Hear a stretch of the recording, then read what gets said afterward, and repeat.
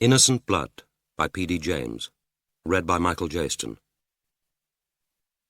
Book 1. Proof of Identity. Chapter 1. The social worker was older than she had expected. Perhaps the nameless official who arranged these matters thought that greying hair and menopausal plumpness might induce confidence in the adopted adults who came for their compulsory counselling. After all, they must be in need of reassurance of some kind, these displaced persons, whose umbilical cord was a court order, or why had they troubled to travel this bureaucratic road to identity? The social worker smiled her encouraging, professional smile. She said, holding out her hand, "My name is Naomi Henderson, and you're Miss Philippa Rose Palfrey. I'm afraid I have to begin by asking you for some proof of identity."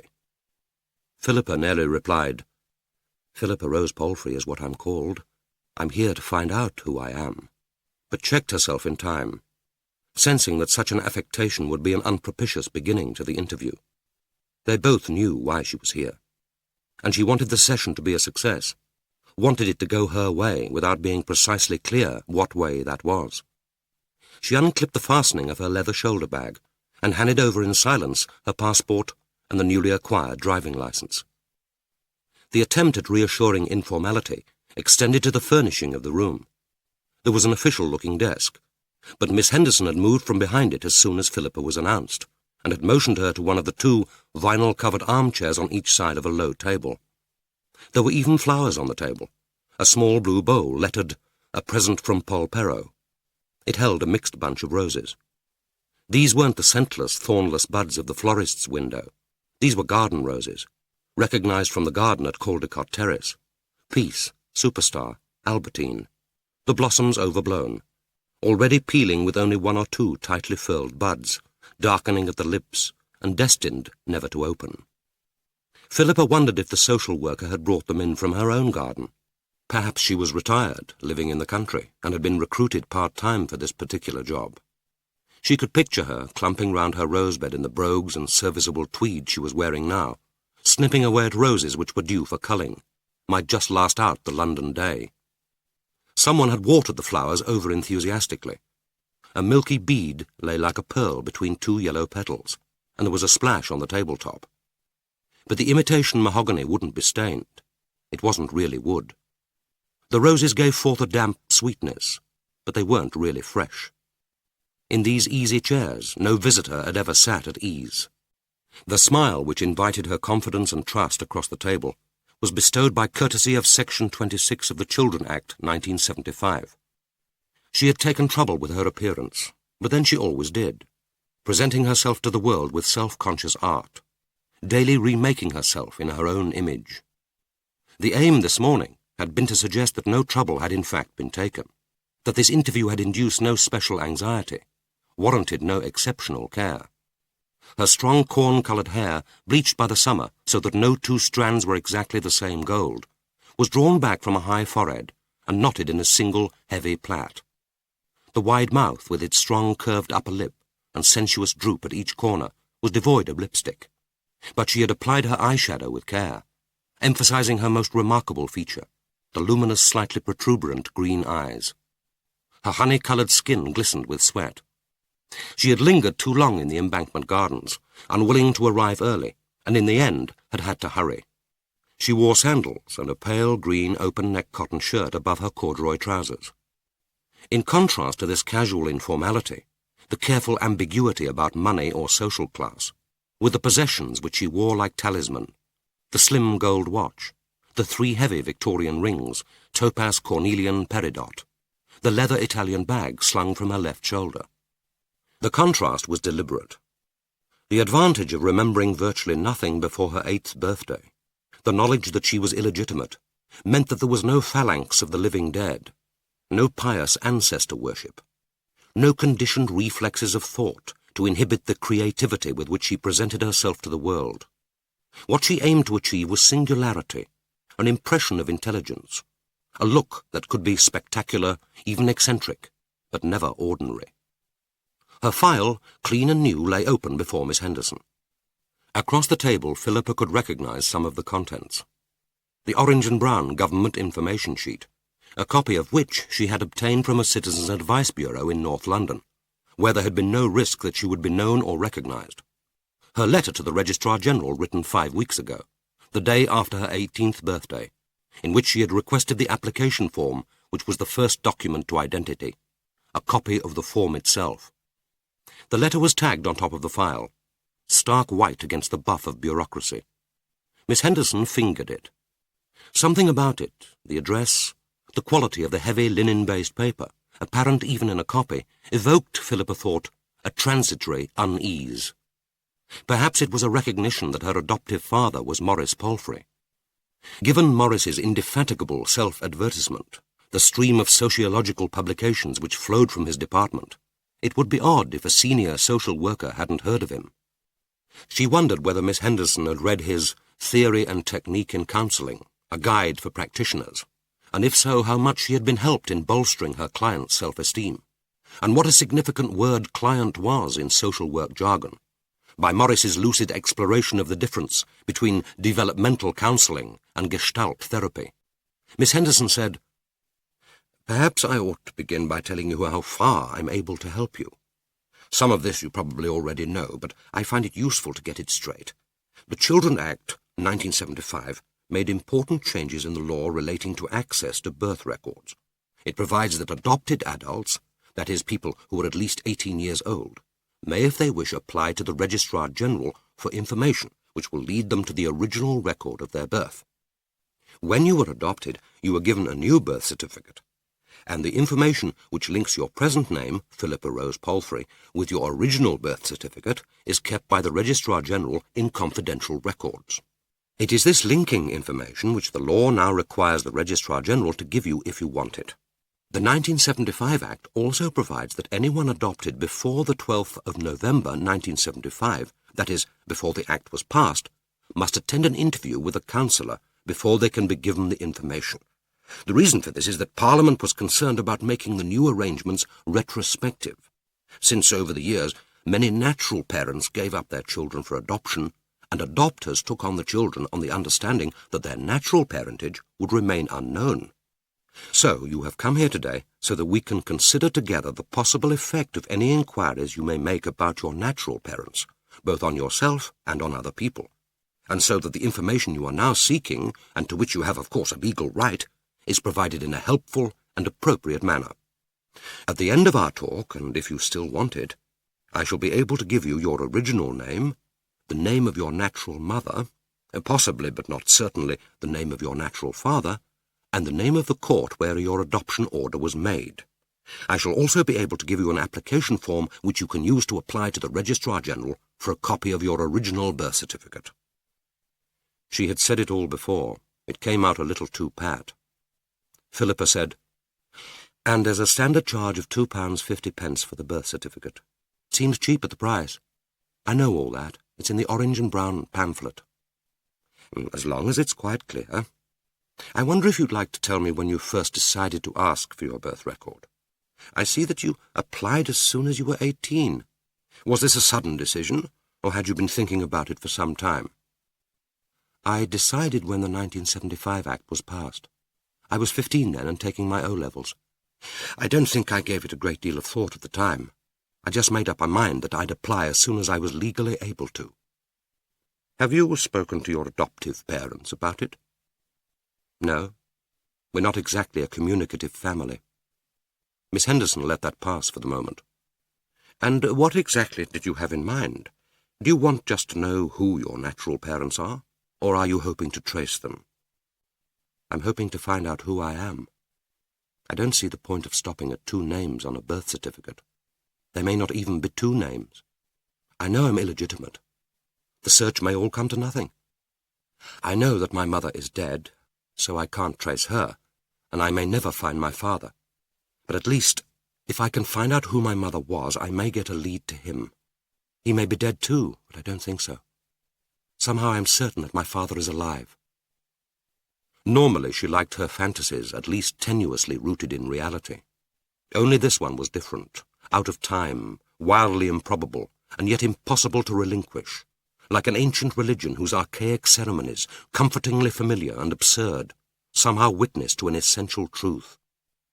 She couldn't remember why she had originally set her scene in the 19th century, or why, learning so soon that this was a nonsense, since she had been born in 1960, she had never updated to persistent, self-indulgent imaginings. Her mother, a slim figure dressed as a Victorian parlourmaid, an upswept glory of golden hair under the goffered cap with its 2 broderie anglaise streamers, ghost-like against the tall hedge which surrounded the rose garden. Her father in full evening dress, striding like a god across the terrace, down the broad walk, under the spray of the fountains, the sloping lawn drenched by the mellow light of the last sun, glittering with peacocks, the 2 shadows merging into one shadow, the dark head bending to the gold. My darling, I can't let you go. Marry me. I can't. You know I can't. It had become a habit to conjure up her favourite scenes in the minutes before she fell asleep. Sleep came in a drift of rose leaves. In the earliest dreams her father had been in uniform, scarlet and gold, his chest beribboned, sword clanking at his side. As she grew older, she had edited out these embarrassing embellishments. The soldier, the fearless rider to hounds, had become the aristocratic scholar, but the essential picture remained. There was a globule of water creeping down the petal of the yellow rose. She watched it fascinated, willing it not to fall. She had distanced her thoughts from what Miss Henderson had been saying. Now she made an effort to attend. The social worker was asking about her adoptive parents. "And your mother? What does she do?"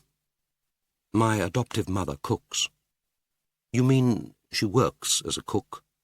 The social worker modified this as if conscious that it could imply some derogation, and added, "She cooks professionally.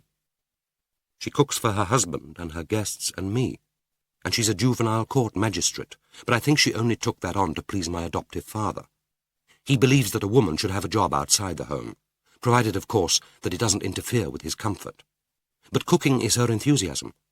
She's good enough at it to cook professionally, although I don't think she was ever properly taught, except at evening classes. She was my father's secretary before they married. I mean that cooking is her hobby, her interest." "Well, that's nice for your father and you." Presumably that hint of encouraging patronage was by now too unconsciously acquired to be easily disciplined. Philippa gazed at the woman stonily, noted it, took strength from it. "Yes, we're both greedy, my adoptive father and I.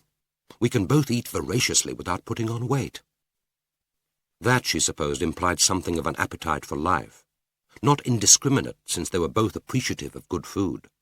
Perhaps a reinforcement of their belief that one could indulge without having to pay for indulgence.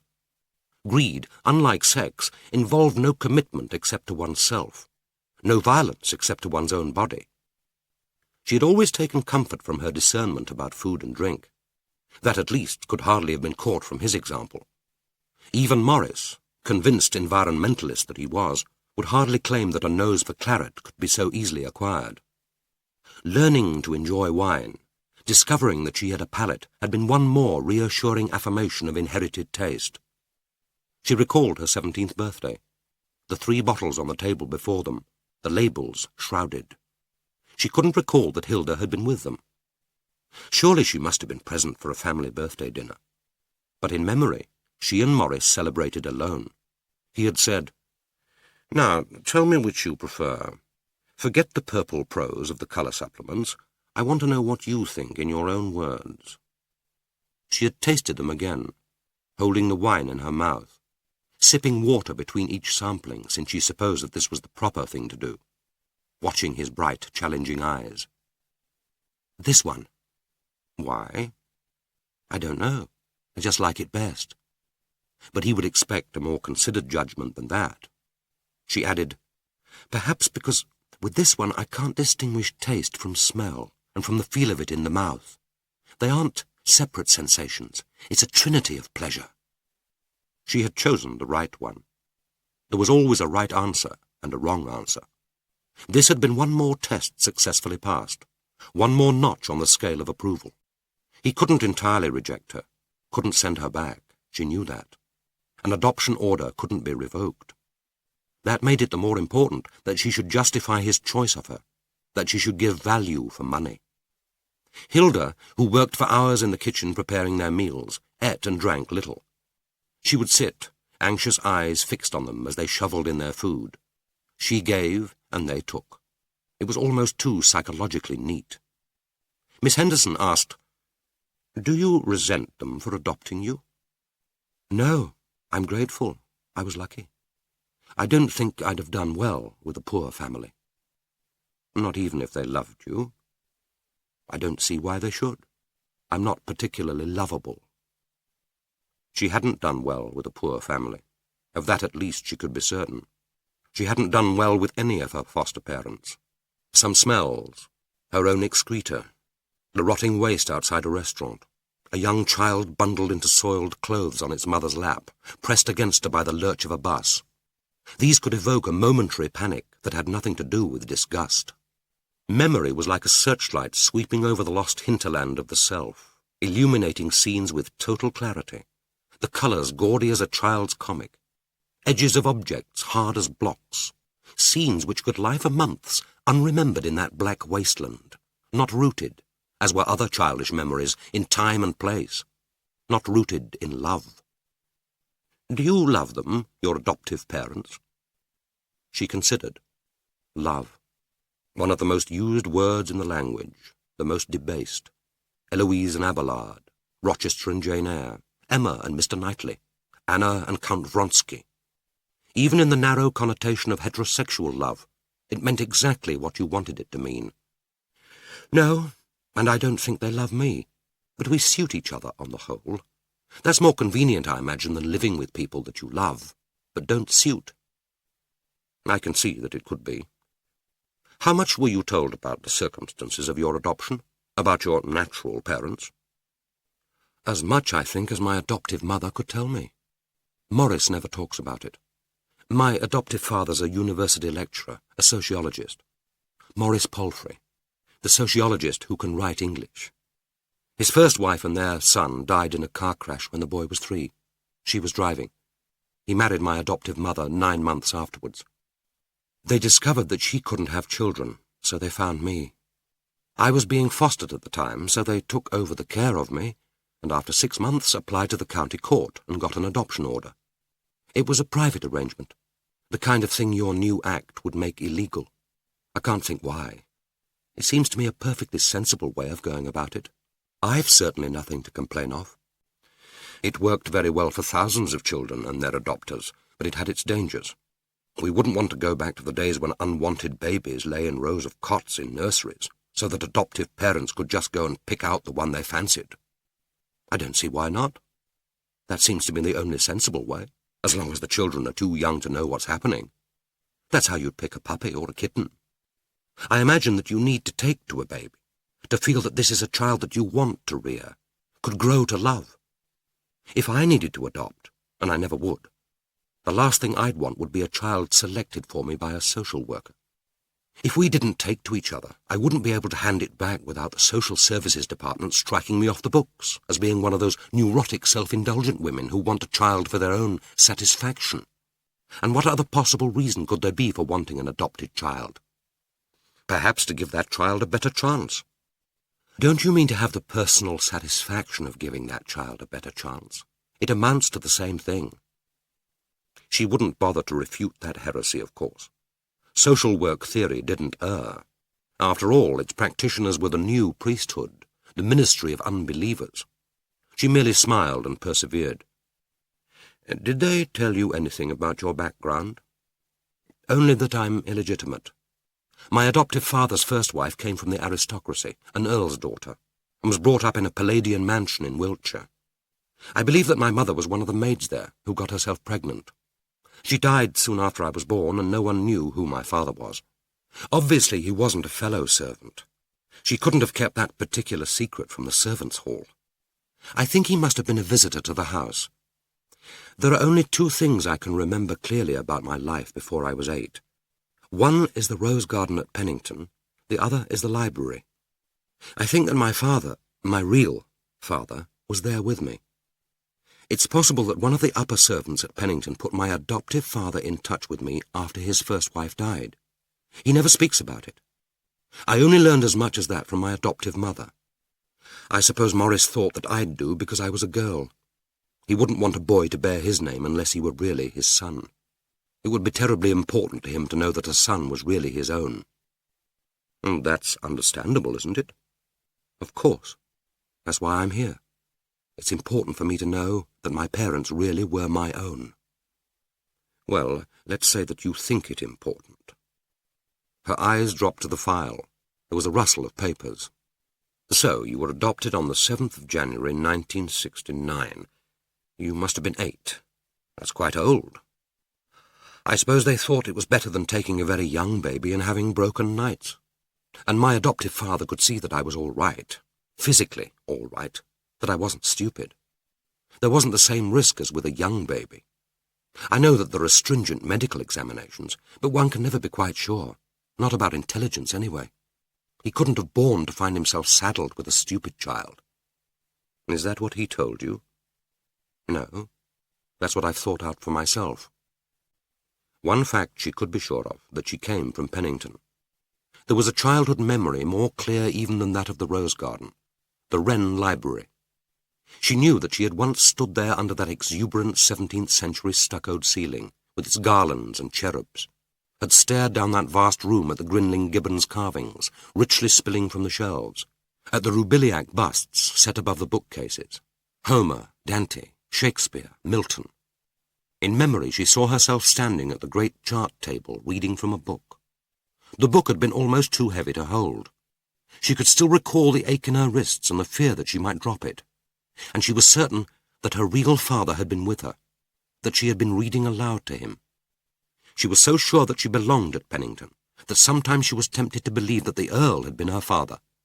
But the fantasy was unacceptable, and she rejected it, faithful to the original vision of the visiting aristocrat. The Earl must have known if he had fathered a child on one of his servants, and surely he wouldn't have rejected her totally, left her unsought and unrecognized for 18 years.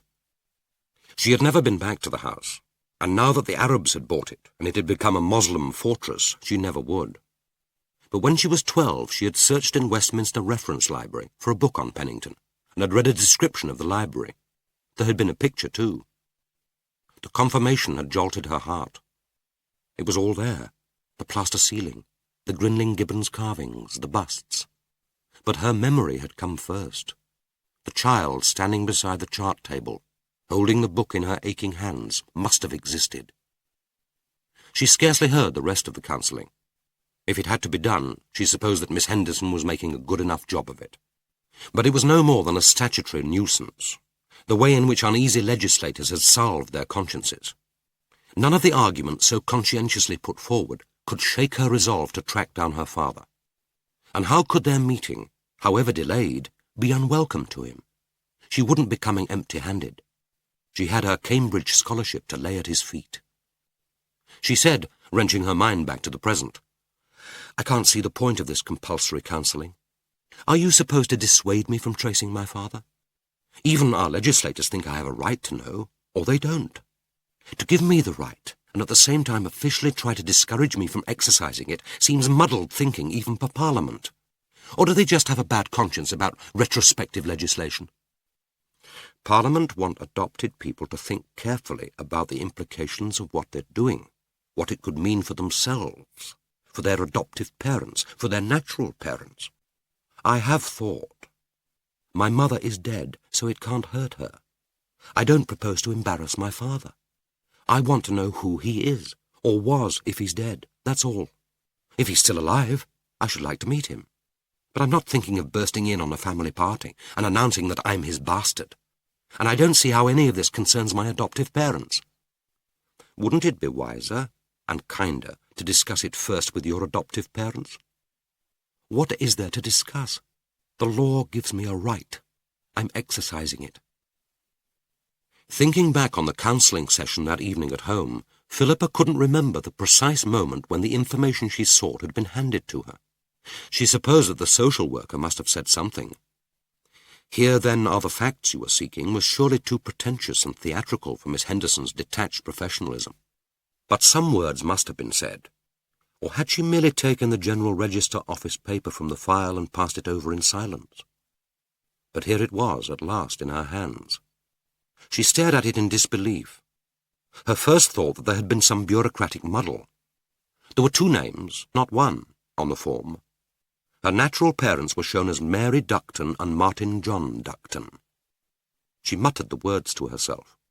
The names meant nothing to her, stirred no memory, evoked no sense of completeness, of forgotten knowledge, resurrected at a word to be recognized and acknowledged. And then she saw what must have happened. She said, hardly realizing that she spoke aloud, "I suppose they married my mother off when they found out that she was pregnant. Probably to a fellow servant. They must have been making that kind of tactful arrangement for generations at Pennington. But I hadn't realized that I was placed for adoption before my mother died. She must have known that she hadn't long to live and wanted to be sure that I would be all right. And of course, if she were married before I was born, the husband would be registered as my father. Nominally, I suppose I'm legitimate. It's helpful that she did have a husband. Martin Ducton must have been told that she was pregnant before he agreed to the marriage. She may even have told him before she died who my real father was. Obviously, the next step is to trace Martin Ducton." She picked up her shoulder bag and held out her hand to say goodbye. She only half heard Miss Henderson's closing words, the offer of any future help she could give, reiterated advice that Philippa discuss her plans with her adoptive parents, the gently urged suggestion that if she were able to trace her father, it should be done through an intermediary. But some words did penetrate her consciousness. We all need our fantasies in order to live. Sometimes relinquishing them can be extraordinarily painful. Not a rebirth into something exciting and new, but a kind of death. They shook hands, and Philippa, looking into her face for the first time with any real interest, seeing her for the first time as a woman, detected there a fleeting look which, had she not known better, she might have mistaken for pity. Chapter 2. She posted her application and cheque to the Registrar General that evening, the 4th of July, 1978, enclosing, as she had done previously, a stamped addressed envelope. Neither Morris nor Hilda was curious about her private correspondence, but she didn't want to risk an officially labelled reply falling through the letterbox. She spent the next few days in a state of controlled excitement, which for most of the time drove her out of the house, afraid that Hilda might wonder at her restlessness. Pacing round the lake in St. James's Park, hands deep in her jacket pockets, she calculated when the birth certificate might arrive.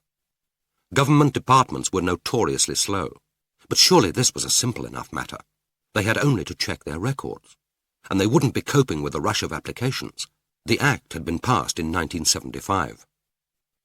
In exactly 1 week, on Tuesday the 11th of July, she saw the familiar envelope on the mat.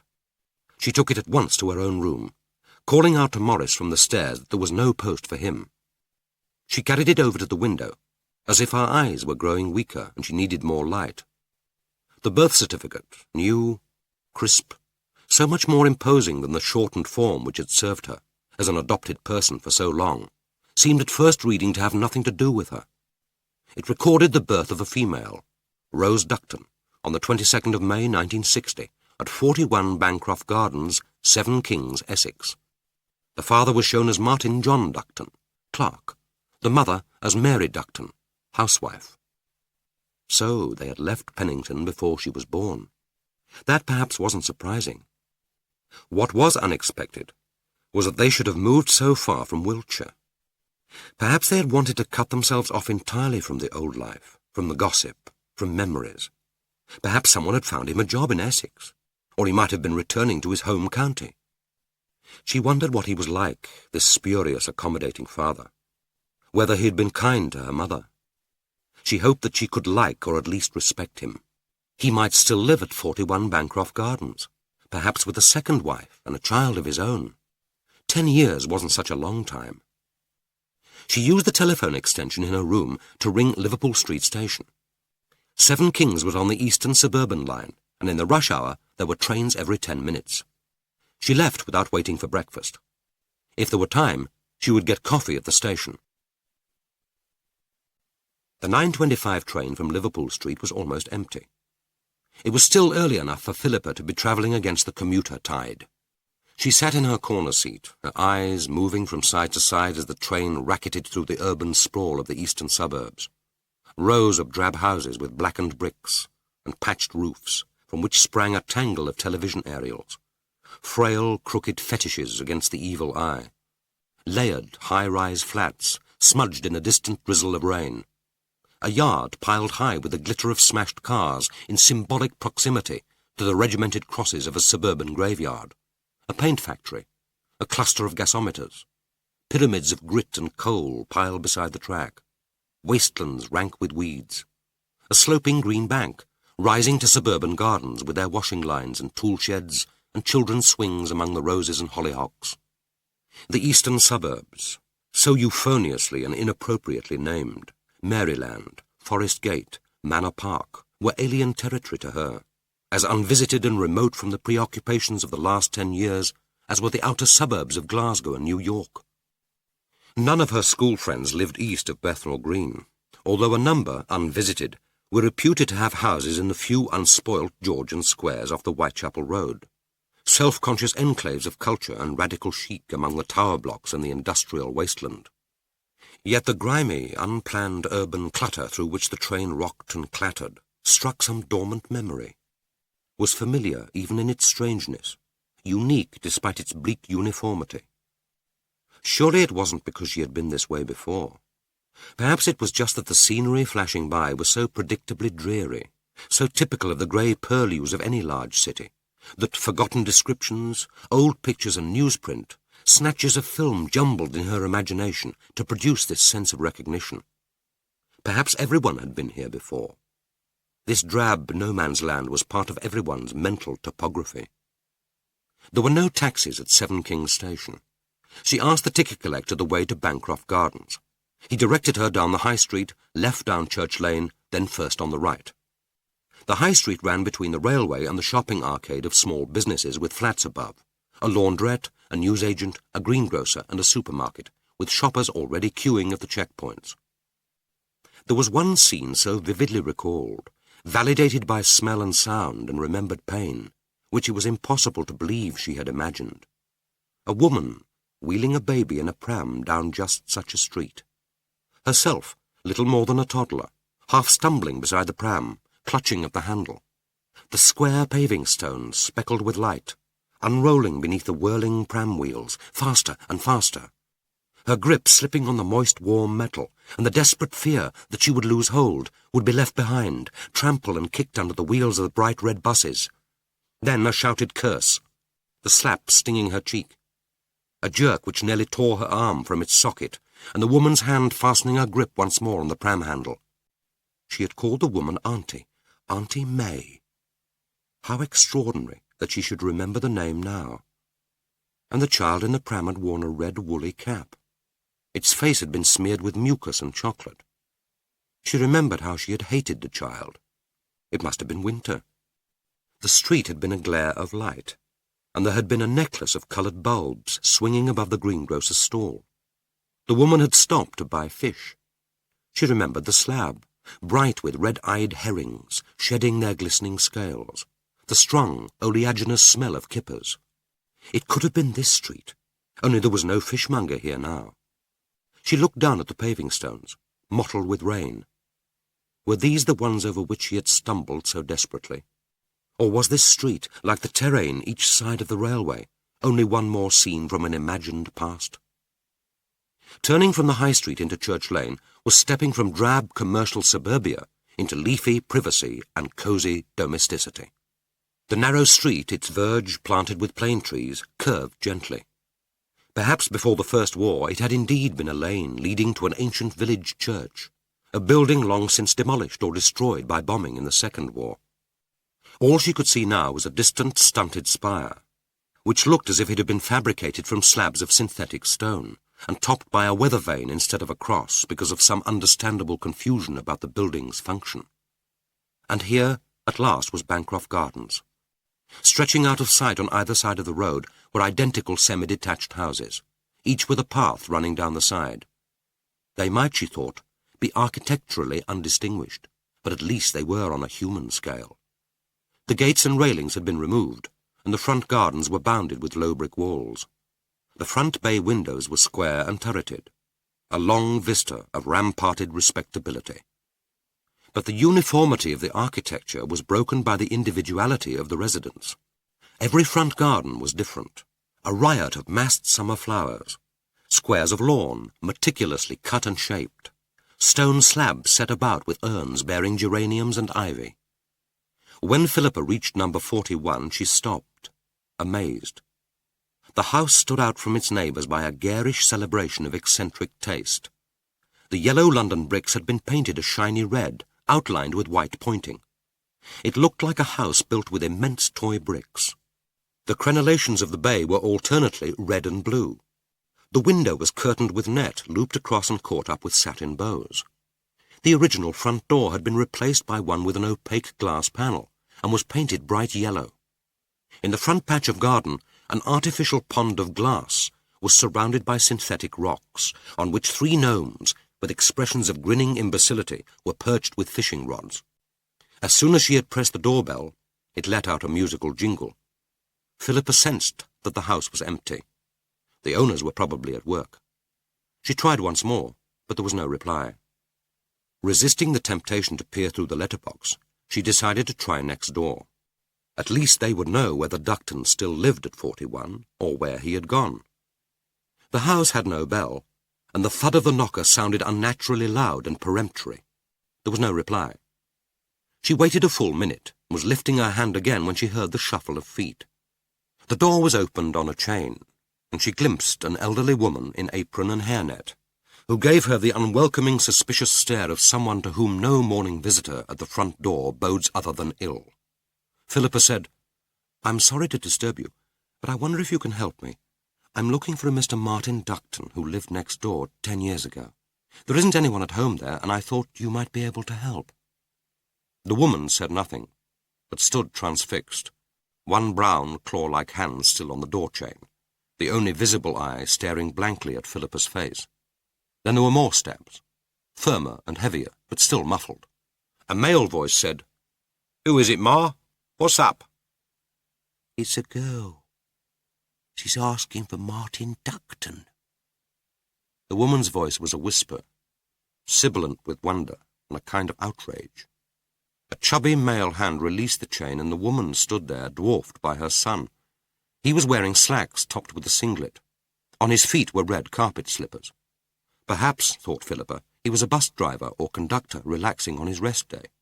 It hadn't been a good time to call. She said apologetically, "I'm sorry to trouble you, but I'm trying to trace a Mr. Martin Ducton. He used to live next door. I wondered whether you might know what happened to him." "Ducton? He's dead, isn't he? Been dead best part of 9 years. Died in Wandsworth Prison." "In prison?" "Where else would he be, fucking murderer? He raped that kid, and then he and his missus strangled her. What's he to do with you, then? You a reporter or something?" Nothing. It must be the wrong Ducton. Perhaps I've mistaken the name." "Someone been having you on, more likely. Ducton he was, Martin Ducton, and she was Mary Ducton. Still is." "She's alive, then?" "As far as I know. Coming out soon, I shouldn't wonder. Must have done near 10 years by now. Not that she'll be coming back next door. 4 families have had that place since the Ductons. It always goes cheap, that house. Young couple bought it 6 months ago. It's not everyone fancies a place where a kid's been done in. Upstairs, in the front room, it was." He nodded his head towards number 41, but his eyes never met Philippa's face. The woman said suddenly, "They should have been hung." Philippa, astonished, heard herself reply, "Hanged. The word is hanged. They should have been hanged." "That's right," said the man. He turned to his mother. "Buried the kid in Epping Forest, didn't they? Isn't that what they did with her, Ma? Buried her in Epping Forest. 12 years old she was. You remember, Ma?"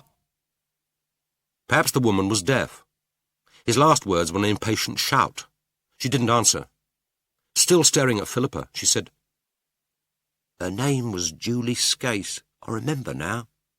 They killed Julie Scase. They never got as far as the forest. Caught with the kid's body in the car boot they was. Julie Scase." Philippa made herself ask through lips so stiff that she could hardly form the words. Did they have any children? Did you know them? No. We weren't here then. We moved here from Romford after they were inside. There was talk of a kid, a girl, weren't it, who was adopted. Best thing for the poor little bugger. Philippa said, Then it's not the same Duckton. This Duckton had no children. I've been given the wrong address. I'm sorry to have troubled you. She walked away from them down the road. Her legs felt swollen and heavy, weighted bolsters which had no connection with the rest of her body, yet which carried her forward. She looked down at the paving stones, using them as a guide like a drunkard under test. She guessed that the woman and her son were still watching her, and when she had gone about 20 yards, she made herself turn round and gaze back at them stolidly. Immediately they disappeared. Alone now in the empty road, no longer under surveillance, she found that she couldn't go on. She stretched her hands towards the brick wall bordering the nearest garden, found it and sat. She felt faint and a little sick, her heart constricted like a hot, pulsating ball. But she mustn't faint here, not in this street. Somehow she must get back to the station. She let her head drop between her knees and felt the blood pound back into her forehead. The faintness passed, but the nausea was worse. She sat up again, shutting her eyes against the reeling houses, taking deep gulps of the flower-scented air. Then she opened her eyes and made herself concentrate on the thing she could touch and feel. She ran her fingers over the roughness of the wall. Once it had been topped with iron railings. She could feel the coarse grain of the cement-filled holes where they had pierced the brickwork. Perhaps the railings had been taken away in the war to be melted down for armaments. She gazed fixedly at the paving stone under her feet. It was pricked with light, set with infinitesimal specks, bright as diamonds. Pollen from the gardens had blown over it, and there was a single flattened rose petal like a drop of blood. How extraordinary that a paving stone should be so varied, should reveal under the intensity of her gaze such gleaming wonders. These things at least were real, and she was real, more vulnerable, less durable than bricks and stones, but still present, visible, an identity. If people passed, surely they would be able to see her. A youngish woman came out of the house 2 doors down and walked towards her, pushing a pram with an older child trotting beside her and holding onto the handle. The woman glanced at Philippa, but the child dragged his steps, then turned and gazed back at her with a wide, incurious gaze. He had let go of the pram handle, and she found herself struggling to her feet, holding out her arms towards him in warning or entreaty. Then the mother stopped and called to him, and the child ran up to her and grasped the pram again. She watched them until they turned the corner into the high street. It was time to go. She couldn't sit here all day, fastened to the wall as if it were a refuge, the one solid reality in a shifting world. Some words of Bunyan came into her mind, and she found herself speaking them aloud. Some also have wished that the next way to their father's house were here, and that they might be troubled no more with either hills or mountains to go over. But the way is the way, and there is an end. She didn't know why the words comforted her. She wasn't particularly fond of Bunyan, and she couldn't see why the passage should speak to her confused mind, in which disappointment, anguish, and fear struggled for mastery. But as she walked back to the station, she spoke the passage over and over again, as if the words were, in their own way, as immutable and solid as the pavement on which she trod. The way is the way, and there is an end. Chapter 3. When he was working, and that was most of the year, Maurice Palfrey used his room at college. The sociology department had swelled since his appointment as senior lecturer, borne on the 60s tide of optimism and secular faith, and had overflown into an agreeable late 18th century house owned by the college in Bloomsbury Square. He shared the house with the Department of Oriental Studies, colleagues notable for their unobtrusiveness and for the number of their visitors. A succession of small, dark, spectacled men and saried women slid daily through the front door and disappeared into an uncanny silence. He seemed always to be encountering them on the narrow stairs. There were steppings back, bowings, slant-eyed smiles, but only an occasional footfall creaked the upper floor. He felt the house to be infected with secret, mice-like busyness.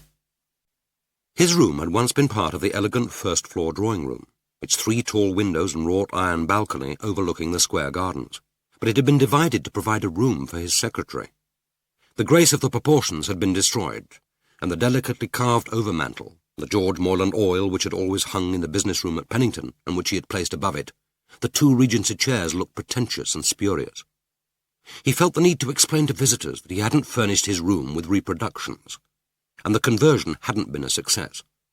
His secretary had to pass through his room to get to hers, and the clatter of the typewriter through the thin partition was so irritating a metallic obligato to his meetings that he had to tell Molly to stop working when he had visitors. It was difficult to concentrate during meetings when he was aware that she was sitting next door, glowering across her machine in sullen, ostentatious idleness. Elegance and beauty had been sacrificed for a utility which wasn't even efficient. Helena, on her first visit to the room, had merely said, "I don't like conversions," and hadn't visited again. Hilda, who hadn't appeared to notice or care about the room's proportions, had left the department after their marriage and had never come back. The habit of working away from home had begun after his marriage to Helena, when she had bought 68 Caldecott Terrace. Walking hand in hand through the empty, echoing rooms like exploring children, folding back the shutters so that the sun came through in great shafts and lay in pools on the unpolished boards, the pattern of their future together had been laid down. She had made it plain that there would be no intrusion of his work into their domestic life. When he had suggested that he would need a study, she had pointed out that the house was too small. The whole of the top floor was needed for the nursery and the nanny. She was prepared, apparently, to wash and cook with the aid of daily help, but not to look after her child. She had enumerated their necessities: the drawing-room, the dining-room, their 2 bedrooms, and the spare bedroom. There had been no study at Pennington, and the suggestion seemed to her eccentric, and there could hardly be a library. She had been brought up with the Wren Library at Pennington, and to her any other private library was merely a room in which people kept books.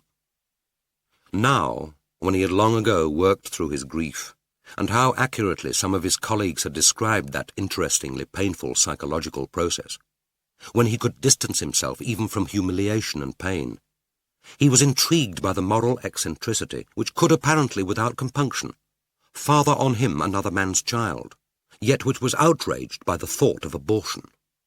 He recalled their words when she had told him about the child. He had asked, "What do you want to do about it? Have an abortion?" "Of course not. Don't be so bourgeois, darling." "Abortion can be thought of as distasteful, undesirable, dangerous, or even morally wrong, if you think in those terms. I don't see what's bourgeois about it." "It's all those things. Why on earth should you suppose I want an abortion?" "You might feel that the baby would be a nuisance." "My old nanny is a nuisance. So is my father. I don't kill them off." "Then what do you want to do?" "Marry you, of course. You are free, aren't you? You haven't a wife secreted away somewhere?" "No, I haven't a wife. But, my darling love, you can't want to marry me." "I never know what I want. I'm only really sure of what I don't want. But I think we'd better marry." It had been the commonest, the most obvious of cheats, and he the most gullible of victims. But he had been in love for the first and only time, a state which he now realized didn't conduce to clear thinking. Poets were right to call love a madness. His love had certainly been a kind of insanity in the sense that his thought processes, his perception of external reality, even his physical life, appetite, digestion, sleep, all had been disturbed. Small wonder that he hadn't calculated with what flattering speed she had singled him out during that short holiday at Perugia. How short the time between that first appraising look across the dining-room table to getting him into her bed. It was true that she only knew what she didn't want. Her needs had seemed to him reassuringly modest. Her unwants had all the force of strong desire. He was surprised that they had found the house in Caldecott Terrace so quickly. All districts of London were apparently impossible for her. Hampstead was too trendy, Mayfair too expensive, Bayswater vulgar, Belgravia too smart. And they had been restricted in choice by her refusal to contemplate a mortgage. It was useless for him to point out the advantages of tax relief. A 19th-century earl had once mortgaged Pennington, to the embarrassment of his encumbered heirs. A mortgage was bourgeois. In the end, they had found Caldecott Terrace in Pimlico, and here she had given him, however casual the gift, the 4 happiest years of his life. Her death, Orlando's death, had taught him all he knew about suffering. He was glad now that no premature knowledge had despoiled those first few months of grief. It hadn't been until 2 years after his marriage to Hilda, seeking medical advice on their childlessness, that he had learnt the truth, that he could never father a child. That period of mourning for a woman who hadn't existed, for a son who wasn't his son, now seemed to him a debt discharged, not without honour, a secular grace. He had grieved more for Orlando than for Helena. Helena's death had been the loss of a joy to which he had never felt entitled, which had never seemed quite real, which he had hoped, rather than expected, would last. Some part of his mind had accepted her loss as inevitable. Death could not part them more completely than could life. But for Orlando, he had mourned with an elemental violence of grief, a wordless scream of anguish. The death of a beautiful, intelligent, and happy child had always seemed to him an outrage, and this child had been his son. His grief had seemed to embrace a cosmic fellowship of suffering.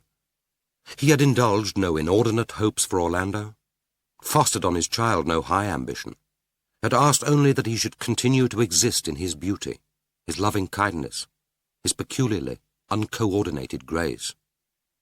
And it was because Orlando had died that he had married Hilda.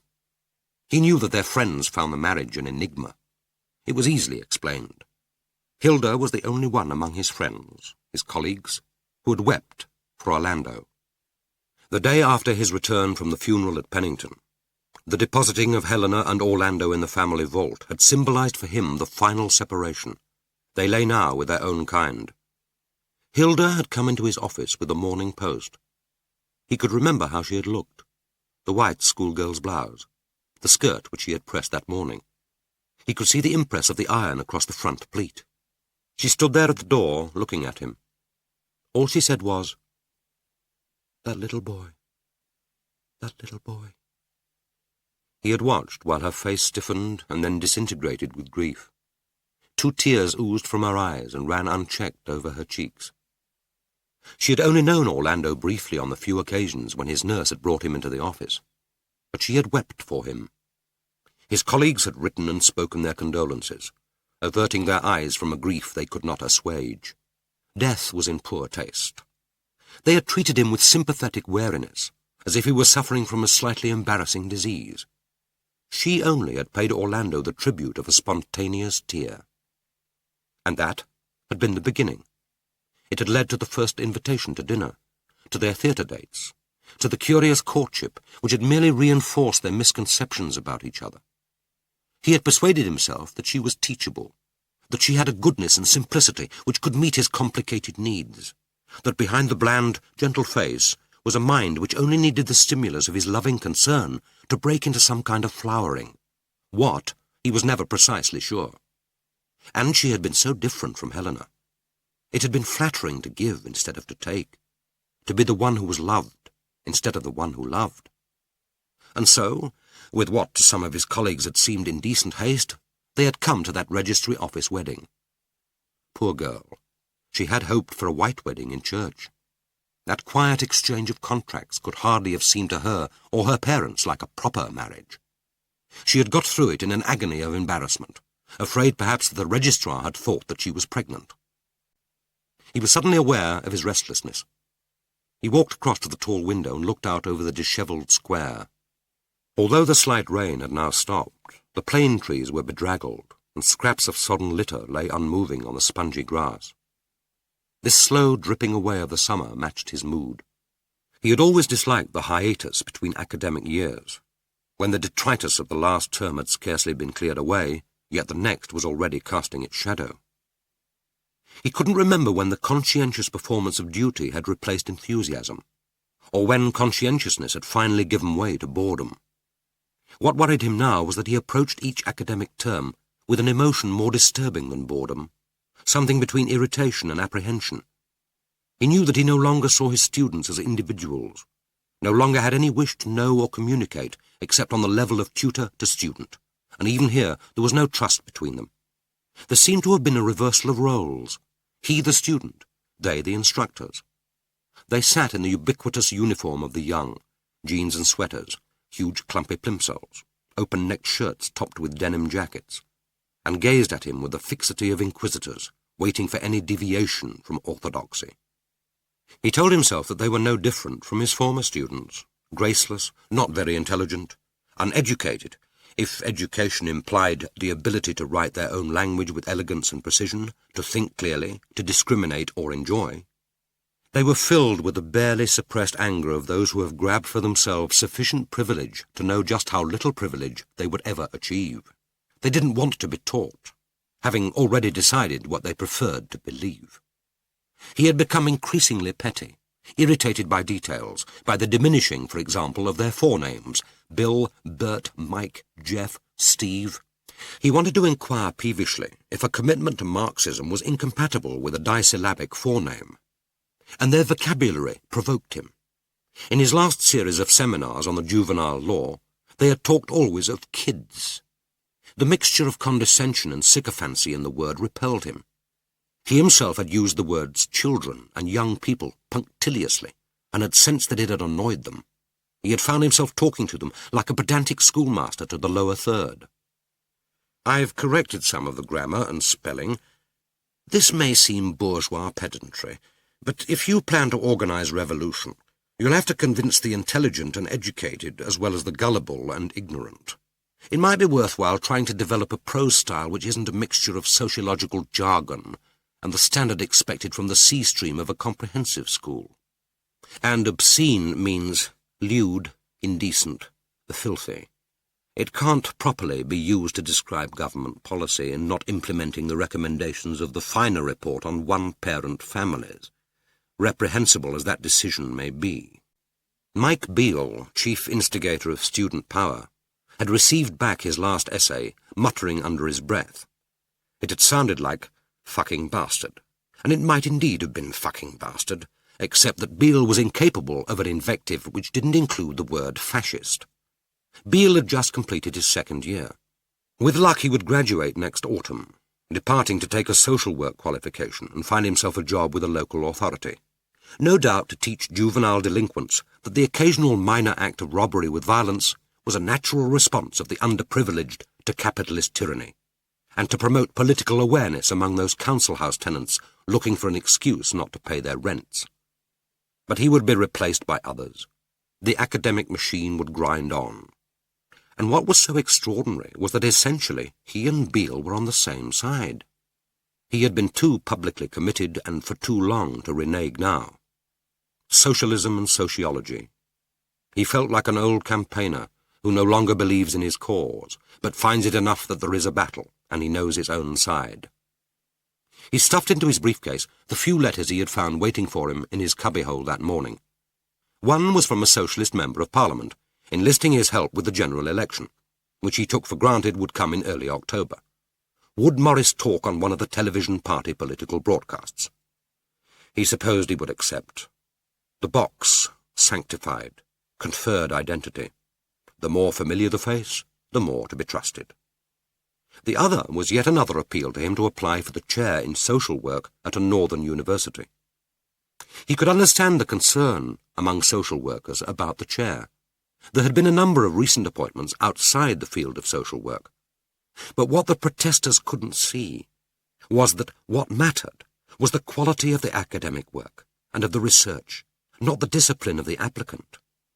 With the present competition for chairs, sociology needed to demonstrate its academic respectability, not pursue a spurious professionalism. He was becoming increasingly irritated by the sensitivity of colleagues, unsure of themselves, feeling morbidly undervalued, complaining that they were expected to remedy all the ills of society. He only wished that he could cure his own. He put away the last few papers and locked his desk drawer. He remembered that tonight the Cleghorns were coming to dinner. Cleghorn was one of the trustees of a fund set up to investigate the causes of treatment of juvenile delinquency, and Morris had a postgraduate student who was looking for a research job for the next couple of years. The advantage of giving regular dinner parties was that when one was angling for a favour, an invitation to dine didn't look too blatant a ploy. Closing the door, he wondered, without much curiosity, where Philippa had been going that morning so early, and whether she would remember the Cleghorns and get home in time to do the dining-room flowers.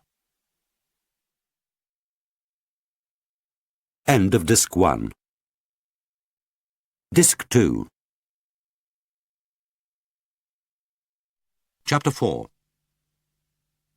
When she finally got back to Liverpool Street, Philippa spent the rest of the day walking in the city. It was just after 6 when she returned to Caldecott Terrace. The rain had nearly stopped, and was now so fine that it fell against her warm face as a drifting mist needled with cold. But the pavement stones were as tacky as if it had fallen heavily all day, and a few shallow puddles had collected in the gutter, into which occasional dollops dropped with heavy portentousness from a sky as thick and grey as curdled milk. Number 68 looked just as it did when she returned from school on any dull summer evening. This homecoming was outwardly no different from any other. As always, the basement kitchen was brightly lit, and the rest of the house was in darkness, except for a light shining from the hall through the elegant fanlight of the front door. The kitchen was on the lower ground floor at the front of the house. The dining room, which was at the back, had French doors to the garden. The whole of the raised ground floor was taken up by the drawing room.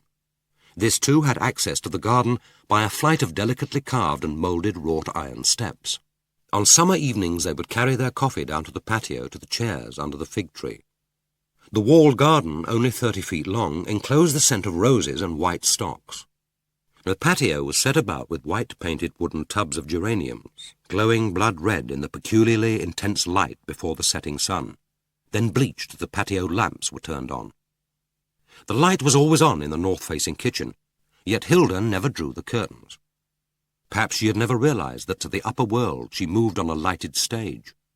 She was there now, already starting on the dinner. Philippa crouched down, clutching the railings, and peered through at her. Hilda cooked with a peculiar intensity, moving like a high priestess among the impedimenta of her craft, consulting her recipe book with the keen, unblinking scrutiny of an artist examining his model, then briefly laying her hand on each ingredient like a preparatory blessing. She cleaned and tidied the rest of the house obsessively, but as if nothing it contained had anything to do with her. Only here, in the organized muddle of her kitchen, was she at home. This was her habitat.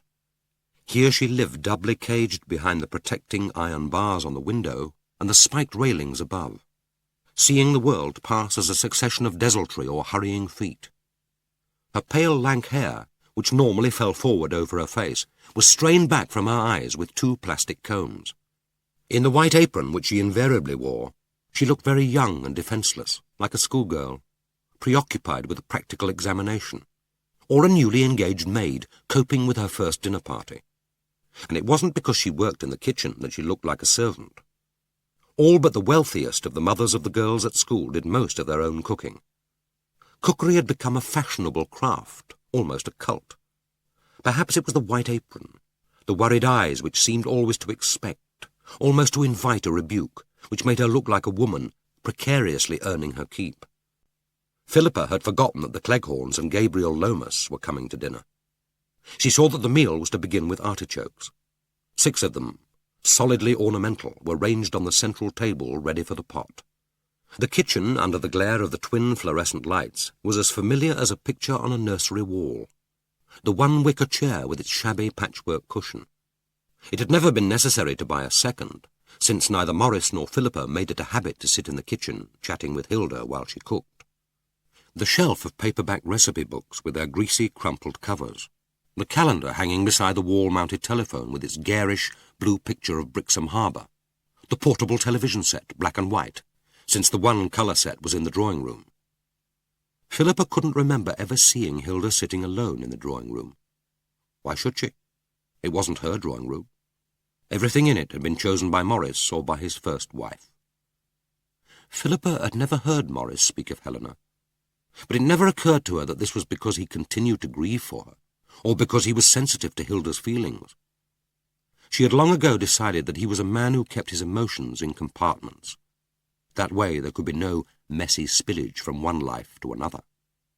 From time to time she had felt a vague curiosity about Helena Palfrey, glamorized and dignified as she was forever by an early and dramatic death. Only once had she seen a picture of Morris's first wife. It had been at a bring and buy sale held at a school in aid of Oxfam. One of the parents had donated a bundle of glossy society magazines. They had sold well, she remembered. People were happy to give a penny or two for the brief pleasures of nostalgia and recollection. They had flicked through them, giggling. "Look, here's Molly and John at Henley. My dear, did we really wear skirts that length?" Browsing through a bundle displayed for sale, she had seen with a shock of surprise and recognition Morris's face. It was a younger Morris, strange yet utterly familiar, wearing the startled, half-fatuous smile of a man suddenly caught by the camera who hasn't had time to decide what expression to assume. It had been taken at a wedding. The caption said, "Mr. Maurice Palfrey and Lady Helena Palfrey chatting to Sir George and Lady Scott Harris." And there they were, not chatting to anyone, but staring into the lens, champagne glasses in their hands, as if toasting this second of their joint lives ephemerally recorded in microdots. Lady Helena Palfrey, smiling, stood taller than her husband in her wide-brimmed hat and ridiculously short skirt. Dark hair framed a face which looked no longer young, bony, almost ravaged, heavy-browed. Philippa had torn out the cutting and had kept it, secreted in one of her books for almost a year. From time to time she had taken it over to the light of her bedroom window, to peer at it obsessively, willing it to disclose some clue to the woman's character, to their love, if love there had been, to their joint life together. Eventually, frustrated, she had torn it up and flushed it down the lavatory. And now, with equal intensity, she peered through the railings at Morris's living wife. She was bent over the central table, carefully rolling out fillets of veal. It looked as if the dinner guests were to have veal in wine and mushroom sauce. They would praise the meal, of course. The guests invariably did. Philippa remembered having read that it was the last war which had finally killed the English reticence about the quality of a meal. Now most of the women, and sometimes the men, praised, inquired, exchanged recipes. But with Hilda, the praise became effusive, strained, almost embarrassingly insincere. It was as if they needed to reassure or propitiate her, to give her worth in her own eyes. For the whole of her marriage, her husband's guests had treated her as if cooking were her only interest, the only topic she could talk about. And now perhaps it was. There were footsteps coming down the street. Philippa scrambled to her feet, wincing at the pain in her cramped legs. She felt suddenly faint, and had to grasp at the spikes of the railings for support. She remembered for the first time that she had walked for nearly 7 hours through the streets of London, round the parks, in and out of the city churches, along the embankment, without stopping to eat. Painfully she made her way up the steps to the front door. She turned her key in the lock and passed through the inner porch with its twin panels of Burne-Jones stained glass, an allegory of spring and summer, into the pearl-grey quietness of the hall. She smelled the usual faint smell of lavender and fresh paint, so faint that it was almost illusory, a conditioned response to the familiar objects of home.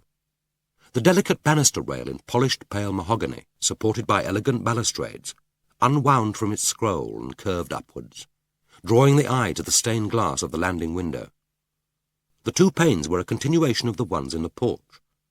A garlanded woman with a cornucopia spilling the fruits of autumn, bearded winter with his faggots and stave.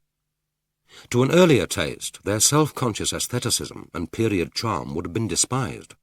Now Morris, who didn't particularly like them, wouldn't have dreamed of having them removed, probably knowing to a pound the value they added to his property.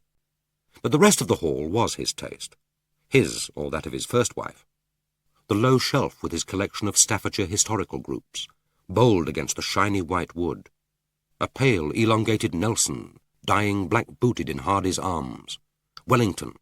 Field Marshal's baton on his hip, mounted on his charger, Copenhagen. Victoria and Albert with their blood-idealized children grouped before the grand exhibition. A lighthouse rising from a turbulent sea of unchipped waves, with Grace Darling straining on her oars. Above them, in incongruous proximity, but looking somehow right since both combined strength with delicacy, were Morris's 3 19th-century Japanese prints in their curved rosewood frames. Nobukatsu, Kikugawa, Tokuhumi. Like the Staffordshire, which as a child she had been allowed to dust. They were part of her childhood. Ferocious warriors with their curved swords, pale moons behind delicate blossomed boughs, the soft pinks and greens of the slant-eyed women in their kimonos. Had she really only known them for 10 years? Where then had been those other hallways, forgotten except in nightmares, with their dark dados, the lank, greasy macintoshes hanging inside the door, the smell of cabbage and fish, the claustrophobic horror of the black cupboard under the stairs? Without taking off her coat, she went down to the kitchen. Hilda came out of the pantry, a box of eggs in her hand. Without looking at Philippa, she said, "I'm glad you're back. We've got the Cleghorns for dinner. Can you do the table and the flowers, darling?" Philippa didn't answer. She felt very calm, light-headed with tiredness, her anger spent. She was glad that she had no need to discipline her voice, that she was in complete control. She closed the kitchen door and leaned her back against it as if barring Hilda's escape. She waited until Hilda, getting no answer, looked up at her. Then she said, "Why didn't you tell me that my mother was a murderess?" But she needed to discipline herself after all. Hilda looked so ridiculous, stuck there speechless, mouth gaping, eyes wide with fright, the personification of stage horror, that she had to make a conscious effort to stop herself breaking into nervous laughter. She watched while the box of eggs dropped from Hilda's parting hands, as if she had willed them to fall. One bounced free and cracked open, spilling an unbroken dome of yellow, shivering in its glutinous pad of white. Instinctively, Philippa stepped towards it. Hilda cried out sharply, "Don't step on it! Don't step on it!" Moaning, she seized a cloth and dabbed at the yolk. There was a spurge of yellow over the black and white tiles. Still kneeling, she muttered, "The Cleghorns, they're coming to dinner. I haven't done the table yet. I knew you'd find out. I told him. I always said so. Who told you? Where have you been all day?" "I applied for a copy of my birth certificate under the Children Act. Then I went to 41 Bancroft Gardens. There was no one in, but a neighbour told me. Then I spent the day walking in the city. After that I came home. I came back here." Hilda was still scrubbing at the tiles, smearing the yellow mucus. She said wildly, "I don't want to talk about it, not now. I've got to get on with dinner. The Cleghorns are coming. It's important to your father." "The Cleghorns? How can it be? If they want something from him, they'll hardly complain if the food isn't up to expectations. And if he wants something from them, then he's wasting his time, if their decision can be swayed by whether the veal is the best they've eaten since they found that intriguing little inn in the Dordogne." She explained patiently, "Look, they don't matter. I matter. Why didn't you tell me?" "How could we? A thing like that? They killed that girl. Raped and murdered her. She was only 12. What good would it have done, your knowing? It wasn't your fault. It was nothing to do with you. I don't want to think about it. It was horrible. Horrible. There are things you can't tell a child. Ever. Would have been too cruel." "More cruel than letting me find out?" Hilda turned on her with a sudden flash of defensive spirit. "Yes, cruel and wrong. You don't mind so much now. At least you've grown up. You have your own life, your own personality. It can't destroy you now. You wouldn't be talking like this if you really cared. You're excited and angry, and I suppose you're shocked, but you aren't really hurt. It isn't real to you. You stand outside life and look at it as if you aren't really part of it. You watch people as if they're acting on some kind of stage. That's how you were looking down at me just now. You thought I didn't know you were there, but I did. You don't really care what your mother did to that child. It doesn't touch you. Nothing does." Philippa stared at Hilda, disconcerted by this unexpected percipience. She cried, "But I want it to touch me. I want to feel it." She thought, "It's because I don't really believe it yet. All my past is fabrication. This is just a new story, a different angle to be explored and experienced. Then I shall return to the reality I fabricated for myself, to that unknown father striding across the lawn at Pennington. It is these newcomers, not he, who are the usurpers." Hilda was rinsing out the floor-cloth under the tap, muttering above the splash of the water. "When you came in just now, you knew what you were going to say. I expect you practiced it in the train. But you aren't really unhappy. You're not as unhappy as you would be if you hadn't got your Cambridge scholarship.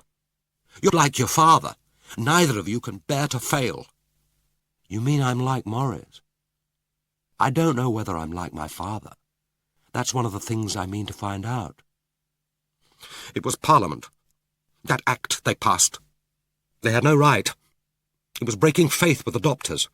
When we took you on, we thought that you'd never be able to find out who your parents were. Took you on? Was that how Hilda had always seen her? As an obligation, a responsibility, a burden? Probably Hilda had never really wanted her. Why should she? A baby adopted from birth, pitiful, dependent, responsive, might have done something for Hilda's frustrated maternal feelings. But what satisfaction could she have expected from a difficult and resentful 8-year-old, whose parents had suddenly been taken from her, had disappeared without explanation? No, it had been Morris's doing. Morris had demanded his experimental material. But the idea of adoption must have been Hilda's. She must have been the one who had originally agitated for a child. Morris wouldn't have cared one way or the other. But if there had to be an adopted child to satisfy Hilda's thwarted maternal instinct, then he would at least ensure that they chose one with intelligence, but from the worst possible background. If he couldn't have a child of his own, at least he could rear one for the glory of sociological theory. It was surprising that he hadn't selected a second female, carefully matched for age and intelligence, to monitor their joint progress. After all, every experiment needed a control. How he and Hilda must have enjoyed their secret. Was this what had kept their odd marriage intact? The titillating confederacy of deceit? She said, "I could have applied to court for permission to see my birth certificate once I came of age. There's always been the law, even if people don't realize it." "But you wouldn't have done that, and if you had, at least we'd have been warned. Then we could have told the court, and the judge wouldn't have given you permission. But even if he had, it would still have been better than learning it when you were a child." And all those stories, my mother being a servant at Pennington and dying soon after I was born, did you concoct them together? "No, that was me. He just wanted to tell you that we didn't know who your parents were. But I had to tell you something when you asked. The story just grew." And that bit about the letter my mother wrote, the letter to be handed to me when I'm 21. Hilda gazed up at her, puzzled. "I never told you that. What letter? I didn't say anything about a letter."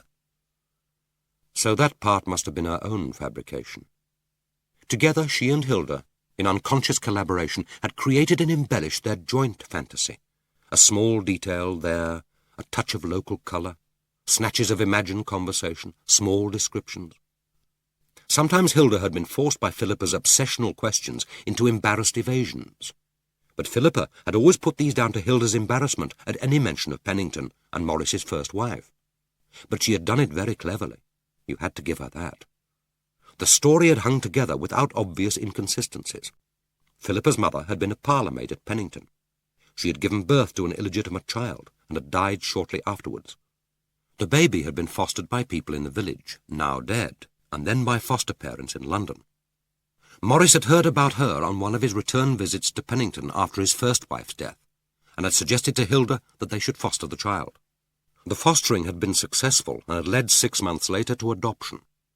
There was no one now to disprove any of it. The present Earl had sold Pennington 9 years previously, and had taken refuge from taxation and the exigencies of ex-wives in the south of France. Very few of the original servants lived in Pennington village, and none still worked in the house. It had subsequently been sold to an Arab and was now closed to the public. It would have been difficult to disprove the story, and Philippa had never had any inclination to try. It had, she realized now, conformed too neatly with her own private imaginings.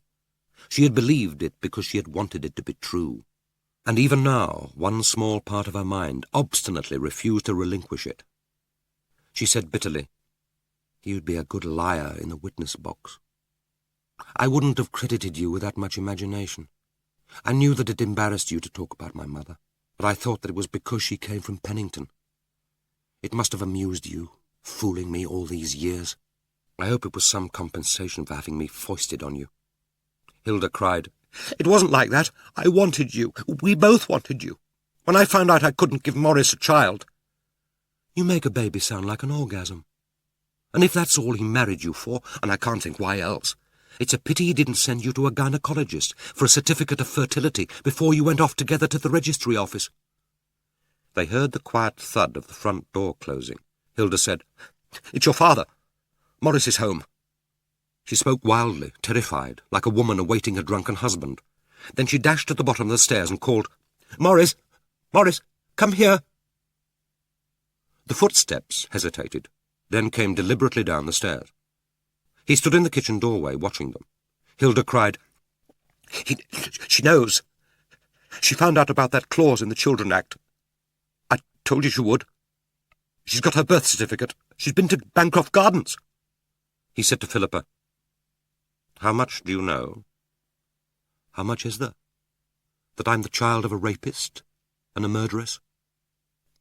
She was glad that he didn't love her, that neither of them loved her, that there was no risk that he would come across to her in spontaneous pity and smother all the shock and misery in his arms.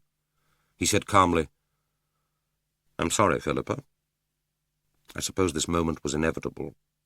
I wish it didn't have to happen. You should have told me." He placed his briefcase on the table, calmly moving the artichokes to make room. "Even if I agree, and I don't, there hasn't been a moment since the adoption when it seemed the right time to tell. What time precisely would you have chosen? When you were adjusting to living here? When you were 11 and taking an examination in the South London Collegiate? When you were coping with adolescence, working for O-levels, A-levels, the Cambridge Scholarship? 10 years pass very quickly, particularly when punctuated with the crises of childhood. With some news, the later the better. Where is she now?" "Your mother? At Melcombe Grange in the pre-release unit. It's an open prison near York. She's due out, I believe, in about a month's time." "You knew that?" "I've had an interest in her release date, naturally, but that's all. She's not my responsibility. There's nothing I can do about it." "But I can. I can write to her and ask her to come to me. I've saved the money for my European trip. I can take a flat in London and look after her, at least for the 2 months before I go up to Cambridge." The idea, spontaneous, surprising even to her own ears, seemed to have come from outside herself, an impulse not subject to her will. And yet she knew, even as she spoke the words, that this was what she must do, what she had intended to do from that very first moment of learning that her mother was alive. She didn't think about her motives. This wasn't the moment for that egotistical indulgence. But her heart told her that they were corrupt, that this histrionic gesture was born not out of compassion for that unknown mother, but out of her anger against Morris, her misery, her own complicated, half-acknowledged needs. He had turned away from her and she couldn't see his face. But his voice was suddenly hard. He said, "The idea is stupid and dangerous. Dangerous for both of you. You owe her nothing. Not even the conventional obligations of a child to a parent. All that was expunged with the adoption order. And there's nothing that she has that you need. Nothing that she can give you." "I wasn't thinking of obligations. But there is something I need that she can give me.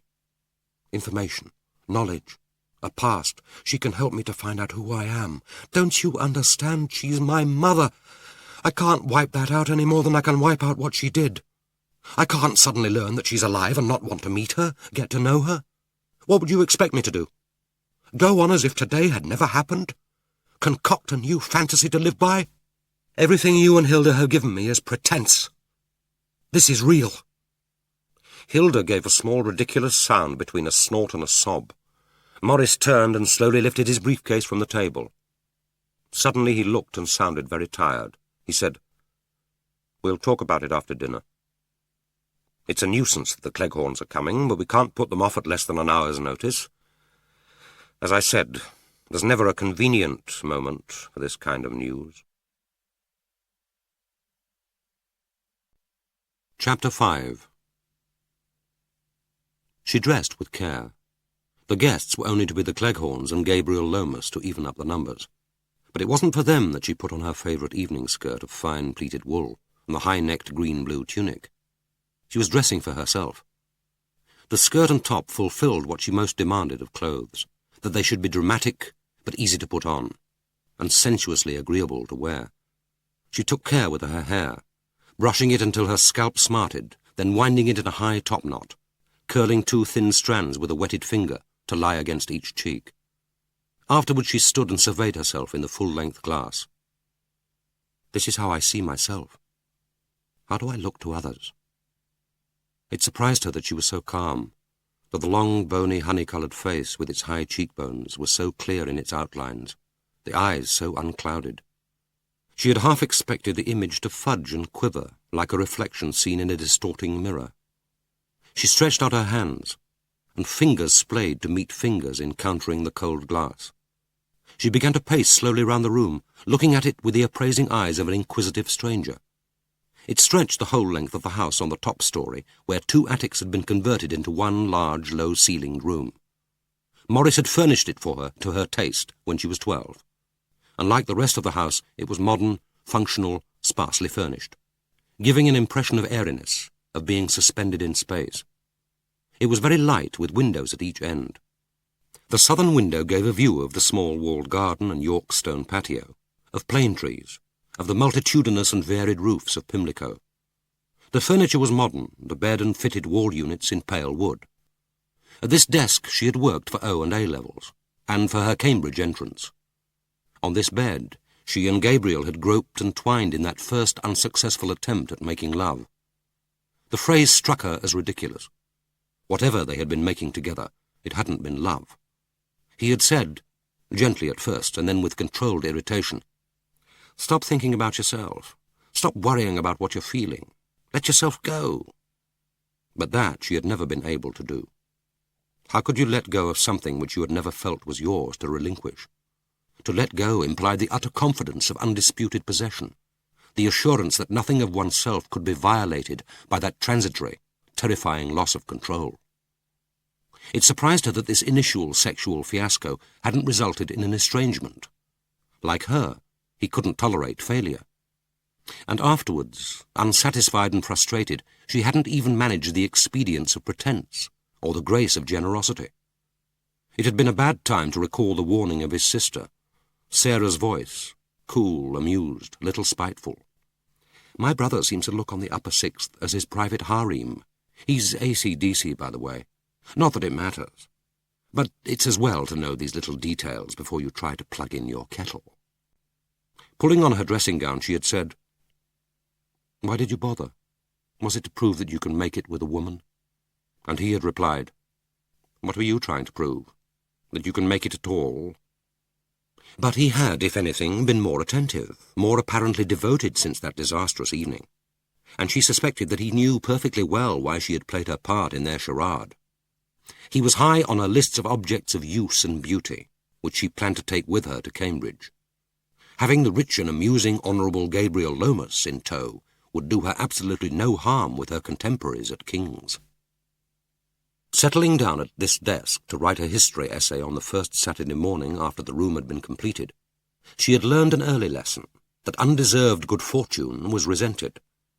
Mrs. Cooper, Hilda's cleaning woman, had been brought up by Hilda to admire the room. Hilda involved her in any new domestic arrangements, apparently in a desperate attempt to pretend that they liked each other. But Mrs. Cooper, unpropitiated, persisted in calling her Madam, and held aloof as if to demonstrate that 10 shillings an hour and a free lunch could buy obsequiousness, but it couldn't buy affection. She had stared round the room before giving her customary, unenthusiastic verdict. "It's very nice, madam, I'm sure." But she had lingered a few seconds when Hilda left, then coming quickly up to Philippa had pushed her face close to her cheek. The words had come in a hiss of sour breath. "Bastard. I hope you're grateful. It isn't right. All this for a bastard when decent kids have to make do 4 in a room. You ought to be in a home." Then her voice had again become respectful. "Coming, madam." Philippa could recall still the shock and anger, but she had learned control. There were no tantrums now. Words, she discovered, were more effective than screams, more hurtful than kicks and blows. She had said coolly, "You shouldn't breed 4 children if you can't afford them. And I expect they'll go on living 4 to a room if they're as ugly and stupid as you." After that Mrs. Cooper had handed in her notice, but without giving a reason. And Hilda, as Philippa knew, had been left with an added weight of inadequacy and failure. She walked across to the bookshelves and ran her hand along the spines of the books. Here was the orthodox library of an upper-middle-class student. With these volumes you could pass an A-level in English literature, whatever the year or the syllabus. With luck and a good memory, you could even achieve a Cambridge entrance. It wasn't easy to deduce the girl's personal taste, except perhaps that she preferred Turgenev to Tolstoy, Proust to Flaubert, Henry James to Dickens. But here were no battered childhood favourites passed from generation to generation. True, the accepted upper-middle-class children's classics were present, the Just So stories, The Wind in the Willows, Carol, and Ransom and Nesbit. They looked red, but they looked also as if they had been bought new for this privileged child. Here on these packed shelves was enough knowledge, wisdom, imagination to sustain her for life. For what life? There wasn't a word which she herself had written. Yet it was in this accumulation of other men's thoughts and experiences that she had looked for an affirmation of identity. She thought, even putting on the clothes of my choice was only putting on myself. Naked in the bathroom just now, who was I? I can be described, measured, weighed, my physical processes recorded, given a name, real or unreal, for the convenient documentation of a life. But who am I? But whoever I am, nothing of me comes from Morris and Hilda. How could it? They've done nothing but provide the props for this charade, the clothes, the artifacts. Even this soliloquy is contrived. Some part of me, that part of me which one day will make me a writer, is watching another me choosing the words to think, deciding what emotions are appropriate to feel. She opened the immense fitted wardrobe and rattled the hangers along the rail. The swaying skirts and dresses emitted a faint scent, which she recognized as familiar. It must be her own. This girl liked expensive clothes. She bought little, but she bought with care. She wore only wool and cotton. Obviously, she disliked synthetics. She smiled at the facile irony. She moved over to the notice board of charcoal-coloured cork fitted to the wall above the desk unit. It was patterned with postcards, obviously bought on holidays or at art galleries, a school timetable, notices cut from newspapers of forthcoming art exhibitions, aide memoir, 2 invitations to parties. She examined the postcards. Hans Holbein's delicate portrait of Cecily Heron, Augustus John's etching of W.B. Yeats, a Renoir nude from the Musée de Jeux de Paume, a Farrington aquatint of London Bridge in 1799, a George Brecht. How could one deduce this unknown girl's taste in art from such capricious pickings? They told one nothing except which galleries she had visited. In this room she had concocted for herself over 10 years a whole mythology of identity. It was slipping away from her now, that dead, discredited world. She told herself, nothing has changed. I am the same person as I was yesterday. But who was I yesterday? The room reminded her of a designer's room in a furniture store, its carefully chosen objects disposed around to give the illusion of an absent owner, but one who had no reality except in the designer's mind.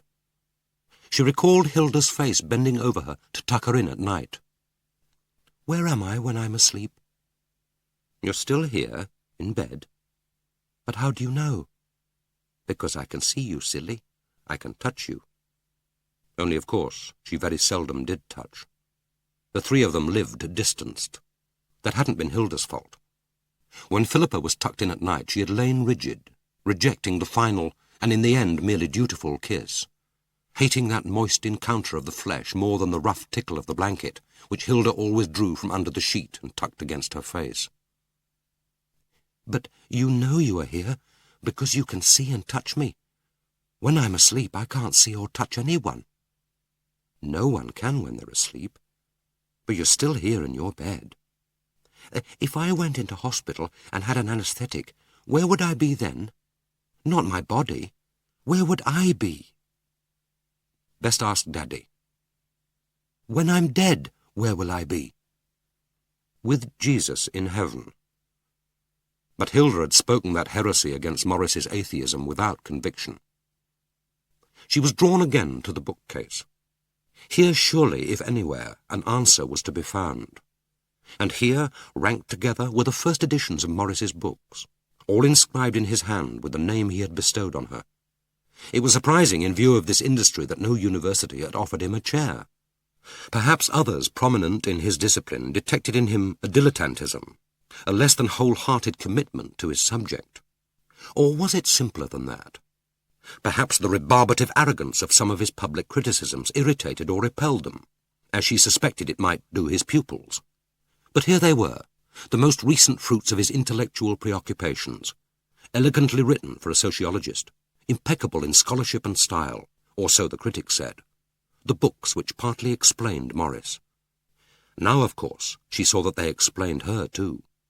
Nature and Nurture, Genetic and Environmental Interactions in Language Development. Tackling Disadvantage, Social Class, Language and Intelligence. Genes and Environment, Environmental Influences on the Concept of Object Permanence. Schooled to Fail, Class Poverty and Education in Great Britain. Had he planned one day to add another? Adoption, a case study in the interaction of heredity and environment.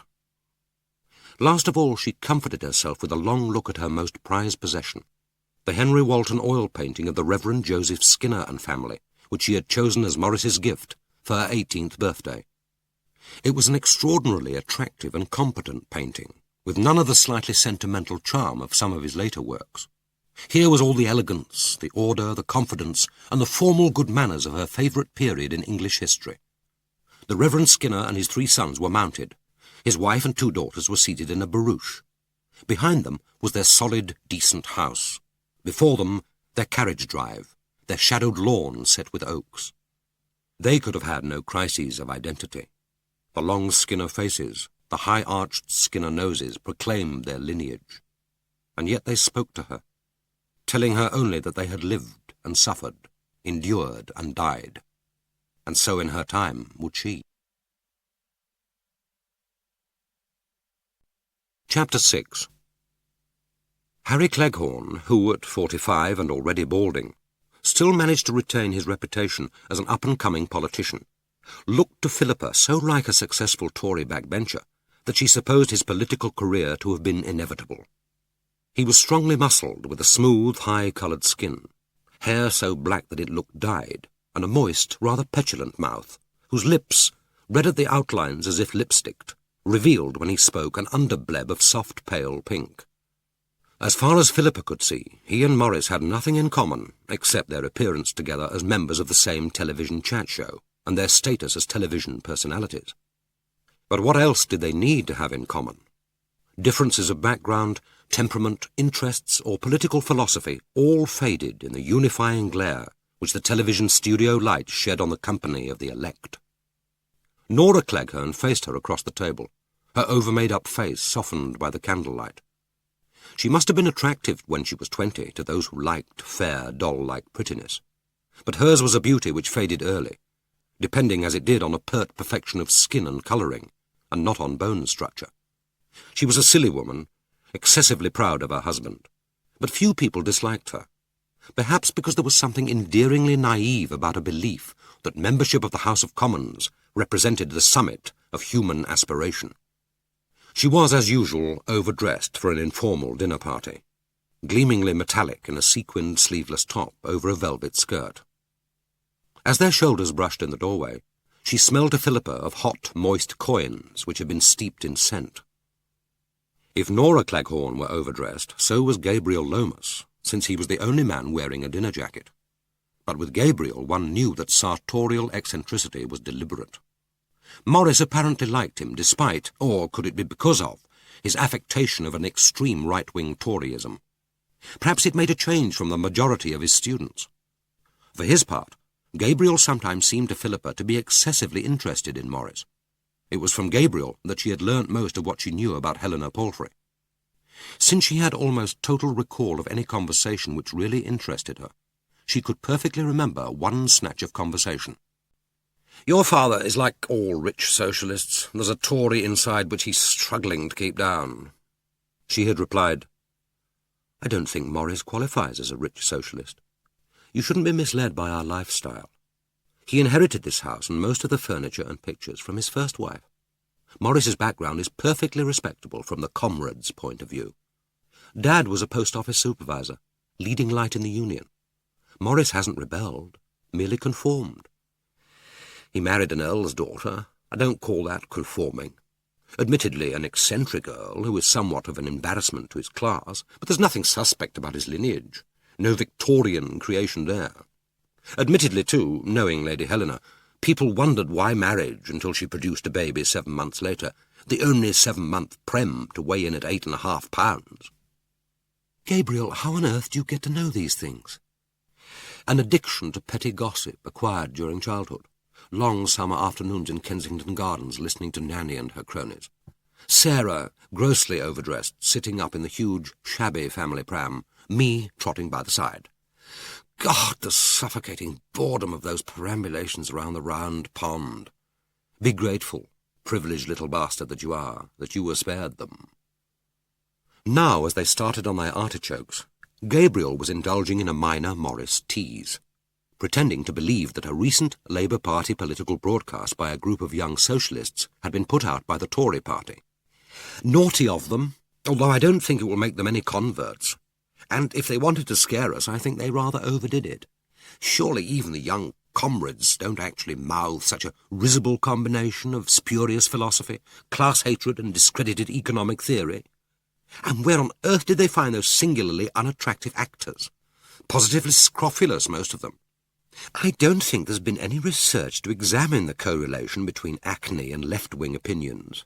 It might be rather an interesting project for one of your postgraduate students, sir. Nora Cleghorn said wonderingly, "But I thought it was supposed to be a Labour broadcast." Her husband laughed. "You'd certainly be well advised, Morris, to keep the young comrades under wraps until after the election." The political discussion was underway, as was inevitable. Conversation between Morris and Harry Cleghorn, thought Philippa, was seldom memorable, being usually either a reiteration of their previous television encounter or a rehearsal for their next. She detached her mind from arguments which she had heard so often before, and glanced across the table at Hilda. Ever since early adolescence, Philippa's reaction to her adoptive mother had been an urge to alter her, to upgrade her, to make her over as she might a dull but still serviceable winter coat. In imagination, she applied make-up as if by the judicious application of colour the face could be given definition, rescued from its pallid inconsequence. She had a half-shameful vision of confronting Morris with a wife transformed, presented with her compliments for his approval, a procuress of his pleasure. Even now she hardly ever looked at her adoptive mother without mentally changing her hairstyle, her clothes. About a year ago, when Hilda had needed a new evening dress, she had tentatively suggested to Philippa that they should shop for it together. Perhaps the invitation had conjured up for her an idealized relationship of mother and daughter, a feminine excursion, half-frivolous, conspiratorial. It hadn't been a success. Hilda hated all shops other than those which sold food, was embarrassed by the presence of smarter customers, confused by too abundant a choice, over-deferential to the assistants, shy about undressing. The last store to which Philippa in desperation had taken her had had a large communal dressing-room. What inhibitions of the flesh, she wondered, had caused Hilda to shrink desperately into one corner, trying with ridiculous prudery to undress under cover of her coat, while all around her girls and women stripped unself-consciously to their bras and pants. Philippa had foraged out, desperately hunting among the rails. Nothing looked right on Hilda. Nothing could, since she wore it without confidence, without pleasure, a mute, uncomplaining victim, offering herself to be adorned for some sacrificial dinner party. In the end, they had bought the black woolen skirt she was wearing now, topped by an over-fussy and ill-cut crimpline blouse. It was the last time they had gone out together, the only time that she had tried to be a daughter. She told herself that she was glad that she need never try again. Harry Cleghorn's slightly hectoring voice, all his utterings had the resonant boom of the hustings, broke into a comforting disparagement of Hilda, Hilda whose only skills were cooking and deceit. "Your party claims to understand the so-called working class, but most of you haven't a clue about what they're feeling. Take an old woman living south of the river and hold up on the top of one of your tower blocks. If she can't go out to shop or collect her pension because she's afraid of being mugged, she isn't free in any real sense of that word. Freedom to move about safely in your own capital city is a damn sight more fundamental than the abstractions that the civil liberties lobby prates about. If you could explain how longer prison sentences and tougher detention centre regimes would make it safer. Nora Cleghorn licked sauce vinaigrette from her fingers. I do think that they ought to hang murderers. She spoke in a brightly conversational voice, as though, thought Philippa, she were referring to a neighbour's unaccountable omission to hang curtains. There was a moment of complete silence, as if she had dropped something precious. In her mind, Philippa heard the tinkle of smashing glass. Then Morris said evenly, They? You mean we ought? As it's not a duty I personally would care to perform, I can hardly expect someone else to do it on my behalf. Oh, Harry would do it, wouldn't you, darling? One or two I can think of I wouldn't exactly flinch at launching into eternity. And this led them, as Philippa knew it would, to a discussion of the century's most notorious child murderess, the name which came up whenever people discussed capital punishment, the touchstone by which liberals tested their response to the death penalty. Philippa wondered if her own mother had served for a longer than normal time, because her early release might have stimulated agitation on behalf of that other, more notorious child killer. She glanced across at Hilda, but Hilda's face, half hidden by the two swathes of hair, was bent low over her plate. Artichokes were a convenient starter to an embarrassing meal. They required careful attention. Cleghorn said, Having decided that it's wrong to hang murderers, we are now waking up to the fact that they don't conveniently die in prison or just fade away. We're also waking up to the fact that someone has to look after them, and that if we don't pay society's custodians properly for a disagreeable job, we won't find anyone willing to do it. But obviously, sooner or later, the woman will have to be paroled. I suggest that it might be later. Nora Cleghorn said, But isn't she supposed to have got terribly religious? I think I read somewhere that she wants to go into a convent or nurse lepers or something. Gabriel laughed. Poor lepers!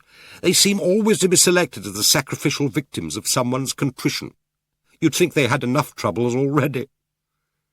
Cleghorn's moist lips fastened on the succulent heart of his artichoke, like a child's on a dummy. A trickle of sauce ran down the side of his mouth. His voice was half muffled in his linen napkin. I don't mind who she nurses as long as she keeps away from their children.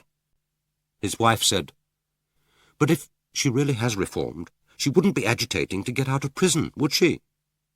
Cleghorn spoke impatiently. Philippa had noticed before that he was indulgent to his wife's inanities, but became irritated when she spoke sense. Of course she wouldn't. That's the last thing she'd be worried about. After all, if she's hankering to do good, a prison is as suitable a place as any.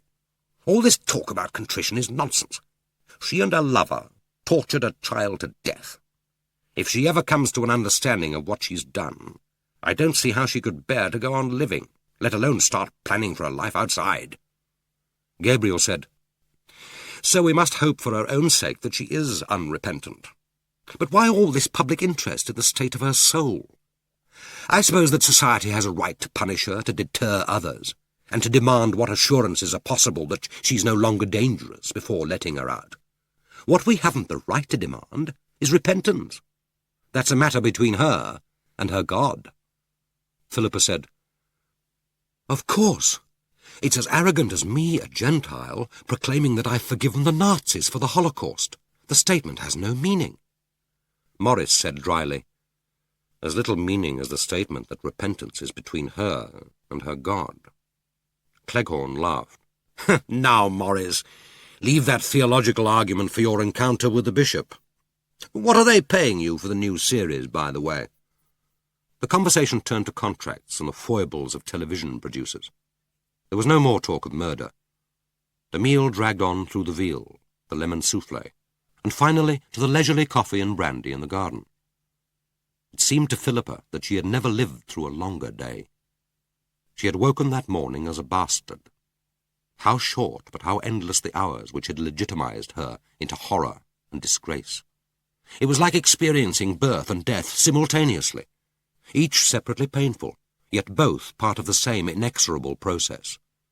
Now she sat, drained under the patio lamps, and willed the Cleghorns to go. She was beyond tiredness. Her mind was preternaturally clear, yet it fastened on unimportant details which it invested with an egregious significance. Nora Cleghorn's brass strap slipping down a sequined shoulder, her husband's heavy signet ring biting into his little finger, the peach tree gleaming silver under the patio lamp. Surely if she stretched out her arm and shook the trunk, its leaves would tinkle down in a shower of glistening pellets. By 11:30, the talk had become disjointed, perfunctory. Morris and Cleghorn had completed their academic business, and Gabriel, with his half-ironic formality, had taken his leave. But still the Cleghorns lingered in what seemed an obstinate endurance, long after a damp chill had crept across the garden, and the purple sky was stained with the arteries of the dying day. It was nearly midnight before they reminded each other that they had a home, said their protracted goodbyes, and made their way through the garden gate to the Mews garage and their Jaguar. Philippa was free at last to go to her room. Chapter 7. The letter was more difficult to write than even the most challenging of her weekly school essays. It was astonishing that a short passage of English prose should take so long to compose, that even the most ordinary words should carry such a charge of innuendo, condescension, or crass insensitivity. The problems began with a superscription. Dear Mother seemed a startling, almost presumptuous beginning. Dear Mrs. Ducton was offensively, almost aggressively formal. Dear Mary Ducton was too obviously a trendy compromise, a confession of defeat. In the end she decided on Dear Mother. That, after all, was the relationship between them, the primal, unalterable, biological tie. To admit the fact needn't imply that it was any more than that. The first sentence was comparatively easy. She wrote, I hope it won't distress you to receive this letter, but I exercised my right under the Children Act 1975 to apply to the Registrar General for a copy of my birth certificate. Afterwards I went to Bancroft Gardens and learned from a neighbour who you were. There was no need to say any more. In that last sentence, infamy was plucked from the past, briefly held, then dropped. The words were blood-stained. She went on, I should very much like to meet you, unless you would much rather not. I could come to Melcombe Grange on any visitor's day, if you would let me know when it would be convenient. She deleted the second much, and hesitated over the last 5 words, but decided on reflection to leave them in. The sentence didn't satisfy her, but at least it was short and the meaning clear. The next part was more difficult. The words released, paroled, licensed, or set free were pejorative, but it was extraordinarily difficult to avoid them. Quickly she scribbled an alternative draft. I don't want to force myself on you, but if you haven't anywhere to go, anywhere to stay, if you haven't finally decided on your plans after you leave Melcombe Grange, would you care to come to me? But the last 7 words sounded as grudging and patronizing as an invitation to an unwelcome guest. She tried again. I shall be taking up my Cambridge scholarship in October and hope to find a flat in London for the next couple of months. If you haven't finally decided on your plans after you leave Melcombe Grange and would care to share the flat, that would be agreeable for me, but please don't feel that you have to say yes. It occurred to her that her mother might worry about her share of the rent. Presumably she wouldn't leave prison with very much money. She ought to make it plain that no payment was involved. She began to write that the offer was without obligation, but that bleak commercial note was too reminiscent of a sales catalogue, and there would, after all, be obligations. The demand she would be making of her mother couldn't be satisfied with money. In the end she decided the details could await their meeting. She ended the draft. It will only be a small flat, a room for each of us, and a kitchen and bathroom. But I hope to find one which will be reasonably central and convenient. Convenient for what, she wondered? Covent Garden Opera House, the West End shops, the theatres and restaurants? What sort of life was she implying? What was she visualizing for this stranger who would walk into freedom, if licence from a life sentence was ever freedom, carrying the weight of a dead child? She copied out the draft neatly and signed the letter Philippa Palfrey. She read it through carefully. It was, she thought, disingenuous. She wondered whether her mother would see through the careful words to the truth. There was no real choice for her. She was, in effect, being hunted once again. The meeting between them was inevitable. If not now, it would come later. There was nothing her mother could do to prevent it. Perhaps it would have been more honest, and since style depended on honesty, more satisfying to have written the brutal truth.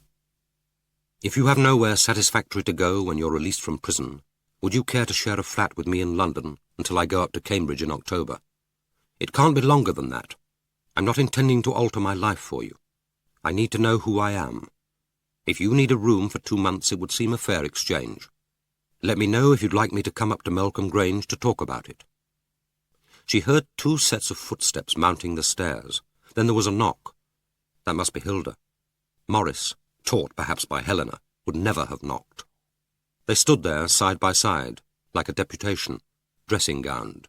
Hilda in her flowered padded nylon, Morris in his fine scarlet wool, looking diminished and vulnerable, bringing with them a childhood bath-time smell of soap and powder.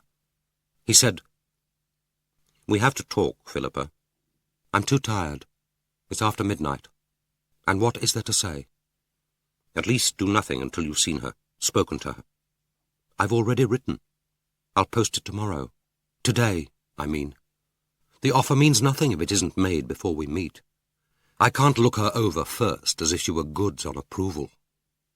"You propose, then, to commit yourself, for weeks, for months, perhaps even for life, to a woman you don't know, who has done nothing for you, who will be nothing but an embarrassment to you, who you probably won't even like. The fact that she happens to be a murderess is irrelevant. It's quixotic, Philippa. Worse, it's self-indulgent stupidity. I didn't say anything about commitment." "Of course it's a commitment. You're not engaging a junior clerk. If she doesn't give satisfaction, you can hardly throw her out. What else is it but a commitment?" "A sensible arrangement to help her over these first 2 months outside. All I propose to do is to make the offer. She may not even want to see me. If she does, it won't necessarily mean that she'll want to share a flat. She's probably made other arrangements. But if she hasn't found anywhere to go, then I'm free for the next few months. At least she'll have a choice. It's not a question of her finding somewhere to go. If she hasn't a family willing to take her back, then the probation service will have found somewhere for her. She won't be homeless. They don't parole lifers unless the aftercare arrangements are approved by the Home Office as satisfactory." Hilda said nervously, "Aren't the hostels places like that? I've heard they're quite nice. She'll probably go to a hostel just until she's sorted herself out, found herself a job." She spoke, thought Philippa, as if her mother were a convalescent being discharged prematurely from hospital. Morris said, "Or she'll join up with some woman she's met inside. I don't suppose she spent all those years entirely alone." "You mean a lover? A lesbian?" He said irritably, "It's not unknown. You know nothing about her.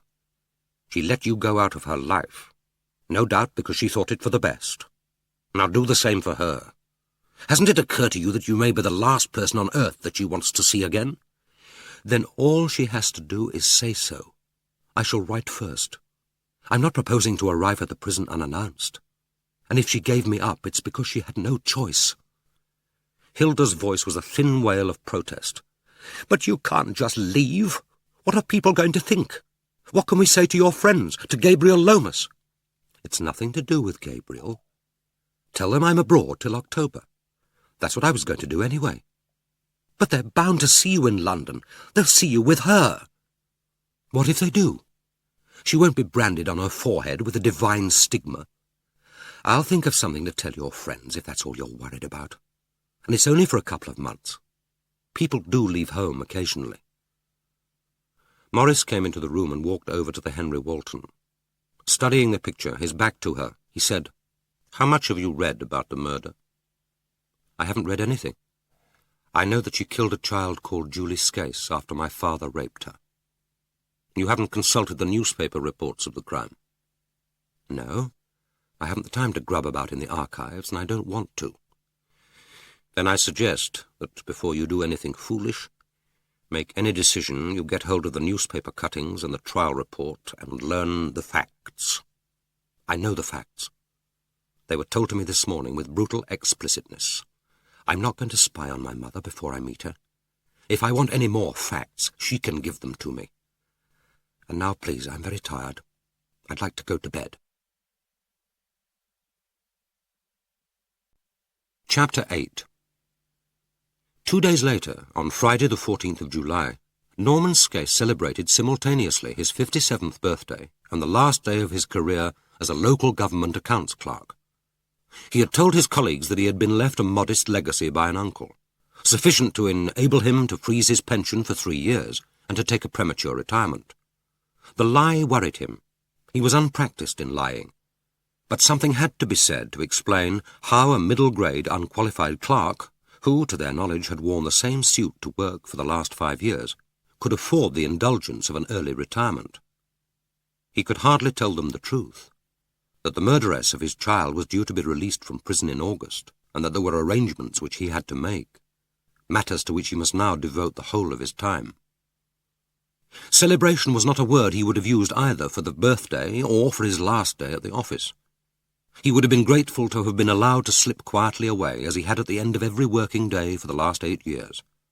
But there were rituals in the Treasurer's department from which not even the least sociable and most private member of the staff was exempt. It was the custom of members of staff who were leaving, getting married, being promoted or retiring, to mark the occasion with an invitation either to tea or to sherry, depending on their status and habits, and the degree of importance which they attached to the impending change. The invitation was typed by courtesy of the typing pool for those too lowly to have a personal secretary, and circulated by the junior clerical assistant with the miscellaneous departmental notes, circulars and periodicals which went the rounds. On its first appearance, Miss Millicent Yelland, the senior personal secretary, would start collecting for a present, tripping conspiratorially from room to room with an envelope to receive donations, and a greeting card on which contributors would sign their names under variously worded messages of farewell or good wishes. The choice of card was invariably left to Miss Yelland. At 54, she had sublimated her maternal instincts by taking upon herself the role of mother of the division, and had for the past 15 years promoted, without noticeable success, the fiction that they were all one happy family. She always took a great deal of trouble, browsing along the racks in the Army and Navy stores and the Westminster Abbey bookshop, and even venturing occasionally as far as Oxford Circus. For more senior staff she usually chose a dog. Dogs were always acceptable, evoking in her mind a mixture of vaguely felt emotions and aspirations, loyalty and devotion, rough tweeded masculinity, mysterious upper-class activities on grouse moors and among the heather, a restrained good taste.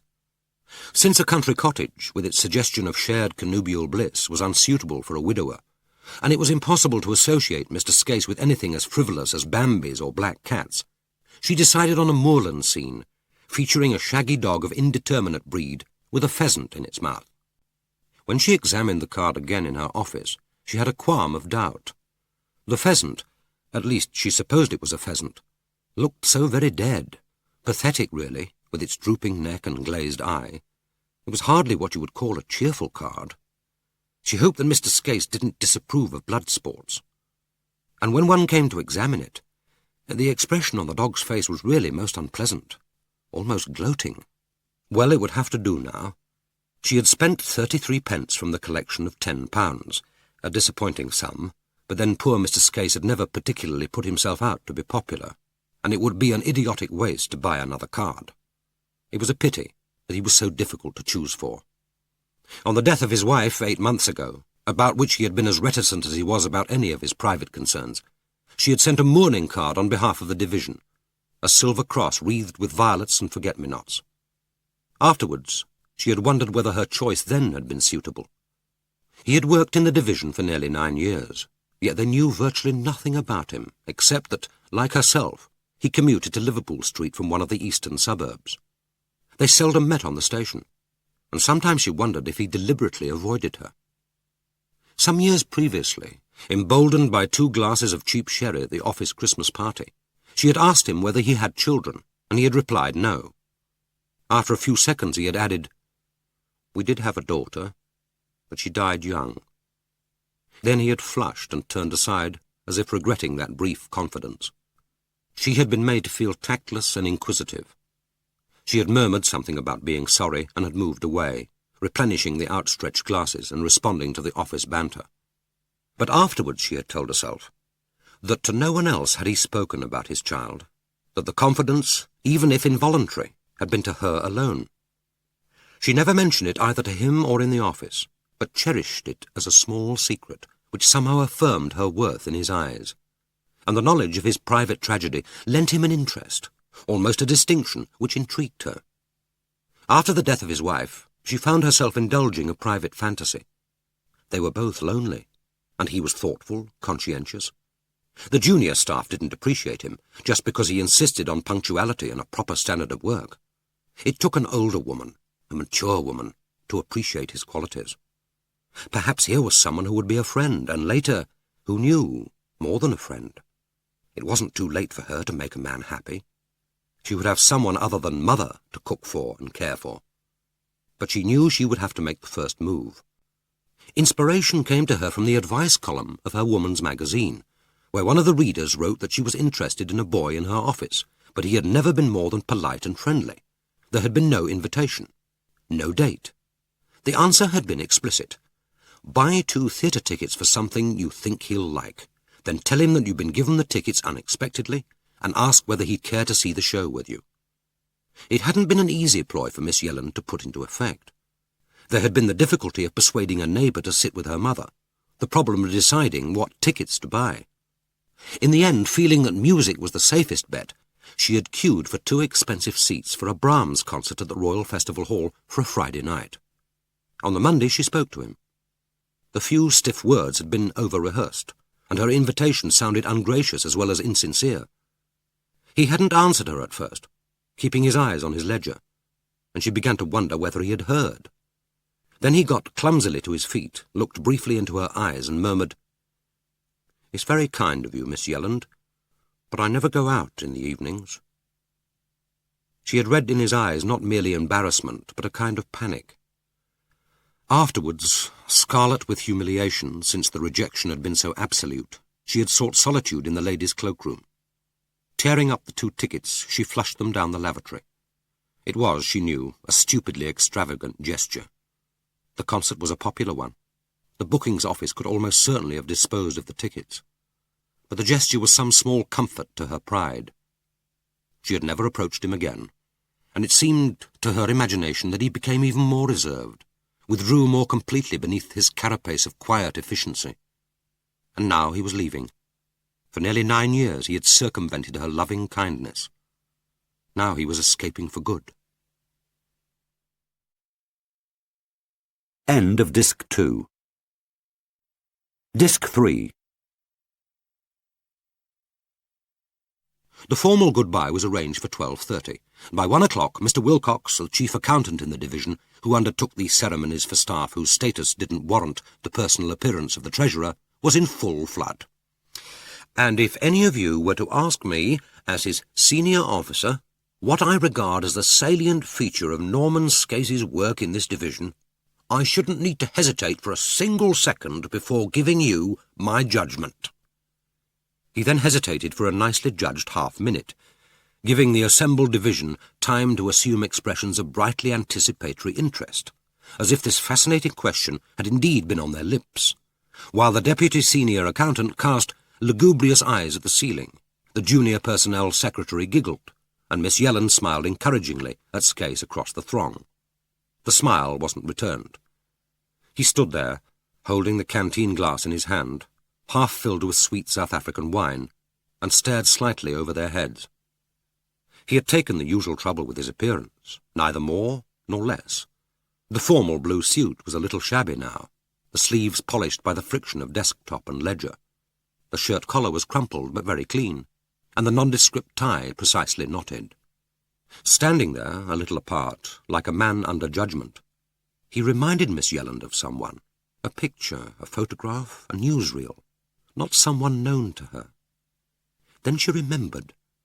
It was one of the accused in the dock at Nuremberg. The mental image, impious, offensive, shocked her. She flushed and gazed fixedly into her sherry as if detected in a solecism, but the memory remained. She fixed her eyes again resolutely on Mr. Wilcox.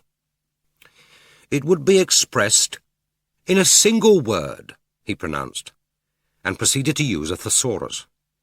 Conscientiousness, attention to detail, methodicalness. He slipped a little over this, and Miss Yelland wondered whether there was such a word.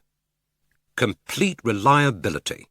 Whatever he has put his hand to, that task has been carried through to the end with accuracy, neatness, and with complete reliability. His deputy, lowering his eyes, swallowed his sherry in one gulp, since it was not a taste voluntarily to let linger on the tongue, and thought that if there were a more bloody, boring, damning valediction, then he had yet to hear it. He was intrigued by Scase's early retirement. The legacy, of which he had heard rumours, must have been quite a sum if he could afford to go 3 years early, unless, of course, he had found himself another job and was keeping quiet about it. But that seemed unlikely.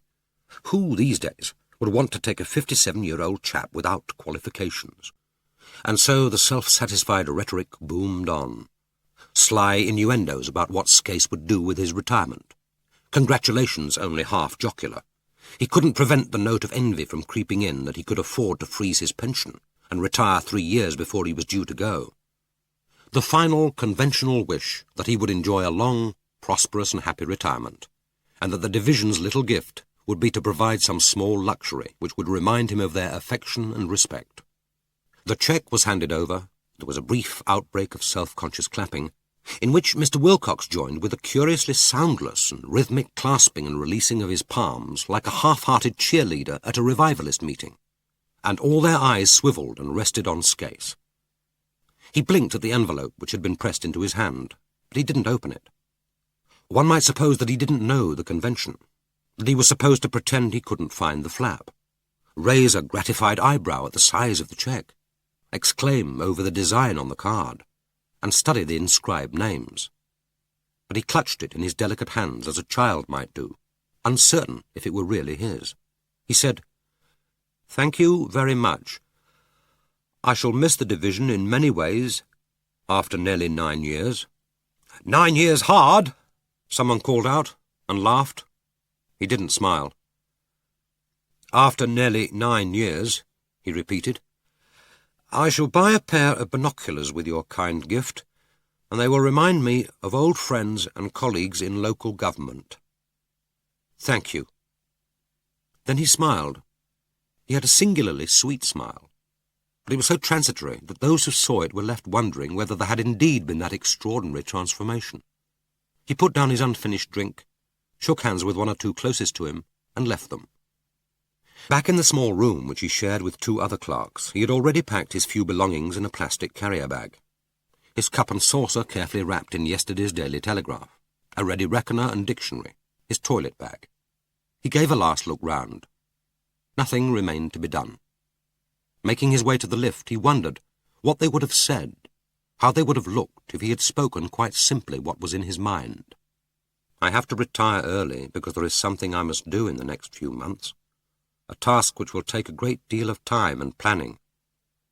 I have to find and kill the murderess of my child." Would the ring of nervously smiling faces have frozen into stark disbelief? The mouths set in their conventional smirks have broken into embarrassed laughter?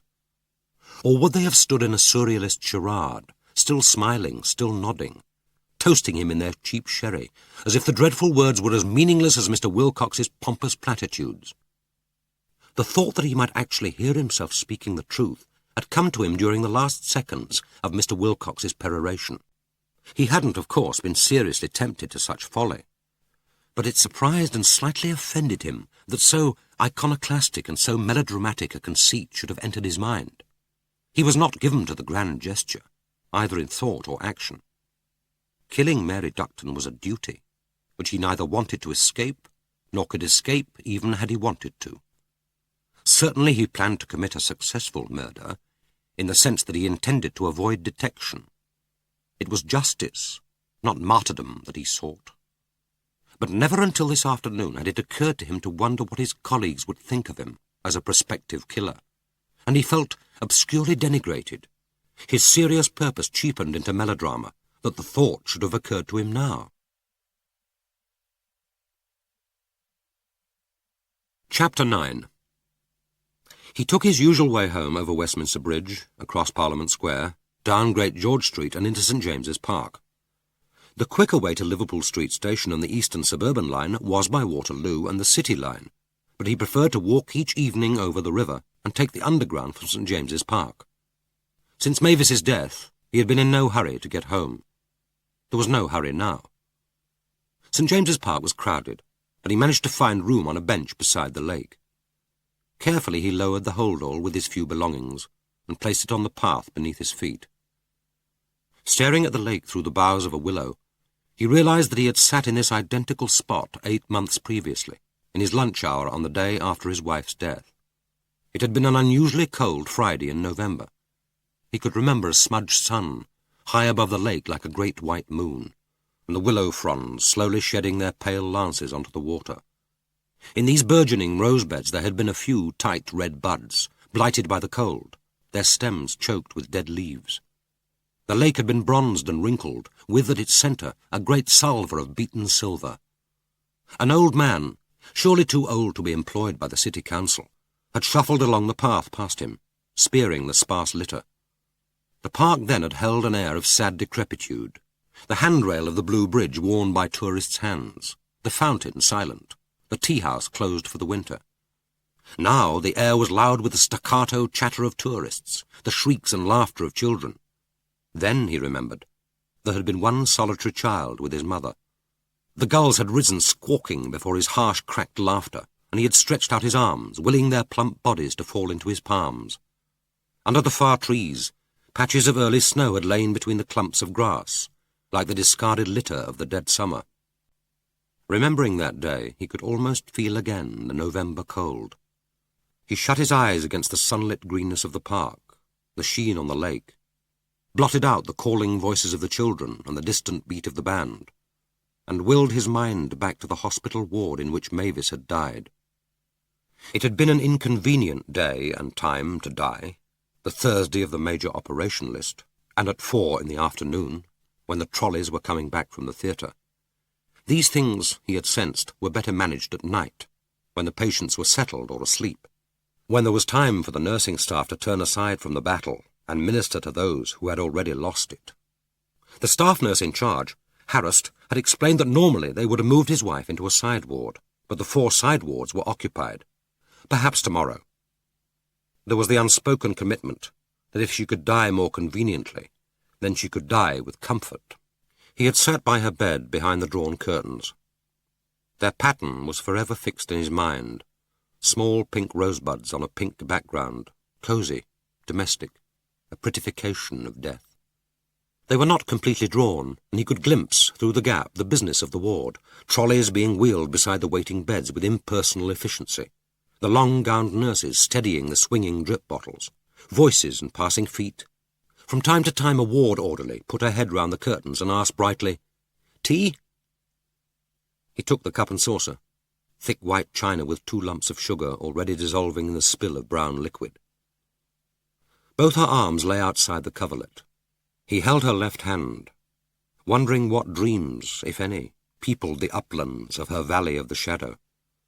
Surely they couldn't be as tormenting as the nightmares which, in the weeks following Julie's death, had made dreadful her nights, so that he would wake to her shrill screams, to the hot, sweet smell of sweat and fear. The world she was inhabiting now was surely gentler, or why would she lie so still?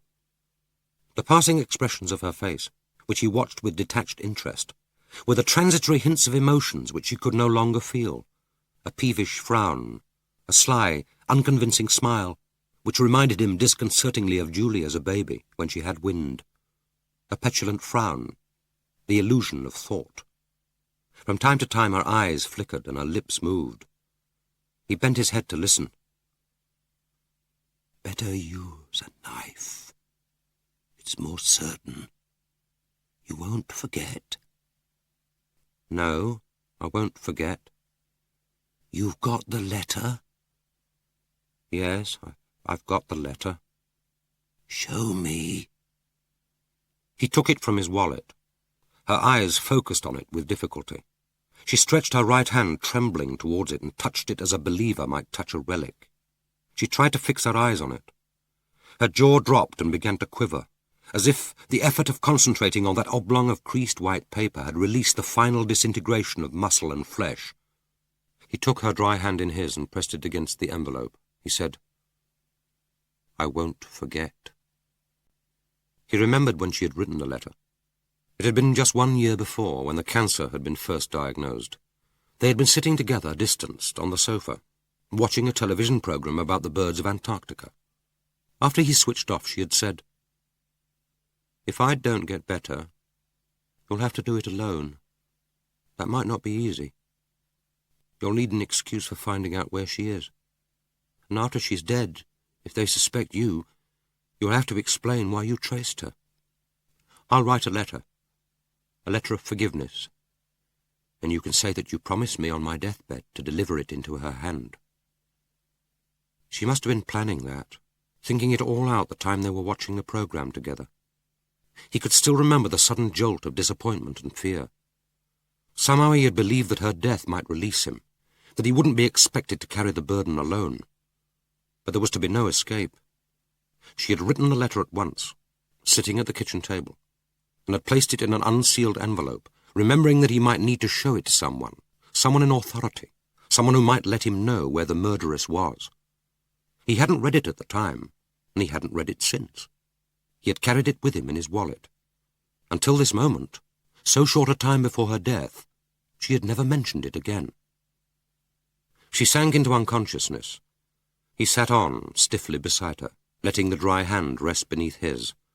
A lizard hand, inert, repellent, the loose skin sliding beneath his touch. He told himself that it had cooked for him, worked for him, cleaned his house, washed his clothes. He tried to picture these things, tried to stimulate pity. It meant nothing. He felt pity, but it was a diffuse, impersonal hopelessness at the inevitability of loss. The ward seemed loud with ineffective activity, meaningless suffering. He knew that if he wept, it would be for all of them here, sick and healthy alike, but most of all for himself.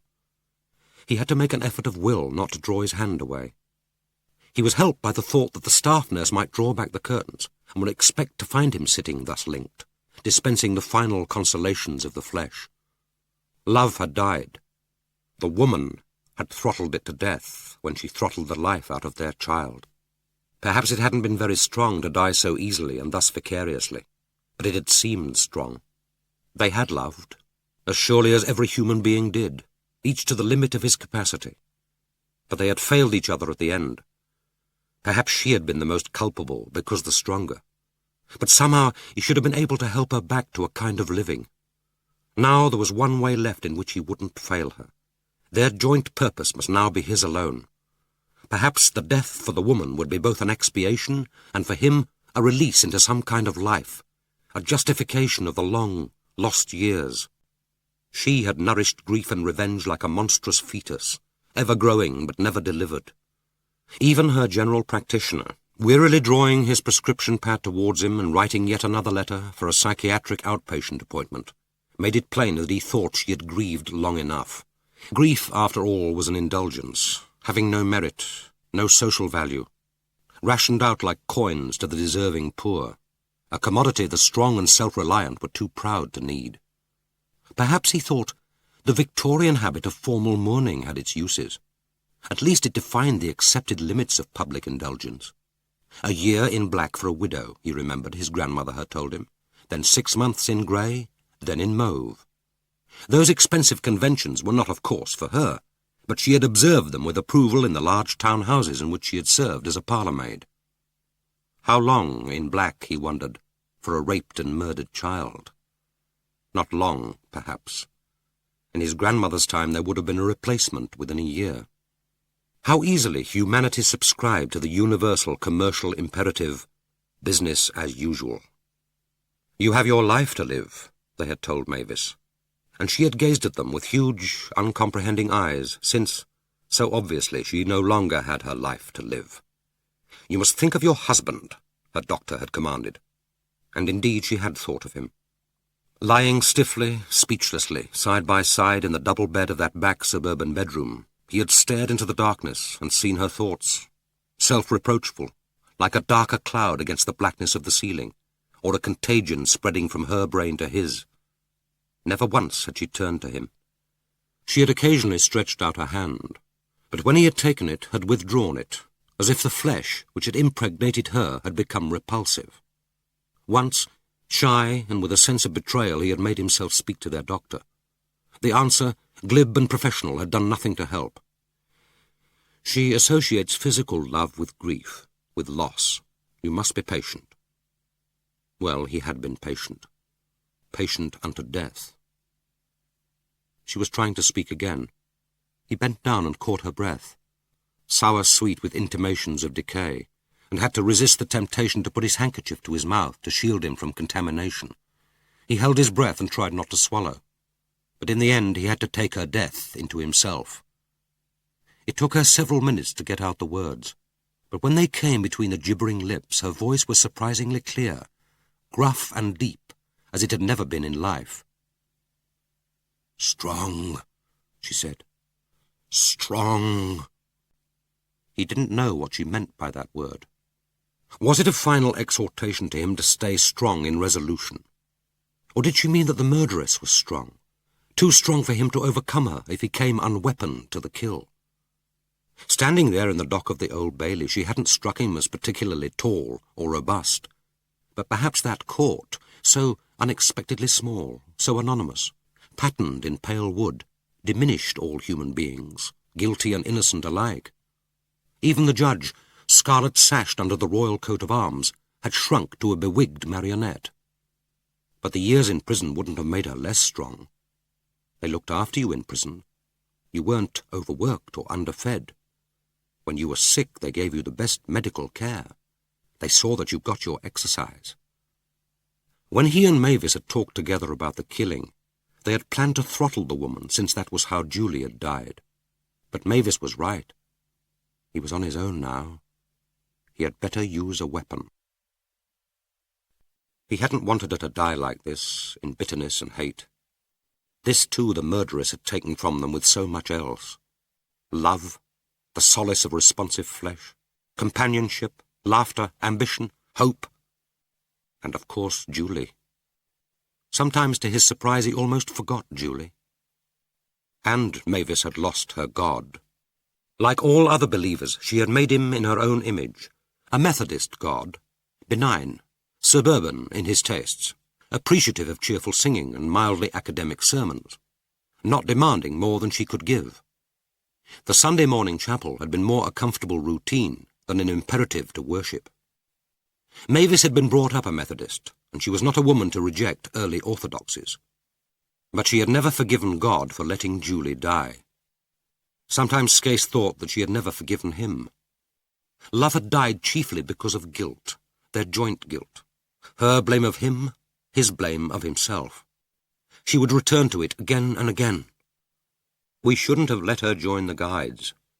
She only agreed because she knew you were keen, that it would please you. I didn't want her to be lonely. I remember what it was like when I was a child.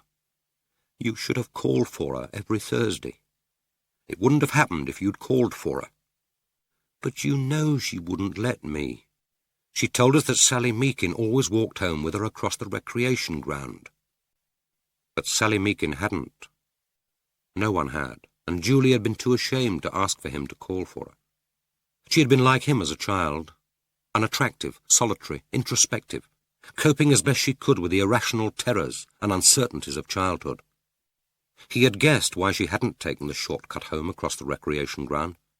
It must have seemed limitless in its dark emptiness, the swings tied up for the night, but creaking in the wind, the great upward sweep of the slide, gaunt against the sky, the dark recesses of the shelter smelling of urine, where in the daytime the mothers sat with their prams. So she had walked alone the long way round, down unfamiliar streets, made less frightening because they were so like her own, bordered with cosy, comfortable, semi-detached houses with their lighted windows, comforting symbols of security and home. And it was there, in one of those dull streets, that she had met her murderer. It must have been because the rapist and his house were both so ordinary that he had been able to entice her in. They had warned her punctiliously against speaking to strange men, accepting sweets, going away with them, and they had always thought that her timidity would protect her. But nothing protected her, neither their warnings nor their love. His guilt was less now. Time didn't heal, but it anesthetized. The human mind could only feel so much. He had read somewhere that even the tortured reached a point beyond which there was no more pain, only the thud of unregarded blows, a limbo beyond suffering that was almost pleasurable. He remembered the first cup of tea he had drunk after Julie's death. He couldn't have forced himself to swallow food, but suddenly he had been intensely thirsty, and the taste of the strong, sweet tea had been marvellously good. No tea before or since had tasted like that. She had only been dead a matter of hours, and already the voracious, the treacherous body was able to experience pleasure. Now, sitting in the sun with his few belongings on the ground between his feet, he accepted again the burden she had lain on him. He would seek out his child's murderess and kill her. He would try to do it without danger to himself, since the prospect of prison terrified him, but he would still do it, whatever the cost. The strength of this conviction puzzled him. The will for the deed was absolute, yet the justification eluded his questing mind. Surely it wasn't just the need for revenge. That had long ago ceased to motivate him. His grief for Julie, at first almost as lacerating as Mavis's, had long ago faded into a dull acceptance of loss. He could hardly now recall her face. Mavis had destroyed all their photographs of her after the murder. But there were pictures which he kept in his mind, recalling them almost as a duty, an aide-memoire of grief. Taking his daughter into his arms for the first time, the infinitely small cocooned body, the gummed eyelids, the secretive, meaningless smile. Julie toddling towards the sea at Southend, clinging tightly to his finger. Julie in her guide uniform setting the table for dinner with anxious care, qualifying for her hostess badge. Nothing he did to Mary Ducton at whatever cost could bring her back. Was it the need to keep faith with Mavis? But how could you keep faith with the dead, who by the very act of dying had put themselves forever beyond the reach of treachery or betrayal? Whatever he did couldn't touch Mavis, couldn't harm or disappoint her. She wouldn't return a querulous ghost to reproach him with his weakness. No, he wasn't doing it for Mavis. He was doing it for himself. Was it perhaps that after nearly 57 years of living, he needed to prove himself, non-entity that he was, capable of courage and action, of an act so terrible and irrevocable that whatever happened to him afterwards he could never again doubt his identity as a man? He supposed that it might be so, although none of it seemed relevant to him. But surely it was ridiculous, this sense that the act was inescapable, preordained. And yet he knew that it was so. The sun had gone in. A chill wind moved across the lake, shaking the willows. He felt under the bench for his hold-all, and made his way slowly to St. James's Station and home. Chapter 10. On Thursday, the 20th of July, 3 days after she had received her mother's reply, Philippa took a day return ticket to York and travelled up on the 9 o'clock train from King's Cross. The brief information sheet which had been enclosed with her prison visiting order stated that the bus to Melcombe Grange left the York bus station at 2 o'clock promptly. She was in a state of restless excitement, which drove her to action and movement. It would be easier to pass the waiting hours exploring York than to linger in London for a later train. At the station bookstall at York she bought a guidebook, then checked the time of the return train. Then she walked, indefatigably, down the narrow paved streets of the walled city, Fossgate, Shambles, Petergate, between the timber-framed houses and the elegant Georgian facades, down secret alleyways and in and out of spice-smelling shops, through the 18th century assembly rooms, the medieval merchant adventurers' hall, hung with the splendid banners of the guilds, the portraits of their benefactors, through the remains of the Roman baths and into ancient churches. She walked in a medieval dream in which the varied delights of the city, colour and light, form and sound, imposed themselves on a consciousness which was simultaneously heightened, yet detached. And so at last she passed under the statue of St. Peter, through the west door and into the cool immensity of the minster. Here she sat and rested, looking up where the great east window stained the quiet air. She had bought a cheese and tomato roll for her lunch, and found herself suddenly hungry, but was reluctant to offend the susceptibilities of other visitors by eating it there. Instead, she fixed her gaze where God the Father sat in majesty among his creation, glorified in the splendour of medieval stained glass. Before him was an open book, Ego sum alpha et omega. How simple life must be for those who could both lose and find identity in that magnificent assurance. But for herself, that way was closed. Hers was a bleaker and more presumptuous creed, but it was not without its comfort, and she had no other. Now with myself I will begin and end. She arrived early at the bus station and was glad that she hadn't lingered over her lunch, since the bus, a double-decker, rapidly filled. She wondered how many of the passengers were visitors to the prison, how often the same people travelled month after month the same route. The destination board made no mention of the prison, but stated simply that the bus went to Moxton via Melcombe. Some passengers seemed to know each other and called out a greeting or edged their way down the aisle to sit together. Most of them carried baskets or humped bulging tote bags onto the rack. About half the passengers were men, and they too were laden. But it wasn't a gloomy company, nor, she thought, oppressed by any sense of stigma. Each might be carrying a private load of anxiety, but this afternoon, travelling through the bright air, each bore it more lightly. The sun burned through the windows, scorching plastic seats.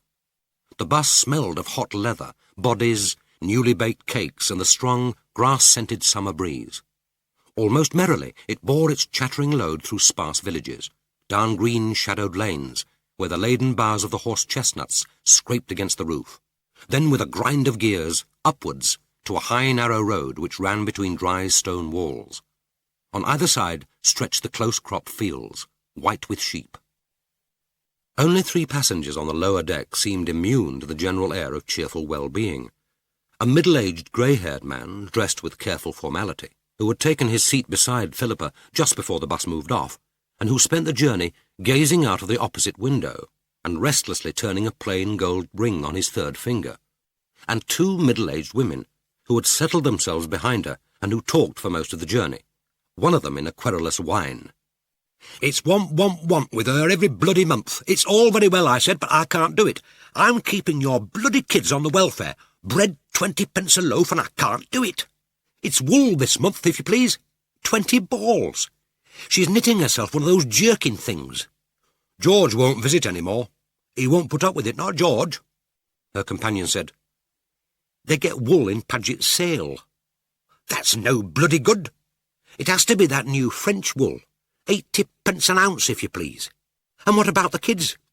If she wants to knit, Darren could do with a pullover. I've got no bloody time for knitting, I told her. Stuck in the house, 3 kids under 8. Pity they don't let her out to look after them herself. I'm the one who's in prison, I told her. I'm the one who's been bloody well sentenced." And through it all, the grey-haired man sat staring through the window, pulling on his ring. From time to time she slipped her hand through the flap of her shoulder bag and touched the envelope containing her mother's letter.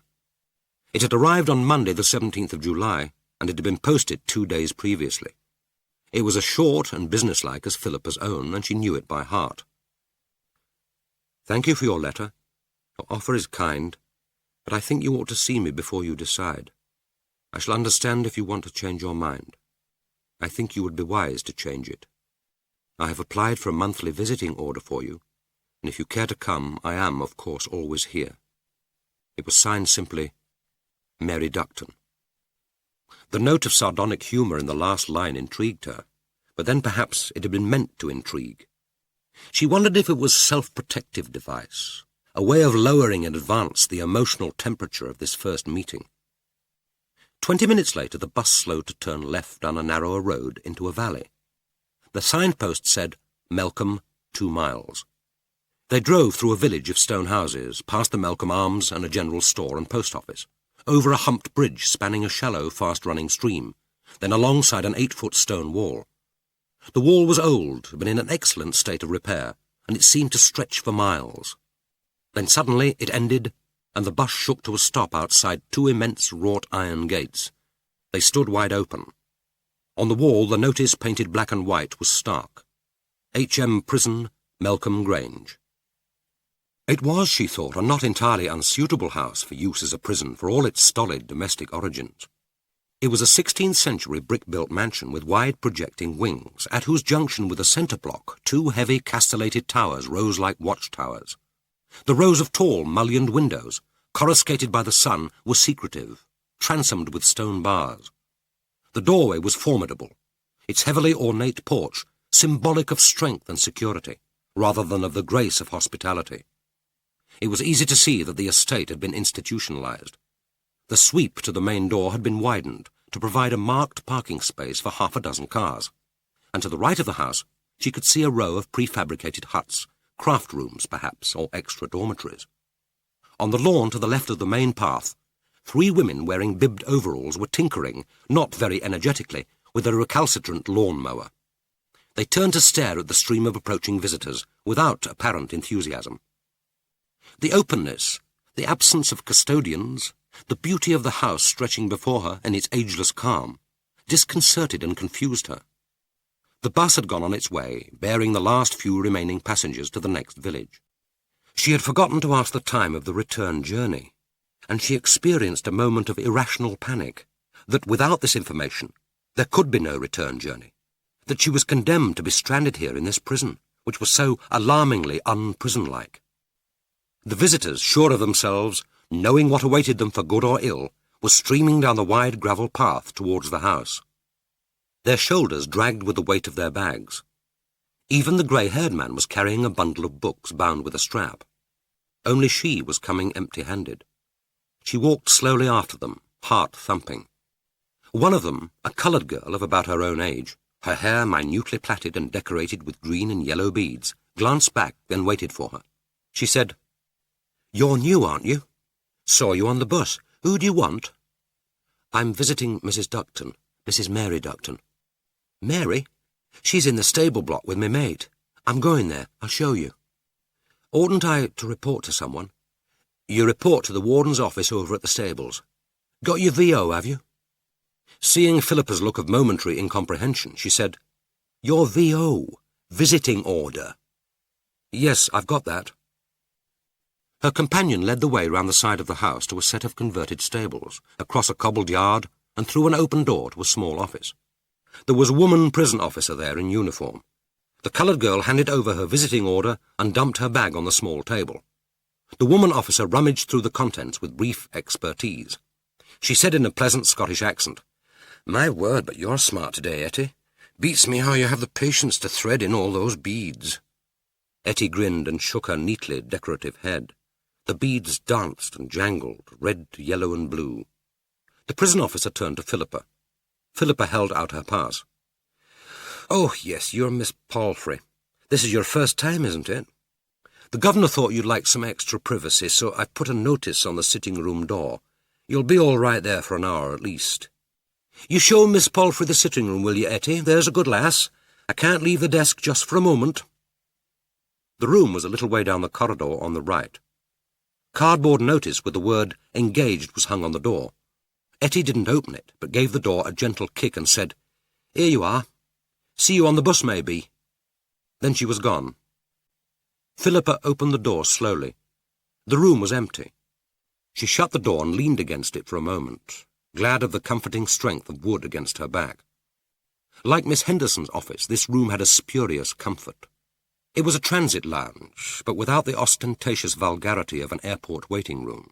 Unpretentious, stuffy, overcrowded with furniture which looked as if it had been rejected from a dozen different homes. Nothing it contained was memorable. It was designed to be used and then mercifully forgotten.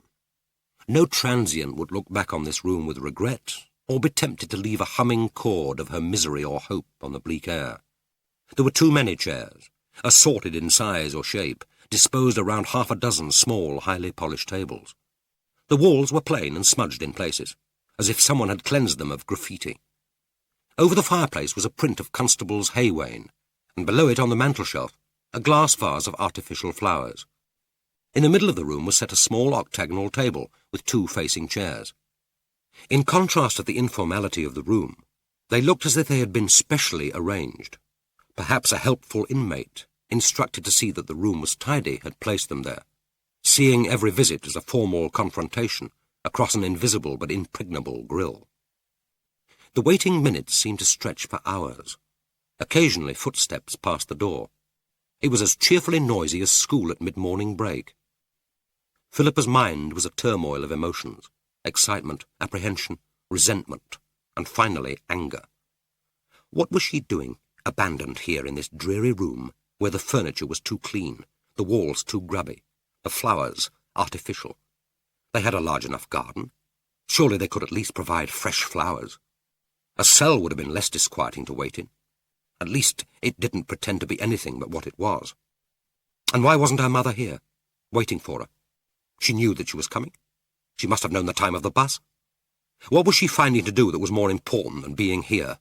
Her mind spun with grotesque images.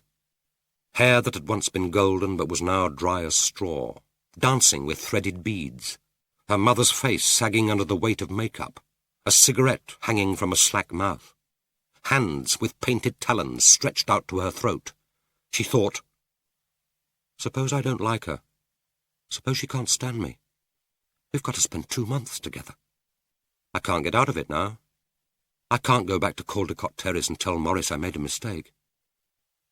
She walked over to the window and looked out across the cobbled courtyard at the second set of stables.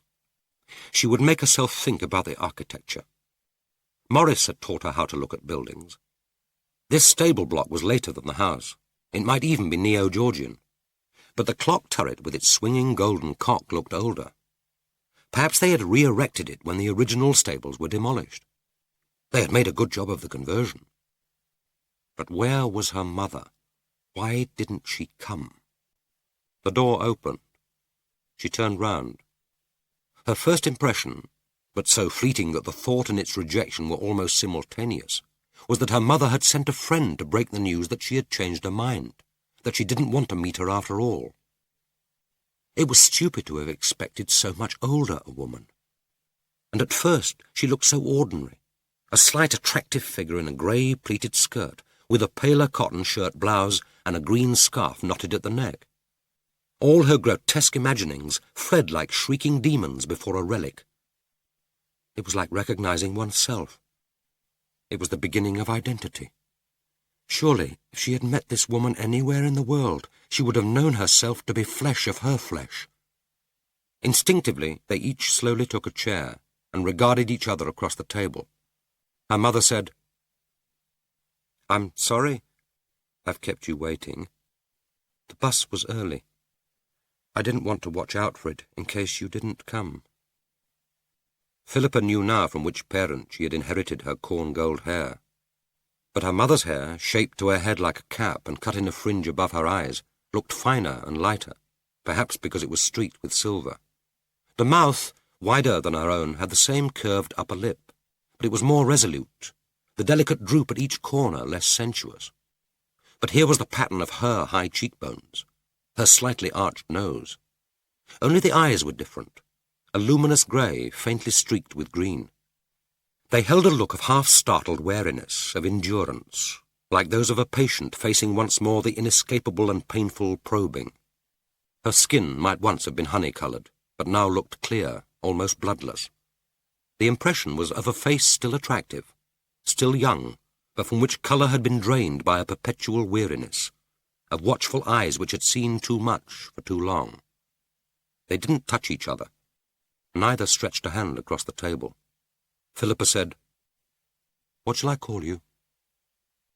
"Mother. Isn't that why you're here?" Philippa didn't reply. She wanted to say that she was sorry to have come empty-handed, but was frightened that her mother might reply, "But you've brought yourself." It would be intolerable if their first meeting began with such banality. Her mother said, "You do understand what I did, why you were adopted?" "I don't understand, but I do know about it. My father raped a child and you killed her." It seemed to Philippa that the air between them had solidified, had become the oscillating medium through which their words flickered and spun. Now it trembled, and her mother's face was for a moment blank, as if some tenuous link of perception had been broken. She said, "Did feloniously and with malice aforethought kill one Julie Mavis Scase." It's true, except that they don't use those words anymore, and it wasn't with malice aforethought. It wasn't meant. But she's just as dead as if it had been, and all murderers tell you that anyway. You don't have to believe it. I don't know why I said it. You must excuse me if I seem socially inept.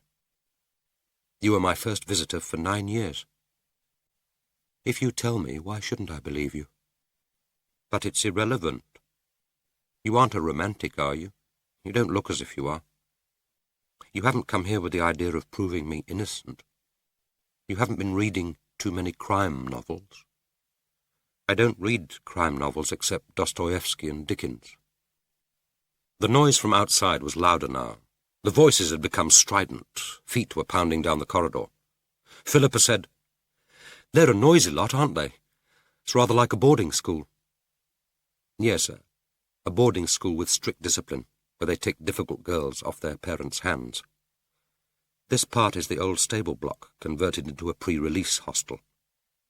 Lifers have to live here for 9 months before they let us out. We go out to work. There are a few liberal-minded employers in York with an interest in rehabilitating prisoners. After the prison authorities have deducted a contribution towards our keep and paid out pocket money, they bank the surplus. I shall have £230.48 when I leave. I thought, if you still want me, that the money could go towards the rent of the flat. I can pay the rent of the flat. You'll need your £200. What do you do? I mean, what kind of job?" She hoped she didn't sound like a prospective employer.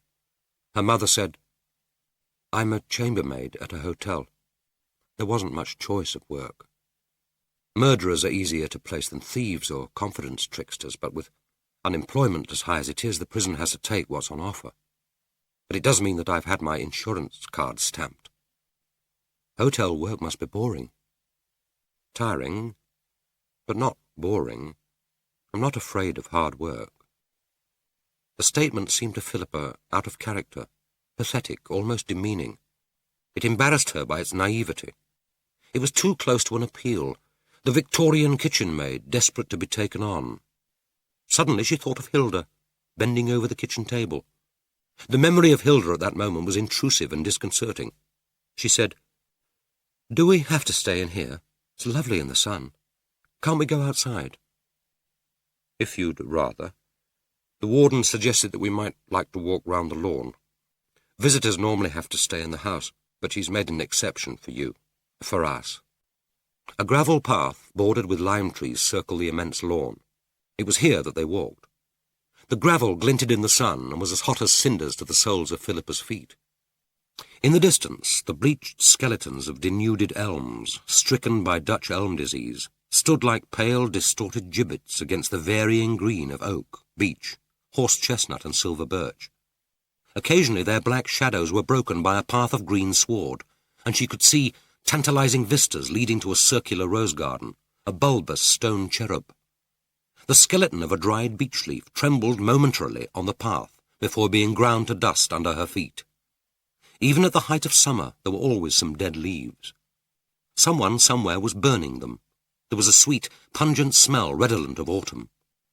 Surely it was early to be burning leaves. No one burnt leaves in the London parks. This was a country smell, raking memory back to forgotten autumns at Pennington, except that she had never lived at Pennington. The hard boughs of horse chestnut and oak waited with summer, the dead leaf, the smoky bonfire tang, the transitory spring sweetness of the lime flowers, all produced in her a momentary confusion, a sense of all seasons coming together in a moment out of time. Perhaps these 2 months, before she went up to Cambridge, would be similarly lived in a new dimension, not counted against her allotted years. Perhaps she would look back at this visit, uncertain whether it had been spring or autumn, remembering only the discordant scent and sounds, a single dead leaf. They walked in silence. Philippa tried to analyze her emotions. What was she feeling? Embarrassment? Not that. Comradeship? That was too sturdily complaisant a word for the tenuous link between them. Fulfillment? Peace? No, not peace. Here was a balance between excitement and apprehension, a euphoria which had nothing to do with the mind's quietude. Contentment, perhaps. Now at least I know who I am. I know the worst. I shall know the best.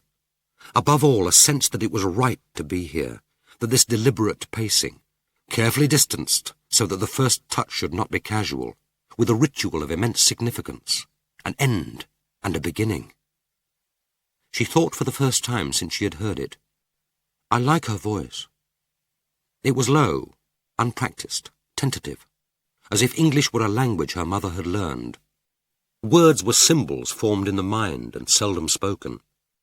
It was strange, thought Philippa, that she would have found it more difficult to live with a whining or grating voice than with the knowledge that this woman had killed a child. Her mother asked, "What are you going to do? I mean, what job?" She paused. "I'm sorry. That's the kind of question a 10-year-old gets asked and hates answering. I've known since I was 10. I'm going to be a writer." "Are you gathering material? Is that why you're offering to help me?" "I don't mind. At least I shall have given you something. There's nothing else I've given you." It was matter of fact, with no hint of self-pity or of remorse. "Accept my life. Accept my life. Accept my life." Hamlet. It seems strange now, but I hardly knew Shakespeare before I went to prison. I promised myself that I'd read every play, and in chronological order. There are 35. I rationed myself to one every 6 months. That way I could be sure that they would last out the sentence. You can annihilate thought with words. The paradox of poetry. "Yes," she said. "I know." The gravel path grated Philippa's feet. She said, "Can't we walk into the garden?"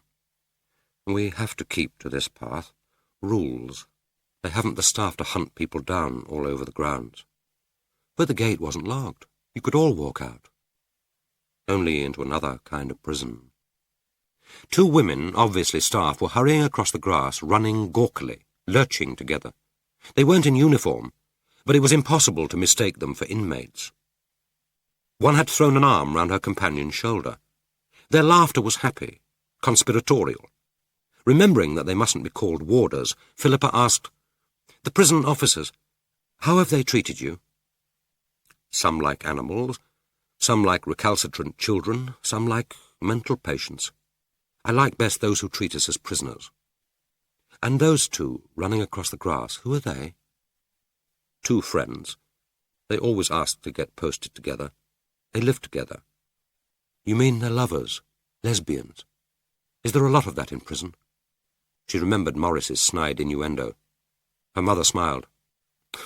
"You make it sound like an infectious disease. Of course it happens. It happens often. People need to be loved. They need to feel that they matter to someone. If you're wondering about me, the answer is no. I wouldn't have had the chance anyway. In prison or out, people need someone they can despise more than they do themselves. A child killer is at the bottom of the heap, even here. Learn to be alone. Don't draw attention to yourself. That way my sort survive. Your father didn't." "What was he like, father?" "He was a schoolmaster. He hadn't a university degree. His father, your grandfather, was a clerk with an insurance company. I don't suppose any member of the family has ever been to a university. Your father went to a teacher training college.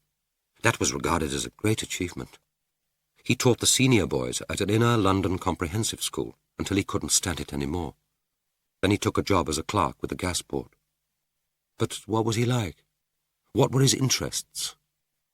Her mother's voice was a harsh grate. His interest was little girls. Perhaps the bleak reply was meant to shock, to jolt her into a fresh awareness of why they were here, pacing the gravel together. Philippa waited until she could be sure that her voice was calm. She said, "That isn't an interest. That's an obsession. I'm sorry. I shouldn't have said that." I'm not even sure that it's true. It's just that I don't seem able to give you what you want. I don't want anything. I'm not here because of wanting. But it seemed to Philippa that her question had been only the first catalogue of wants. I want to know who I am. I want to be approved of. I want to be successful. I want to be loved. The question, then why are you here, hung between them, unasked, unanswerable. They walked on together in silence.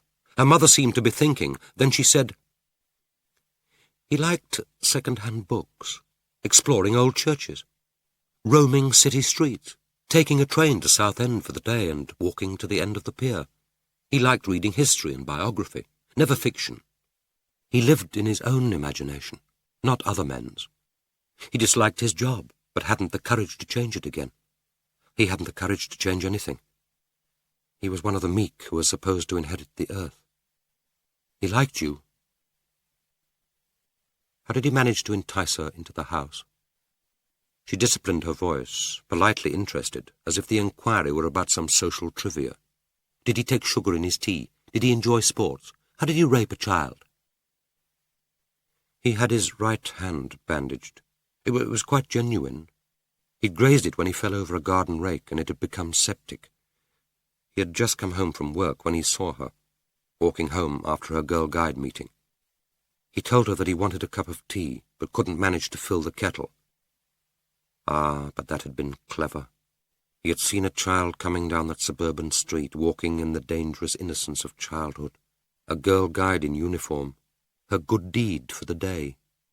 He had used the one ploy that might succeed even with a suspicious or timid child. She hadn't sensed danger when there was a need she could meet, something within her power. She could picture the child carefully filling the kettle at the cold tap, lighting the gas for him, offering to stay and make the tea, setting out his cup and saucer with anxious care. He had made use of what was good and kind in her to destroy her. If evil existed, if those 4 letters placed in that order had any reality, then surely here was evil. She was aware of her mother's voice. "He didn't mean to harm her." "Didn't he? Then what did he mean?" "To talk, perhaps, to kiss her, to fondle her. I don't know. Whatever he had in mind, it wasn't rape. He was gentle, timid, weak. I suppose that's why he was attracted to children. I thought I could help him because I was strong. But he didn't want strength. He couldn't cope with it. What he wanted was childishness, vulnerability. He didn't hurt her, you know, not physically. It was a technical rape, but he wasn't violent. I suppose if I hadn't killed her, she and her parents would have claimed later that he'd ruined her life, that she could never make a happy marriage.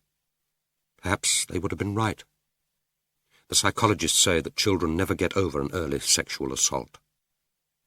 I didn't leave her any life to be spoiled. I'm not excusing him, only you mustn't picture it as worse than it was. How could it have been worse than it was, Philippa wondered. A child had been raped and murdered. The physical details she could imagine, had imagined, but the horror, the loneliness, the last terrifying moment. It was no more possible to enter into these by an effort of will than it was physically to feel another's pain. Pain and fear. To experience either was to be aware forever of the loneliness of the self.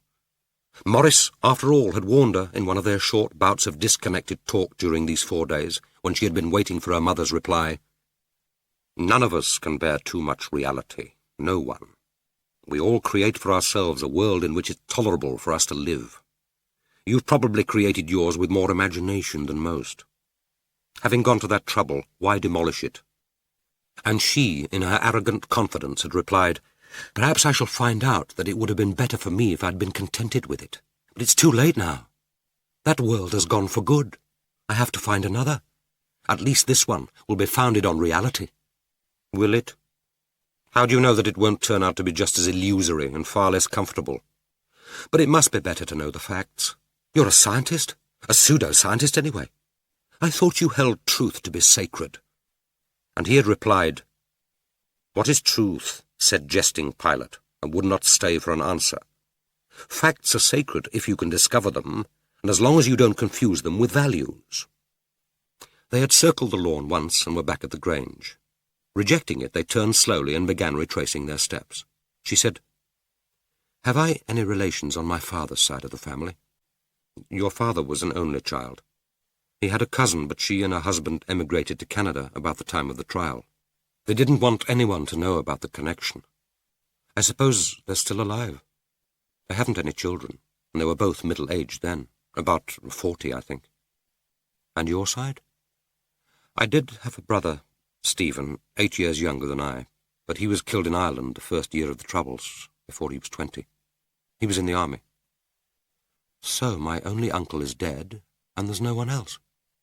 "No," she said, gravely and smiling. "Only me. I'm your only blood relation." They continued their slow pacing. The sun was hot on Philippa's shoulders. Her mother said, "They provide tea for visitors, if you'd like a cup." "I would, but not here. I'll get it in York." "How much longer have we?" "Before the bus. Another 30 minutes. "What do I have to do? I mean, can you just come to me when you leave, or are there formalities?" She was careful to keep her eyes on the path, unwilling to face what she might see in her mother's eyes. It was the moment of final offer and acceptance. When her mother spoke, her voice was controlled. "The present plan is for me to go to a probation hostel for women in Kensington. I hated the thought of another hostel, but there wasn't any choice, at least for the first month. But I don't think there'll be any difficulty about coming to you instead. They'll send someone to check that you've actually got a flat, and the arrangements have to be approved by the Home Office. The first stage is for you to write formally to the Chief Welfare Officer here. But hadn't you better take a week or two to think about it?" "I have thought about it." "What would you normally be doing in these next 2 months?" "Probably the same. Taking a flat in London. I've left school. I got my Cambridge scholarship last year when I was 17. This year I've been taking philosophy, and adding to my A-levels just to fill in time. I'm hardly the VSO type. Voluntary service overseas. I'm not altering my plans for you, if that's what's worrying you." Her mother accepted the lie. She said, "I shall be an embarrassing flatmate. How will you explain me to your friends?" "We shan't be seeing my friends. If we do run into them, I shall explain that you're my mother. What else do they need to know?" Her mother said formally, "Then thank you, Philippa. Just for the first 2 months, I'll be very glad to join you." After that they spoke no more of the future, but walked together, each with her own thoughts, until it was time for Philippa to join the desultory stream of visitors, making their way up the wide, sun-scorched path towards the gates and the waiting bus. Chapter 11. Neither Morris nor Hilda asked any questions when she got home shortly after 8:30. Not to ask questions was part of Morris's policy of non-interference. Usually he managed to convey the impression of not being particularly interested in knowing. Hilda, who looked flushed and rather sulky, kept a resolute and sullen silence, inquiring only if Philippa had had a good journey. She glanced fearfully at Morris as she asked this seemingly innocuous question, and appeared not to hear Philippa's answer. The tone was forced.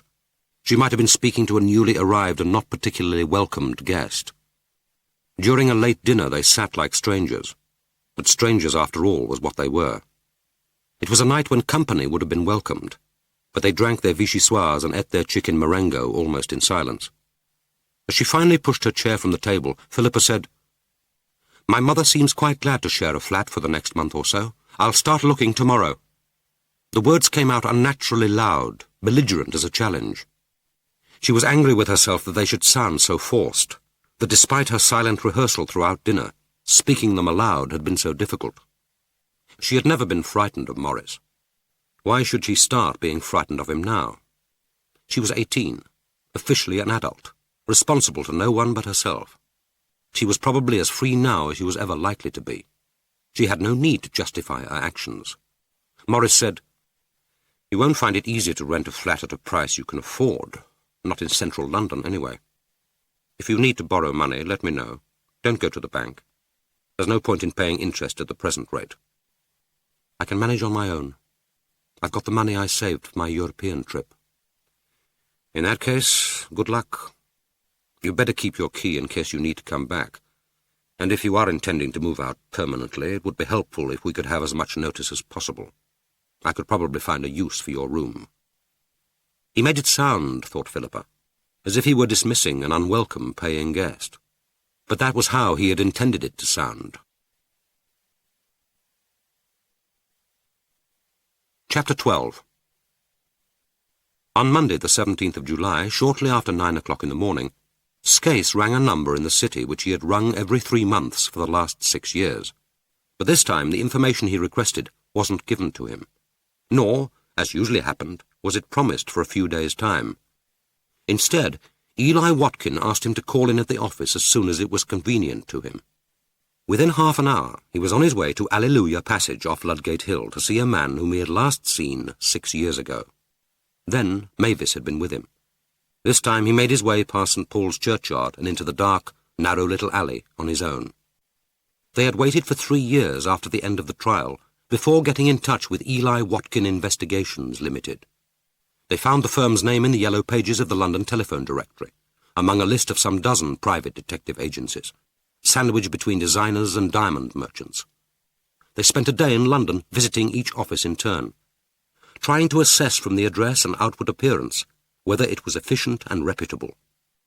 Mavis had wanted to exclude any agency which accepted divorce cases, but Skase had persuaded her that this was an unnecessary limitation of choice. The task wasn't easy. Mutually supportive and determined as they were, they nevertheless felt themselves on alien and frightening territory. They were intimidated by the smart, impersonal-looking offices of the largest concerns, and repelled by the seediness of some of the smallest. In the end, they ventured into Eli Watkin Investigations, because they liked the name of Alleluia Passage. The office exuded a Dickensian atmosphere of cheerful amateurism, and Mavis was reassured and cheered by the window box outside the ground-floor window, in which the spears of early daffodils were already beginning to show. They were greeted by an elderly typist, then shown upstairs to Mr. Eli Watkin himself.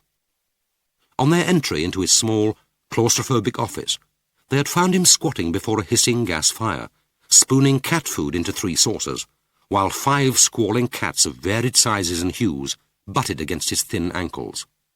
A matriarchal tabby sat, paws folded on top of a bookcase, regarding the melee with slit-eyed disdain. When the last of the food had been distributed, she jumped lightly down with a switch of her tail and arranged herself at the 3rd bowl. Only then did Eli Watkin stand up to greet them. They had seen a squat, crumple-faced man with a comb of white hair and heavy-lidded eyes. He had a disconcerting habit of appearing to keep them half-closed when speaking, then of suddenly raising them, as if by a conscious effort, to display small but intensely blue eyes. He welcomed them with none of the smarmy condescension which Skase had feared, nor did he seem at all surprised by their commission. Skase had practised what he intended to say. 3 years ago, a woman, Mary Ducton, was sentenced for life for the murder of our daughter, Julie Mavis Skase. We want to be kept in touch with her. We want to know when she's moved and where, what she's doing and when she's due to be released. Is that the kind of information you could deal in? Well, no, it could be. There's no information in the world that you can't get hold of if you're prepared to pay. Would it be expensive? Not that expensive. Where is the lady now? In Holloway? I thought so. Ring me at this number in 10 days' time and we'll see what we can do. How do you obtain your information? The way one always gets information, Mr. Skase. By paying for it. This is confidential, of course. There's nothing illegal about it, but we don't want other people to know our business. Of course. That is why you pay a little more. After that, they had telephoned Eli Watkin 4 times a year. On each occasion, he would ring back 3 days later and tell them what he knew. Within a week, a bill would come, to professional services rendered. The amount varied. Sometimes it was as high as £20, sometimes as low as 5. In this way, they learned when Mary Ducton came out of her self-imposed isolation and began working in the prison library, when she was moved from Holloway to Durham, and from Durham to Melcombe Grange, when she was admitted to the prison hospital for treatment after an assault by 3 of the other prisoners, when her case was first considered by the parole board. 6 months ago, He had learned from Eli Watkin that she had been given a conditional release date for August 1978. It was nearly 11 o'clock when he reached Alleluia Passage. There was still a window box outside Eli Watkin's office, but now it held nothing but caked earth. The door into the passage was open, and the ground floor office, which was empty, was filled with packing cases. The dingy walls had been stripped. There were oblong shapes where once pictures must have hung. The windows were so filthy that the daylight was almost entirely excluded, and he had to feel his way across the tattered linoleum to the uncarpeted stairway. In the upstairs office, Eli Watkin awaited him, as he had 6 years ago. The same gas fire hissed away, and he recognized the large roll-top desk and the 2 battered filing cabinets. There were no cats now, but it seemed to Skase that there hung on the air the sharp, sour reek of their food. But then he wondered whether what he was smelling was mortal sickness. He could recognize Eli Watkin because the bright blue eyes were the same. Nothing else was. The hand held out to grasp his was a cluster of loose bones held together by dry flesh. The face was a yellow death's head, from which the eyes blazed with the brilliance of jewels. Skase said, "I've called about Mary Duckton. I rang to ask if you'd yet got the actual day of release. You asked me to call." So I did, Mr. Skase. There are some things which are best said face to face. Come in now, will you?" End of Disc 3. Disc 4. He went over to the first of the filing cabinets, took from the top drawer a buff folder. The drawer seemed otherwise to be empty. The folder was faded but clean, almost untouched. But then, thought Skase, it had only been handled 4 times a year. Eli Watkin carried it back to the desk and opened it. Skase saw that it contained copies of his bills and small scraps of paper, notes perhaps of telephone conversations. There was nothing else. Watkin said, "The subject is due to be released from Melcombe Grange Prison on Tuesday, the 15th of August, 1978. To what address?" "Now, that I can't be telling you, Mr. Skase. It was to have been to a probation hostel in North Kensington, but there's talk of the prison that the arrangement may be changed." "When would you be able to let me know? Could I telephone you next week?" "I shan't be here next week, Mr. Skase. By next month the builders will be in converting this place to a coffee and sandwich bar. A little tucked away, I should have thought, to suit the customers. That's not my worry. I've been paid well enough for the lease. And if you should telephone in 6 months' time, they'll tell you, if there's anyone still here and if they care, that I'm dead. By August the 15th I shall be in Mexico. I've waited all my life, Mr. Skase, to see the floating gardens of Xochimilco, and I'm off in 3 days' time. This is the last information I'll be giving you. And you, Mr. Skase, are my last client." Skase said, "I'm sorry." There was nothing else that he could think to say. After a moment he asked, "And you've no idea what town she'll be travelling to?" "I imagine she'll come to London. They usually do. She lived in 7 Kings in Essex at the time of the murder, didn't she? Likely as not she'll come to London." "Do you know what time they'll release her?" "It's usually in the morning. I should plan for the morning if I were you. The morning of Tuesday, the 15th of August. Had there been a subtle emphasis on the word plan? Skase said, "It would be helpful to know. I have to see her personally, to hand her a letter from my wife. I promised Mavis to put it into her hand. I've promised myself all my life that I'd see the floating gardens. Do you believe in reincarnation, Mr. Skase?" "Why, I haven't thought about it.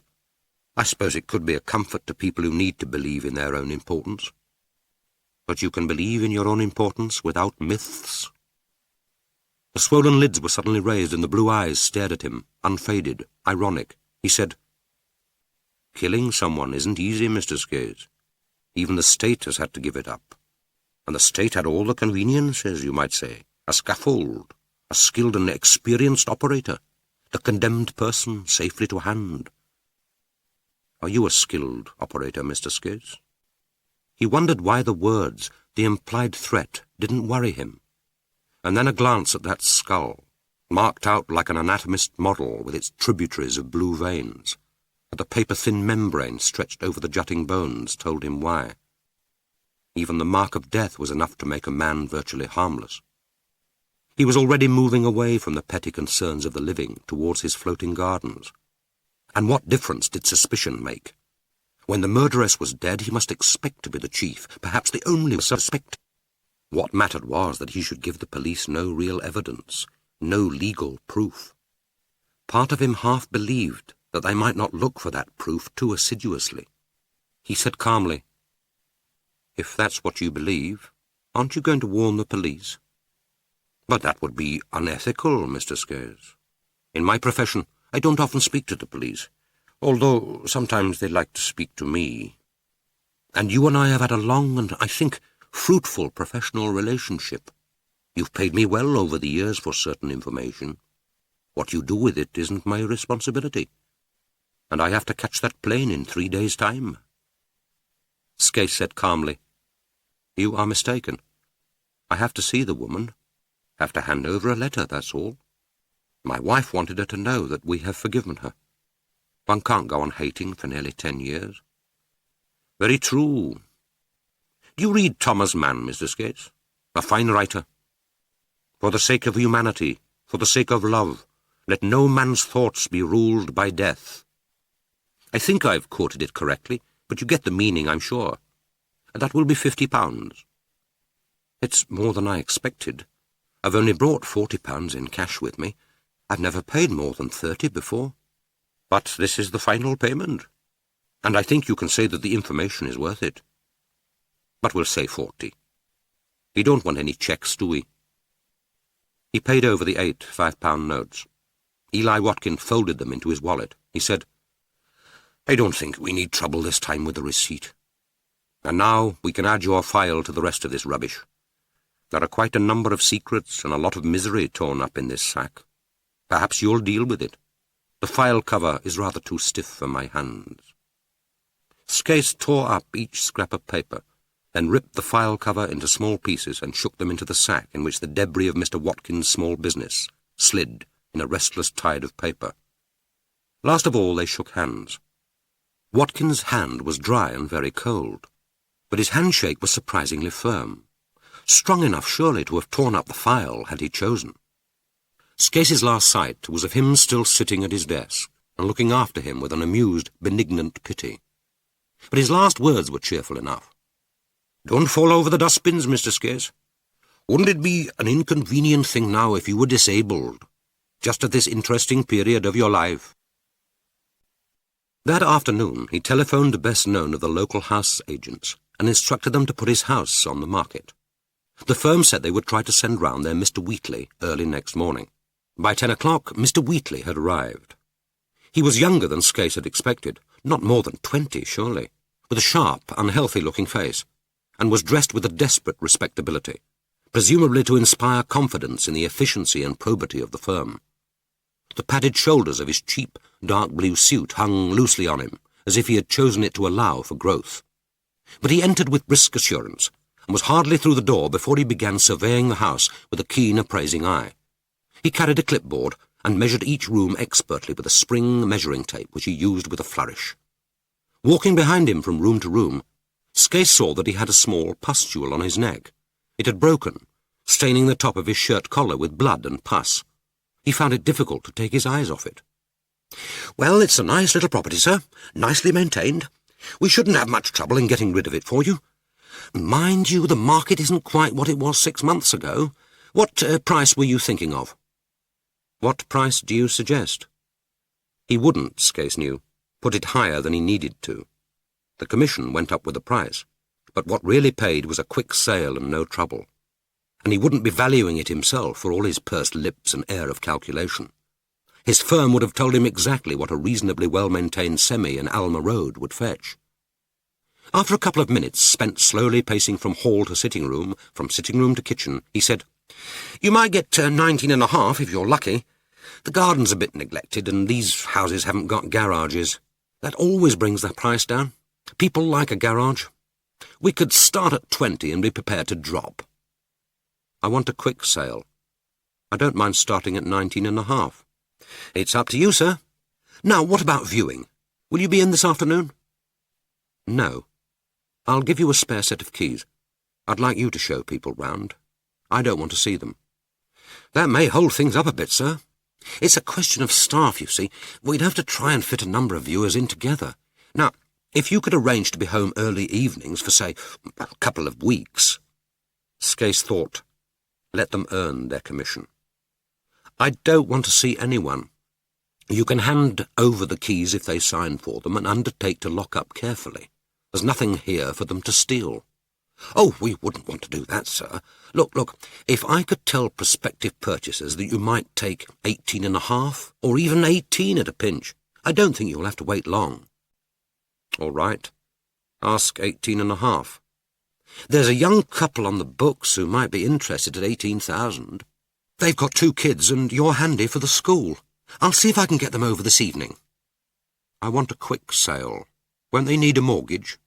That takes time. There'll be no difficulty there, sir. They've been saving with the Building Society. I think you'll find that it will go all very easily if they like the house. Taking one last disparaging look at the meanly proportioned front sitting-room, he added, Whoever takes it will probably knock that middle wall down and make one large room, open it up like, and the kitchen will need remodelling. Skase didn't care what they did to it, as long as it was quickly sold. He needed the money to finance his enterprise. He and Mavis had always agreed that selling the house might be necessary. He didn't think Mavis had thought beyond the actual deed. At present he wasn't thinking beyond it himself. But the prospect of virtual homelessness, of moving from this snug suburban respectability into an unknown, intimidating world, filled him with a mixture of excitement and apprehension. It would be so easy to hang on, to see the house as a familiar refuge to which he could retreat if the hunt got hard or disappointing. As he followed behind Mr. Wheatley, watching the silver measure leap out to record the meagre dimensions of kitchen and hall, the house seemed to him like the lair of some small predator, earthbound, secret, holding within its brown walls the beast's very smell. In the kitchen he imagined that he could see its spoor on the linoleum, could see under the table a litter of fur and bones. Chapter 13. Philippa knew that in her search for a furnished, 2-roomed flat in central London at a reasonable rent, she was privileged. Appearance, age, voice and colour, although no one was so unwise as to hint at race, all were in her favour. She read the truth of her advantage in the appraising eyes and deference of the receptionists and interviewers in the dozen or so flat agencies at which she called. It was an added attraction to them that the lease required was so short. Only the 3 months before I go up to Cambridge, and that she didn't want a joint let. The words, just for the 2 of us, my mother and me, we want to spend some months together in London before I go up to college and she goes abroad, spoken in her confident, educated voice, were, as she well knew, a reassuring guarantee of filial duty and respectability. Any of the agents would gladly have let to her if they'd had anything suitable to offer. But short-term furnished leases in inner London were exorbitantly priced for the foreign market, and her tentative suggestion of £40 to £50 a week was met with incredulous smiles, shakes of the head, and murmurs of the evil effect of the Rent Restriction Acts. She was made to feel guilty of some deception. She had no right to walk in looking so prosperous and admit to such poverty. Losing interest, the agencies took her name and address and promised nothing. She followed the same daily routine during the first week of her search. She left 68 Caldecott Terrace after breakfast and spent the morning trudging round the agencies. As soon as the lunchtime editions of the evening paper were available, she bought them and marked the possibilities. The next half-hour was spent in a telephone kiosk, where, provided with a supply of coins, she began the frustrating task of trying to contact the advertisers on numbers, most of which were either perpetually engaged or unobtainable. Then came the viewing. Flats whose grimy windows overlooked deep wells, which no sunlight could ever penetrate. Shared lavatories and bathrooms remote from the flat itself, and in a state to encourage permanent constipation. Furnished flats where the furniture consisted of the landlord's broken rejects. Wardrobes whose doors swung perpetually open. Cookers with chipped enamel and food-encrusted ovens. tables with scorched tops and uneven legs, and filthy, lumpy beds. Landlords whose advertisements for a female tenant had less to do with the probable greater cleanliness of the kitchen than with other more elemental needs. She was soon forced to widen the area of her search. She came to know a different London, and she saw it through different eyes. The city was all things to all men. It reflected and deepened mood. It did not create it. Here the miserable were more miserable, the lonely more bereft, while the prosperous and happy saw reflected in her river and glittering life the confirmation of their deserved success. In her week of seeking unsuccessfully for a flat in which she could bear even temporarily to live, Philippa felt increasingly depressed and rejected. Once, from the security of Caldecott Terrace, she would have seen the meaner streets of North Paddington, Kilburn and Earl's Court as fascinating outposts of an alien culture, part of the variety and colour of any capital city.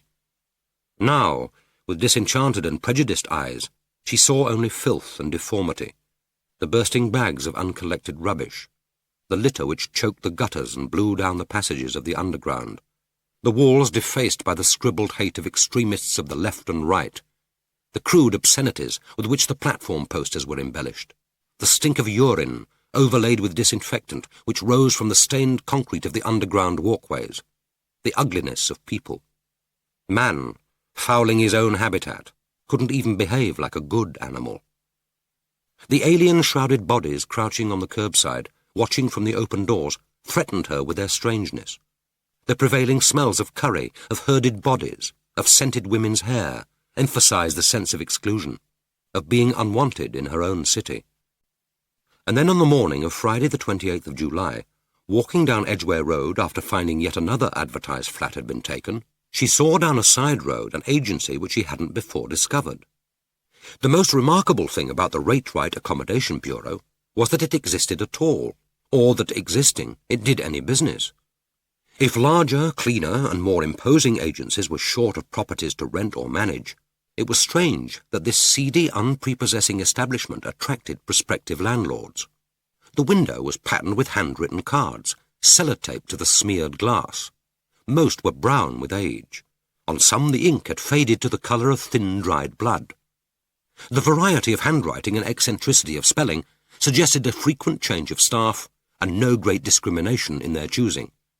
The few clean white cards were intrusive patches of hope, which was quickly vitiated by the word "taken," scrawled across those few which, judging from the reasonable rent demanded, had probably never genuinely been on offer. Philippa pushed open the door and stepped into a small office, containing 2 desks and a row of 4 chairs against the wall. On one of these, an Indian was sitting in patient resignation.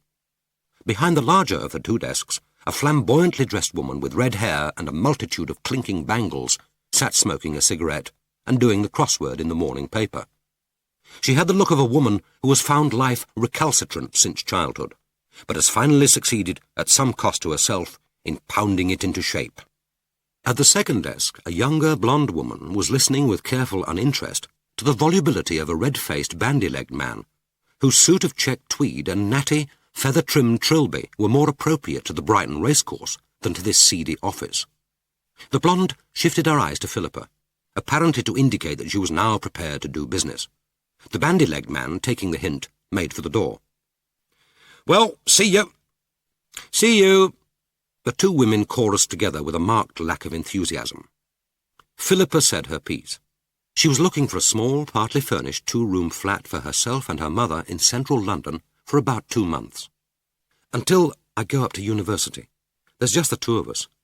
I don't mind doing something to it if it's basically in good order and fairly central."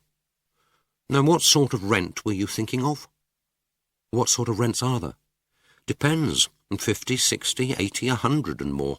We don't usually get anything under 50 a week. It's the Rent Act, you see. Doesn't pay a landlord to rent when he can't get the tenants out." "Yes, I know all about the Rent Act. I could pay cash in advance." The woman at the other desk looked up, but didn't speak. The blonde went on. 2 months, you say? Most landlords look for a bit longer.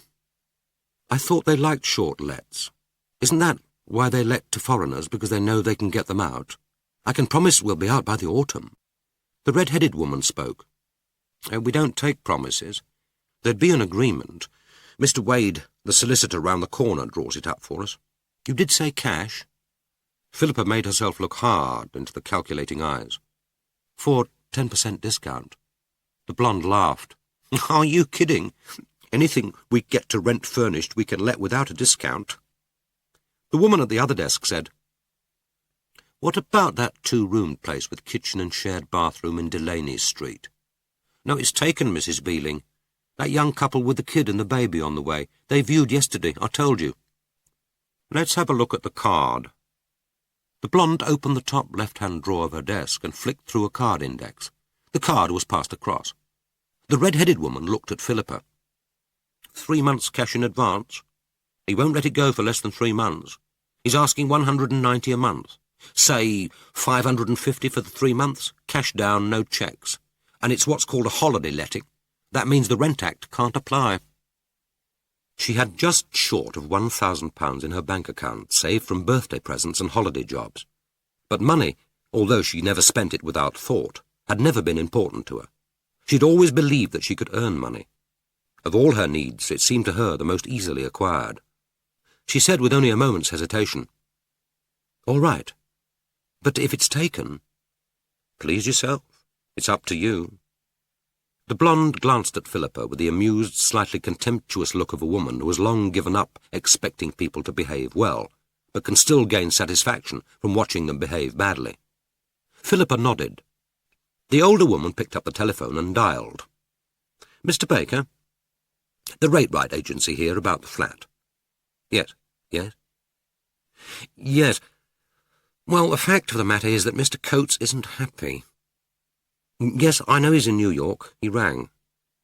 He doesn't like the idea of your wife managing those narrow stairs, not in her condition. And he doesn't want to let with children. Yes, I know, but I'm the one who makes the decisions, and I wasn't here when you came in. And then there would be the pram in the hall. No, it wouldn't be any good writing to him. I don't know where he'll be for the next month or two. Sorry. Yes, we'll let you know.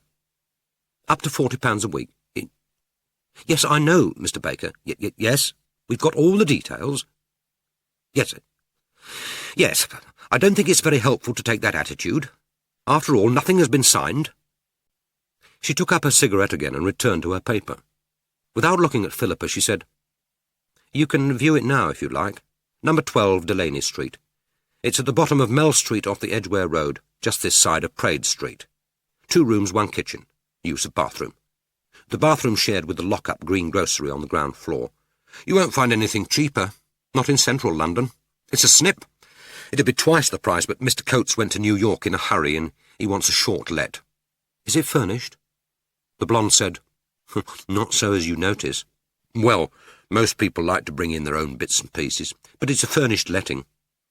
I'd like to view it now, please. She signed for the keys, but didn't at once make her way to Delaney Street. It seemed to her that once there, the decision would have been made. If she were going to reject the flat, she must do so now. She felt the need to stride out vigorously, to coordinate thought with action. But the pavement was too crowded. The pressure of bodies, the tangle of pushchairs and trolleys forced her restless feet from the curb into the stream of traffic. Almost without thinking, she turned into the cafe, about 100 yards down Edgware Road, and found a seat at a grubby Formica-top table near the window. A lank-haired waiter in a stained jacket slouched away from the counter, and she ordered a coffee. The coffee, when it arrived in a plastic cup, pale, lukewarm and tasteless, was literally undrinkable. Glancing round at her fellow customers, who were not only managing to drink it, although with no apparent signs of pleasure, but had actually bought food, overcooked hamburgers, flabby chips, fried eggs curling brown at the edges and swimming in grease, she reflected that at least one of Morris's axioms was true. The poor always got worse value pound for pound than the rich. The window was festooned with wicker baskets of dusty artificial flowers and trailing vine leaves.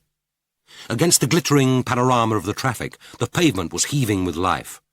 From time to time, faces, grey, brown or black, moved momentarily to the glass to study the price list. They seemed to be staring in at her. Face succeeded face like a peripatetic jury, mute witnesses of her moral dilemma. Nothing she could recognize from her past had equipped her to deal with it. She slipped the keyring on her thumb, so that the two keys, the Yale, which must be for the shared front door, the Chubb for the door to the flat itself, lay cold and heavy against her palm, reinforcing symbolism. Her moral training, indoctrination, Morris would have called it, smiling a self-satisfied acceptance of his own honesty, had been a matter of semantics, of the intellectualization of a comfortable, ethical conformity. You behaved reasonably well to other people in the interest of certain abstractions, good public order, a pleasant life, natural justice, whatever that meant, the greatest good of the greatest number. Most of all, you behaved well to others to ensure that they behaved well to you. The implication was that the clever, the witty, the beautiful or the rich had less need of these expedients. It was the more seemly in them to set an example. She could find no answer in her schooling. The South London Collegiate was nominally a Christian foundation, but the 15 minutes corporate worship with which the school started the day had always seemed to her no more than a convenient celebration of tradition, a way of ensuring that the whole school was present when the headmistress read out the day's notices. Some of the girls practiced a religion. Anglicanism, particularly high Anglicanism, was accepted as a satisfying compromise between reason and myth, justified by the beauty of its liturgy, a celebration of Englishness. But essentially, it was the universal religion of liberal humanism, laced with ritual to suit each individual taste. She had never supposed that for Gabriel, professed high Anglican, it had ever been more. The small number of Roman Catholics, Christian Scientists and nonconformists were regarded as eccentrics, governed by family tradition. Nothing that any of them professed to believe interfered with the central dogma of the whole school, the supremacy of human intelligence. The girls, like their brothers at Winchester, Westminster and St. Paul's, were conditioned from childhood to a fierce, intellectual competitiveness. She herself had been so conditioned from the time of her entry to the lower school.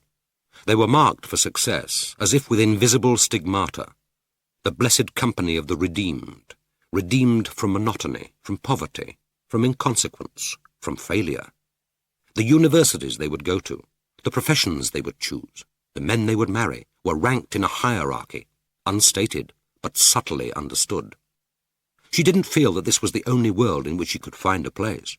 She was a writer. All worlds were open to her. But it was the world into which Morris had raised himself, into which she had been adopted, and she had no quarrel with it. After her foragings among the Philistines, this civilized city would always open its doors to her, not as an alien, but as a freeman. She supposed that Dame Beatrice, who visited the school once a week to teach moral philosophy, would have had an answer to her dilemma, if, asking more questions and discussing their relevance, whether they had in fact any meaning, was an answer. She recalled the last weekly essay, which was in itself a diploma of superiority, since only the upper sixth attended Dame Beatrice's lectures. Act only on that maxim through which you can at the same time will that it should become a universal law. Discuss with reference to Hegel's criticism of Kant's system of moral philosophy. And what relevance had that to the opposing claims to a cheap flat of an ex-convict who was a murderess and a pregnant wife, except that the pregnant wife had got there first? There was a notice on the board in the school hall.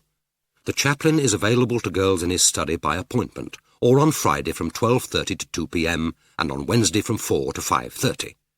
A spiritual stud. He was a humourless man, and the girls had giggled at the infelicitous wording. But he would, she supposed, have had his answer. Behold, I give you a new commandment, that you love one another. But that wasn't possible by an act of will. Surely the faithful were justified in replying, But Lord, show us how. And he, that itinerant man-god, whom no one would have heard of if he had died sane, and in his bed, would have had his answer too. I have. The cafe was not the most suitable place for the resolution of a moral dilemma. The noise was appalling, and there was a shortage of seats. Harassed women with folded pushchairs and children clutching at their coats were looking for a place.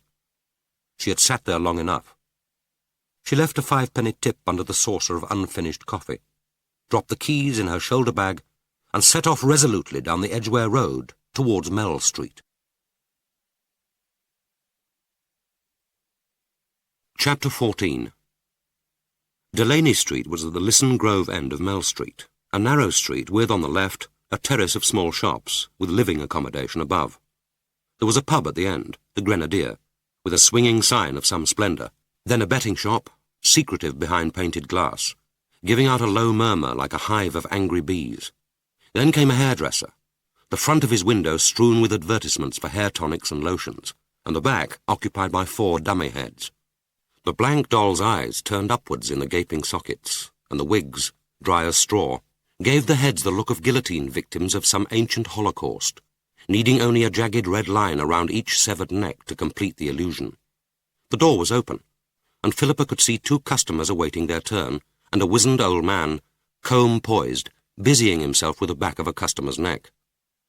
A green door with 12 painted in black, and a Victorian iron knocker and letterbox, was between a junk shop and a greengrocer, whose open-fronted shop had once been the ground floor of the house. On the fascia was painted Monty's Fruit and Veg. Both shops had spilled out onto the pavement. The greengrocer's stall, covered with a mat of lurid artificial grass, was piled with fruit and vegetables, displayed with an eye to artistic effect. An intricate pyramid of oranges gleamed against the dimness of the inner shop. Bunches of bananas and grapes hung from a rail above the back of the stall, and the boxes of burnished apples, the carrots and tomatoes, were arranged at a balanced pattern, as if for a church harvest festival. A stocky young man with greasy fair hair straggling to his shoulders, a podgy, amiable face and huge hands, was pouring potatoes from the pan of his scales into the overstretched shopping bag, held by the mittened hands of an elderly customer, so well wrapped against the unkind summer that little of his face was visible between the flat cloth cap and the swathed woolen scarves. Now that she was here, she found herself torn between anxiety to see the flat and a curious reluctance to put the key in the door. It was almost as an exercise in self-control, as well as a wish to postpone disappointment, that she made herself take stock of her surroundings. The junk shop looked exciting. Outside there was an assortment of old furniture, 4 bentwood chairs, 2 more with broken cane seats, a sturdy kitchen table bearing boxes of paperback novels and old magazines, an ancient treadle sewing machine, an enamel wash tub filled with assorted crockery, most of it chipped, and a wooden mangle. Victorian prints and amateur watercolours in a variety of frames rested against the table legs. On the pavement was a square cardboard box of linen, in which a couple of young women were rummaging happily. In the shop window every inch of space was occupied. Philippa gained an impression of articles jumbled together, irrespective of merit and presumably of price. She could see chipped Staffordshire, delicately painted cups and saucers, dishes and bowls, candlesticks and horse brasses, while an antique doll, with a delicate china face and straw-filled bulging legs, was perched in the pride of place. She inserted the Yale key in the lock, aware as she did so of the interested glance of the greengrocer, and found herself in a narrow hall. The hall smelled of apples and loam, a strong, rich tank, which, she guessed, overlaid less agreeable smells. It was very narrow, too narrow for a pram, she told herself, and obstructed by 2 sacks of potatoes and a meshed bag of onions. To the right, an open door led into the shop. A second, with a glass panel, gave sight of a backyard. She decided to explore this later, although the glimpse of it immediately filled her mind with visions of climbing plants and geranium-filled tubs. A flight of steep, drugget-covered stairs led to a back room on a half-landing. She opened the door gingerly and saw that this was the bathroom. The large, old-fashioned bath was heavily stained round the waste-pipe, but otherwise surprisingly clean. There was a small wash-basin encrusted with grime, and with a slimy face flannel jammed into the soap dish. The lavatory had a heavy mahogany seat, a high cistern and a chain, lengthened by string. Another length of string was stretched across the bath. It sagged with the weight of a pair of jeans and 2 grubby towels. She went up a further short flight of stairs to the flat door. The key turned in the Chubb lock without difficulty, and she passed into a short hall. After the dimness of the stairway, the flat seemed full of light, perhaps because the doors to the 3 rooms were all open. She moved first into the one at the front, which she guessed would be the principal room running the whole width of the house. The curtains were drawn back, and a single beam of sunlight shone through the dirty window panes, so that the air was iridescent with dancing motes of dust. It wasn't large. She judged about 15 feet by 10, but it was pleasantly proportioned with a carved cornice, and with two windows facing over the street. On the left-hand wall was a Victorian grate. Its hood was patterned with a border of scallop shells and decorated with a design of beribboned grapevines. Above it was a plain wooden overmantel. The grate was stuffed with brown and brittle old newspapers, and the tiled surround was littered with cigarette butts. But the air held no taint of cigarette smoke, only the faint autumnal smell of vegetables and apples. The room was shabby. The paint on the window frames had chipped and flaked to the bare wood. The carpet was a dull green, splodged and ringed in front of the fire, as if the occupier had placed his hot cooking pans on the floor. But the wallpaper, patterned in small posies of rosebuds, had faded to a pleasant pinkish brown, and was surprisingly intact. And although the ceiling obviously hadn't been painted for years, there were no ominous cracks, no hanging swathes of lining paper. A long cord with a single unshaded light bulb on the end had been drawn from the middle of the ceiling and stretched over a hook, so that the light was suspended over the single divan bed. The divan was covered with a woolen blanket made of hand-knitted squares in different colours. Philippa drew it back and saw with relief that the mattress was clean, so clean that it looked new. There were two pillows, also new, but no other bedclothes. Between the windows was a small but sturdy oak wardrobe with carved doors. It stood firm when she pulled open the door. Inside were two empty hangers, and, folded on the floor, 3 grey army blankets exuding a smell of mothballs.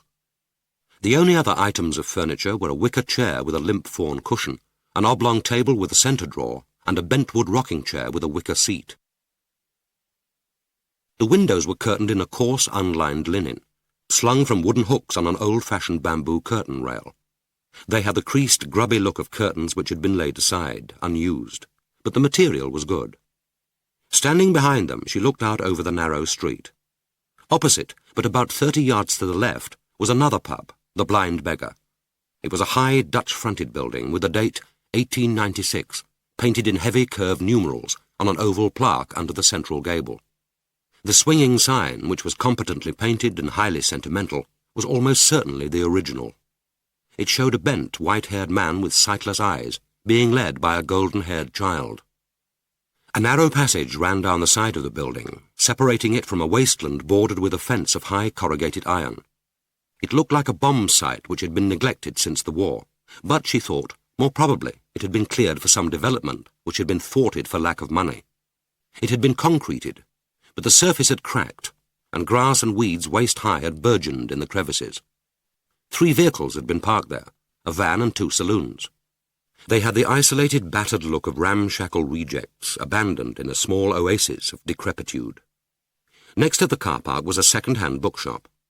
The window was half-shuttered, but 2 trestle tables outside the shop were bright with the green and orange of old paperbacks. Next came a small general store, the window plastered with notices of special offers. On the corner of Delaney Street and Mell Street was a laundrette. As she watched, a coloured woman came out, lugging 2 plastic bags, presumably of washed clothes, which she humped onto an empty pushchair. But otherwise the road was empty, lapped in a mid-morning lull. She turned away from the window and looked round the room again with mounting excitement. Something could be made of it. In her mind's eye she saw it transformed, the grate cleaned and polished, the woodwork painted a gleaming white, the curtains washed. Nothing need be done about the walls. She liked the delicate, washed-out pink and brown. The floor would be a problem, of course. She turned back a corner of the carpet. Underneath, the solid oak boards were dirty but looked undamaged. The most exciting thing to do would be to sand the floor and then polish it, so that the natural oak shone with the simplicity and beauty of wood against the darker walls. But she doubted whether that would be possible. Without the use of a car, it would be difficult to hire a sanding machine, and there wasn't very much time. She had never realized before just how important a car could be. But the carpet would have to go. She would rip it out, roll it and get rid of it somehow, and replace it with rugs. The room might in the end be bare, but it would have some grace, some individuality. It wouldn't have what her mind's eye pictured as the dreadful compromise between bleakness and claustrophobic coziness of a prison cell. She continued her exploration. At the rear were 2 rooms, a narrow bedroom and the kitchen. Both overlooked the walled yard, and beyond it, the narrow back gardens of the next street. 1 or 2 of them had been carefully tended, but most were an untidy conglomeration of ramshackle sheds, dismembered motorbikes, broken and discarded children's toys, washing lines and concrete fuel bunkers. But there was a plane tree at the bottom of the garden opposite the bedroom, providing a green light-filled shield for the worst of the clutter, and at least the view had some human interest. She decided that the small room would have to be hers. It was too like a cell in its proportions to be suitable for her mother. She sat on the single divan bed and assessed the room's possibilities. There was a fitted cupboard on each side of the iron Victorian grate, and the walls had been stripped of paper, ready for redecoration. She wouldn't need to buy a wardrobe, and it would be a simple matter to apply a coat of emulsion. She liked, too, the pine overmantel. Someone had painted it green, but the paint was already peeling. It wouldn't be too difficult to strip and polish it. The windowsill was wide enough to hold a plant. She could picture the sill gleaming with white paint, reflecting the green and red of a geranium. Lastly, she went into the kitchen. Here she was agreeably surprised. It was a good-sized room with the sink and teak draining board in front of the double window. The owner had started here with his redecoration, and the walls had been painted white. There was a wooden-top table, 2 wheeled-back chairs, a small refrigerator, and what looked like a new gas stove. She turned on the gas tap and found, to her relief, that the supply hadn't been disconnected. He must have left for America in a hurry. After her inspection, she relocked the front door and went finally to explore the backyard, whose worst horrors had been obscured from the upstairs windows by an overhanging bough of the plane tree. The outside lavatory, with its wooden seat and stone floor, obviously hadn't worked for years, but at least it didn't smell. The yard was a mess. There was a bicycle against one wall, and the other 2 were piled with rubbish, empty paint cans, a rotting roll of old carpet, and what looked like the dismembered parts of an ancient gas stove. Here, too, were 2 battered and malodorous dustbins. She supposed that they would have to be dragged into the street for the weekly collection. Something, she decided, would have to be done about the yard, but it would have to wait its turn. She looked at her watch. It was time that she went back to the agency and confirmed that she would definitely take the flat. She had £30 with her in cash. Perhaps they would take that as a deposit until she could get to her bank and draw out the rest of the cash. Whatever happened, she mustn't lose it now. As soon as the agreement had been signed, she would move in and start work. But first it might be prudent to make the acquaintance of her neighbour. He had just finished serving a customer and was carefully repairing his pyramid of oranges. She watched him for a moment, knowing that he was aware of her, but was waiting for her to make the first move. She said, "Good morning. Are you Monty?" Nah. Monty was me granddad. Dead 20 years. He hesitated, then added, "I'm George." "I'm Philippa Palfrey. My mother and I have just taken the upstairs flat." She held out her hand. After another hesitation, he wiped his palm against his side and gripped her knuckles hard. She winced as the bones ground together. He said, "Marty gone to New York, then?" "He's gone somewhere. I suppose he'll be back. It's only a short-term let for 2 or 3 months. I was wondering about the bathroom. They said at the agency that we share it. I thought we'd better settle about the cleaning." He looked, she thought, a little nonplussed. "Marty's birds always did the cleaning." "Well, I'm no one's bird. But as there are 2 of us and only you, I don't mind taking responsibility for the bathroom, if that's all right by you." "Suits me." "We'll do the passage and the stairs, too. Do you mind if I clear up the yard? I mean, just get rid of some of the mess. I thought we might have some pots, geraniums, perhaps. I don't suppose it gets much sun with that high wall, but something might grow." "I keep me bike in the yard." "Oh, I didn't mean I'd move your bike. Of course not. I'd just get rid of those old paint cans and the bits of iron." "That's okay by me. That outside WC doesn't work." "So I found. It hardly seems worth mending it. After all, my mother and I won't be monopolising the bathroom. We can bath out of shop hours. We'll try to keep it clear for you if you can let us know when you want to use it." "Look, love, I pee in the bloody place. It's me bog. I can't tell you when I'm going to be took short. Not with the amount of beer I drink." I'm sorry. I saw your bath towel there, and I thought you might want to bath after you close the shop." "That's Marty's towel. I bath at home. There's only 2 things I want to do up there, and I can't tell you when I want to do them, okay?" "Well, that's all right, then." They looked at each other. He said, "Marty okay? Doing all right, is he?" "I haven't the least idea. Considering the rent he's asking, he should be doing fine." He smiled. Then, with the élan of a conjurer, his chubby hands picked out 4 oranges, tossed them into a bag and held it out to her. Sample the produce. Monty's best. It's on the house. Housewarming present. That's very kind of you. Thank you. I've never had a housewarming present before. The action, in its generosity and grace, disconcerted and touched her. She smiled at him and turned quickly away, afraid that she might cry. She never cried, but it had been a long and exhausting week, and she was at the end of her search at last. Perhaps it was only tiredness and the relief of finding somewhere, when she had almost given up hope, that made her so ridiculously sensitive to a simple act of kindness. The bag was too fragile for the weight of the oranges, and she had to support them on her hands. She looked down at their gleaming, pock-marked skin and felt their solidarity resting on her palms. She bore them upstairs slowly and carefully, as if they might crack, then rested the bag against the wall while she unlocked the flat door. She had found, during her inspection, a shallow Wedgwood-patterned bowl in the kitchen cupboard, among a miscellany of crockery and half-used tins of coffee and cocoa. She set the oranges in it. Then she placed the bowl precisely in the middle of the kitchen table. It seemed to her that with this action, she took possession of the flat. Chapter 15. On the following day, Saturday, 29th of July, Skase took a cheap day return ticket from Victoria to Brighton. He was on his way to buy the knife. He had been born in Brighton, in a small pub near the station, but his return for the first time since his youth had nothing to do with nostalgia. The purchase of a knife seemed to him of immense significance. He had to make the right choice, and to make it without risk that his purchase might afterwards be remembered. That meant that he needed to buy it in a large town, preferably some distance from London and on the busiest shopping day of the week. He would feel at home in Brighton. There were advantages in not having to cope with so important a purchase and at the same time find his way around a strange town. His first thought was to buy a hunting or sheath knife from a shop which dealt in camping equipment, but when, after anxiously scrutinizing the window, he ventured inside such a shop, there were no knives on display, and the thought of having actually to ask for one, and perhaps of being asked by an assistant, anxious to be helpful, for what precise purpose he wanted it, reinforced his feeling that this wasn't the right place. Wandering among the anoraks, the bedrolls, and the camping gear, he did eventually find a selection of jackknives hanging from a display board, but he thought that the blades might be too short.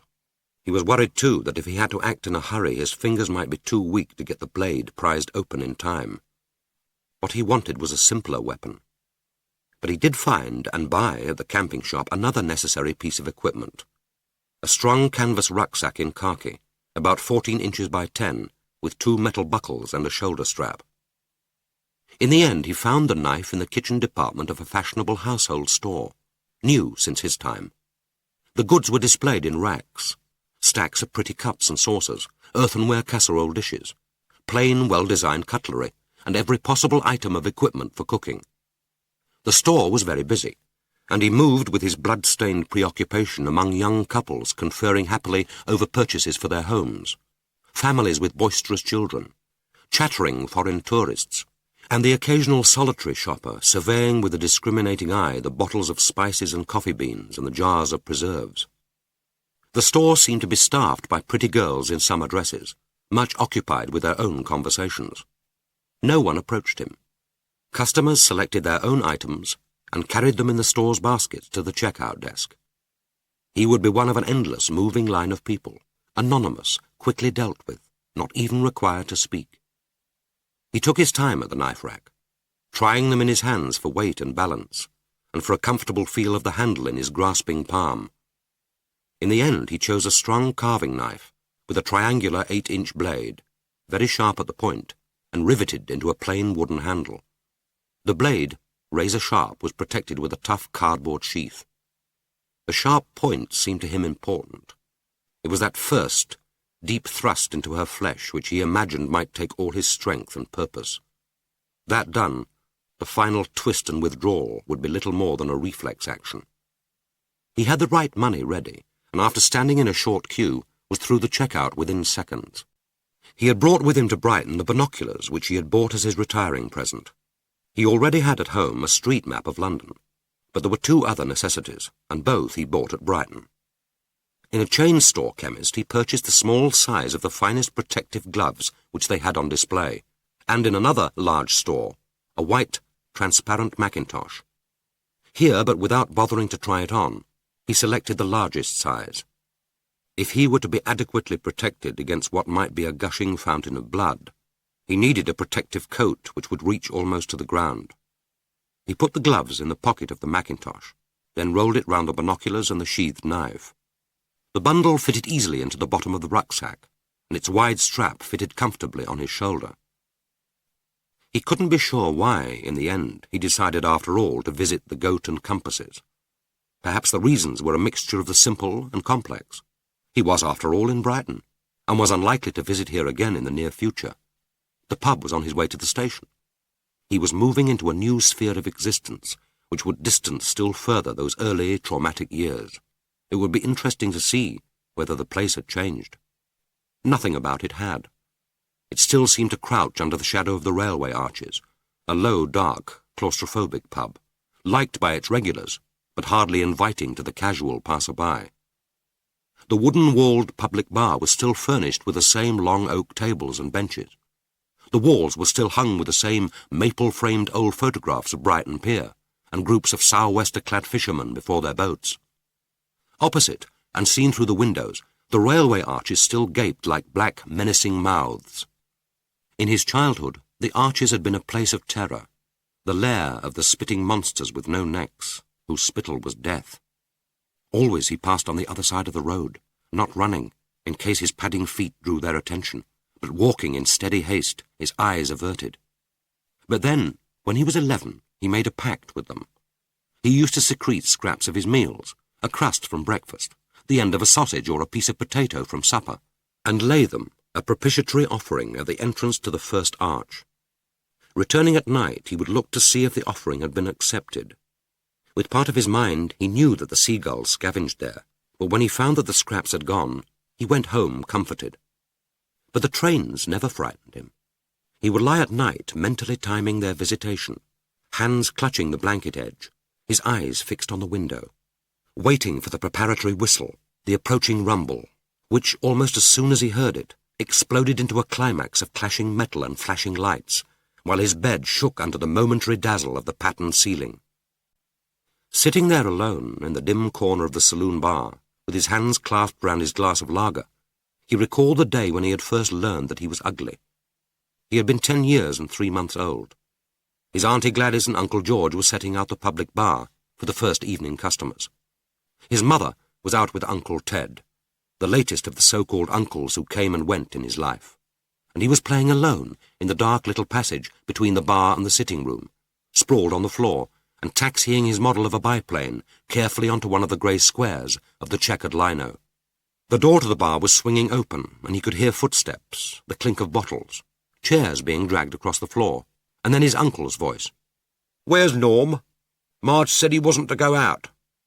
"In his room, I suppose. That kid gives me the willies, George. He's right ugly. He's a proper little crippin." "Oh, come off it. He's not that bad, poor little sod. His dad was no oil painting. The kid's no trouble." "I grant you that. More healthy if he was. I like a boy with a bit of spirit in him. He creeps round the place like some sodding animal. You got the key to this till, George?"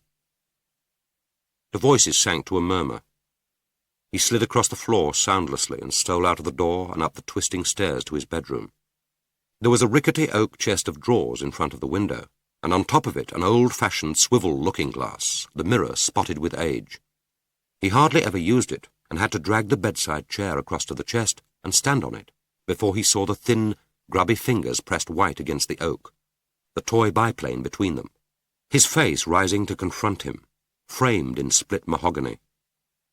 He gazed at himself stolidly, the protuberant eyes behind the cheap, crooked spectacles with their steel rims, the straight fringe of dry brown hair, too thin to obscure the rash of spots across his forehead, the unhealthy pallor of his skin.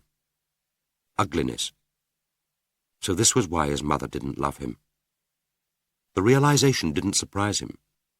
He didn't love himself. The knowledge that he was ugly and therefore beyond the possibilities of love was only the confirmation of something always known, but never, until now, acknowledged. taken in with his milk when she thrust the bottle teat between his gums, mirrored in the anxious, disappointed face which bent over his, perpetually present in adults' eyes, heard in the whining nag of her voice. It was too inescapably a part of him to be resented or grieved over. It would have been better for him to have been born with one leg or one eye. People might have been impressed by how well he managed, might have been sorry for him. But this deformity of the spirit was beyond pity, as it was beyond healing.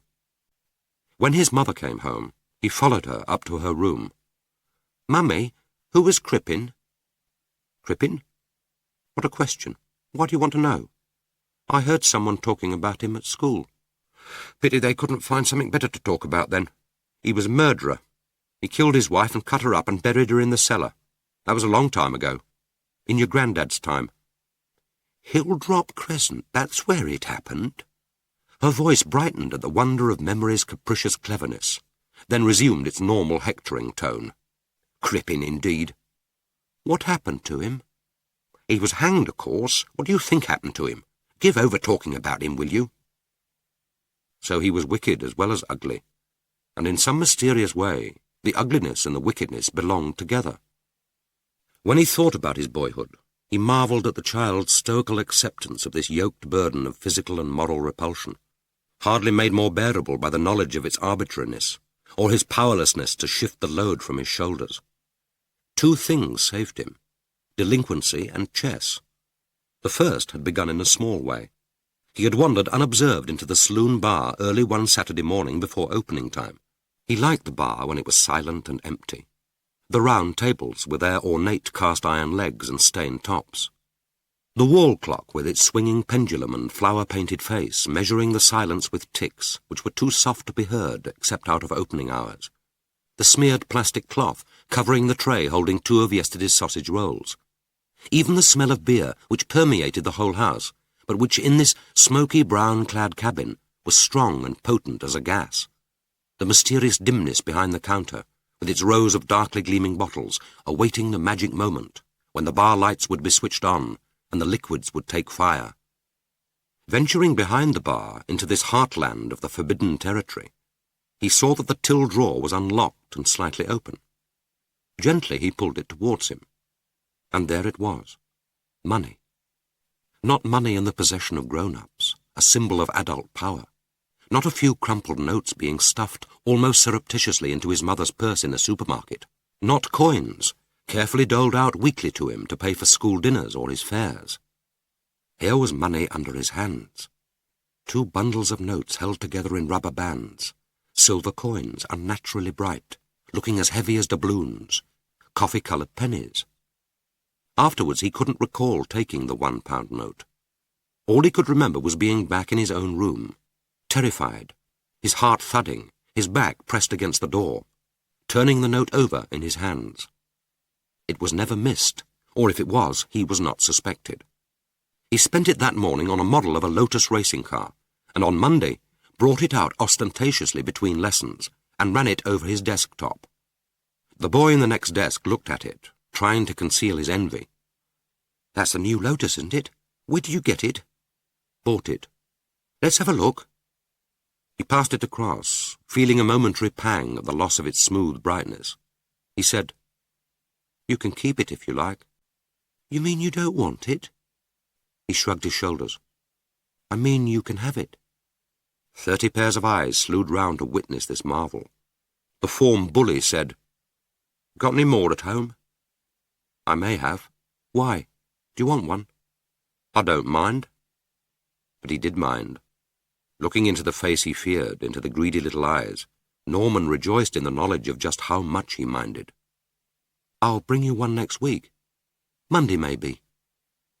And that was the end of the persecution, and the beginning of a year during which he lived at a pitch of inner excitement, of exhilaration and terror, which he had never experienced since. He didn't again steal from the pub takings. Twice more he stole into the saloon bar in hope, but on neither occasion was the till drawer unlocked. Part of him was relieved to be spared the temptation. To risk a second theft would have been too dangerous. But with the beginning of summer and the influx of visitors came other and safer opportunities. In his solitary wanderings after school along the promenade, or on the beach, his restlessly blinking eyes, so deceptively mild behind steel-rimmed spectacles, grew adept at spotting his chances. A purse casually laying on top of a beach bag, a wallet stuck into a blazer pocket.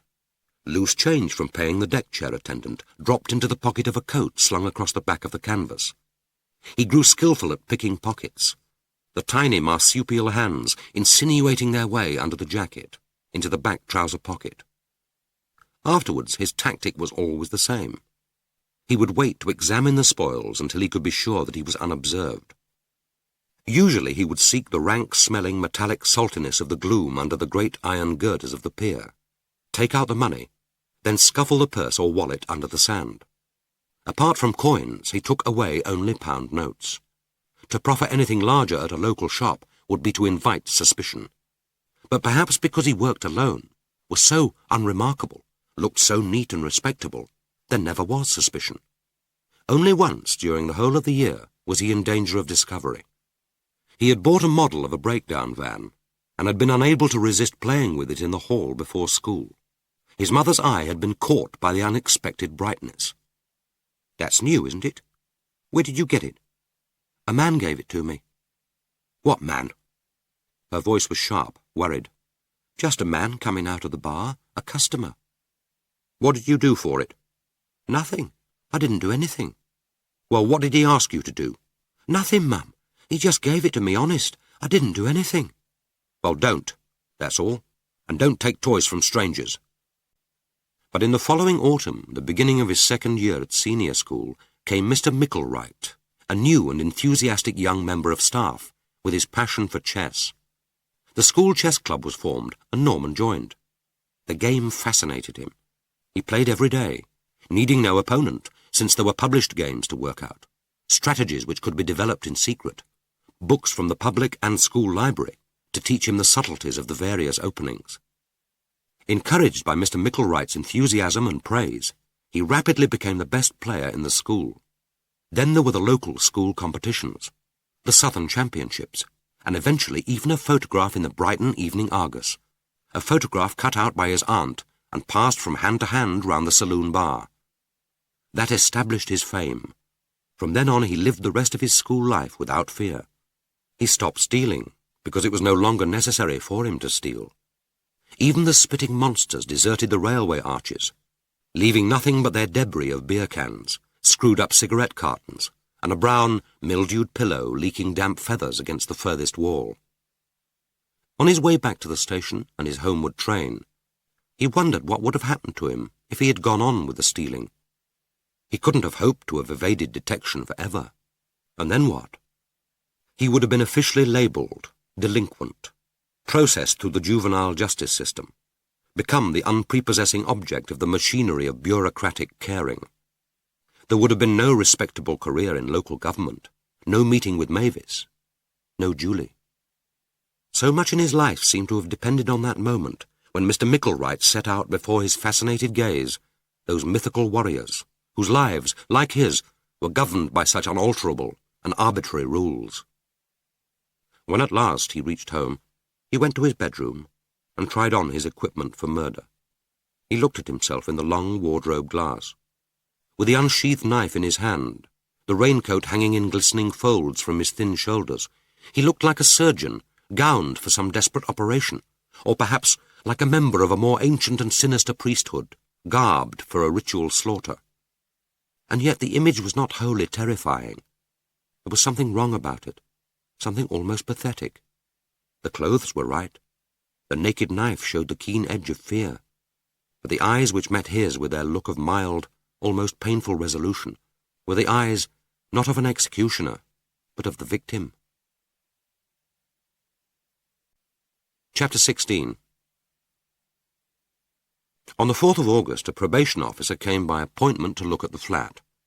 Philippa prepared for the visit with excessive care, cleaning and rearranging the sparse furniture, and buying a geranium in a pot to sit on the kitchen window.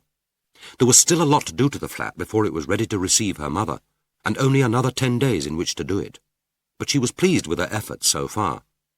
She couldn't remember when she had physically worked harder than during the last week, or with more satisfaction. She had concentrated on her mother's room, and it was now nearly ready. The worst job had been taking up the carpet and getting rid of it. But George, hearing her coughing with the dust and struggling on the stairs with a discarded roll, had helped her carry it down, and had bribed or persuaded the dustman to take it away. Then she had spent 2 days scrubbing and staining the floor.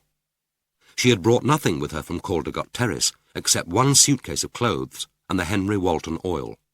She had hung it above the fireplace in her mother's room, where, although it was not in period, she thought it looked particularly good above the newly gleaming firehood and the plain but elegant overmantel.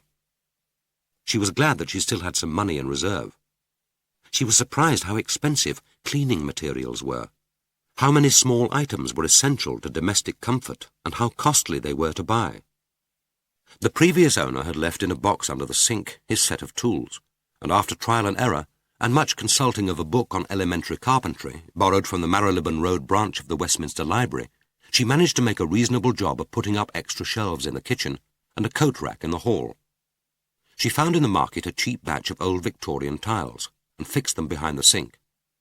Some of the jobs she had particularly enjoyed, painting the woodwork white, with the sun from the open window warming her arms, searching in the local junk shops and in Church Street Market for the extra pieces of furniture they needed.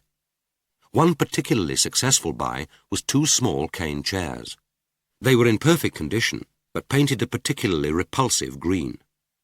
After a coat of paint and new patchwork cushions, they added a touch of gaiety to the 2 rooms.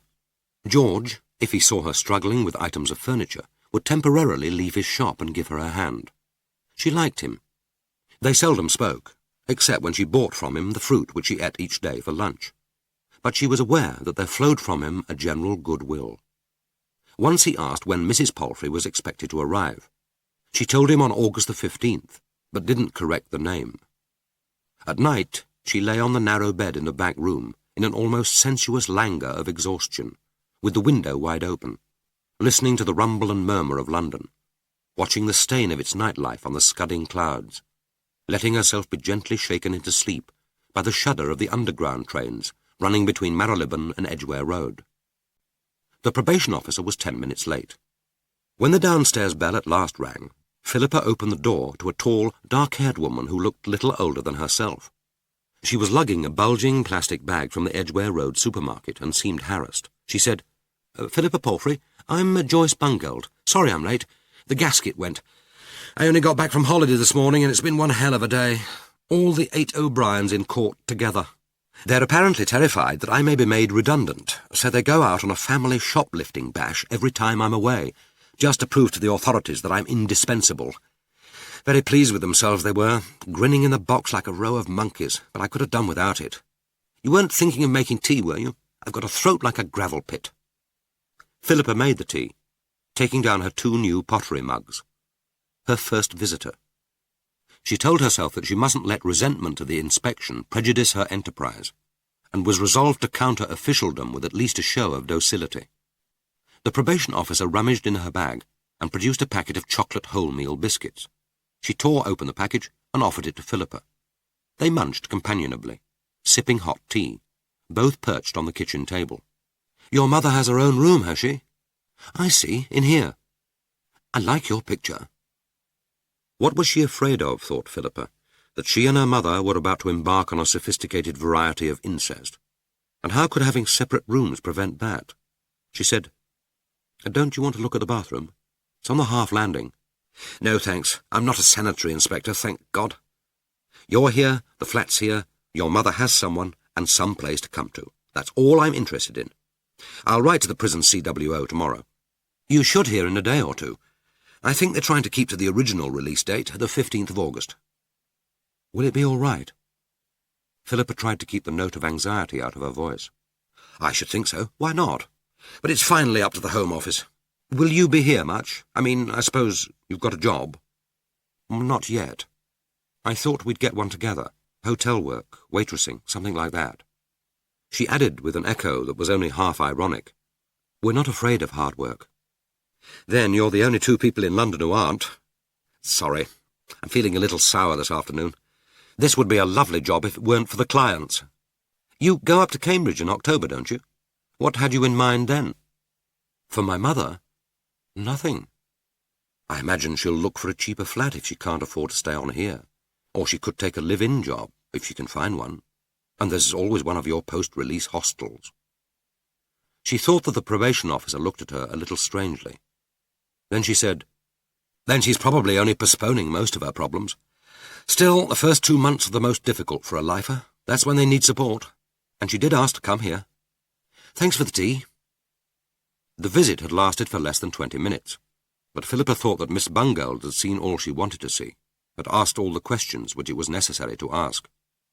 Shutting the street door after her and climbing the stairs, she could imagine her report. The prisoner's daughter is of full age.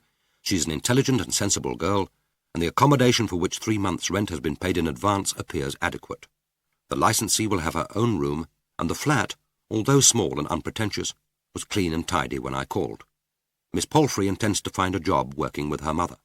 I recommend that the arrangements be approved.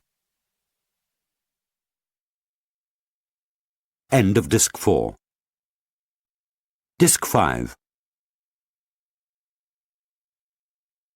Book 2. An Order of Release. Chapter 1. On Tuesday the 15th of August, Skase was at York Station beginning his watch by 8:30 in the morning. He had travelled to York the previous evening and had taken a room in a dull commercial hotel close to the station. He could have been lodged in any provincial city. It never occurred to him to visit the Minster or to stroll through the cobbled streets within the city walls. Nothing the city promised could seduce his mind for an instant from the task in hand. He travelled light, carrying only his rucksack, adding nothing but his pyjamas and toilet bag to the sheathed knife, the rolled plastic mackintosh, the binoculars and the thin gloves. He was never now parted from the knife and the other impedimenta of murder. It was not that he expected to be able to kill her during the journey to London.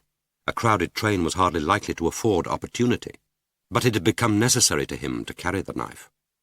It was no longer an object of fascination or horror, but a familiar and potent extension of himself, the part which, when he closed his hand round it, completed him and made him whole.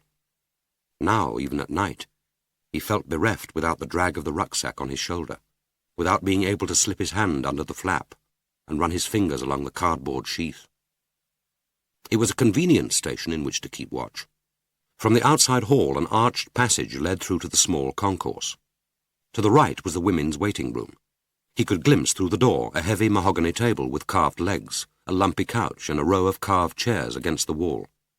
Above the unlit gas fire was a nondescript modern print. It looked like a row of fishing nets strung out to dry.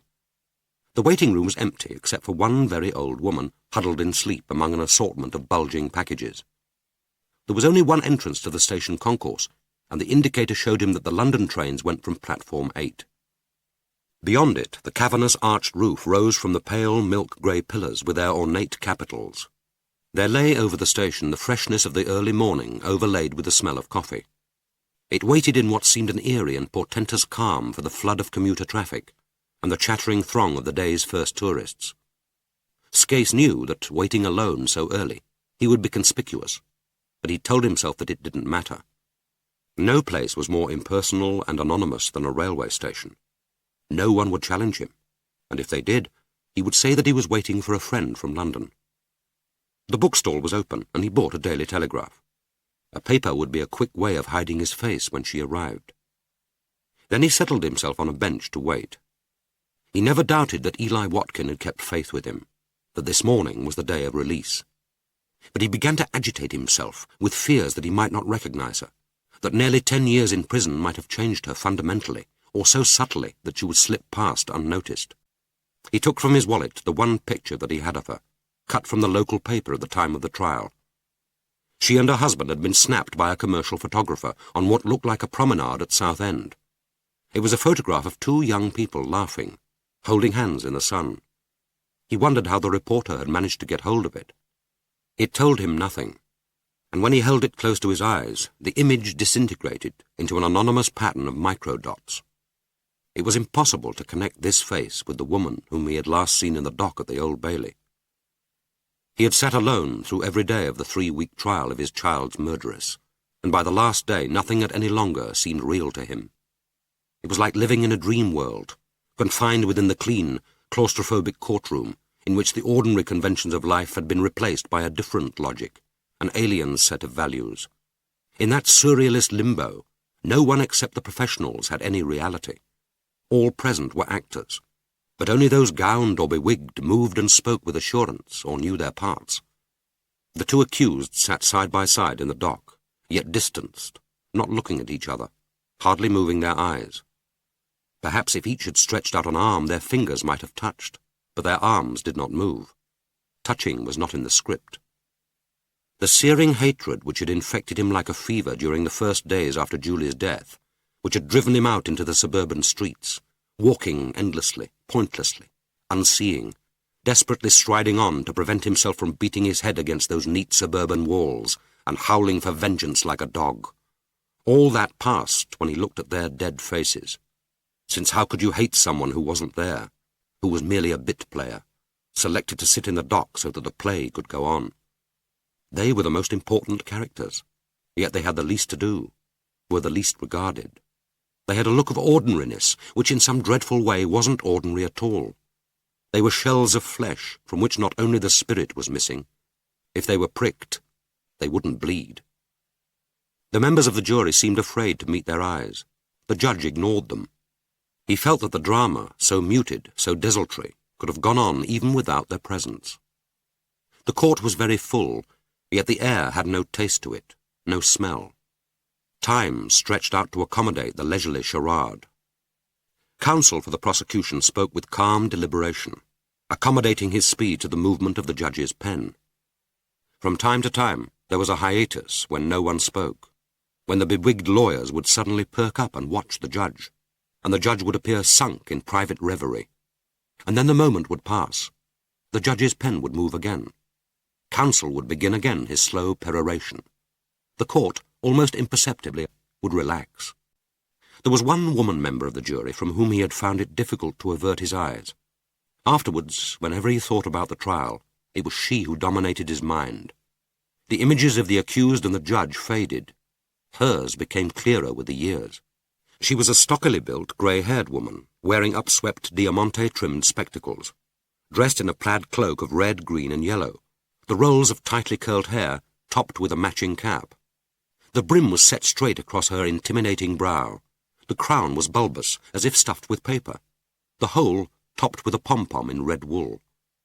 Like the other jurors, she sat very still throughout the trial, grim-faced under the ridiculous hat, only turning her head like an automaton to look at whoever was speaking, betraying no emotion. Both the accused had been represented by the same counsel, who had attempted in a voice of quiet reasonableness to persuade the jury that rape had been sexual assault and murder manslaughter. The verdicts, when they came, conveyed no sense of climax or release. The judge pronounced the two sentences of life imprisonment with no more than the customary comment that this was a mandatory sentence provided by law. He rose without fuss, and the court rose with him. The spectators shuffled out of the public gallery, casting last looks behind them, as if reluctant to believe that the entertainment was over. The lawyers stuffed their papers and books into briefcases and conferred. The clerks bustled about the court, minds already occupied with the next case. It had been as undramatic and ordinary as the ending of a parish council meeting. Once there would have been a black cap, not a proper cap, but a small square of black cloth which the clerk would have placed grotesquely on top of the judge's wig. Once there would have been a gowned chaplain, and the sonorous amen after the sentence of death. He had felt the need of some such bizarre and histrionic end to this formal celebration of reason and retribution. Something memorable should have been said or done, more worthy of the corporate ritual than the foreman's carefully, expressionless voice pronouncing the word guilty in response to the clerk's two questions, the judge's dispassionate judicial tone. For one wild second he had been tempted to leap to his feet and to cry out that it wasn't over, that it couldn't be over. It had seemed to him that the trial had been less a judicial process than a comforting formality, through which all participants except himself had been purged or justified. It was over for them. It was over for the jury and the judge. It was over for Julie. But for him and for Mavis, it had just begun. The station clock jerked away the minutes and the hours. By 11 o'clock he was thirsty and would have liked to buy himself a coffee and bun at the buffet, but he was afraid to leave his seat, to take his eyes off the entrance. But when at last he saw her, just after 11:40, he wondered how he could ever have doubted that he would know her again. He recognized her at once, and with such a physical shock that he instinctively turned away, terrified that she would feel across the concourse the surging power of his presence. It was impossible to believe that she could be here within yards of him, yet not be struck by the shock waves from that moment of recognition. Surely not even love could cry out so loudly for a response. He saw that she was carrying a small case, but apart from that he was aware of nothing about her, only of her face. The years dropped away, and he was once again in that wood-cladded court, gazing fixedly at the dock, but seeing her now with a dreadful knowledge which then he hadn't had, that he could never escape her, as she could never escape him, that both of them were victims. He moved behind a rack of paperbacks in front of the station bookstall, bending like a man in a spasm of pain, hugging the rucksack to his body as if his wrapping arms could stifle the potent signals of the knife. Then he became aware that a man carrying an official briefcase was glancing at him with concern. He straightened up and made himself look again at the murderess. It was then that he noticed the girl. In that moment of recognition, there was nothing about Mary Duckton that was hidden from him. The girl was a blood relation. He knew with absolute certainty, even without noting the imprint of the murderess on this younger, more glowing face, without consciously deducing that the girl was too young to be her sister, and unlikely to be her niece, that this was Mary Duckton's daughter. The girl proffered one ticket at the barrier, together with a slip of paper, perhaps some kind of travelling warrant. The murderess stood back, her eyes fixed ahead like an obedient child under escort. He followed them through the gate and onto platform 8. There was a group of about 20 people waiting for the 11:40 train, and the murderess and her daughter walked some 50 yards further down the platform and stood alone, not speaking. He dared not make himself conspicuous by detaching himself from the main group. Now, with time to spare and nothing to do, they might well notice him. He opened his newspaper and, with his back half turned towards them, listened for the first vibrations of the approaching train. The first part of his plan was simple. He would move unhurriedly and unself-consciously towards them as the engine drew in, and get into the same compartment. It was important to travel together, if he were not to risk losing them at King's Cross. He was glad that the modern intercity trains had long open carriages. The old-fashioned corridor trains with their single compartments would have been a difficulty. Apart from the fear that the murderess might recall his face even after all these years, and the prospect of having to sit opposite them almost knee to knee, to feel their eyes straying to his face, momentarily intrigued perhaps by his ugliness, his insignificance, was intolerable. The train drew in on time. Prudently, he stood back to let a family with young children enter before him, but the two corn-coloured heads were plainly in sight. They had moved down the compartment, and had seated themselves side by side facing the engine. He slipped into a vacant window seat just inside the door, kept his rucksack on the table in front of him, and took refuge again behind his paper. Once he was seated, their faces were out of sight, but over his paper he kept a watchful eye on the far door in case they should, after all, decide on a different carriage. But the door was blocked with incoming passengers, and they didn't move. Almost at once he realized that it had been a mistake to take a window seat. Just before the guard blew his whistle, a family of 3, a fat, perspiring couple and their moon-faced teenage son, pushed through the door and settled themselves with grunts of satisfaction into the 3 empty seats. He shifted himself imperceptibly, disagreeably aware of the warm bulk of the woman urging his thighs nearer to the window. As soon as the train got up speed, she opened a bulging plastic bag, took out a thermos flask and 3 disposable cups and a plastic sandwich box, and began distributing cheese and pickle sandwiches to her husband and son. A powerful reek of vinegar and cheese hung over the table. He had no room to spread his paper, but he folded it small and pretended an interest in the list of births and deaths on the last page. He hoped he wouldn't need to visit the lavatory. The prospect of asking this hulk of a woman to shift herself intimidated him. But worse was the worry that he might be trapped at the end of the journey, that the murderess and her daughter might slip out of their seats and be gone before he could free himself. He was hardly aware of the passing of time. For the first hour he sat stiffly, half fearing that the woman would hear the thudding of his heart, would sense the excitement that kept him rigid in his seat. For most of the time he stared out of the window at the bleak landscape of the Midlands, the rain-soaked fields and dripping trees, the alien towns with their blackened back-to-back houses, and the villages, like rejected outposts of a deserted civilization, while beside the track the glistening wires rose and fell. After about an hour the rain stopped and the sun came out, hot and bright, drawing from the sodden fields faint puffs of vapour like a crop of thin cotton wool. Once, by a trick of light, the carriage was reflected in the windows, and he saw a row of ghostly travellers borne through the air, sitting immobile as dummies, their faces cavernous and grey as the faces of the dead. Only once was his attention keenly caught.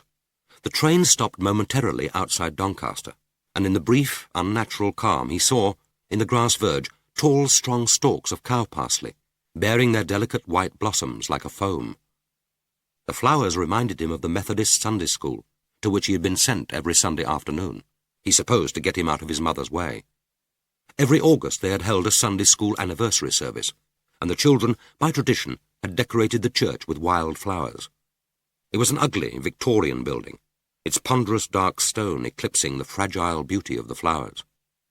He saw again an earthenware jar of buttercups wilting against the pew end, and the cow parsley shedding its white dust over his new Sunday-best shoes. He had sat very still, huddled in his seat lest God should notice him, a crippen, sitting among the blessed, distancing himself from what he had no right to share, terrified he might be seeming to claim it.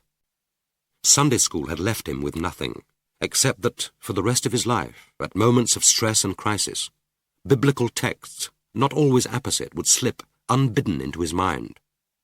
Remembering those long drawn-out, anxiety-filled afternoons, it had never seemed to him a fair exchange. Once during the journey he turned his eyes from the window and saw the girl coming down the compartment. She passed him without glancing at his table and tugged open the door. For the first time he took note of her, and wondered how her existence might affect his plans. He wished her no particular harm.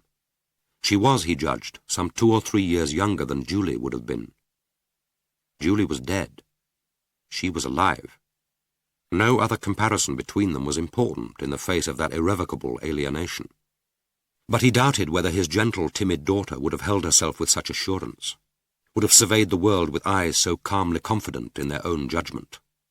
He watched her receding back, the tight corduroy trousers taut over her thighs, the casually worn jacket, the leather and canvas travelling bag slung over her shoulder, the thick pigtail of hair, the sheen of the corduroy curving over her inner thighs, the front zip which emphasized the flatness of the stomach and pointed to the gently swelling mound beneath it, had evoked in him as she passed a small prick of sexuality, so long dormant that the gentle disturbance released for a brief moment all the forgotten uncertainties and half-shameful excitements of adolescence. The girl puzzled him. Try as he would, he couldn't remember ever having heard of her at the time of the trial. But then, neither he nor Mavis had been interested in the members of that family, except for the rapist and the murderess. They alone existed, and the fact of their existence was an abomination which would one day be purged. He wondered what had been happening to the daughter in the intervening years. She looked well-nourished, prosperous. There was nothing of deprivation in that proud carriage, that assured walk. She had presumably kept in touch with her mother, since they were here together. But they didn't look intimate. During the time he had observed them, they had hardly spoken. Perhaps this journey was no more than a filial duty, to be gratefully relinquished when the murderess was safely delivered at her final destination. Her unexplained and unexpected presence was a slight complication, but no more. But as she passed him on her return journey to her seat, balancing 2 covered plastic mugs and a pork pie, he noticed that there was a small identity tag attached by a narrow strap to the end of her travelling bag. It was just large enough to hold a visiting card, but the name was covered by a curling leather flap. Suddenly it occurred to him that if he could get close enough to her without attracting attention, perhaps in the crush when they were leaving the train, it might be possible gently to bend back the tag and get a sight of the name. The thought excited him. He spent the rest of the journey staring sightlessly out of the window, imagining how it might be done. It was 2:15 before the train drew into King's Cross, 1 minute late. As soon as it slowed, he stood up and reached for his raincoat and case. The fat woman grudgingly made way for him, and he was one of the first out of his seat. He saw that the murderess and her daughter were making for the door closest to them at the other end of the compartment. He edged his way down the carriage, obstructed now by standing passengers reaching for their bags and struggling into their coats. By the time the two women had reached the doorway, he was immediately behind them. There was the usual delay as passengers manoeuvred their luggage through the door and clambered down the platform, and the women patiently waited their turn. Neither of them looked round. It was far easier than he had hoped. He let his rucksack rest for a moment on the floor, then bent down and fumbled with his shoelace. As he rose, his eyes were on a level with the dangling tag. It was the work of a second to lift the covering flap with his small, cunning hands. The light was poor, but it didn't matter. The name wasn't in small print on a visiting card, but written by hand in a black, elegant script. P.R. Palfrey. He hoped that the next stage wouldn't be by taxi. It would be too risky to stand in the queue immediately behind them, and even if he did, he was unlikely to hear the directions. In the library books he remembered from his boyhood, the hero leapt into the next cab shouting to the driver to follow the one in front. He couldn't see himself doing that. Nor did it seem a practicable ruse in the tangle of traffic outside a major London terminus. But to his relief, the girl led the way down the steps to the underground. This was what he had hoped. He followed about 20 feet behind them, feeling in his pocket for his loose change. There must be no delay at the booking office. With luck he might get close enough to hear their destination. At worst he would be able to watch the machine from which they got their tickets. But as long as he again travelled with them, all would be well. He felt a surge of confidence and excitement. So far it had been easier than he had dared to hope. But suddenly the entrance tunnel was clamorous with shouting and the clatter of rushing feet. Another train must have disgorged its passengers, and a crowd of youths had hurled themselves down the steps and were shouting and jostling their way past him, forcing him against the wall of the tunnel, and momentarily obstructing his view. Desperately, he pushed his way forward and saw again the two pale, bobbing heads. They passed the entrance to the Northern and Bakerloo lines, and walking on, eventually turned right down the wide steps, leading to the concourse of the Metropolitan and Circle lines. The crowd had swollen here, and there was a long queue at the ticket office. The girl didn't join it, nor did she attempt to press through the jabbering crowd of travellers at the ticket machines. Instead, he saw with horror that she had bought 2 tickets in advance, and that she and the murderess were calmly making their way through the barrier, and the ticket collector was meticulously looking at every ticket. There was no chance of forcing his way through, and to try would only draw attention to himself. He almost fought his way to the first machine. His 10-penny piece seemed to stick in his fingers. His hand was trembling as he pushed it home. There was a clatter as the coin, rejected, fell into the waiting receptacle. He pushed it in again, and this time the machine delivered his ticket. But the air was already loud with the clatter of an approaching train, and as he pushed his way through the crowd at the barrier, the noise stopped. He dashed to the westward platform, the one they had taken, just in time to see the doors of the Circle Line train close in his face. Apart from 2 turbaned Indians and a tramp laid out asleep on a bench, the platform was empty. Even as he looked up, the train moved.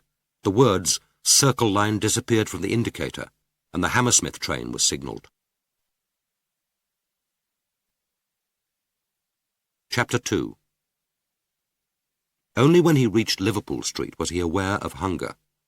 He bought himself a coffee and roll before catching the train home. It was nearly 4 before he put his key in the latch. The silence of the house received him conspiratorially, as if it had been watching for his return, and was waiting to share his failure or success. Although it was still early, he felt very weary and his legs ached. But this positive tiredness was a new sensation, different in kind from the lassitude which had dragged his homeward footsteps at the end of each working day, and had made the half-mile trudge from the station into a small daily tribulation. He made himself a high tea of sausages and baked beans, followed by a jam tart from a packet of 4 in the refrigerator. He supposed that he was hungry. Certainly he was rapacious for the food. The sausages split and burned under the grill, and the gas flared under the saucepan of beans. He ate voraciously, yet he hardly tasted the meal, aware only of a physical need that demanded satisfaction. As he made a pot of tea in a small back kitchen, taking down the blue and white teapot with its patterned base of roses which he and Mavis had bought together on their honeymoon, he felt for the first time some affection for the house, and a tinge of regret that he must leave it. This struck him as odd. Neither he nor Mavis had ever been at home in it. They had bought it because it was the sort of house they were used to, at a price they could afford, and because they needed to leave 7 Kings with all its memories, and 19 Alma Road had been available. In the suburbs you could buy anonymity by moving 3 stations down the line, by changing your job. He remembered how they had first been shown over it. Mavis, passing listlessly from room to room, while the house agent, desperately trying to evoke some response, had extolled its advantages. At the end of the inspection she had said tonelessly, "It'll do. We'll take it." The man must have been amazed at so easy a sale. They had done little to it in the last 8 years. Some repainting, new paper in the seldom-used front sitting room, the minimum structural repairs necessary to preserve their small investment in it. Mavis had worked conscientiously, though without interest, but it had always looked clean. Something about it repelled dust and wear, as it repelled intimacy, happiness, love. How strange it was that only now was he beginning to feel that he belonged here, that he would leave something of himself behind its prim laurel hedge. The sense of the house's participation in his enterprise grew so strong that he found himself wondering whether he dared leave it, whether the strangers who would unpack their kettles and saucepans in this kitchen would pause in temporary unease, and imbibe from the very air some secret knowledge that here murder had been planned. But he knew that he had to go. The quarry was in London, and in London would be run to earth. And he needed to be free, free even of this new sentence between him and the house, free of personal belongings, however meagre, free to begin his search, moving unrecognized and rootless amongst strangers. And he knew now where he must look. When he had drunk his tea, he opened his map of London and the chart of the Underground, and placed them side by side on the table. They had travelled westward on the Circle line. He counted up the stations.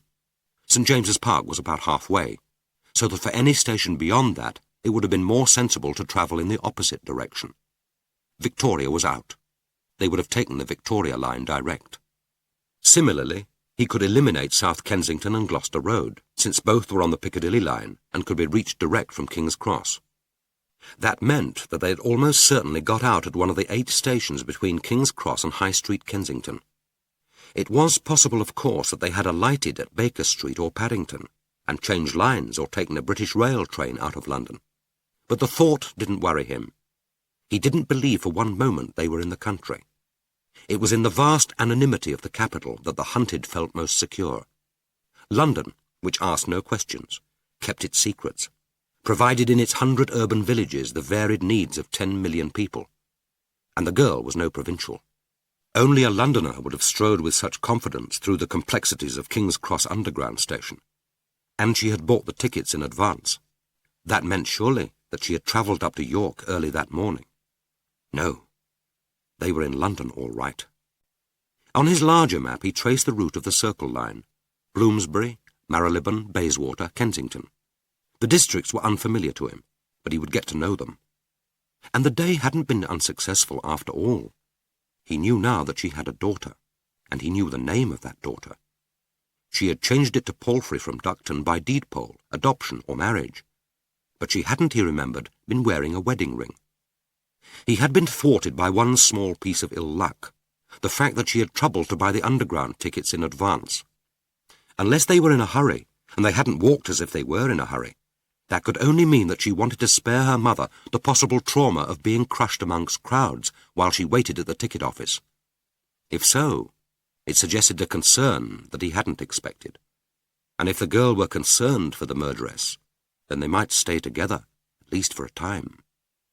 That surely increased his chances of finding them. If all else failed, the daughter might yet lead him to the mother. He wrote the names of the 8 stations in his diary, in his careful copperplate, then stared at them as if they were a conundrum, and he could will the letters to move and shuffle, and at last click into place and spell out the address he sought. Tomorrow, he would move into the next phase of the enterprise. He would make a direct effort to trace the murderess through her daughter. Even if they weren't still together, to know where the daughter lived would be a definite gain.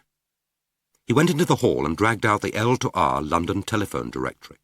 There was no Palfrey PR listed, but that wasn't particularly significant. If she had been adopted, the number would be shown under her father's initials. The first step would be to telephone all the 7 Palfreys listed in the London directory. It was an obvious ploy, more sensible than perpetually riding the Circle line or walking the squares of Bloomsbury or Kensington. But he would have to think of a plausible excuse, a reason for ringing those 7 strangers which wouldn't sound suspicious. Suppose the girl herself came to the telephone. What was he to say? It was vital that the murderess shouldn't suspect that she was hunted.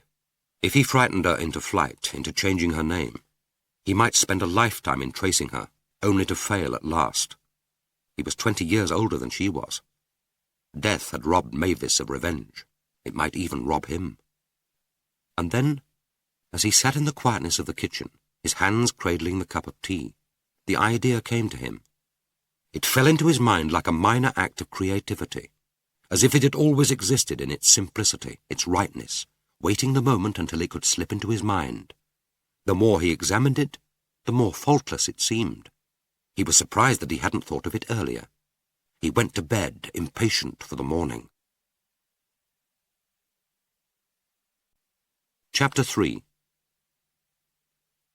Her mother walked into the room and stood still.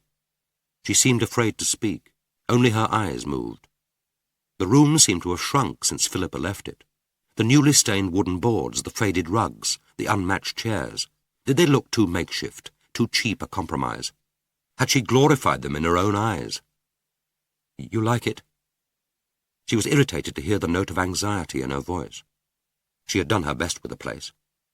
Presumably it was better than a shared room in a hostel, and it was only for 2 months. Very much. Her mother smiled, a different smile from the one with which she had greeted Philippa that morning. This time it reached her eyes. It's lovely. I didn't expect that it would be as attractive as this. You were clever to find it, and you must have worked hard. Her voice shook, and Philippa saw that her eyes were too bright, and she looked very tired. The journey, the pressure of people must have been a strain. Terrified that the unshed tears would fall, she said quickly, I enjoyed myself. It was fun rummaging around the market. The greengrocer, George, helped me up with some of my finds.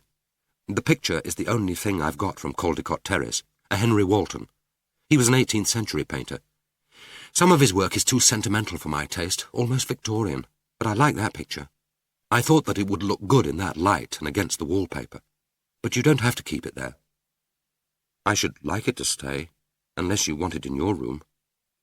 Where are you? Here, next door to the kitchen. I've got the quietest room and a better view. You've got the sun, but more noise. We can change if you'd rather. They went into the back room. Her mother walked to the window and stared out over the patch of yard and the narrow strips of cluttered gardens.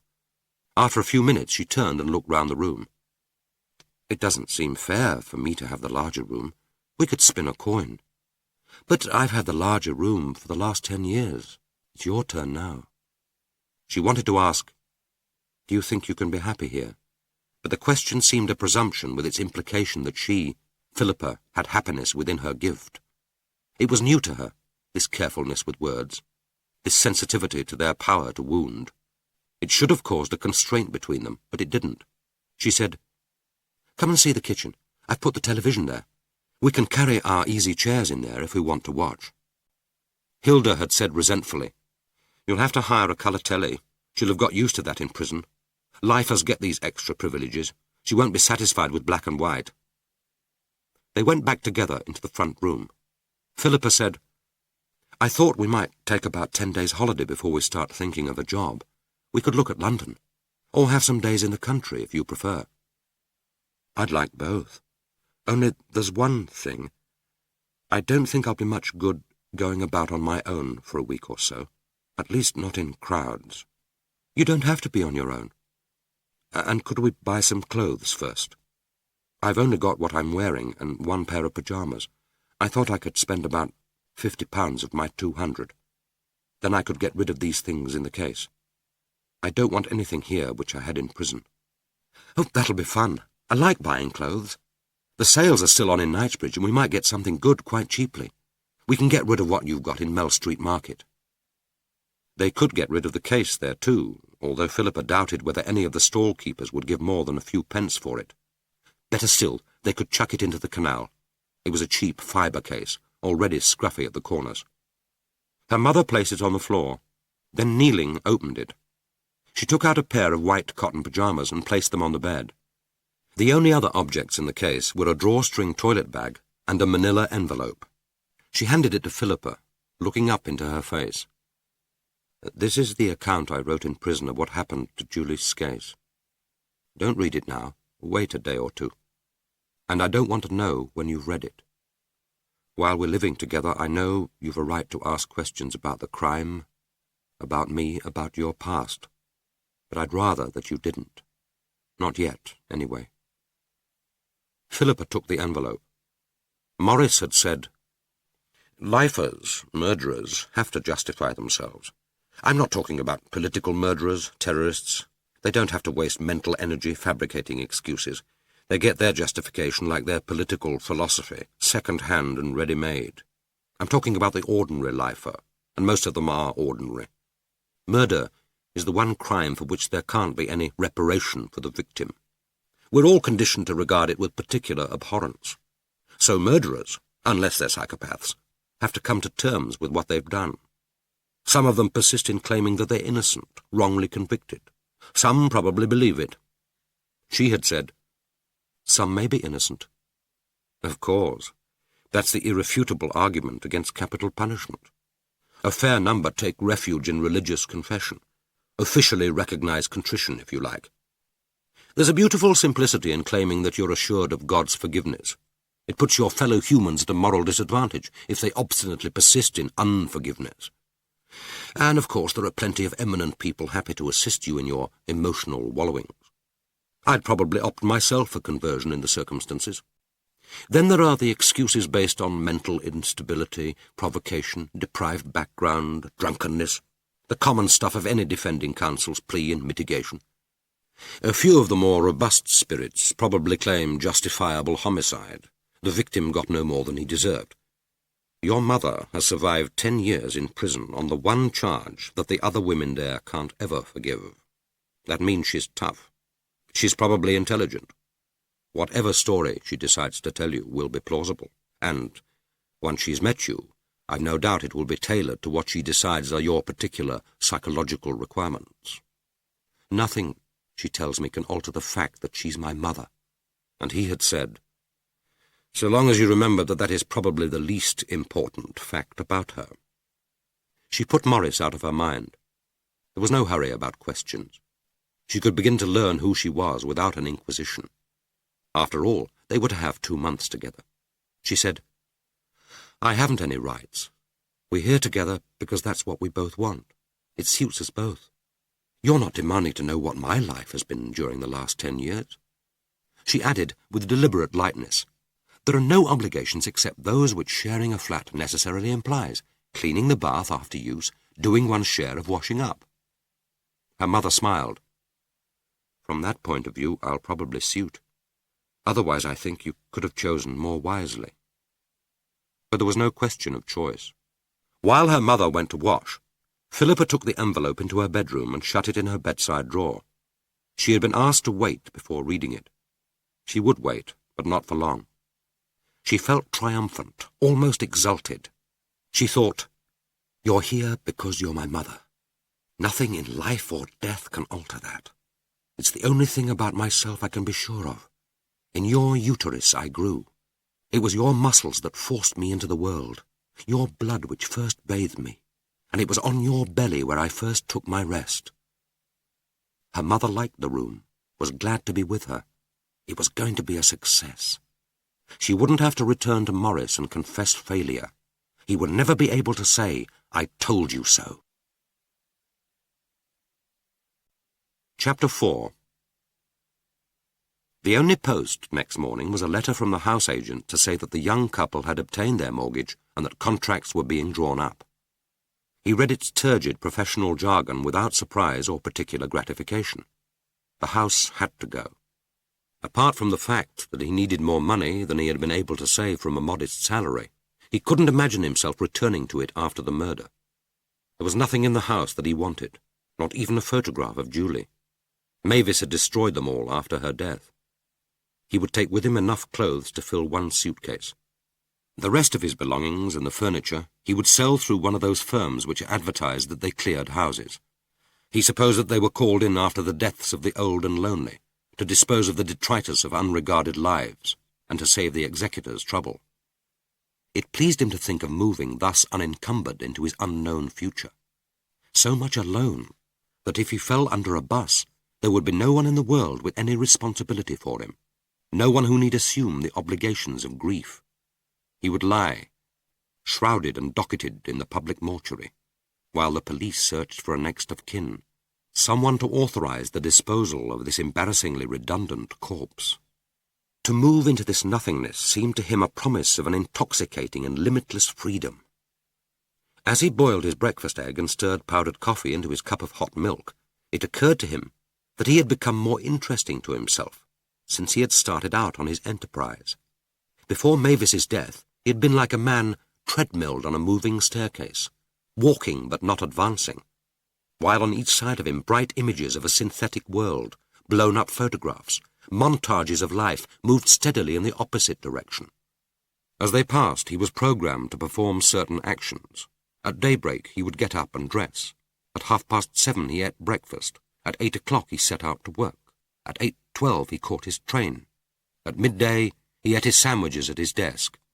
Home again in the evening, he would eat his supper in the kitchen with Mavis, then sit watching television while she knitted.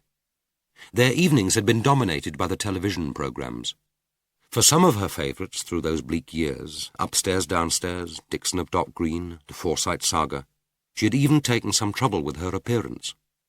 She no longer changed to please him or to go out with him, but she put on a different dress and even applied makeup for these bright, ephemeral images. On those evenings they would have supper on a tray. It hadn't been an unhappy life. He hadn't felt any emotion as positive as unhappiness. But now, on the shoulders of the dead, he had hoisted himself into a different air, and although it stung his nostrils, at least it gave him the illusion of living. Sitting in the train as it flashed through the incongruously named stations of the eastern suburbs, his rucksack on his shoulder, he reflected that it was an odd and interesting quirk of his new character that he should need to make this particular journey at all. His plan stood an equal chance of success if he stayed at home and rang the Palfrey numbers from the anonymity of his front hall. The lie he was proposing to tell wouldn't be more believable because it would be supported by contrived verisimilitude, yet he knew that every detail would have to be right if he were to succeed. No one was going to challenge him. No one would check up on his story or demand confirmation. Yet he was compelled to act as if by meticulous attention to every small part, he could somehow confer the authority of truth on the whole. From Liverpool Street he took the Central line to Tottenham Court Road and walked down Charing Cross Road. He had decided that Foyle's bookshop would be the best for his purpose, because it was the largest. The book he chose had to be valuable enough to be worth taking trouble about, but not so valuable that an honest finder would naturally take it to a police station. Non-fiction, he reasoned, would be more appropriate than fiction, and after some thought he selected from the shelves Pevsner's first volume on the buildings of London. The girl at the cash desk seemed hardly to look at him as she gave him his change. Then he walked to Shaftesbury Avenue and took a number 14 bus to Piccadilly Circus. He gave the conductor a £1 note for his fare, since he knew he would need plenty of small change. At Piccadilly, he shut himself up in one of the telephone booths. In the address pages of his pocket diary, he wrote in pencil the initials and telephone numbers of all the subscribers listed under the name Palfrey, grateful that the girl had such an uncommon name. None of the Palfreys were shown as Miss, but that didn't surprise him. He had read somewhere that to advertise that you were a woman was to invite obscene telephone calls. When the 8 numbers had been listed, he printed in pencil the words Miss P. Palfrey on the bookshop bag. No one would ever see it, yet he took care to form the letters in large, uneven strokes, as different as possible from his own hand. Then, before raising the receiver, he rehearsed mentally the words he was to say. "Excuse me for troubling you, but my name is Yelland. I found a book left on a bench in St. James's Park. It was bought at Foyle's, and it's got the name Miss P. Palfrey written on the bag. I thought it was worth telephoning to try and trace the owner." The first call was answered by a gruff male voice, which told him peremptorily that there was no Miss Palfrey at that address. "Drop it in at the police station," it commanded, and promptly rang off. He knew that his first attempt hadn't been altogether successful. Even to his own ears, his voice had sounded false and strained. Perhaps the listener had thought that he was a new breed of conman, or was hoping for a reward. He put a cross against the name, and dialed the second number. He was almost relieved when there was no reply. He put a query against the number and dialed again. The third call was answered by a woman, presumably a maid or an au pair, who spoke in a strong foreign accent and told him that "Madam is shopping at Harrod's." He explained that he wanted a Miss Palfrey, not Mrs. Palfrey, only to be told again, "Madam is not at home. She is at Harrod's. Please to ring later." He put a query against this number too, although he had little doubt that it wasn't the one he was seeking.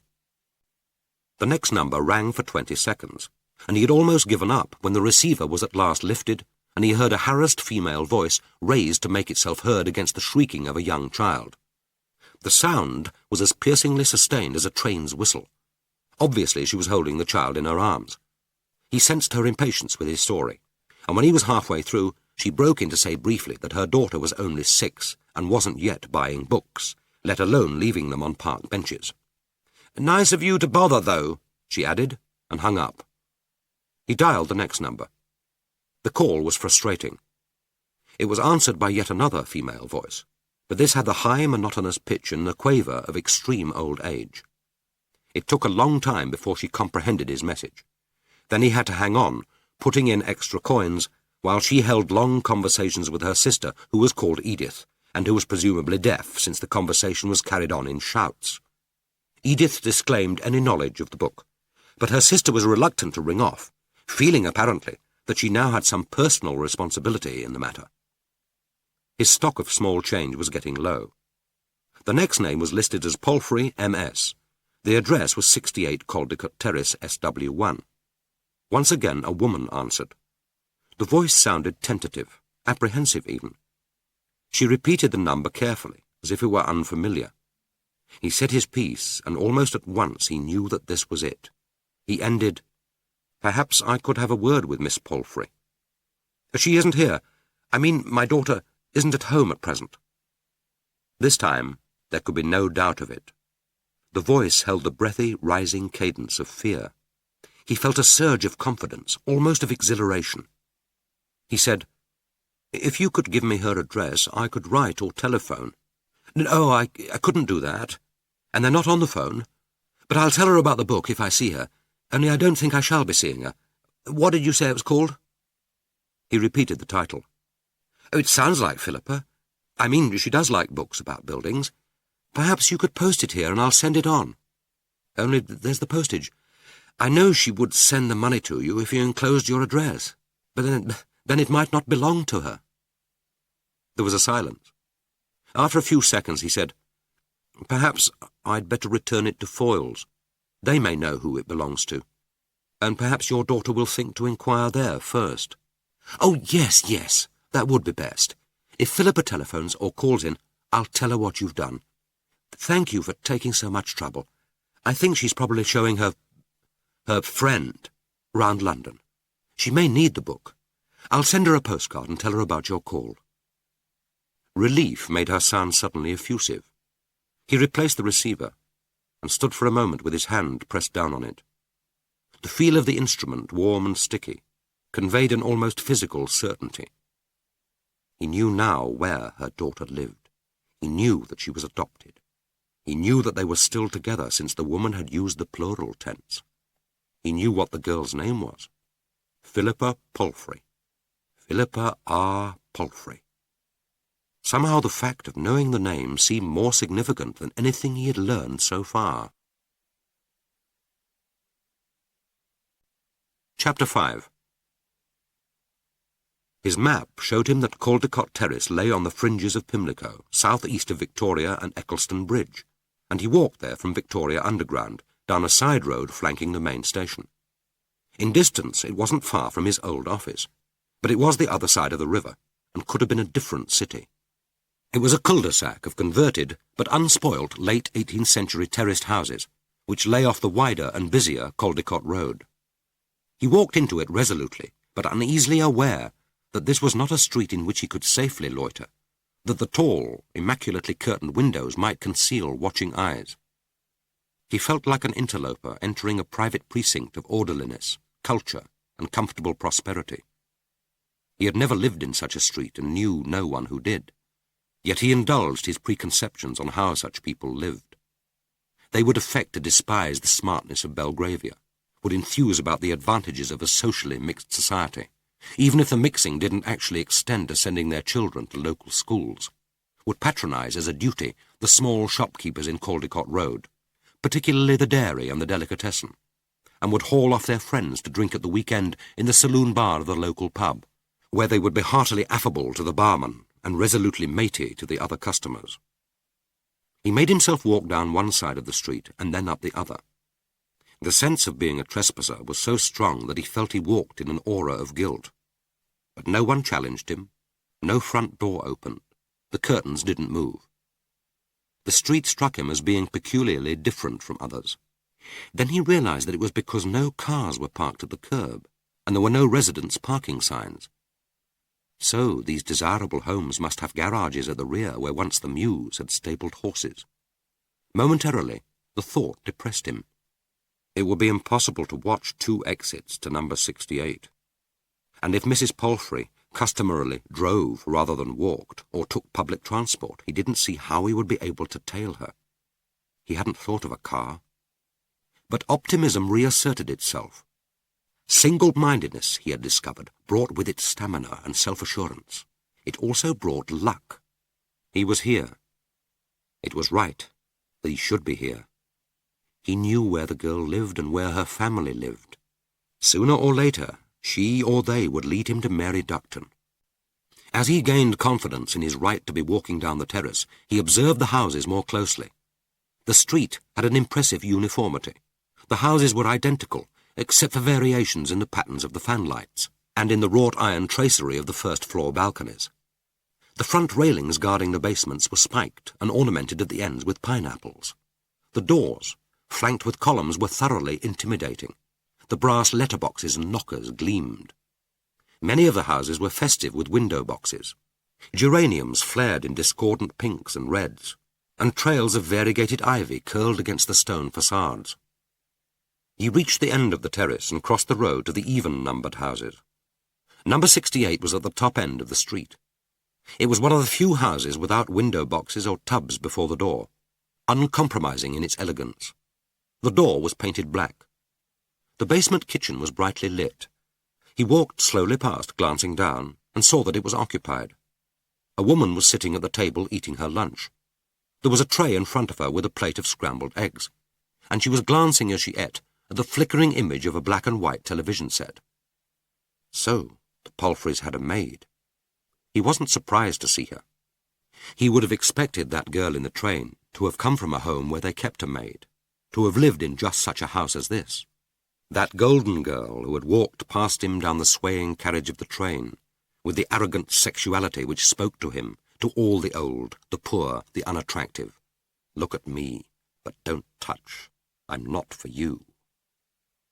He returned to Caldecott Road, his mind still occupied with the problem of keeping a watch on the Palfreys' house.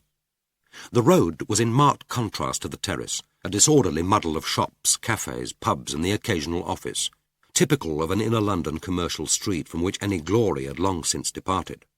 It was a bus route, and small, disconsolate groups of shoppers, laden with their baskets and trolleys, waited at the stops on either side of the road, while the number of cars and lorries added to the congestion suggested that this was a popular route to the Lambeth and Vauxhall bridges.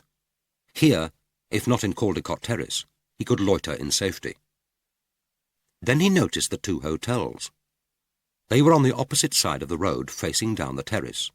2 large stuccoed Victorian houses, which had survived change, war, decay and demolition, and now stood alone, shabby, the stucco peeling, but still grandiosely intact between a car salesroom and the vulgarly ostentatious fascia of a supermarket.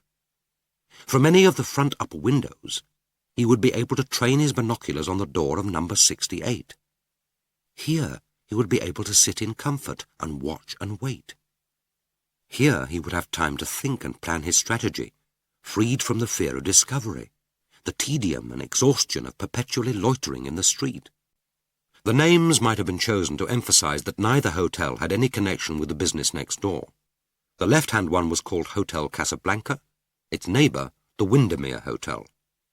The first, less reassuringly named, looked the cleaner and more prosperous, and would, he judged, give a slightly better view down Caldecott Terrace. The outer door was open, and he stepped into a porch with a framed underground map on the left wall and a mirror advertising ale on the right. He pushed through an inner door, patterned with overblown facsimiles of credit cards, and was met by the concentrated smell of food, cigarettes, and furniture polish. There was no one on duty, and the hall was empty except for a young woman seated at a small telephone switchboard behind the reception desk. A brown, smooth-haired bitch was sleeping at her feet. Its slack, pimpled belly flopped over the checkered tiles, its paws gently curving. It took no interest in Scace's arrival, except to peer at him briefly through a slitted eye, before closing it again and nudging its head closer to the girl's chair. A white guide dog harness was slung on a hook on the side of the switchboard. She turned as soon as she heard the swing of the inner door, and her sightless eyes, blinking rapidly, seemed to search the air above his head. In one socket the eyeball, retracted and upward turned, was only half visible under the lid. The other eye was covered with a milky film. She was slight, with a gentle, eager face, her straight light brown hair drawn back and fastened behind her ears by two circular blue slides. He wondered irrelevantly why she had chosen blue, how such a decision could be made, what it must mean to be deprived of the petty vanities of choice. He said, "I'm looking for a room. Do you know if there are any vacancies?" She smiled, but in the absence of any kindling light or warmth from the dead eyes, the undirected smile seemed fatuous, meaningless. She said, "Mr. Mario will be here in a moment, if you will ring the bell, please." He had seen the push-button bell on the counter, but hadn't liked to press it, since she might have thought that he was impatient for a service which he was powerless to give. It gave out a strident ring. A minute later, a short, swarthy man in a white jacket appeared through the door to the basement stairs. Scace said, "I wondered if you'd got a vacant room, one at the front. I don't like being at the back. I've retired and I'm selling my house in the suburbs and looking for a flat in this area." This explanation was received with total uninterest. Presumably, if he had explained that he was an IRA terrorist looking for a safe hideout, there might have been some response. Mario ducked under the counter hatch and flipped open a grease-stained register. After a brief pretense at consulting it, he said in a voice which was almost entirely Cockney, "There's a top front single, £10 a night, bed and breakfast, payment in advance, dinner's extra. We don't do lunches." "I'll have to go home for my things." He had read somewhere that hotels were suspicious of guests who arrived without luggage. He said, "Could I take it from tomorrow?" "It'll be gone by then. This is the busy season, see? You're lucky to get a vacancy." "Could I see it, please?" The request was obviously regarded by Mario as eccentric, but he took a key from the board and pressed the lift button. They were slowly carried up together in cranking, claustrophobic proximity to the top floor. He unlocked the door, then left abruptly, saying, "See you downstairs at the desk, then." As soon as the door closed behind him, Scace went over to the window. He saw with relief that the room was ideal for his purpose. The view from a lower floor would have been constantly obstructed by buses and lorries. Here, at this meanly proportioned window under the eaves, he was high enough to look down unimpeded over the traffic into Caldecott Terrace. Mario had taken the key away with him, but there was a bolt on the door. He shot it, then took the binoculars from his rucksack. The door of number 68 trembled, opaque, as if seen through a heat haze. He steadied his hands, adjusted the focus, and the image leapt at him, gleaming, sharp-edged, and so close that he felt that he could stretch out his hands and stroke the glistening paintwork. The binoculars ranged over the facade of the house from window to window, each secretive behind the white veil of its drawn curtains. On the balcony there was a twist of paper, blown up perhaps from the street. He wondered how long it would lie there before someone found it and swept it away, that single flaw on the house's perfection. He put away the binoculars and explored the room. He supposed that he ought not to linger too long. It might seem suspicious. Then he told himself that Mario was unlikely to worry. What, after all, was there to steal or damage in this bleak, impersonal, comfortless cell. He didn't wonder that Mario had left him so promptly, avoiding explanation and excuses. The floor was covered with a scrappy fawn carpet on which all the previous occupants seemed to have deposited their mark, a spatter of tea or coffee by the bed, more sinister-looking stains under the wash-basin. In one corner, a large area of dampness mirrored a similar stain on the ceiling where the roof must have leaked. The bed had a plain wooden headboard, presumably so that the occupant shouldn't be tempted to strangle himself with his tie from the bed rail. A large wardrobe stood unsteadily against one wall, its door swinging ajar. An oversized dressing table in veneered walnut with a spotted mirror occupied the darkest corner. There were some compensations. The bed, when he sat on it, was comfortable enough. A glance showed that the sheets, although crumpled, were clean. He turned on the hot tap, and after some minutes of gurgling and erratic flow, the water spurted hot. These were small bonuses. He was glad of them, but they weren't important. He would have slept as well on a hard bed, and been happy to wash in cold water. The room had all that he asked, the view from the window. And then he noticed the bedside locker. It was a sturdy, oblong box in polished oak, with one shelf and a cupboard underneath, and with a wooden roller on one side for a towel. He recognized it. He had seen one before. It was an old hospital locker, probably part of a job lot, sold off by some hospital management committee when the wards were upgraded. What could more appropriately find a place in this room for human rejects, furnished with rejects? When he opened the cupboard, the smell of disinfectant rose up strongly, working like a catalyst on his memory. His mother, dying at last and knowing that she was dying, twisting her head restlessly on the pillow, the dyed hair, that last vanity, grey at the roots, the sinews of her wasted neck stretched like cords, her fingers sharp as claws scraping the coverlet. He heard again her querulous voice. "I've had no bloody luck all my life, by God I haven't. No bloody luck at all." He had tried to make some gesture of comfort by straightening the pillow, but impatiently she had pushed his hand aside. He had known that he was part of the bad luck, that even on her deathbed nothing he did or said could please her. What, he wondered, would she think if she could see him here now, could know why he was here? He could almost hear her scorn. "Murder? You? You wouldn't have the guts. Don't make me laugh." He left the room, closing the door carefully and quietly behind him, as if her wasted body, uncomforted, lay there on the bed. He wished that the hotel had provided a different type of bedside locker. But otherwise, the room would do very well indeed. Chapter 6. Philippa had always thought that if one were forced to share a flat, it would be easier with a stranger than with a friend. And this stranger was so orderly, so quiet, so undemanding, was accommodating without being subservient, was capable about the flat without being obsessional. It was extraordinary how easily they established their shared routine. Philippa awoke now to sounds and smells that quickly became so familiar that it was difficult to believe that they were new.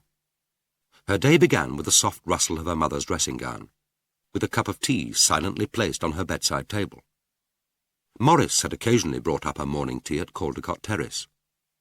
But that was in another country, and besides, that wench was dead. She prepared their breakfast of cereal and boiled egg while her mother cleaned the flat, and then they sat together over their coffee, maps spread, planning each day's excursions. It was like showing London to a foreign visitor, but one from a different culture, even a different dimension of time, an intelligent, interested tourist, whose eyes surveyed the sights presented for her edification with pleasure, sometimes with delight, but who seemed to be looking beyond them, attempting to reconcile each new experience with an alien, half-remembered world. She was a tourist who was wary of the natives, anxious not to draw attention to herself by any solecism of taste, sometimes confused about the currency, mixing the 10-penny and 50-pence piece, momentarily disconcerted by space and distance. Watching her, Philippa thought, "She's like a woman who suffers simultaneously from claustrophobia and agoraphobia, and she was a visitor whose native country must be thinly populated, since she was so frightened of crowds. London was packed with tourists, and although they set out early and avoided the most popular tourist resorts, It was impossible to avoid the crush of bodies at bus stops and tube station platforms, in shops and subways. Either they lived as hermits, or they contributed to and endured the hot, chattering, polluting pressure of humanity, breathed air which on the warmer, airless days seemed to have been exhaled from 1,000,000 lungs. She discovered that her mother liked and had an instinctive appreciation of pictures. It was a discovery, too, for her mother. It pleased her to believe that her own pleasure in painting was inherited, enhanced by, but not the result of Morris's careful tutelage. They became almost obsessive tourists during their first week together, setting out early with a packed lunch to be eaten on park seats, on river steamers, on the top deck of a bus, in the secret squares and gardens of the city. She thought that she knew the exact moment when her mother had voluntarily taken upon herself the burden of happiness. It was the evening of their third day together, when they threw the things she had brought with her from Melcombe Grange into the Grand Union Canal. In the morning they had taken a bus to Knightsbridge, and had fought their way into one of the sails. Watching her mother's face as the horde of bodies pressed upon them, Philippa surprised in herself an emotion too close to sadism to be comfortable. They could have shopped perfectly well in Marks and Spencer in Edgware Road, getting there at 9:30 before the crowd of tourists arrived. Had it been entirely because of a wish to see her mother in expensive clothes that she had led them to this melee? Hadn't it been in part deliberate, a test of her mother's courage, perhaps even the half-shameful pleasure of observing with detached interest the physical manifestations of pain and endurance? At the worst moment, the crush at the foot of the escalator, looking at her mother's face, she had been suddenly afraid that she was going to faint. She had taken her mother by the elbow and urged her forward, but she hadn't held her hand. Not once, not even in that bleak sitting-room at Melcombe Grange, had there been a touching of each other's fingers, a meeting of flesh. But she had been pleased with their bargains: a pair of fawn linen slacks, a jacket to match in fine wool, 2 cotton shirts. Trying them on again once they were home, her mother had turned to her with a curious look, half rueful, half resigned, which seemed to ask, "Is this what you want? Is this how you see me? I'm attractive, intelligent, still young. I have to live the rest of my life without a husband, without a lover. So what are these clothes for? What am I for?" Afterwards she had sat on the bed and watched while her mother packed her case. Everything that she had brought with her from prison went in: the suit in which she had travelled to London, her clothes, her underclothes, her shoulder bag, even her toilet articles and pyjamas.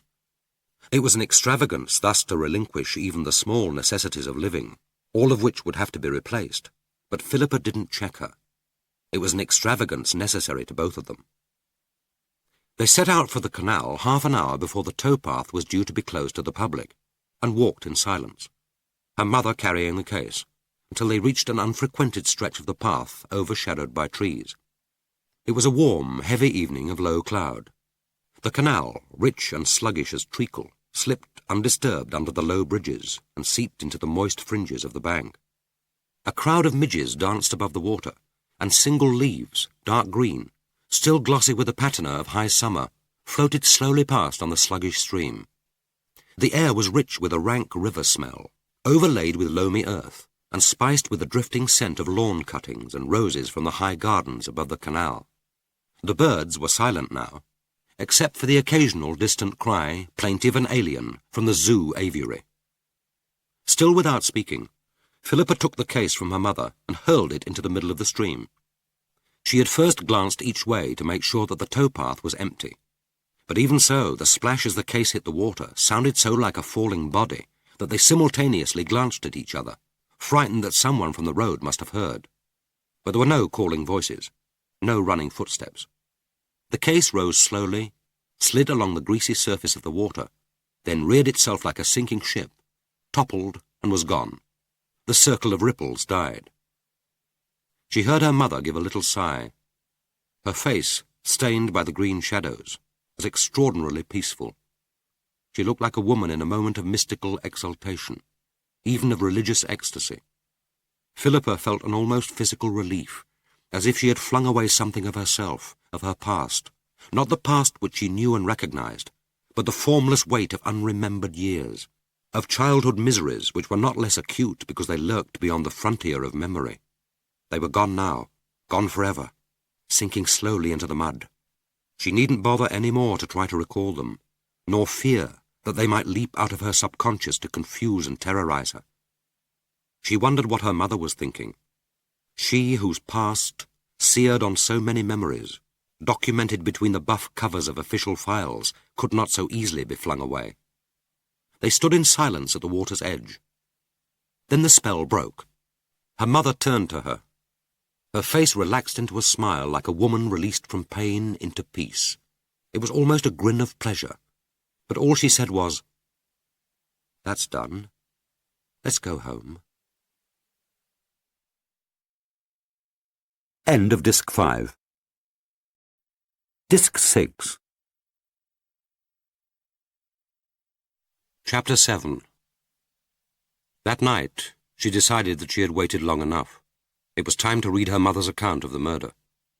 But now that the moment had come, she found herself reluctant to take the manuscript from her drawer. Almost she wished that her mother hadn't handed it to her, that she could have been spared this new moment of decision. She wished it read, yet dreaded to read it. There was nothing to prevent her from destroying it, but that was unthinkable. It was here. She had to know what it said. She asked herself what was holding her back. Her mother had told her the bare facts on that first visit to Melcombe Grange. Nothing in that waiting foolscap envelope could alter those facts. Nothing could extenuate or excuse them. The night was warm, and she lay rigidly under a single blanket, staring at the pale haze of the open window. Her mother's window must be open too. She could hear the faint rumble of traffic along Lisson Grove, and the occasional shouts and laughter of revellers outside the Blind Beggar. Through her own window there wafted a warm summer smell of flowers and earth, as if there lay outside all the richness of a country garden. There was no sound from her mother's room, but she waited to put on her bedside light until the last shouts from the pubs had died away, and the street was finally quiet. It seemed to her important that she shouldn't begin reading until she could be sure that her mother was asleep. Then she switched on the lamp and slowly drew the envelope from the drawer. The manuscript was written in her mother's firm, upright, but rather difficult hand, on heavy, closely lined paper, with a red-lined margin. Her mother had written only on alternate lines. The careful handwriting, the official-looking, very clean paper, and the red margin, gave the manuscript the look of an affidavit, or of an examination script. It was written in the third person. After she had been in Holloway for 5 years, a new prisoner, a woman who had run a prostitution and extortion racket, standing beside her at the library shelf and looking at her with slant-eyed malice, had whispered, "You're one of the Ductons, aren't you? Read about you in a book I got from the public library. 50 Years of Murder, 1920 to 1970. It was a kind of encyclopedia of murder, the most notorious cases. You were under D in the child killer section, the Ductons." It was then that she realized that she wasn't a person anymore. She was a Ducton, categorized by crime, partner in an unholy alliance, indissolubly linked by infamy. But she was surprised that the compiler had thought them worth including. They hadn't seemed notorious at the time, only a commonplace pair of bunglers, putting up a particularly poor fight in a trial which hadn't attracted much publicity, hadn't been able to compete with the suicide of a pop star, or the sexual indiscretions of a minister of the Crown. The author must have had to scrape the barrel to pad out his chapter on child killers. She could guess what he had written under their entry. She herself had browsed through just such an encyclopedia of death. Martin and Mary Ducton, who were convicted in May 1969 of the murder of 12-year-old Julie Mavis Scase, both came from respectable upper working-class parents. Ducton was a clerk at the time of the murder, and his wife worked as a hospital medical records clerk. She was studying in her spare time for an external university degree and had some pretensions to culture. She is generally considered to have played the leading part in the child's death. She had other pretensions too, to happiness, to achievement, to a different life for them both, and it was true that she took the lead. She always took the lead, even in their joint destruction. After that meeting she decided to write the truth about the crime, except that the truth was as shifting as her feelings, as unreliable as memory. It was like a butterfly. You could catch it and kill it and pin it down on a board with every delicate detail, every nuance of colour displayed. But then it wasn't a butterfly anymore. She thought that imagery was pretentious, but then she had pretensions. At the trial she had sworn to tell the truth, the whole truth and nothing but the truth. She had nearly added, "So help me God," but that wasn't written on the card. Only in fiction, apparently, did witnesses speak those words. There had been a little pile of holy books on the ledge of the box. The clerk, who was gowned like a verger, had handed her the Bible. She wondered what would happen if he gave her the wrong one, the Koran, perhaps. Would she have to give her evidence all over again? The Bible was black, and she took it with distaste, because it was contaminated with the sweat of murderers' hands, and she knew that they hadn't bothered to disinfect it. That was almost all she remembered of the trial. These facts are the truth. She remembered coming home a little later that evening, because the gynecological clinic at the hospital where she worked had been busier than usual, and she wasn't free until after 6. It was very cold even for January. A thin fog writhed round the street lamps and crept into the front gardens, truncating the trees so that they seemed to move uprooted in majestic inconsequence, surpliced in white mist. As soon as she opened the front door, she heard the child crying. It was a high, desolate wailing, not loud, but continuous and piercing. At first she thought that it was a cat, but that was ridiculous. She was the last woman to mistake the cry of a child. And then she saw her husband. He was standing halfway up the stairs looking down at her. She could remember everything about that moment. The thin wailing of the child, the warm, familiar smell of the hall, the patterned wallpaper, and the break at the join where she hadn't managed to match it accurately. Her husband's eyes. She remembered most his look of shame. There had been terror there too, and a desperate appeal. But what she remembered was the shame. She could never afterwards remember what they said. Perhaps they didn't speak. It wasn't, after all, necessary. She knew. There is no rehearsal for a murder trial. You have to get it right first time. There are no explanations, only deceptively innocent questions to which the most dangerous response can be the truth. She could only recall one question to her in the witness box from the prosecuting counsel, and her reply to that had been fatal. "And what had you in mind when you went upstairs to the child?" She supposed that she could have said, "I wanted to see that she was all right. I wanted to tell her that I was there and that I'd take her home. I wanted to comfort her." None of the jury would have believed her, but some of them might have wished to believe her. Instead, she told them the truth. "I had to stop her crying." Childhood is the one prison from which there's no escape, the one sentence from which there's no appeal. We all serve our time. She was 11 when she realized the truth, that her father didn't beat her and her brother because he was drunk. He got drunk because he enjoyed beating them, and that was how he found the courage to do it. When he came back at night, her brother would begin crying even before they heard his heavy feet on the stairs, and she would slide into bed with him, trying to stifle the noise in her arms, hearing the lurching feet, her mother's expostulatory whine. She learned at the age of 11 that there was no hope, only endurance. She endured. But for the rest of her life, she couldn't bear to hear a child crying. Murderers often excuse themselves by claiming that they can't remember exactly what happened. Perhaps it's true. Perhaps the mind mercifully erases what it can't bear to recall. But she could remember so much horror. Why then should this particular moment be a blank? She must have lost her temper with this wailing, stupid girl, who hadn't after all been seriously hurt, who surely had been warned that she shouldn't go with strange men, who hadn't even the sense to stop crying and get out of the house and keep quiet. At the trial, the pathologist described the post-mortem findings. Death had been by throttling. The neck was bruised with the marks of human hands. They must have been her hands. Who else's could they have been? But she couldn't remember touching the child, nor could she remember the moment when what she was shaking was no longer a child. After that, memory was like a film rolling on with only a few moments when the picture was lost or no longer in focus. Her husband was in the kitchen.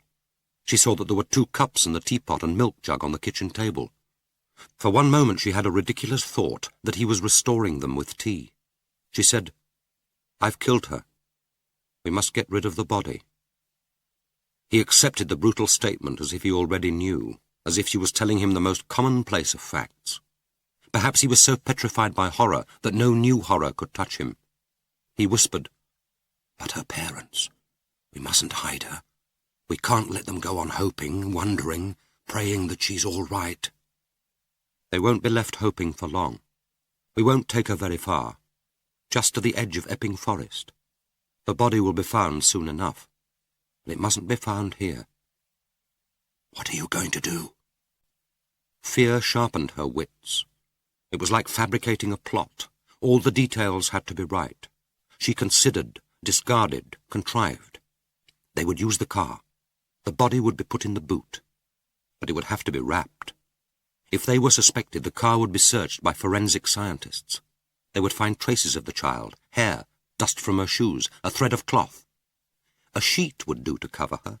A clean, ordinary white terraline and cotton sheet from her airing cupboard. She always washed them at the laundrette. There would be no laundry mark to betray them. But it would be difficult to dispose of a sheet. They would have to bring it back in the car for washing. Plastic would be better. That long plastic bag in which her winter coat had come back from the cleaners.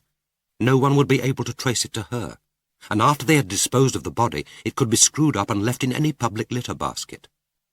But they would need an alibi for the time of death, and that meant speed.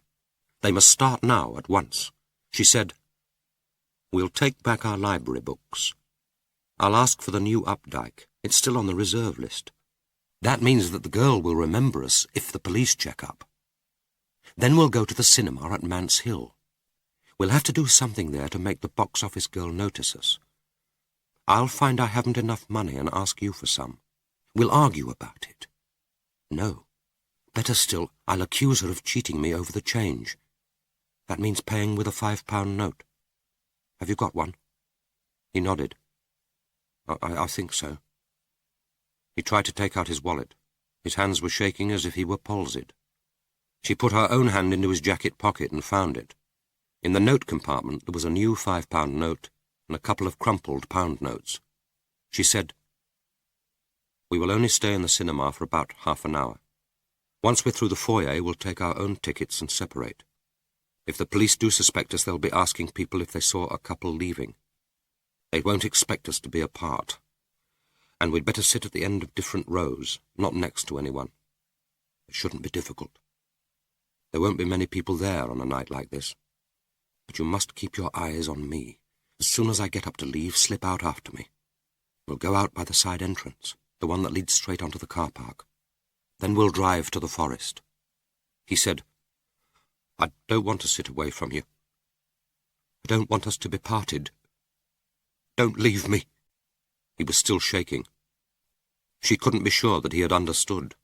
She wished that she could do it all alone, that she could help him to bed, tuck him in with a hot water bottle, cosset him like a grieving child, but that wasn't possible. He, more than she, must have an alibi. She couldn't leave him alone in the house. They had to be seen together. Then she remembered the brandy, the miniature bottle she had won at the hospital Christmas party. She had been saving it for some unspecified emergency. She hurried to the pantry and poured the brandy into a glass. When she smelled it, she knew how much she needed it. But there were only a couple of mouthfuls in the bottle, not enough to do good to two of them. She took it to him. She switched on the third bar of the electric fire. "Drink this, darling. Try to get warm. Stay here. I'll call you when I'm ready." She was amazed at how clearly her mind was working. Before she went upstairs, she put the front door on the latch. She went outside and unlocked the boot of the car. The road was deserted. The nearest streetlight, 10 yards away, was a yellow haze in the freezing mist. All the curtains of number 39 were drawn. Behind them, the dark and empty rooms waited for their new owners. At number 43, only the front downstairs room was lit. Here, too, the curtains were drawn, but they couldn't muffle the gusts of laughter from the television comedy show. The Hicksons, inveterate viewers, were settled for the evening. She took the plastic bag from the hanger in the cupboard under the stairs. Her coat still smelled of cleaning fluid. She wondered whether this familiar, pungent smell would always be associated for her with this night. Then she thought of gloves. There was a pair of thin washing-up gloves hung over the taps of the kitchen sink. She hated to work in thick gloves. She put them on. Then she went upstairs. The bedside lamp was on beside the double bed. The curtains were drawn. It was as if she saw the child for the first time. She lay, sprawled on the bed, Her left arm flung out, the fingers curving. Her blue knickers were down to her knees. She looked very peaceful. Her spectacles had been shaken off and lay separately on the counterpane. They looked ridiculously small, a delicate contraption of glass and wire. The woman picked them up and felt in the pocket of the child's coat for the case. It wasn't there. She felt a moment of panic, as if it were vitally important that the spectacles were kept safe. Then she noticed a small, black shoulder bag on the floor. She picked it up. It was made of cheap plastic and looked very new. Perhaps it had been bought specially to go with her guide's uniform. Inside was a handkerchief still folded, a girl guide diary, a pencil, a small purse containing a few coins, and a red spectacle case. The woman folded the spectacles into the case. Then she opened the diary. The hand was childish, printed letters linked with straight lines. Julie Mavis Scase, 104 Magenta Gardens. She wondered why the child had taken this long way home. Surely it would have been quicker to go across the recreation ground. And if she had gone across the recreation ground, she wouldn't be lying here dead. They were a full mile from Magenta Gardens. It might be a day or two after the body was found before the police started their door-to-door inquiries here, and every day would make them safer. She took the child's coat and the girl guide beret and placed them on the body. Gently she pulled up the knickers. Then she drew the long plastic bag carefully over the child, twisting it above her head. Seen through the transparent sheeting, her face, unspectacled, the lids closed, was transformed, delicate, beautiful even, but unreal. The lips were slightly parted, showing the moist gleam of her thin metal braces across the teeth. A blob of saliva hung on it like a pearl. She looked like a doll gift-wrapped for Christmas, a present for a good girl. When the woman lifted the body in her arms, she could feel its warmth through the thin plastic. The child was heavier than she had expected. The weight dragged at her arms and stomach muscles. It would have been easier to have slung the burden over her shoulder. Wasn't that how they taught you to carry an unconscious person from a burning house? But she found she couldn't do it. She had to carry the child in her arms, gently, as if this were a sick and sleeping baby who must not be awakened. Words came into her mind. She is not dead, but sleeping. She wanted to pray. Oh God, help us. Please help us. Please make it all right. But it wasn't possible. She had put herself beyond the power of prayer. No one, not even God, could make it all right for them ever again.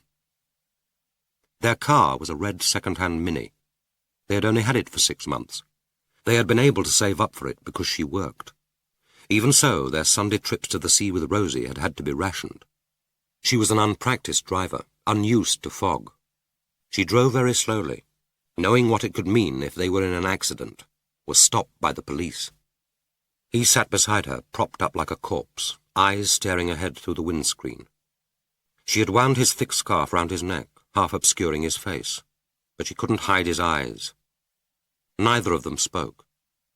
Sometimes she murmured foolish, sibilant reassurances as one might to a fractious horse. From time to time she took her left hand from the wheel and laid it on his. But she had made him wear his gloves, and she didn't know whether those stiff, wool-encased fingers were aware of her touch. The lights of the library windows shone through the fog. Although this was a branch she often used, she hadn't driven there before and was unsure where to leave the car. She turned carefully to a side road and saw 2 cars parked at the curb. She stopped the Mini carefully behind them. Then she told him what to do. He nodded. She didn't know if he had understood. She pushed open the library door and was met by the familiar warm effluence of books and floor polish, underlaid by the sour smell emanating from the adjacent reading room, where the old men, swathed in their decaying overcoats, sat all day slumped over the newspapers, taking refuge from loneliness and the cold. She could see through the glass partition that 3 of them were still there. She envied them because they were alive, and Martin was dead. That was the only moment during the night in which she was for a second disorientated, the child forgotten, thinking that it was his body huddled there in the boot of the car. But he was walking, dead, at her side. She went up to the counter with the 3 books she had brought with her, to return. He remembered her instructions and went over to the nearest fiction shelf. She called out to him, "There's no time to choose new books, darling, if we're going to get there in time for the big film. I'll just put in my card for the Updike." He seemed not to have heard. He stood there stiffly, facing the shelves, like a dummy in a shop window. There was only one person in front of her, a determinedly bright, middle-aged woman, apparently returning library books for her invalid mother. The girl librarian listened impassively as she sorted out the tickets, while the woman gabbled on about the books she was returning, her mother's health, the books she hoped to take out. She must have been a frequent visitor. Perhaps returning library books was the only chance she got of a little freedom. The librarian said, "Thank you, Miss Yelland," as she handed over the 3 tickets. And now it was the woman's turn. She asked to be placed on the waiting list for the Updike, and filled up the card with her name and address in bold capitals. She was surprised that her hand could be so steady. She took a lot of trouble over forming the letters, bold and black against the white card. If the police did check up, surely no one could believe that those firm letters had been penned by anyone under stress. Then she went over to her husband. He seemed rooted to the ground, and she had almost to lead him to the door and out to the car. And here again, the film ceased to roll, the pictures were lost. The worst part of the drive must have been circling the roundabout where 5 roads met at Mance Hill.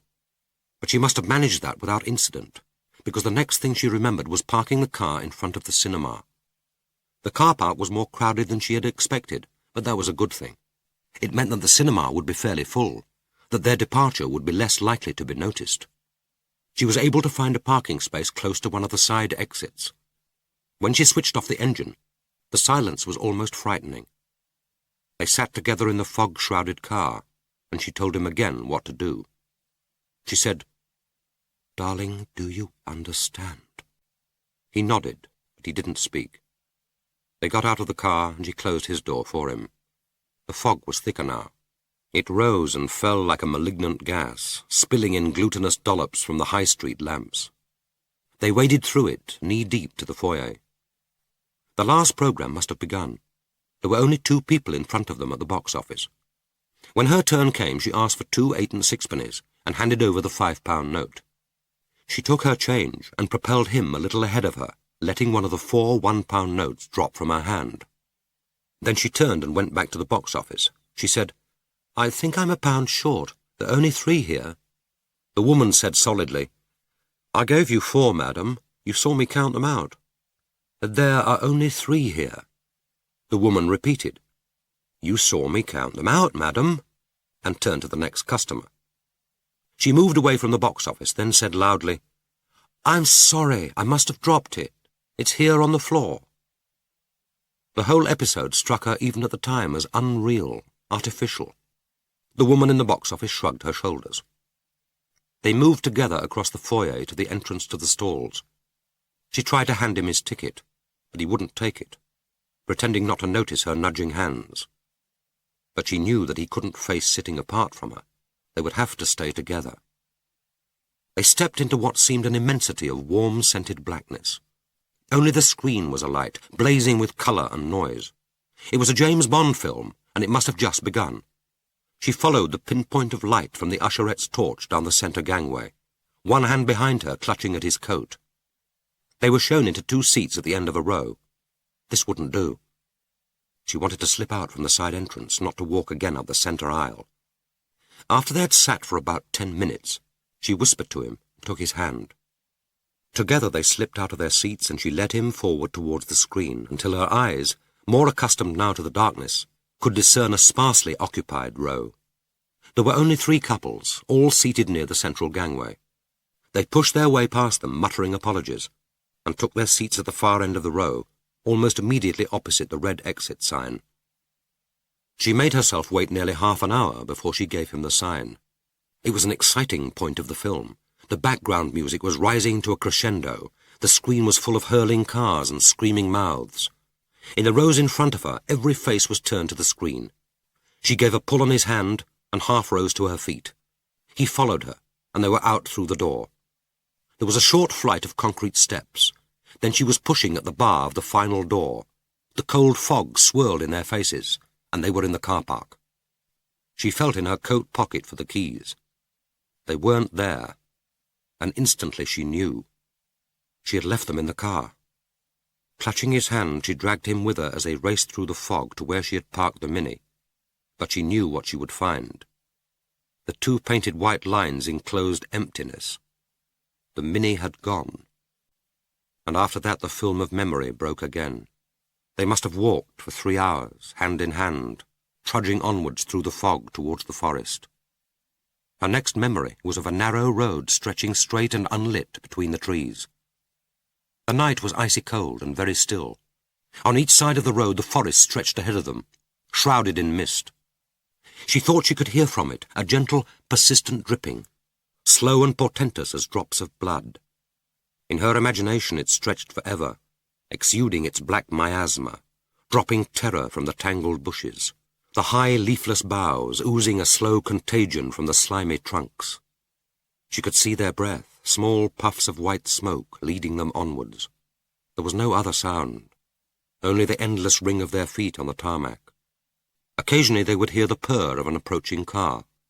Instinctively they would step into the darkness of the trees until it passed in a sweep of light, carrying ordinary people, perhaps on their way to a party or driving home late after a long day. Happy people with nothing to worry about, except mortgages and sickness, their children, their marriages, their jobs. And then suddenly he stopped. He said, his voice dull, utterly defeated, "I'm tired. Come with me into the forest, and we'll find somewhere to sleep. I'll cuddle you. You won't feel the cold. We'll be together. We need never wake up ever again." But she failed him. She wouldn't go with him. In the end he pleaded, almost cried, but still she refused. She had made him turn with her, defeated, and begin the slow trudge home. Ever since earliest childhood she had been terrified of the forest. It wasn't the forest of primary school fairy tales, the wail of a hunting horn calling through dappled glades, paths regal with stags. This was a mush of corruption, the place where her father had threatened to lose her if she screamed, the dumping ground for murdered bodies. In her childish imagination, the sluggish streams ran with blood. And it wasn't only the terror of the forest. She never had shared his pessimism. Life for him was fundamentally tragic, a series of days to be somehow got through, not a privilege to be rejoiced in, but a burden to be endured. He was always surprised by joy. The thought of death held no anguish for him. It was life which called for courage. But she was different. Nothing but intolerable pain or utter despair could make her kill herself. The heart of her personality was buoyant with optimism. All her life she had been nourished by hope. She hadn't survived the miseries of her childhood to die so easily now. She told herself that all might yet be well. The car thieves might never open the boot. Why should they? The car wasn't worth stealing for its own sake. That meant that they wanted it just for the ride and would abandon it when they had finished with it. In time the police would find it and examine it. But tracing the car to them didn't make her a murderess. The rapist, anyone, could have stolen it from outside their door. All they had to do now was to make their way home, wait for the morning, and report it missing. But in her heart she knew that the hope was false. Once the car was found, they would be the chief suspects. They would be asked about their movements that evening, the call at the library, the argument over the cinema tickets. They would be asked how they had travelled to the cinema without the car. There was no direct or easy bus route. And they couldn't reply that their car had been stolen from outside the cinema. Why hadn't they reported the theft before they left the house? She knew that Martin wouldn't be able to stand up to this early and probing questioning. She had banked on having several days before the police got round to him, and even then, with nothing to connect them with the crime, it would only have been a routine door-to-door visit. Nothing was known against him. Now everything was changed. The plastic bag would be traced to the local dry cleaners. Her recent visit there would be discovered. And so they trudged home together to the waiting police cars, standing already outside the house, to the watching eyes from the houses across the road, to the knowledge that never again would they be alone together. The terrors of the forest were imaginary. All the terrors to come would be real. If she had cared enough, she could surely have taken his hand and let him lead her into the darkness under the trees. She could have conquered panic in his arms. Always she had been the stronger. It was to her that he had looked for support, for comfort, for reassurance. Wasn't that, after all, why she had married him? Because he was a man who had none of the qualities which her father had taught her belonged to manliness? Now, and for the first time, he had asked her to trust him.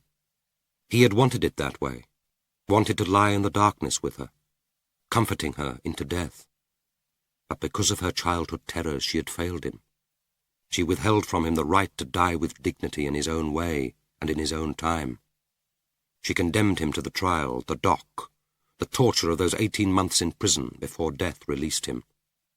She had heard what prisoners did to child molesters. She had lived through those 18 months separated from him, unable to comfort him, unable to tell him that she was sorry. The child's death hadn't been willed. She told herself that she couldn't have prevented that act of violence. The child had been murdered by the child she had once been. But this desertion of him at the end had been voluntary. I should have died with him that night. He was right. There was nothing else for us to do. That was the real sin, the failure of love. Perfect love casteth out fear. It didn't need a perfect love not to fail him then. It only needed a little kindness, a little courage. And there the manuscript broke off. When she had finished reading, Philippa turned off the light and lay very still, her heart pounding. She felt sick and at the same time faint. She got up and sat on the edge of her bed for a moment, then made her way over to the window and leant out, breathing great gulps of the sweet-smelling air. She didn't ask herself how much of the story she believed. She didn't judge it as writing or as description. She couldn't distance herself from it any more than she could distance herself from the woman who had written it. She knew that she wouldn't tell her mother that she had read it, and that her mother wouldn't ask. This was all that she would ever be told about the murder, all she would ever know or need to know. After 10 minutes of silently gazing at the night sky, she put the manuscript back in her drawer and went back to bed. Only then did she wonder where she had been that night. Chapter 8. He returned that same evening and took possession of his command post. Next morning he breakfasted as soon as the dining room was open at 7:30, and by 8 o'clock he had begun his watch. He sat at the window on the one chair, the binoculars resting on the ledge, the door bolted. At his side he placed the open rucksack, ready to slip the binoculars inside and to hurry downstairs once Mrs. Palfrey was sighted. It would take too long to go down by lift. He would have to move fast if he were to keep her in sight. At 9:15 precisely, a tall, dark-haired man carrying a briefcase left number 68. This presumably was Mr. Palfrey. He had the businesslike air of a man with his morning planned, and Skase didn't believe that it included calling on the murderess or her daughter. His first conviction had never wavered. It was the woman whose frightened voice he had heard over the telephone who would eventually lead him to them. At 9:45 the maid appeared, bumping a shopping trolley up the basement steps. Then no one left or arrived until she returned 2 hours later, pulling its laden weight after her, and manoeuvring it carefully down the basement steps. He went out and lunched on coffee and sandwiches at a coffee bar down a side street within 50 yards of the hotel, and was back at his post at 1:45. All the afternoon he kept watch, but no one appeared. The man returned home shortly after 6 and let himself in at the front door. He broke off his watch again at 8 o'clock for dinner, but was back at the window by 9, and stayed there until the light faded, the streetlights came on, and at last it was 11 o'clock, and then midnight. The first day was over. And this was the routine of the next 3 days. The man left at 9:15 precisely in the morning. The maid, usually with her trolley, was out of the house by 10. It was on the following Monday, tempted by the sun, by the need for exercise, and by frustration, that he decided to follow her. He had some idea that he might get into conversation, might at least learn whether Mrs. Palfrey was at home, might even think of some excuse for asking her where the girl had gone. He didn't know how he would approach her, or what he would say, but the instinct to follow her was suddenly so immediate, so strong that he was down the stairs and in the street almost as soon as she had reached the corner of Caldecott Terrace. The first shop she visited was a local newsagent to pay the paper bill, and here the newsagent greeted her by name, and he knew who she was. He was irritated with himself. The facile assumption, which had taken her for a maid, had wasted 3 days. Glancing at her as he pretended to hesitate over his choice of newspaper, it was difficult to associate this slight, depressed figure, this anxious face, with the confident girl he had seen in the train, or to see her as mistress of number 68. When she had settled the bill, he bought a Daily Telegraph, then followed her at a careful distance to her next call, the butcher. Here there was ham on the bone on display in the window, and he decided to buy £1/4 and lunch on it in his room. He joined the queue behind her and waited patiently while she selected a shoulder of lamb. For the first time he saw her animated. The joint was displayed for her inspection, and she and the butcher, confederates in expertise, contemplated it with loving care. She asked for it to be boned, and he bore it off willingly, leaving his assistant to serve the queue while he obliged this discriminating customer. After he had bought the ham, he followed her through squares of stuccoed Victorian houses to a street market. Here she moved slowly from stall to stall, eyeing the produce with what seemed to him excessive anxiety, surreptitiously pressing the tomatoes and pears. Lastly, she visited a delicatessen.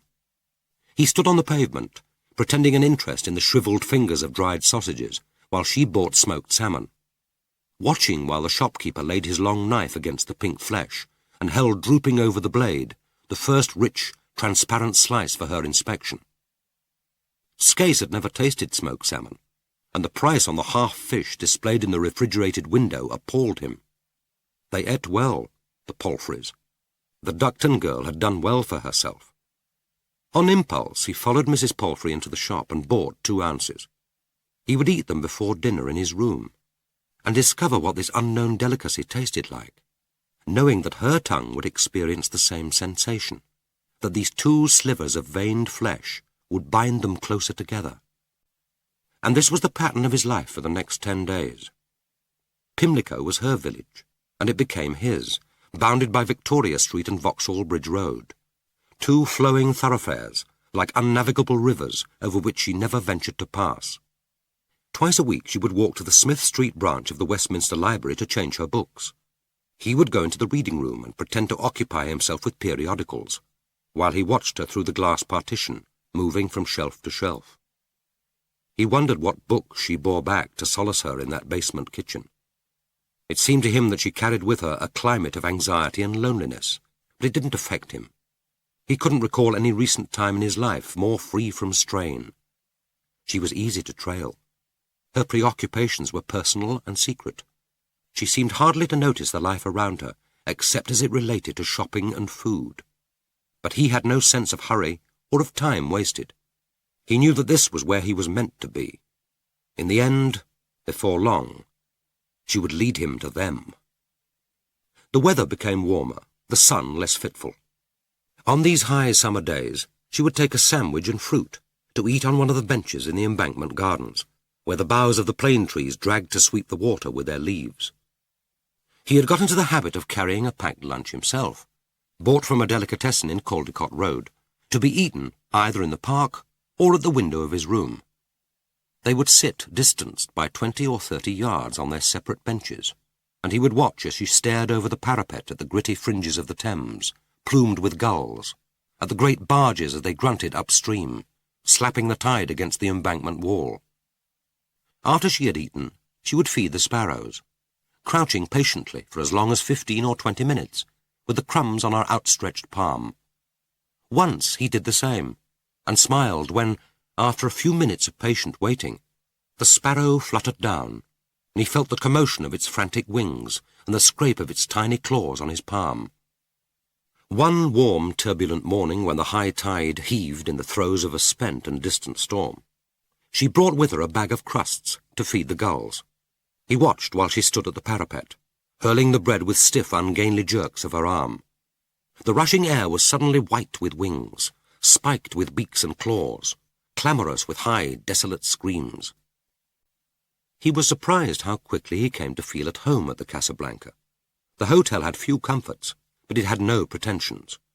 There was a small and overcrowded bar in a room off the dining room, and most evenings he would take a single dry sherry before his dinner. The meals were predictable, eatable, but only just. But occasionally the standard varied. It was as if the cook were engaged in a private game, judging when the customers were on the point of revolt, and then confounding them with a dinner of unexceptional excellence. But usually little cooking had been done. Skase was familiar with the taste of all the soups. He had opened these tins himself. The prawn cocktail consisted of tinned prawns, hard and salty, smothered with the cheapest of bottled dressing, and reposing on a limp lettuce leaf. The pâté maison was commercial liver sausage. The potatoes were invariably served mashed, since they were reconstituted from a packet. All his senses were sharpened since he had set out on his enterprise. He noticed these things now, but they didn't bother him. The Mario, who had booked him in, seemed to run the place. Skase saw no one else in authority. The other staff were part-time, including Fred, an elderly cripple who spent all night dozing in an armchair behind the counter, and whose job it was to let in guests who arrived back after 12:30. The regular clientele were mostly commercial travellers. With some of them Mario was friendly, joining them, white-jacketed at their table for long, intimate conferences. Their common interest was apparently betting. Lists and evening papers were consulted, and money changed hands. But most of the trade was foreign package tours from Spain. With the weekly arrival of the morning coach, the hotel came alive. Mario, galvanized into frantic activity, immediately became Spanish in speech and gesture. The hall was blocked with luggage and chattering tourists. The lift invariably broke down, and Coffee, the bitch, quivered with excitement. The hotel was ideal for his purpose. No one bothered about him. No one was curious. The only way in which a visitor could attract interest at the Hotel Casablanca was by failing to settle the bill weekly in advance and in cash. If he felt the need for conversation, a brief craving for the sound of a human voice directed at himself, he would stop to chat to the blind girl. He learned that her name was Violet Headley, and that she was an orphan who had been educated in a residential school for the blind, and now lived with a widowed aunt in a council flat off the Vauxhall Road. In exchange, he told her nothing about himself except that his wife and only child were dead. She was the only person to whom he felt he could safely talk. Whatever her private imaginings of him might be, he knew that all his secrets, his past, his present purpose, even his ugliness and his pain, were safe from any probing by those sightless eyes. On Friday morning, the 25th of August, he was led by Mrs. Palfrey across the newly created piazza and into the cool, incense-sweet immensity of Westminster Cathedral. He saw that she didn't dip her fingers in the stoup of holy water, that she hadn't apparently come to pray. This visit was just one more way of killing time. He followed her, attaching himself unobtrusively to a party of French-speaking tourists, as she wandered between the great square marble pillars, paused to survey each of the side chapels, bent to stare with repugnant fascination at the silver-encased body of St. John Southworth, small as a child in his glass case. He had never before been in the cathedral, and its red brick-bounded Byzantine exterior hadn't prepared him for the wonder which lay beyond the west door. The rough, unadorned bricks climbed upwards from great pillars of smooth marble, green, yellow, red and grey, to the black curving immensity of the domed roof. It hung suspended above him, darkness and chaos given a form and substance, and he felt that he crawled crab-like beneath its mystery. The completed Lady Chapel, gleaming with gold mosaics, pretty and sentimental, meant nothing to him. Even the smooth beauty of the marble pillars served only to draw the eye upwards to that curving wonder of the roof. He hadn't expected to be so excited by any building. When the act was done, he would come back and walk here again. He would look up at that dark void and find a comfort which he would gain from no lighted candles, no stained glass. There would be other buildings to explore, perhaps even other cities to visit. There could be a life, solitary though it might be, that was more than mere existence. But now even to experience this wonder pricked him with guilt. He remembered the prick of the sparrow on his palm. That too had been a moment very close to joy. But to feel joy, while Mary Duckton was still alive, was a betrayal of the dead. Already he felt that he was being seduced by routine into a complacent lethargy. He would wait for only one more week. If in that time he hadn't been led to the murderess, if the girl Philippa still hadn't returned to Caldecott Terrace, then he would have to think of a plan, however desperate, to trick Mrs. Palfrey into betraying to him where they were. Chapter 9. When the 10 days of freedom which they had promised themselves were up and it was time to look for a job, they avoided the government job centre in Lisson Grove, which was too intimidatingly a reminder of officialdom, and searched instead in the evening papers and on the display boards outside newsagents. They found advertisements for kitchen staff or waitresses at Sid's place off Kilburn High Road, pinned to a board outside a stationer's shop at the north end of the Edgware Road. The advertisement said helpfully, "Take 16 bus and a light Cambridge Avenue." It added that the wages were £1 an hour plus food. They calculated that if they worked 6 hours a day for 5 days, their living expenses should be comfortably covered. 1 free fish meal a day would be a bonus.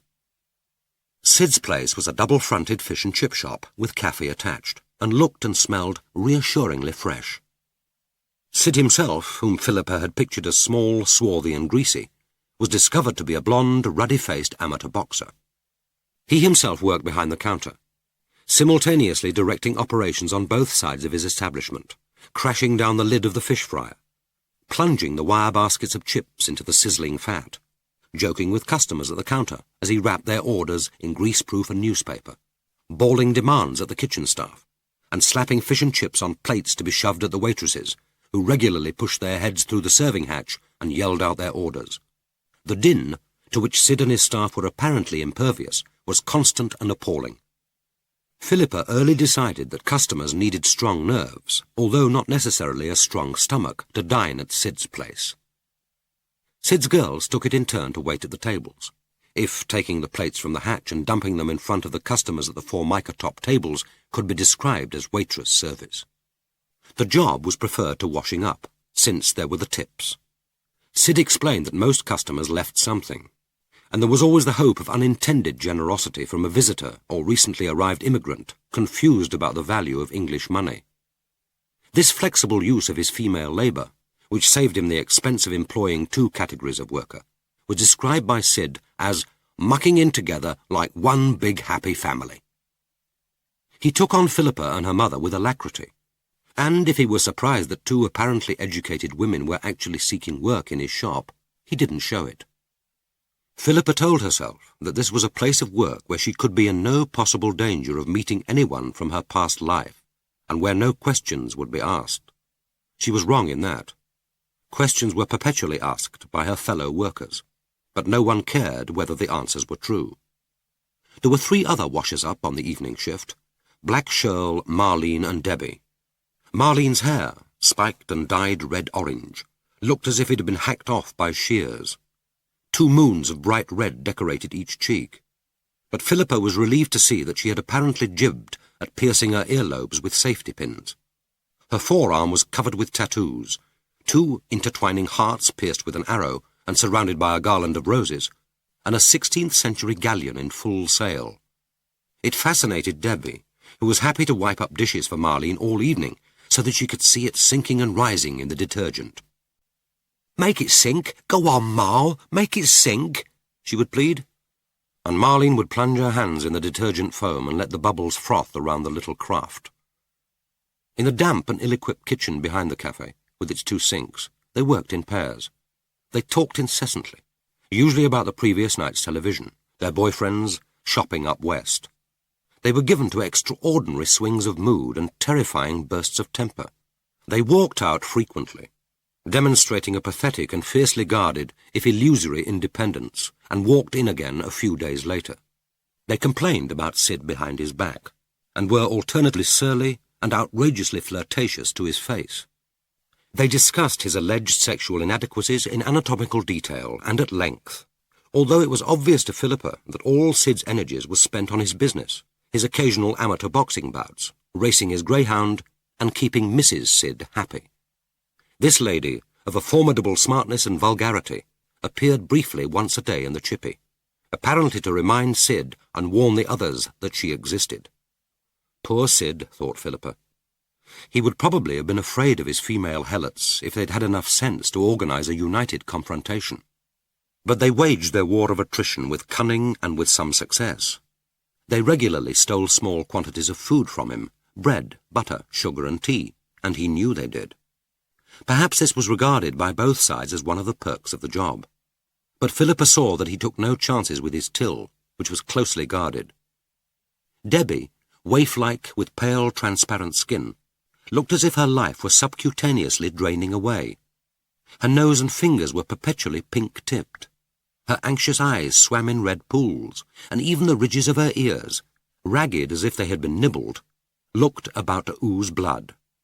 She spoke in whispers and crept about the kitchen, bestowing indiscriminately her sweetly inane smile. But it was Debbie who was the most violent. Sharing a sink with Philippa, Black Shirl said, "She knifed her ma when she was 12.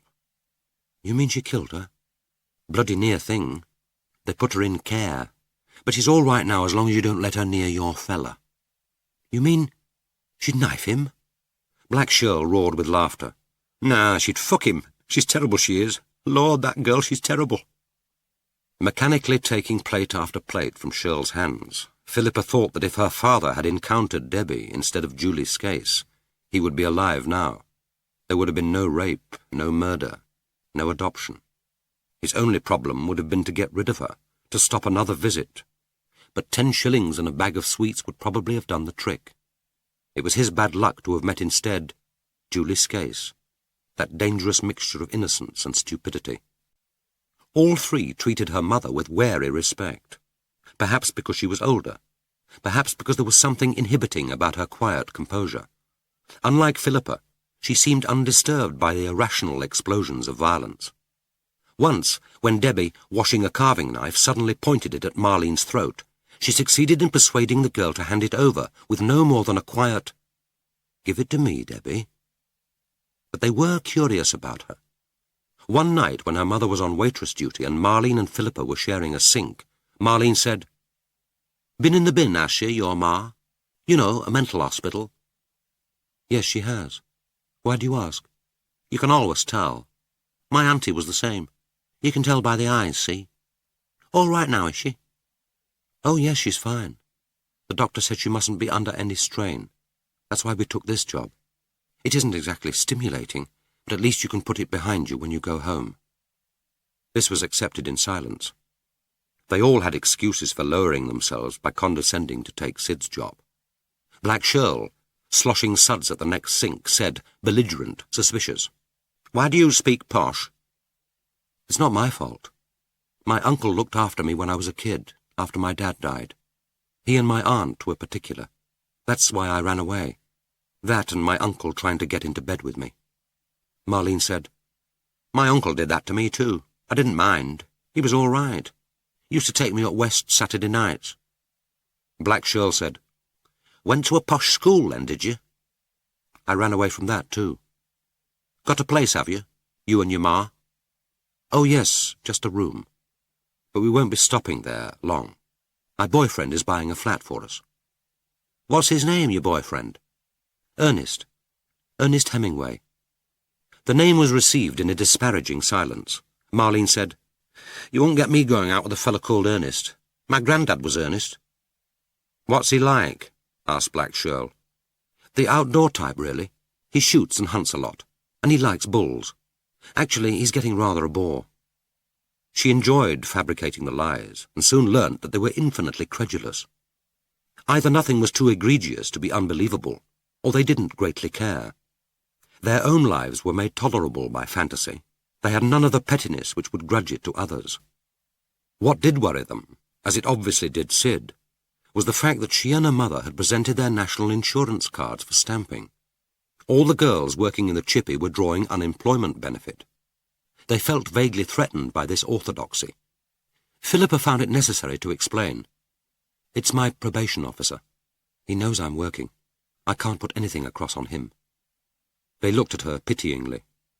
Probation officers were admittedly less gullible than local authority social workers, but this unreasonable docility lowered her in their eyes. Not by such naivety did one survive in the urban jungle. Often she smiled to herself, remembering that Gabriel believed, or claimed to believe, that the weak, the sick and the ignorant preyed on the strong, the healthy and the intelligent. He could have found evidence enough at Sid's place. But Philippa, bent over the sink, her back aching, her skin sodden with steam, told herself that Gabriel's world could well survive the pathetic depredations of Marlene, Debbie, and Black Shirl. Two vivid and contrasting mental pictures came frequently into her mind. Gabriel calling for her one bright Saturday morning in the summer term, swinging himself out of his Lagonda, running up the steps of number 68, his cashmere sweater slung from his shoulders.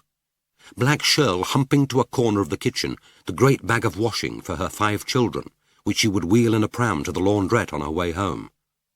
Perhaps Morris's mind was patterned with equally vivid images, contrasts which had made him a socialist, and which even now kept him one, despite the knowledge, which surely he shared, that his creed would merely transfer the Lagonda to an owner equally, if differently privileged, and that there was no economic system in this world which would transfer the Lagonda to Shirl, and the washing and the 5 children to Gabriel. Once, when walking to the late-night bus, her mother asked, "You don't think we exploit them?" "How? Considering we get through twice the washing up at our sink that they do at theirs, you could argue that they exploit us." "I suppose I mean that we pretend to be friendly, to be one of them, but back home we talk and laugh about them as if they're objects, interesting specimens." "But they are interesting specimens, more amusing and interesting than any we'd meet in the typical office. If they don't know how we talk about them, does it matter?" "Perhaps not to them. It might to us." After a few seconds' silence, she said, "Are you going to write about them?" "That hadn't occurred to me. That isn't why we took the job. I suppose I'll file them in the subconscious until I need them." She half expected her mother to ask, "Will you file me there too?" But she said nothing, and for a little time they walked together in silence. In the bus, her mother asked, "How long do you suppose we ought to stay at Sid's?" "As long as we're happy to live on fish and chips. I admit I sometimes wonder if they've any vacancies for washers-up at l'Écu de France." "Is that where you used to eat?" "Only on special occasions. That and the Gay Hussar and Mont Plaisir are Morris's favourites. Bertorelli's was for every day. I used to meet him there for lunch sometimes. I love Bertorelli's." She wondered whether Morris still ate there, and if Signor Bertorelli ever asked for her in that other world. Her mother said tentatively, "We could stay for another week or so, perhaps, if you're not too tired or bored. I don't mind the fish. I rather like it. I'm not in the least bored, and we can change jobs as soon as we are. We've got our cards nicely stamped, and I suppose Sid would give us a reference if we twisted his arm. He doesn't give many bills, have you noticed? 2/3 of his business is on a cash, no-tax basis. I dare say we'd only have to whisper that, and he'd happily give us a year's pay in lieu of notice." "I don't think we ought to do that. He's been decent to us. Anyway, we're free to go when we like. That's the fun of it. Just let me know when you're tired of fish." Chapter 10. Their freedom did indeed seem to be limitless, stretching out in concentric waves from those 3 small rooms above Monty's fruit and veg to embrace the whole of London. The freedom of the city, of the lumpy grass under the elms of St. James's Park, where they would search for a spare length of grass among the knapsacks of the prone tourists, and lie on their backs, staring up through a dazzle of shivering green and silver, and listening to the midday band concert. There would be a circle of deck chairs round the bandstand, and here the regulars would sit, having taken their seats early. Large ladies from the suburbs and the provinces with their sandwiches, their summer hats, their plump, ringed fingers guarding bulging handbags on comfortable laps. When the drizzle began, they would rummage in their bags and spread mackintoshes over their knees, unfold a concertina of thin plastic to cover their hats. Having paid their money for a deck chair, the vagaries of an English summer couldn't cheat them of their 40 minutes of crashing brass, the red-braided uniforms, the conductor's brisk salute. But for Philippa and her mother, despite these almost daily excursions, the core of their joint life lay in Delaney Street and Mell Street. Philippa told herself that she couldn't have found a better part of London in which to be anonymous. The district had a life of its own, but it was one in which the sense of community was fostered by seeing the same familiar faces, not by inquiring into their business. Delaney Street was a quiet cul-de-sac, inhabited chiefly by the middle-aged or elderly, living above their small family shops. It had something of the atmosphere of a self-sufficient, ancient and sleepy village, a sluggish backwater between the great surging rivers of the Marylebone Road and the Edgware Road. Many of its occupants, like Mr. and Mrs. Tooks at the junk shop, and the two eccentric Miss Peggs who had spent their time perambulating in Mell Street, leading a string of small discouraged dogs, had been born in the street, as had their parents before them. They formed a select and secretive coterie, much given to standing in each other's doorways, apparently wordlessly communicating, seeming to huddle themselves against the cold even on the warmest day, and viewing with dispassionate, amused or ironic eyes the casual visitors or newcomers, like natives viewing the arrival of yet another wave of credulous and soon-to-be disillusioned settlers. Their chief preoccupation was the rumour and threat of a local authority development which would sweep their world away. They stared across at the corrugated fence of the wasteland with hard but troubled eyes. Philippa, always curious, got to know a little about them by casually discreet questions to George. She might have learned more had she and her mother drank in the Blind Beggar, but they thought it prudent to keep apart. One could not patronise the local pub for long and remain private. But they felt accepted in the street. Their neighbours were always polite and sometimes friendly. They watched. Occasionally they smiled, but they asked no questions. Saturday was market day in Mell Street. By 9 o'clock the police van had arrived, the barriers had been dragged out and were in place, and the street was closed to through traffic. It was a small, intimate, bustling market, cosmopolitan, but at the same time very English. The bargaining was carried out with humour and good nature, and occasionally in the old money. Early in the morning the seller of second-hand rugs and carpets wheeled up his great wooden barrow and patterned the road with his wares. Unregarding and unrebuked, the shoppers walked over them. The tarmac itself became festive.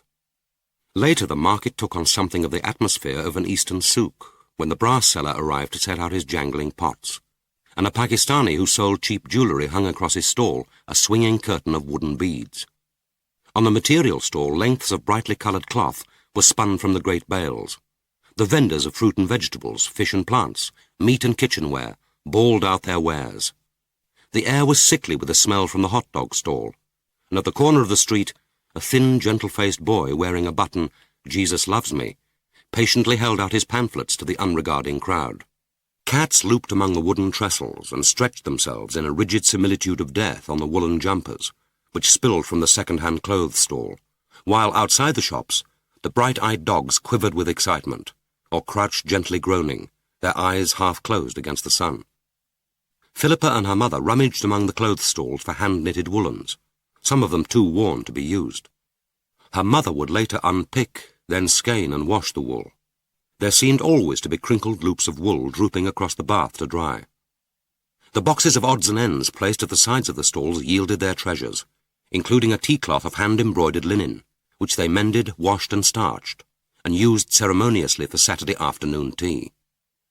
Behind the stalls were the small shops, the old-fashioned draper where one could still buy woolen combinations and sleeved vests, and where the pink, lace-up corsets hung in the window, their strings dangling. The Greek delicatessen smelling of syrup and sharp Mediterranean wine. The small general store, clean, sweet-smelling, perpetually dark, with a bell on the door where old Mrs. Davis shuffled in from the shadows to serve them with milk, butter and tea. The larger of the half-dozen junk shops whose cluttered interior they would penetrate through to a backyard piled with old furniture, and fitted along one wall with racks, where a miscellany of crockery, pans and pictures offered the chance of a find. Here it was they uncovered two uncracked cups, one early Worcester, one Staffordshire, with chipped but matching saucers, and an agreeably shaped grime-covered dish, which, after washing, was revealed as blue and white 17th-century Swansea pottery. It was like playing at housekeeping, the reenactment of the innocent childhood games, which neither of them had known. Philippa had still learned almost nothing of her mother's past. From time to time they would talk briefly about her mother's life in prison, but nothing about the crime, and nothing about their earliest and shared years. Philippa asked no questions. She told herself that P.L. Hartley was right. The past was another country, and they could choose whether to visit there. Her mother didn't choose, and she had no right to compel her, vulnerable as she was to travel that stony road. She had been given the account of the murder. She told herself that. For the present, it must be enough. She couldn't use her possession of the flat, her companionship, her defence against the noisy intrusions of this new world, to purchase a confidence which wasn't freely offered. There was no commitment, and that meant no commitment on either side. But she found that she was visualizing less and less a future in which they would be completely apart.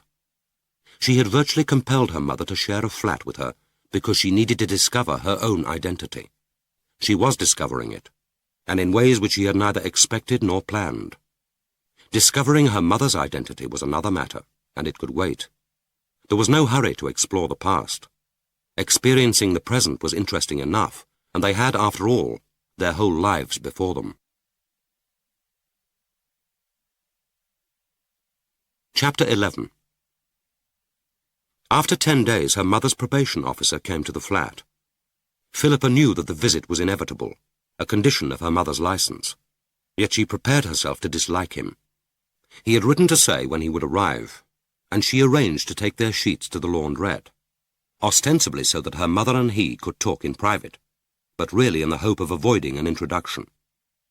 But when she returned and put the key in the lock, she could hear her mother's voice, clear, ordinary, even animated. He was in the kitchen, drinking tea from a mug. She found herself shaking hands with a mild-eyed, stocky young man with a russet-tangled beard and balding head. He wore blue jeans and a fawn sweatshirt. His sandaled feet were brown and surprisingly clean. Everything about him was clean. Some of Morris's colleagues dressed with just such informality, but with them it was an ostentation, a desire to demonstrate their solidarity with their students. She felt that this man dressed to suit himself. Her mother introduced him, but her mind blocked the words from her consciousness. She wanted none of him, not even his name. End of Disc 6. Disc 7. He had brought with him an African violet which he had grown himself from a cutting. Watching him help her mother to pot it, she knew that she resented him, resented her mother's docile acceptance of this mild but degrading surveillance, resented his intrusion on their privacy, and she knew herself to be jealous. She was looking after her mother. They were looking after each other. They didn't need the bureaucratic, carefully rationed caring of the state.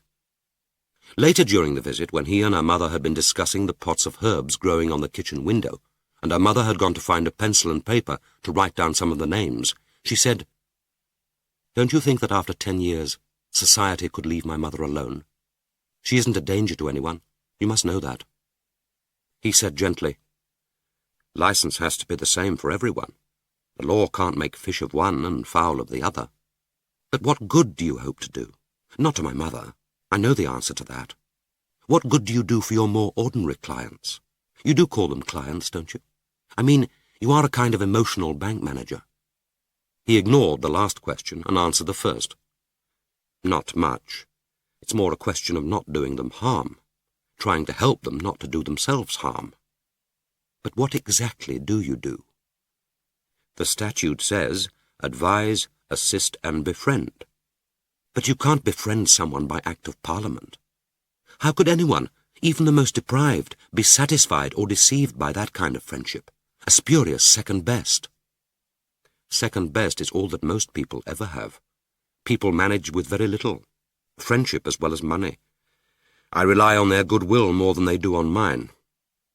Your parsley's doing very well. It won't grow for us. Did you start this from seed?" "No, it's a root we got from the health food shop in Baker Street." She picked a small bunch for him, glad to give an exchange for the violet. That way they needn't feel under an obligation to him. He took the parsley and, washing his handkerchief under the hot tap of the kitchen sink, rinsed it with cold water and folded the leaves carefully inside it. His hands were large, snub-fingered. He used them gently, unfussily. When he bent over the sink, his sweatshirt rode up to reveal a few inches of smooth flesh, brown and speckled as an egg. She felt a sudden desire to touch it, and found herself wondering what he would be like in bed. Gabriel had made love as if he were a ballet dancer, narcissistically preoccupied with his body, every movement an exercise in control. He performed as if thinking, "This is a necessary unaesthetic business, but see how I contrive to give it grace." She thought that this man would be different. Gentle but direct, free of pretense, free of guilt. After he had wrapped the parsley, he said, "Mara will be glad of that. Thanks." She supposed that Mara was his wife or girlfriend. She knew that if she had asked, he would have told her, but he never volunteered information. He seemed to view himself and his world with common-sense detachment, accepting kindness at its face value, as if kindness were a common currency of life, answering questions simply, as if unaware of the devious motives from which they sprang. Perhaps in his job it was necessary for survival to take people at their face value too. He hadn't reacted to her obvious antagonism, yet he didn't give her the impression that he was exercising any particular control. She thought that his attitude could be summed up, "We're all of the same blood, and we're in the same shipwreck. Recriminations, explanations, panic are all a waste of time. Safety requires only that we act towards each other with love." She was glad when at the end of the visit he said to her mother, "In about a month's time, then. Perhaps you'd better drop in at the office. I'm out visiting or in court most days, but you'll find me there Tuesdays and Fridays, 9 to 12:30. She was glad that he wasn't coming back, that the flat would once again be their own. Apart from George, when he had helped her lug up some furniture, and Joyce Bungall's brief visit, he was the only other person who had set foot in it. She felt, too, that she wasn't ready yet to cope with someone who might, intriguing and unsettling thought, be naturally good. Chapter 12. In the evenings at weekends, or on Mondays when they didn't work, they often watched television together, carrying the two basket chairs from their bedrooms into the kitchen. Watching television was something of a novelty for Philippa. Working for her O and A levels and the Cambridge scholarship had taken most of her time, and the television at Caldecott Terrace was seldom switched on. Morris, like a number of pundits who never refused an invitation to appear, affected to despise all but a few minority taste programs. Now she and her mother became mildly addicted to the risible awfulness of a family drama series, in which the characters, apparently physically and mentally unscathed by the traumas of the last episode, were resurrected weekly, freshly coiffured, their wounds healed and scarless, for yet another emotional and physical bloodbath. Such a convenient ability to live for the moment, with its subliminal message that the past could literally be put behind one, had much to recommend it. There ought, she thought, to be a word coined to describe the frank enjoyment to be had from the reassuring second rate. And that was how, switching the set on too early, they caught the last 10 minutes of Morris's encounter with the bishop. Morris looked relaxed, perfectly at home in this, his milieu, swivelling gently in the aggressively modern chair of chrome and black leather, one leg thrown lightly over the other. Philippa recognized the pattern of his socks, the discreet arrow pointing the ankle, the gleam of handmade leather shoes. He was particular about his clothes. The bishop, stiffly upright in the twin chair, looked less comfortable. He was a large man. His pectoral cross, insignificant in thin silver, rested crookedly against the episcopal purple. She despised him for this timid affirmation of faith.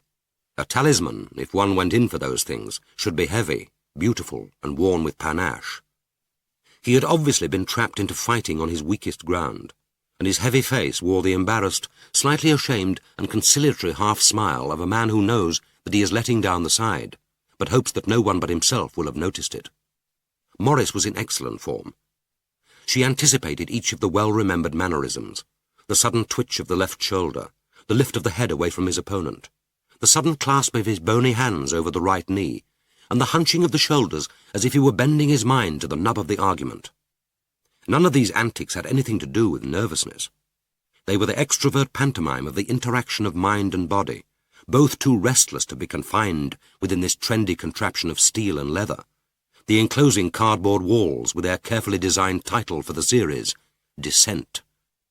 His voice was readier than normal, a pedant's voice. "Well, let's just recapitulate what you're asking us to believe. That God, whom you say is a spirit, which I take to mean is incorporate, doesn't one of your creeds say without shape, form, or passions, has created man in his own image. That man has sinned. I won't hold you to that fable of some celestial Kew garden and forbidden Cox's orange pippin. Let's use your own words. That he's fallen short of the glory of God. That every child coming into the world is contaminated with this primeval sin through no fault of his own. that God, instead of demanding in expiation a bloody sacrifice from man, sent his only son into the world to be tortured and done to death in the most barbaric fashion, in order to propitiate his Father's desire for vengeance, and in order to reconcile man to his Creator. That this son was born of a virgin. Incidentally, you told us last week that sex was somehow sacred because ordained by God, and I confess to finding it curious that he despised the orthodox method of procreation, which he himself devised and presumably approves. We are asked to believe that this miraculously born, God-made man lived and died without sin to atone for man's first disobedience. Now, we may not have a great deal of historical evidence about the life of Jesus of Nazareth, but we do know quite a lot about Roman methods of capital punishment. Neither you nor I, I'm happy to say, have witnessed a crucifixion, but we can agree that as a method of execution it was agonizing, degrading, slow, bestial, and bloody. Now, if you or I actually saw a victim being hauled onto that cross and could get them down, provided, of course, that we didn't risk anything by interfering, I don't think we could prevent ourselves from trying to save him. But the God of love was apparently content to let it happen, indeed willed it to happen, and to his only son. You can't ask us to believe in a God of love who behaves less compassionately than would the least of his creatures. I no longer have a son, but that is hardly my idea of parental love. Her mother got up and, without speaking, turned down the sound. She said, "What does he mean, he no longer has a son?" "He did once, but Orlando was killed in a road accident with his mother. That's why Morris and Hilda took me on." It was the first time that her adoptive parents had been mentioned between them, and she waited, curious to see if this was the moment when their silence would be broken, whether her mother would ask about those lost 10 years, whether she had been happy at Caldecott Terrace, where she had gone to school, what kind of life she had led. But she only said, "Is that how he brought you up, as an atheist?" "Well, he told me when I was about 9 that religion was nonsense, and that only fools believed it, and then made it clear that I must think out its tenets for myself and make up my own mind. I don't think he has ever been a believer." "Well, he believes now. Or why does he hate God so much? He wouldn't be so vehement if the bishop were inviting him to believe in pixies, or the theories of the flat earthers. Poor bishop. He could only win by saying things that he'd be too embarrassed to utter, and which neither the BBC nor the viewers, especially the Christians, would in the least wish to hear." What things, she wondered. She said, "Do you believe?" Her mother answered, "Oh yes, I believe." She glanced towards the screen where Morris, still articulating, had been reduced to a silent and ridiculously posturing cipher. "The bishop doesn't know for certain, but loves what he thinks he believes. Your father knows, and hates what he knows. I believe, but I can't love any more. He and I are the unlucky ones." Philippa wanted to say, "What do you believe? What difference does it make?" She felt the mixture of excitement, curiosity, and apprehension of someone putting a first tentative foot on dangerous and uncertain ground. She said, "But you can't believe in hell." "You can, once you've been in it.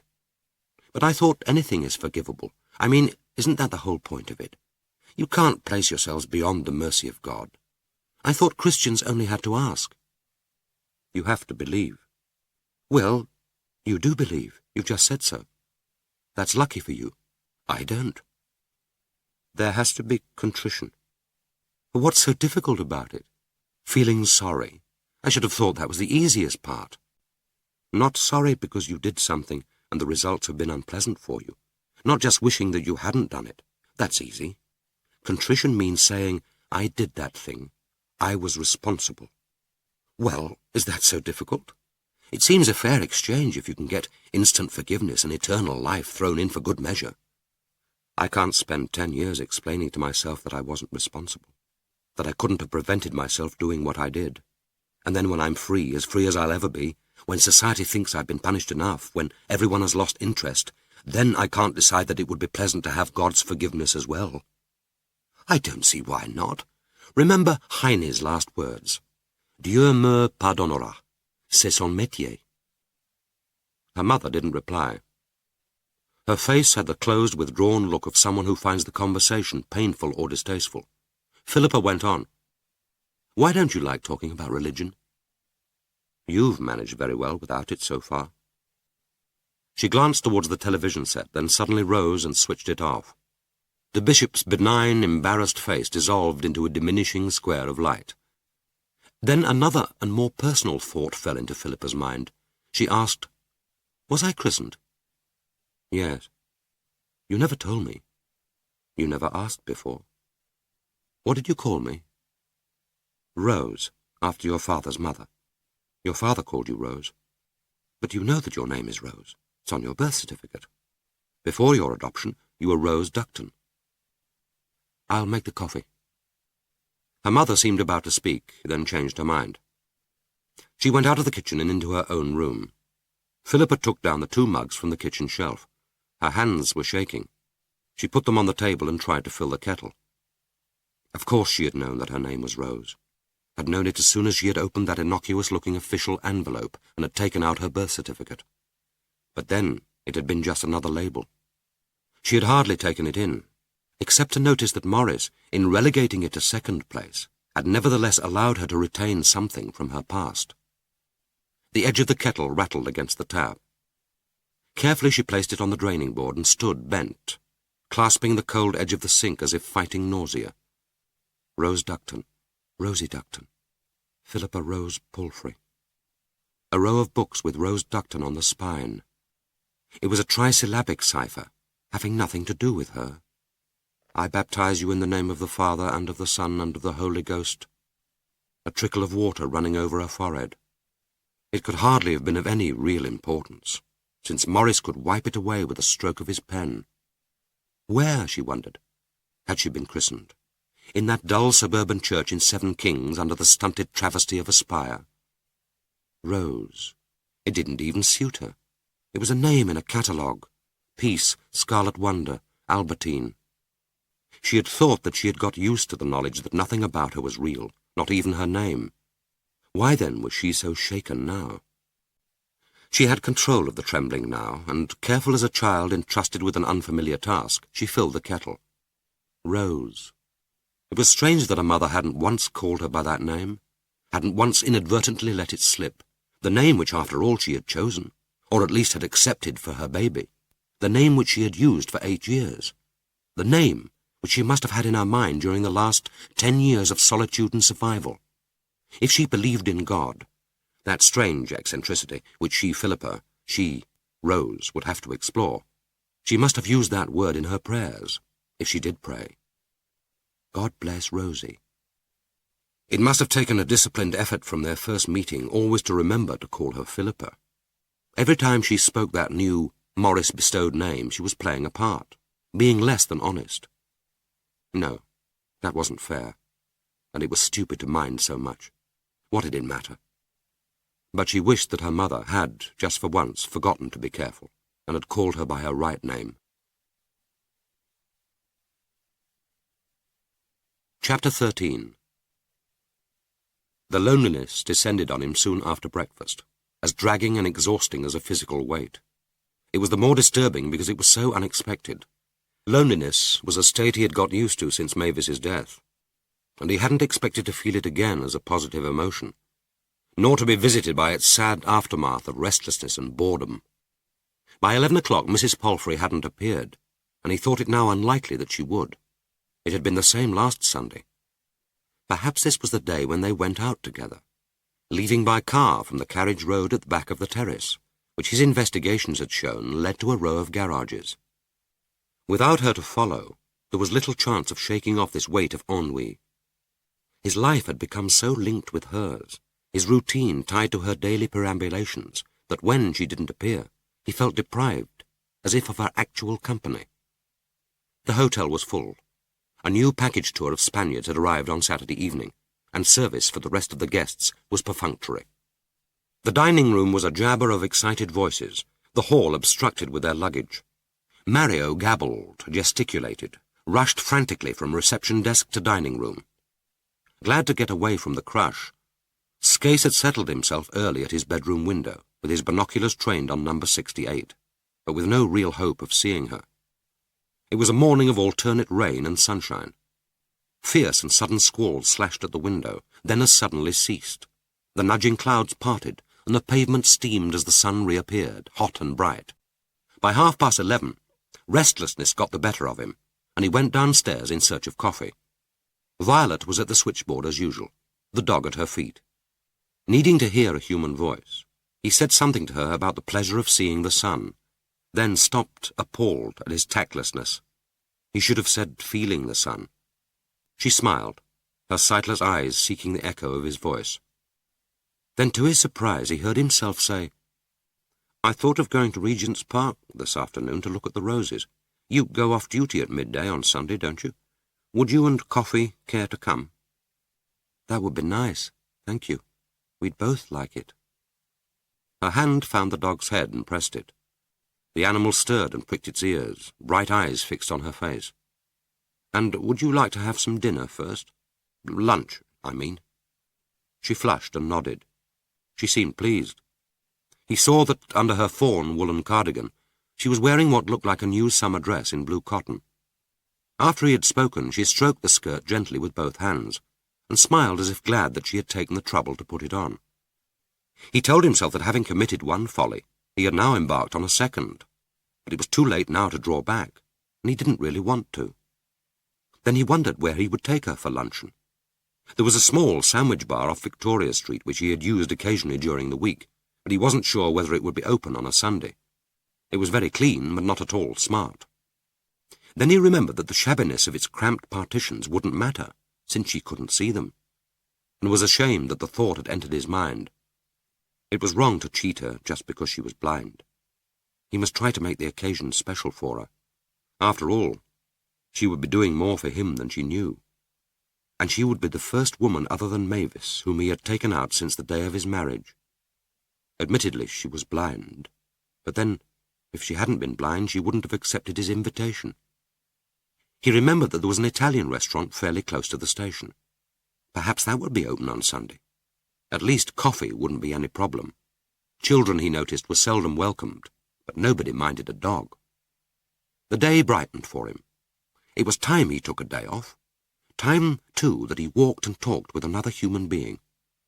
He made arrangements with her to call for her at the desk just before 12 and went back to his room. As he unlocked his room door, it struck him that there would be little point this morning in taking with him his rucksack with the accoutrements of murder, and he wondered whether it would really be safe to leave it in his locked room. But the rucksack had become almost part of him. He felt that he would walk strangely without its familiar weight on his right shoulder. But why shouldn't he take it? It occurred to him that he had by impulse chosen the best possible person as companion on his walk. She wouldn't wonder what he was carrying in the rucksack. She wouldn't ask. And after the killing, if things did go wrong and the police traced him to the Casablanca, she was the one person they wouldn't ask to identify him. Chapter 14. After breakfast on the 27th of August, their second Sunday together, her mother said abruptly, "Do you mind if we go to church?" Philippa, surprised, managed to respond as if this were the most usual of requests. She had gone through a phase of sermon tasting, and felt herself as well qualified to recommend a church for its service and music as she was to discuss its architecture. She inquired what her mother had in mind. The ordered, ceremonial and beautifully balanced choir of Marylebone Parish Church? High Anglican Mass at All Saints, Margaret Street, in a dazzle of mosaics, gilded saints and stained glass? The baroque splendours of St. Paul's? Her mother said that she would like somewhere quiet and close. So they went to the 11 o'clock sung Eucharist in the cool, uncluttered interior of Cerninian Compass St. Cyprian's, where an all-male choir sang the liturgy in plain song from the balcony. A gentle-voiced priest preached an uncompromisingly Catholic sermon, and the incense rose pungent and sweet, clouding the high altar. Philippa sat throughout the prayers, but with her head slightly bowed, since she had, after all, chosen to be there, and politeness dictated at least a token compliance. They hadn't compelled her in. Why make an offensive parade of unbelief, where neither belief nor disbelief mattered? And it was, after all, no hardship to listen to Cranmer's prose, or as much of it as the revisers had left unmutilated. From these sonorous, antiphonal cadences, Jane Austen, on her deathbed, receiving the sacrament from her brother's hands, had taken comfort. That fact alone was enough to silence irreverence. Watching her mother's bent head and clasped hands, she wondered what communication she was making to her God. Once she thought, perhaps she's praying for me, and the idea was obscurely gratifying. But although she herself couldn't pray, she liked to sing the hymns. The sound of her soaring voice always surprised her. It was a rich contralto, deeper than her speaking voice, unrecognizable as her own. The expression, it seemed, of a part of her personality unrestrained and unpredictable, only released by poor metric verse and cheerfully nostalgic school assembly tunes. Her mother didn't move forward to the altar when the time came for the faithful to eat and drink their God, and she slipped out, Philippa following during the last hymn. That way, as Philippa realized, there could be no risk that the priest or members of the congregation would introduce themselves or try to make the strangers feel welcome. Whatever this strange, unsacramental religious life meant to her mother, it could never include coffee in the parish room, or cosy valedictory gossip in the porch, and for that at least she could be grateful. Closing the porch door behind them softly as the last hymn drew to its close, they decided not to bother with cooking lunch, but to stay out as long as possible while the weather was fine. They would find themselves somewhere cheap to eat in Baker Street, then spend the afternoon in Regent's Park. Although they lived so close, it was the first time that they had visited the park. The early morning rain had stopped, and high sunlit clouds drifted imperceptibly across a sky of clear blue, which deepened to mauve over a cluster of distant trees across the lake.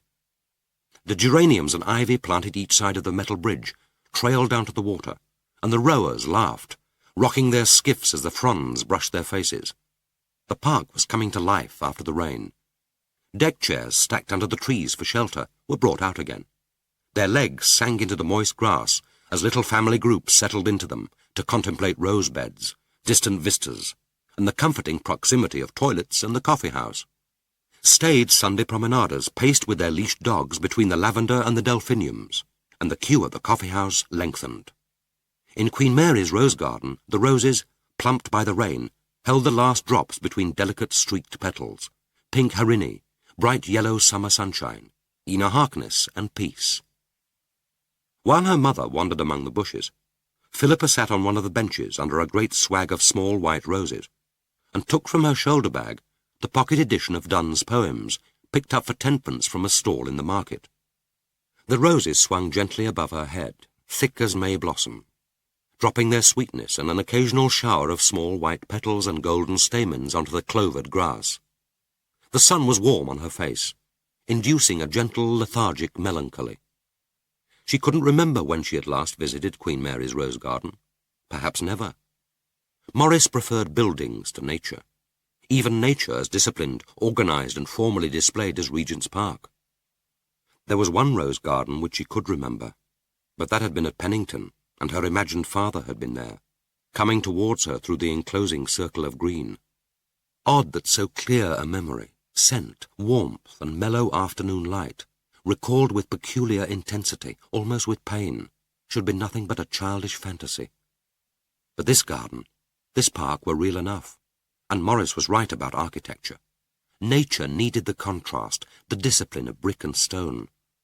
The colonnades and pediments of John Nash's terraces, the eccentric outline of the zoo, even the technical phallus of the post office tower, soaring above the hedges, contributed to the park's beauty, defined it and set its limits. It would, she thought, be intolerable to contemplate this lush perfection stretching to infinity, a never-ending corrupted Garden of Eden. She lowered her eyes from contemplating the swinging roses to watch her mother. She was always watching her mother, who had, she supposed, exchanged one kind of surveillance for another. She was smelling an orange-red rose, cupping the flower gently in her hand. Most of the rose worshippers closed their eyes to savour the scent. She opened hers wider. She had a look of intense concentration, the facial muscles drawn and taut as if racked with pain. She was standing a little apart, quite motionless, oblivious of everything except the rose resting in her palm. It was then that Philippa saw the man. He had come up the sloping path from the lake, a small, spectacled, grey-haired man, solicitously accompanying a blind woman with a coffee-coloured guide dog. His glance fell on her. Their eyes met, and instinctively, and out of the lazy pleasure of the moment, she smiled at him. The result was extraordinary. He stood transfixed. Eyes widened in what seemed a second of incredulous terror. Then he turned abruptly away and, taking the woman by the elbow, almost forced her back down the path and towards the lake. Philippa laughed aloud. He was a plain little man, ordinary but not repulsive, and surely not so plain that no woman before had ever spontaneously smiled at him. Perhaps he thought that she was trying to pick him up, a summer temptress lurking under the swinging roses. She watched the odd couple out of sight, wondering about their relationship, whether he was the girl's father, what excuse he was giving her for so abruptly hurrying her away. Then she thought that she might have seen him somewhere before, but the memory was elusive. His, after all, was hardly a memorable face.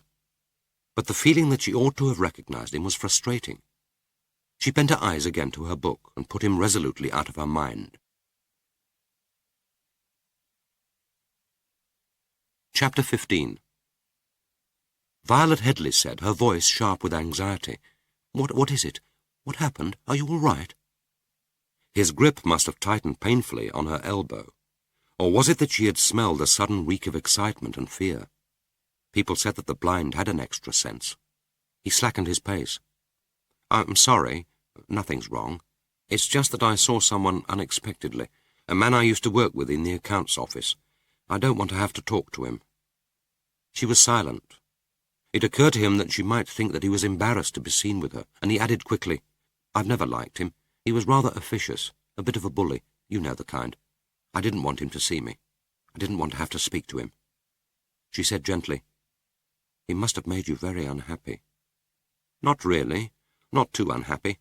But it was a shock seeing him so unexpectedly. I thought that part of my life was behind me for good. There are some rather nice yellow roses in this bed. I'll find the label and tell you what they're called." She said, "They're called Summer Sunshine." It had been hard to keep his voice steady. He felt sick with disappointment. They were there together. He had seen the murderess bending over one of the rose bushes in that second as he turned abruptly away.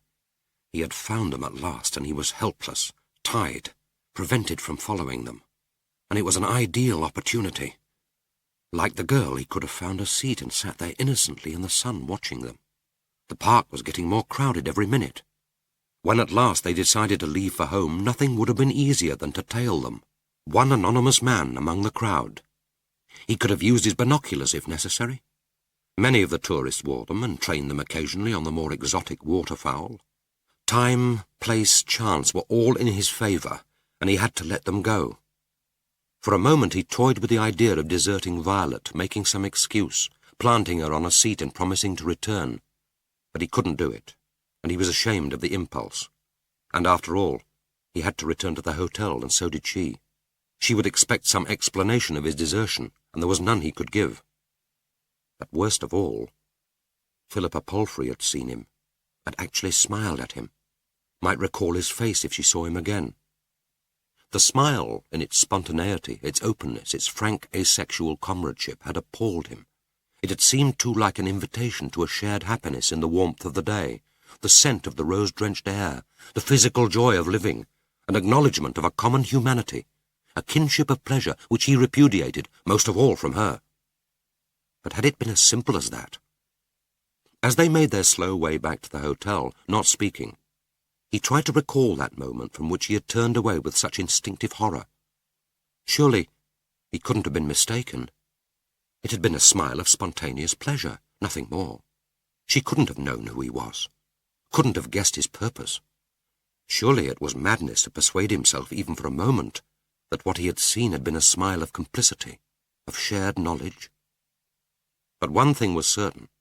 It had spoilt the day for Violet Headley. It had started so well. She had enjoyed her meal, and they had been happy together in the park. He had found himself talking to her without strain. But that was over.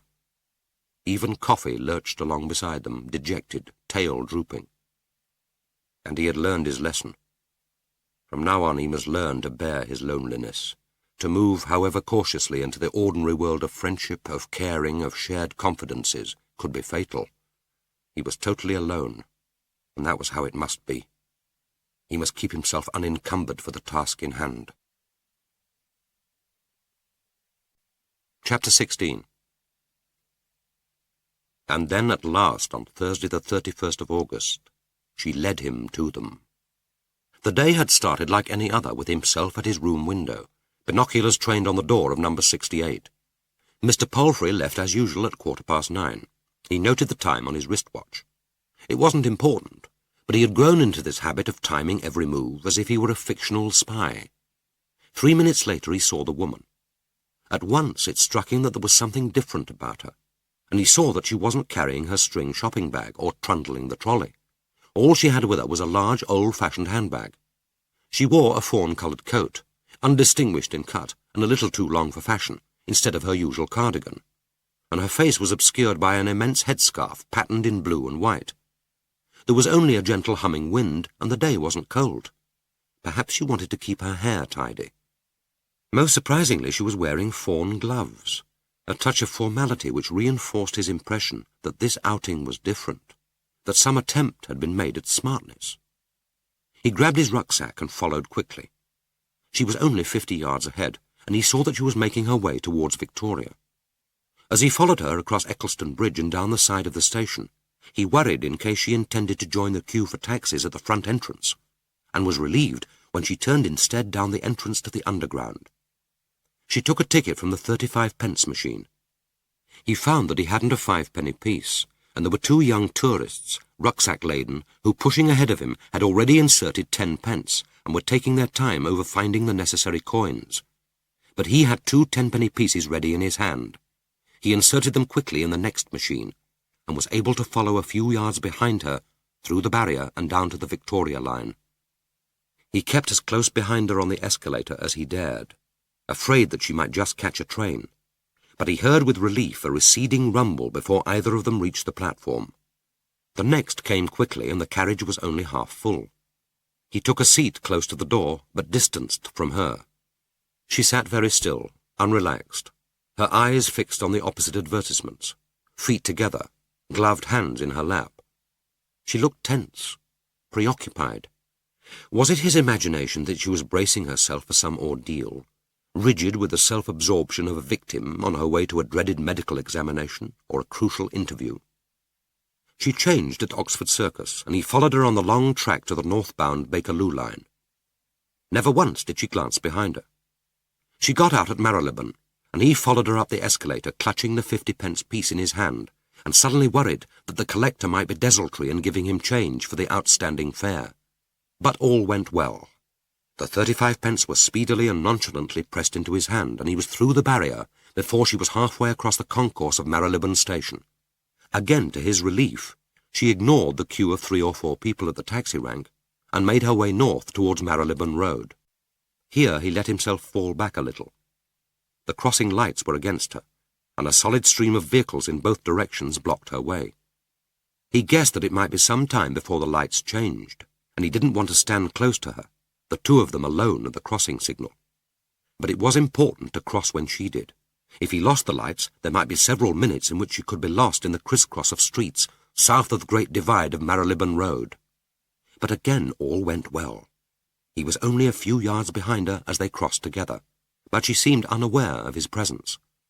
She turned into Seymour Place, and here was her destination, an imposing stone building, with an elaborately carved coat of arms above the cornice. A nameplate told him that this was the Inner London Juvenile Court. Mrs. Palfrey disappeared through the open double green door, through which there came a babble of childish voices as piercingly discordant as a school playground. He walked on, pondering his next move. Obviously she was neither a delinquent nor the mother of one. He knew that she didn't work here. That meant that she must be either a witness or a juvenile magistrate. The latter seemed to him unlikely, but in either case he had no way of knowing when she would emerge. At last he went resolutely inside and asked the policeman on duty if he could watch the proceedings. The answer was a polite no. The general public were not admitted to a juvenile court. He said, "A friend of mine, a Miss Yelland, is one of the witnesses. I forget the name of the case, but I said I'd meet her here when it was over. When are they likely to finish? Depends on the list, sir, and there's more than one juvenile bench sitting. If it is a defended case, she could be here a long time, but they should all be through by mid to late afternoon. He returned to Marylebone Road. There was a seat beside the bus stop, and he sat there to consider his next step. Would there be any point in killing time until Mrs. Palfrey left at the end of the day? On reflection, he decided that this was what he must do. After all, if what he believed were true, and the murderess and the girl were living together in this area, somewhere near to Regent's Park, Mrs. Palfrey was reasonably close to them for the first time since he had been trailing her. There was always the chance that she would visit them on their way home.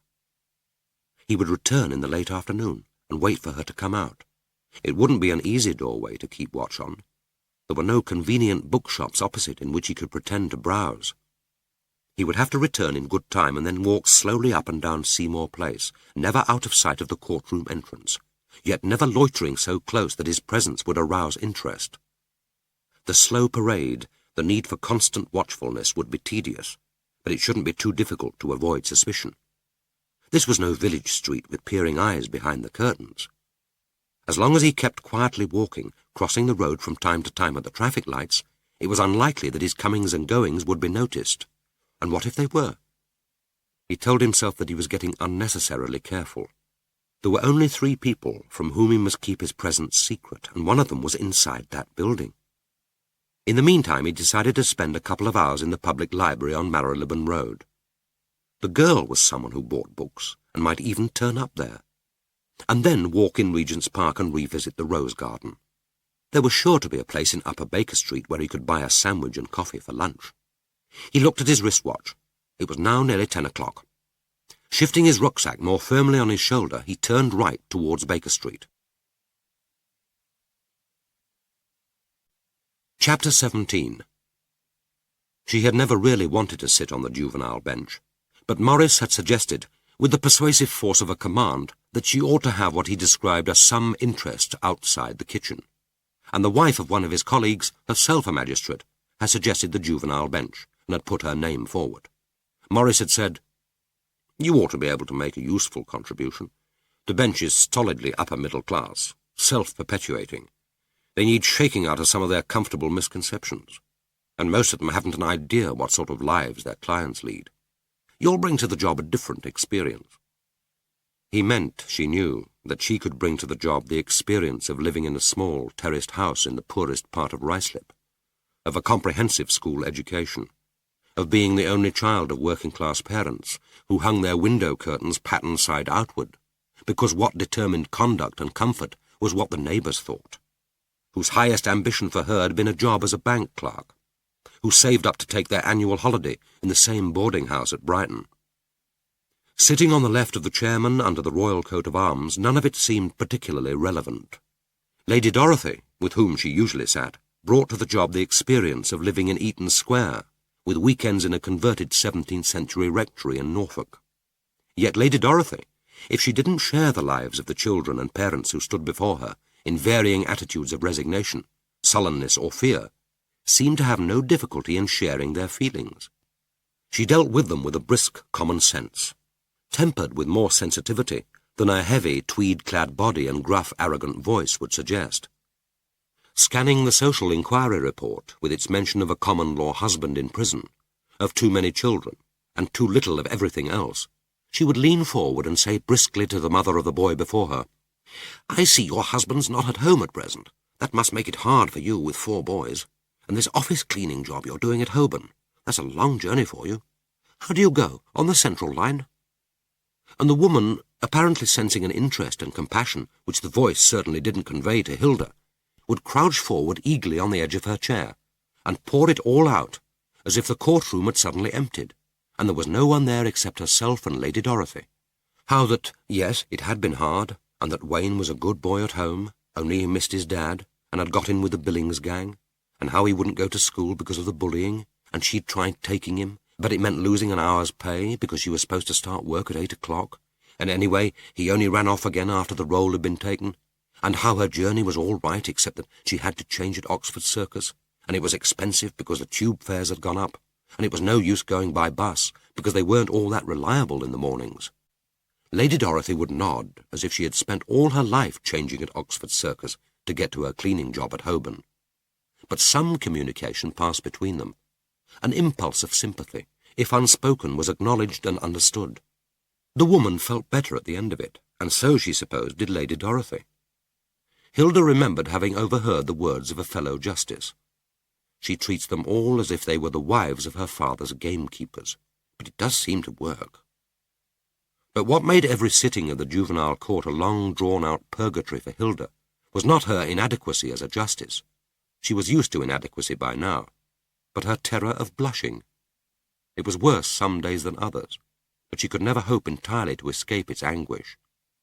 At some stage in the proceedings, early or late, she knew that it was going to happen, that nothing could stop it, not willpower, not desperate prayer, and not the pathetic expedients she had devised to try to conceal it.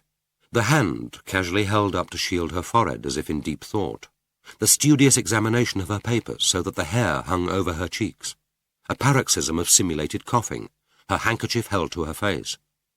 She would feel first the clutch of fear at the heart, as physical as pain, and then it would begin, the burning flush spreading over her neck, mottling her face and forehead, a scarlet deformity of shame.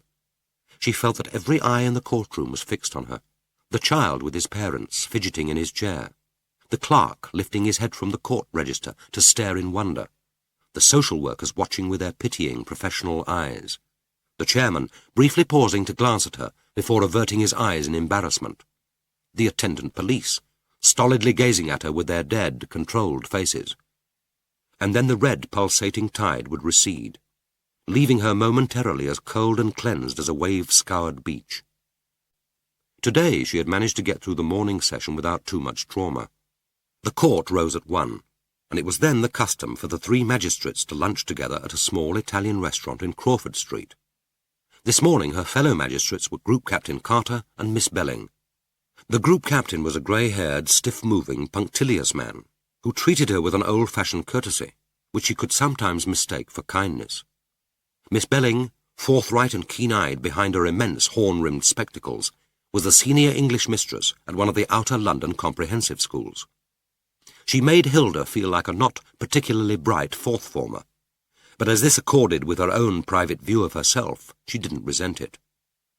Neither of them was particularly frightening, and she might almost have enjoyed her lasagna and Beaujolais if she hadn't been worried in case the group captain, always punctilious in inquiring about her family, should ask what Philippa was doing. But the first case on the afternoon list had only been in progress for about 20 minutes when she felt the quickening drum of her heart, and immediately the scarlet tide surged over her neck and face. She was holding her handkerchief in her lap, and now she raised it to smother her mouth and nose, pretending to stifle an irritating spasm of coughing. During the morning session and in the intervals at lunch, her restless hands had tangled the handkerchief to a moist rag. Now it smelled rankly of sweat, meat sauce and wine. As she hacked away, the simulated cough sounding unnatural even to her own ears, the social worker giving evidence hesitated, glanced at the bench, then went on speaking. Miss Belling, in the chair, without glancing at Hilda, pushed across the carafe of water. Hilda reached for the glass, her hands shaking. But as the water, stale and lukewarm, slid over her tongue, she knew that the worst was over. This had been a mild attack. The scarlet tide was receding. She would be all right now until the session ended. All right until the next time. Crumbling the handkerchief into her lap, she looked up and found herself staring into a pair of terrified eyes. At first she thought that the girl sitting alone 2 feet from the bench was the juvenile defendant. Then she remembered. This was a care case based on allegations of ill treatment, and the girl was the baby's mother. She was a wan-faced, lanky teenager with blonde, straggling hair and a sharp, narrow nose, above a mouth whose top lip was full and curved, the lower slack and almost bloodless. She wore no makeup except for a smudged black line round her eyes. The eyes themselves were remarkable, large, grey and wide-spaced. They looked into Hilda's with a desperate appeal. For the first time Hilda noticed the incongruity of her dress. Someone must have advised her to wear a hat to court. Perhaps the wide-brimmed straw with a bunch of cherries with crushed and faded leaves drooping from the side of the brim had originally been bought for her wedding. She wore a faded fawn cotton top, faintly patterned with some slogan which had been washed out, above a short black skirt. On the top was pinned a metal brooch in the shape of a rose. It dragged at the thin cotton. Her legs were bare, the knees scabbed and knobbly as a child's. On her feet she wore sandals with thick cork soles, and plastic straps wound round her ankles. She was nursing a bulging black handbag, old-fashioned in shape and very large, clutching it desperately to her chest, as if afraid that one of the magistrates might leap from the bench and snatch it from her. And still her eyes gazed unwaveringly at Hilda. The fixed stare conveyed nothing but a wordless cry for help. But Hilda was aware of a more complicated and personal communication, an impulse of painful pity. She yearned to lean over the bench and stretch out her hands to the girl, to get out from her seat and fold the rigid body in her arms. Perhaps in that impossible embrace, both of them would receive comfort. She too was under judgment, officially deemed incompetent, bereft of her child. Her lips cracked in an inadmissible smile. It wasn't returned. The girl, she looked little more than a child, was too petrified to respond, even to so timid and suspect an attempt at friendship. She seemed not to be listening as the local authority social worker continued her evidence. Her child, a 10-week-old boy, was now in a home under a place of safety order, and the local authority were applying for a second interim care order, while they prepared their case for the final hearing. At the end of the submission, Miss Belling turned first to Group Captain Carter and then to Hilda. She whispered, "We renew the interim care order, then, for another 28 days. That should give the local authority time to prepare their case." Hilda didn't reply. Miss Belling said again, "We make an interim care order, then?" Hilda found herself saying, "I think we ought to talk about it." With no sign of irritation, Miss Belling informed the court that the magistrates would retire. Surprised, the court shuffled to its feet as Miss Belling led her colleagues out. Hilda knew that there was nothing she could do or say which would make any difference, that this sick confusion of pity and outrage was futile. They had to protect the baby. The machinery of justice, majestic, well-meaning, fallible, would roll inexorably onward, and there was nothing that she could do or say to halt it. And if it were stopped, then perhaps the baby might be harmed again, might even die. In the dull, claustrophobic retiring room, her fellow justices were patient with her. After all, she hadn't given them any trouble before. Group Captain Carter attempted to explain what she already knew. "We're only proposing a 28-day interim care order. The local authority won't be ready with their case for another 3 or 4 weeks. We must continue to protect the baby in the meantime. Then it'll be for the court to decide what order to make. But they took her baby away from her 6 weeks ago. Now she's got to wait another 4 weeks. And suppose they don't let her have him back then?" Miss Belling said with surprising gentleness, "It's the court that will decide that. It's us, not some anonymous they. The child is being protected under a place of safety order. That expires tomorrow. I don't think we can just ignore the local authority application for a second interim order. In effect, that would mean sending the baby home. It's too big a risk. You heard the medical evidence, the round burns on the inside of the thighs, suggestive of cigarette burns, the healed broken rib, the bruises to the buttocks. Those weren't caused accidentally. But the social worker said that her husband had left home. He'd walked out on them. If he's the one responsible, then the baby will be all right now. But we don't know whether he was the one responsible. We don't know who ill-treated the baby. It isn't our job to establish that in law. We aren't an adult criminal court. It's our job to consider the welfare of the child. We must continue to protect him until the substantive care proceedings. But then she'll lose her baby completely. I know she will. He's only 10 weeks old, and they've been parted for 6 weeks. And who's going to talk for her?" Miss Belling said, "That's what worries me about these cases. Until the government implements Section 64 of the Children Act 1975, there's no chance of a mother in her situation having a lawyer from legal aid to look after her interests. The child gets the lawyer, not the parent. It's a scandal that Section 64 hasn't been implemented. There ought to be some procedure for looking at Acts of Parliament which are never brought into force, or which are delayed as long as this. But that's not our concern. There's nothing we can do about it. What we have to do now is decide whether there is sufficient evidence to justify us making an interim order. I don't think we have any real choice. We can't prevent the husband from returning home any time he chooses. Presumably the girl wants him to come home. And even if she didn't ill-treat the child herself, she was obviously powerless to prevent him from ill-treating it. Hilda whispered, "I wish I could take her and the baby home with me." She thought of Philippa's room, so clean and empty. Philippa hadn't wanted it, had rejected it, but the girl would be safe and happy there. They could put the cot under the south window where it would get the sun. The girl looked as if she needed feeding up. It would be lovely to cook for someone who was really hungry. She heard Miss Belling say, "You must try and remember what you were told when you were trained. The juvenile court isn't a welfare tribunal. The local authority has the job of looking after the child. We must act judiciously, within the law, within the rules." When they had resettled themselves on the bench and Miss Belling had briefly announced the expected decision, Hilda didn't again meet the girl's eyes. She was only aware that one moment the skinny figure clutching the outsized bag was standing like a condemned prisoner to receive sentence, and the next moment was gone. For the rest of the afternoon she made herself attend assiduously to every case. They passed before her, the sad procession of the inadequate, the criminal, the dispossessed. She read each social inquiry report with its catalogue of poverty, fecklessness, misery and failure, and felt the increasing weight of her own powerlessness, her own inadequacy. After the session had ended and she stood alone in the sun outside the courthouse, she felt a sudden and overwhelming need to find Philippa, to see that she was at least all right. She wanted to speak to her. She knew that this wasn't possible. Philippa had made it so plain that the break, however temporary, had to be complete. But she knew where they were, and Delaney Street was so very close. It wouldn't hurt just to have a look at the outside of their flat, find out exactly where they were. She walked as usual with her eyes down, carefully avoiding the lines between the paving stones.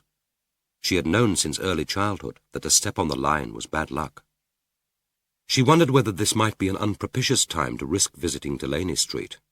If they were both working, and surely they were, they might be coming home about now. It would be dreadful if she ran into them. Philippa would think that she was spying. She had been so insistent that she wanted to be private. No one was to be told where they were. No one was to call. She had only given Hilda the address so that her letters could be sent on, and so that they could contact her in an emergency. What kind of emergency, Hilda wondered. How ill would Morris have to be before that counted as an emergency? She didn't believe that she herself would ever count. She prayed, "Please God, don't let them see me." Her life was punctuated by such desperate and irrational petitions. "Please God, make the creme brulee a success. Please God, help me to understand Philippa. Please God, don't make me blush this session. Please God, make Morris love me again." The creme brulee was invariably a success, but she could have managed that on her own. The other petitions, those extravagant demands for love, went unheard. It didn't surprise her. She had stopped going to church after her marriage, and she could hardly expect her prayers to be answered when it was so apparent that she feared Morris more than she feared God.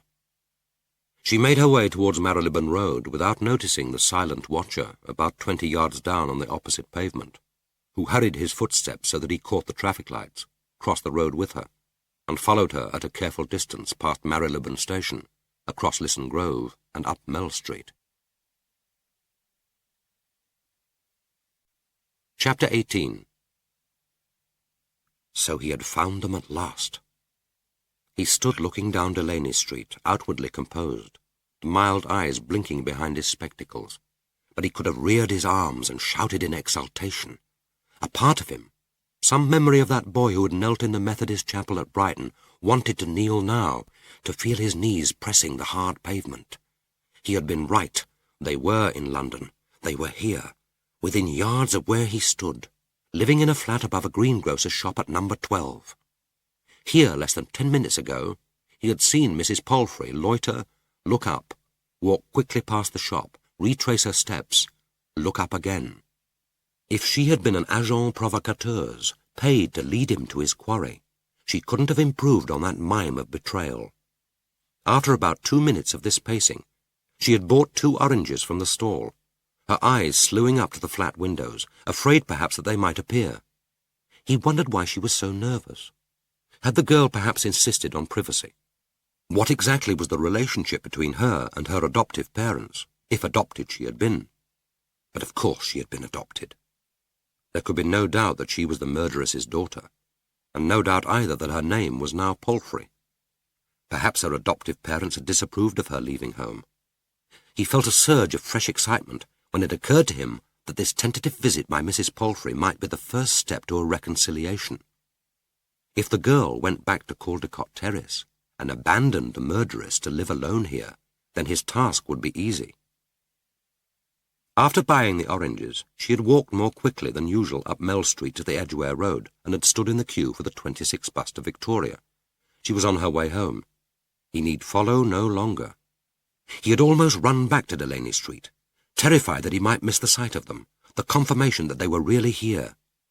But standing at the corner of the street and looking down its drab length, he had no doubt. The intoxication of triumph and fear was familiar. He felt again the sick excitement of the 10-year-old boy, standing on the wet sands under Brighton Pier, with the roar of the sea in his ears, and holding in his small hands the spoils of his latest theft. Then, as now, he felt no guilt. It was extraordinary that during the years of innocence he had lived under a perpetual burden of guilt. Paradoxically, only when he became a thief had that weight lifted. It was the same with Julie's death. He knew that when he drove the knife into Mary Duckton's throat, he would drive out guilt from his mind forever. He had no way of telling if he could free Mavis's spirit. He only knew how he could free his own. And then they appeared. The sight of them was less traumatic than when he had seen them in Regent's Park, and he was better able to control himself. The girl shut the front door, saying something to her mother, and they both turned towards Mell Street. They were casually dressed, both wearing slacks and jackets. The girl had her travelling bag slung over her shoulder. He turned quickly to the right up Mell Street, judging that they would be on their way to Baker Street in the West End. But glancing back, he saw that they were taking the same path and were only about 40 yards behind him. He turned quickly down a side street and loitered there until he had seen them pass. Back in Delaney Street he surveyed it like a strategist. Now that he knew they weren't there to observe him, he could take his time. The problem was to know where, without attracting attention to himself, he could safely keep watch. The pub, the Blind Beggar, was an obvious possibility, quickly rejected. In a small London pub all the regulars were known to the publican and each other. A new and frequent customer would be noticed. They wouldn't force themselves on him. Nowhere would he be safer from intrusion. But when the body was discovered, he would be bound to be among the suspects. If he had the kill here on the murderess's home ground, the police would come with their photographs and questions. And depending on whether the publican and his customers had reason to oblige the police, someone sooner or later would talk. Besides, he drank very little, and the prospect of sitting there in the fumes of tobacco and beer under the curious glances of the regulars, trying to make his pint last, repelled him.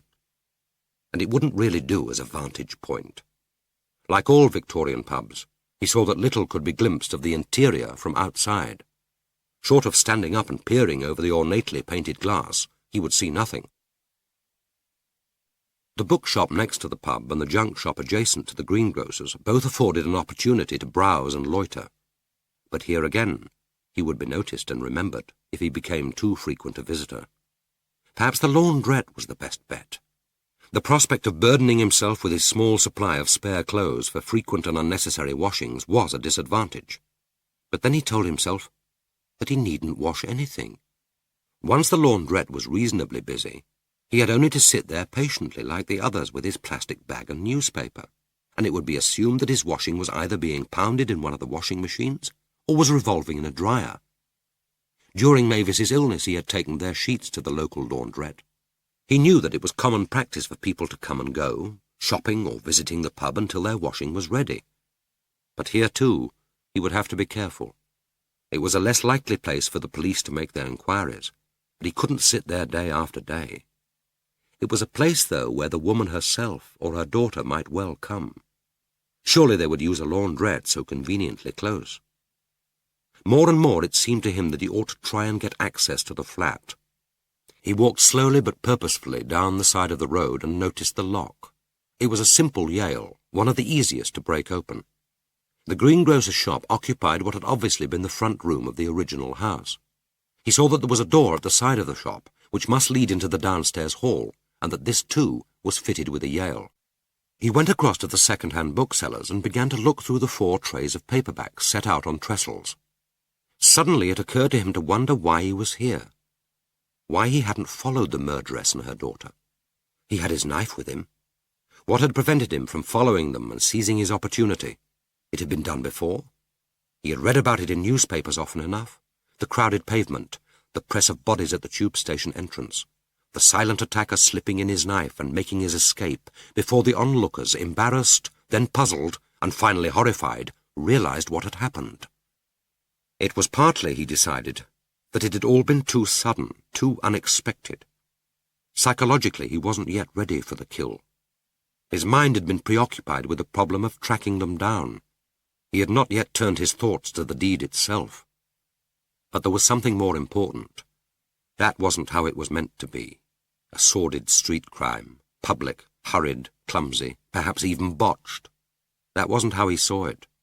In his imaginings, he and the murderess were alone together. She was lying on a bed asleep, her neck stretched out, the pulse beating. The execution, the plunge of the knife into her throat, would be unhurried, ceremonious, a ritual of justice and expiation. The bookshop was a good place to loiter. A small part of the window, obscured from within by the back of a bookcase, acted as a mirror. Lifting his eyes from the grubby copy of Farewell to Arms, which he was pretending to study, he saw that the greengrocer was closing his shop, lugging the sacks of onions and potatoes to the back, piling up the boxes of tomatoes and lettuces, demolishing the careful pyramids of apples and oranges, and dragging the green artificial grass from the front trestle table. Skase put down his book and sauntered across the road to the junk shop. Here part of the pavement was piled with the cheaper items, a wood-top desk with all the drawers missing, 2 cane-bottom chairs with the seats sagging and split, a tin bath piled with cracked crockery. On the desk was a cardboard box almost filled with a tangle of old spectacles. He rummaged among them, picking out 1 or 2 pairs to hold before his eyes, as if testing the vision. Through a distorted haze he saw the greengrocer take off his fawn working coat and replace it by a blue denim jacket from a peg at the back of the shop. Then he disappeared for a second and came back with a pole with a hook on the end and clanged down the metal front to the shop. A few seconds later, he came out of the front door, shut it firmly behind him, and made his way up Delaney Street. So he didn't live above the shop. But he would still need a key to the Yale lock on the front door, since the shop front had been locked from the inside, and there was no other way he could get in to open up the premises except through the front door. He would keep the key on him, perhaps on a ring with others, perhaps in the pocket of his jacket. He had been wearing tight-fitting jeans with 2 back pockets, both lying flat against the curve of his buttocks. There had been no key there. Almost automatically, Skase picked up 1 pair of spectacles after another and turned them over in his hands. Perhaps it might be worthwhile buying a pair or 2, if he could find some which weren't too distorting to the vision. A change of spectacles would alter his appearance. He had never before thought of disguise, since it seemed an art beyond his capacity. But there was one skill he knew he had. It was many years since he had exercised it, but then it had never once let him down. He didn't think it would let him down now. He could pick pockets. The exhilaration of knowing that he had found them at last was so intoxicating that he could hardly bear to leave Delaney Street. But the door of number 12 was locked against him. There was nowhere he could safely conceal himself, and he needed to get back to the safety and anonymity of his attic room, needed time to rest and think and plan. Before leaving, he walked for the last time down the street, surveying the possibilities. It was then that he noticed the narrow passage which led down the side of the Blind Beggar, and which was flanked by the grimy brick wall of the pub and by the corrugated iron fence about 7 feet high which surrounded the acre of weed-infested wasteland. He saw that the panels which faced Delaney Street, rusting, the concrete supports no longer firmly upright, had sagged apart in places, producing slits from which it would be possible to keep watch on the street. The problem was to gain access to the wasteland, and to check that there were no high windows in surrounding buildings, from which the vantage point could be observed. He glanced quickly up and down the street, then stepped into the passageway. If challenged, he would have a credible excuse ready. He would say, apologetically, that he was looking for a lavatory. He quickly saw that this explanation would have more plausibility than he had realized. The passage led to a small yard smelling strongly of beer, and less strongly of urine and coal dust. To the right was the back door of the pub, and in front of him an outside coal store, now disused, and a wooden door with a slit at the top and bottom on which the word "Gents" had been crudely painted. He darted into the lavatory and shot the bolt. Through the top slit he could see one dingy and heavily curtained upstairs window at the back of the pub, and could examine the fence. Here it was even less secure than in the front, and the gap between two of the panels was, he thought, sufficiently wide to enable a slim man to force his way through. After dark, it could probably be done with some safety, despite the old-fashioned lamp which projected on brackets at the corner of the pub wall. But this was late summer, a miserably cold and disappointing summer, but the light still lasted well into the evening. Unless there were no upper windows overlooking the wasteland, his time of observation might have to be restricted to the hours of darkness. The huge wooden seat almost engulfed him. It must have been here as long as the pub itself. He slid his thin buttocks to its edge and crouched there, keen as a cornered animal, all his senses alert. There were no voices from the house. He could hear no footfalls, no shouts from Delaney Street, and even the rumble of traffic passing down Mell Street was muted. The reek of disinfectant was pungent as a gas. A thin drizzle had begun to fall, and the wind was rising, blowing a mist through the slit of the door, obscuring his spectacles. He took out his handkerchief to wipe them, and saw that his hand was shaking. He thought it strange that this particular moment, closeted as he was in safety, unobserved, should be so traumatic. Perhaps it was a delayed reaction to the shock of finding them at last. It was time to go. Having made up his mind, he left the shed swiftly, and with his shoulder pressed against the most vulnerable panel of the fence. It gave slightly. With his hand he pulled the second panel forward, aware of the sharp edge of the metal biting into his hand. The gap widened. He slipped through. End of Disc 7. Disc 8. It was like stepping into a garden. As he worked his way round in the shadow of the fence, the weeds were almost waist-high. They looked so fragile with their small pink flowers, yet they had forced their way through this impacted earth, in part splitting the concrete. Where they were highest, he paused to survey the wasteland. It was better for his purpose than he had dared to hope. There was only one gate. This faced Delaney Street, and he could see that it was barred and padlocked. Once there had been a row of houses there, now demolished, he supposed, for redevelopment, and in front of him was a blank windowless wall, where the neighbouring house had been sliced away. There were no windows in the side wall of the blind beggar, and the area was bounded on the fourth side by a glass and concrete building which looked like a school. He might possibly be seen from its upper windows, but the building would be empty after school hours, unless, of course, it was used for evening classes. But surely not in summer. He would have to find out. Then he realized that it might not be necessary. He could be in luck. Two decrepit vehicles, a battered van, and the chassis of a car, wheelless and with its left door hanging loose, had been parked or dumped within a few yards of the Delaney Street boundary. They could shield him from any prying eyes from the school, if only they were in the right place, standing against a part of the fence where the panels weren't completely joined. Even so, vision would be restricted. Ideally, he needed to be exactly opposite the door to number 12. He worked his way towards them, still keeping close to the iron fence, as if its height and corrugated surface could somehow confuse an onlooker and make him invisible. He quickened his pace as he approached the van, the first of the abandoned vehicles, resisting the urge to run for its comforting cover. When at last he reached it, he stood panting with relief, eyes closed, back pressed against the fence. After a few seconds he made himself open his eyes and look round the wasteland. It was still deserted, but more desolate now as the drizzle turned to a slanting rain and the clumps of weeds strained against the fretful, changeable wind. Then he turned to examine the fence. It was as he had hoped. There was a gap just below eye level. It wasn't exactly opposite the greengrocer's shop, but it was close enough, and the gap sufficiently wide to give him an uninterrupted view. He stood there, legs slightly bent, arms wide, fingers clutching at the curve of the iron, staring at the closed door of number 12, watching and waiting. The rain fell steadily, soaking his shoulders, running in rivulets under his jacket collar. He tried to wipe his streaming spectacles, but his handkerchief was quickly soaked. The street lamp at the corner of Delaney Street was switched on, laying a shivering gleam on the wet pavement. Somewhere a church clock struck the quarters, the half-hours, the sonorous chimes of 9, 10, and 11 o'clock. The swish of passing cars down Mell Street became less frequent.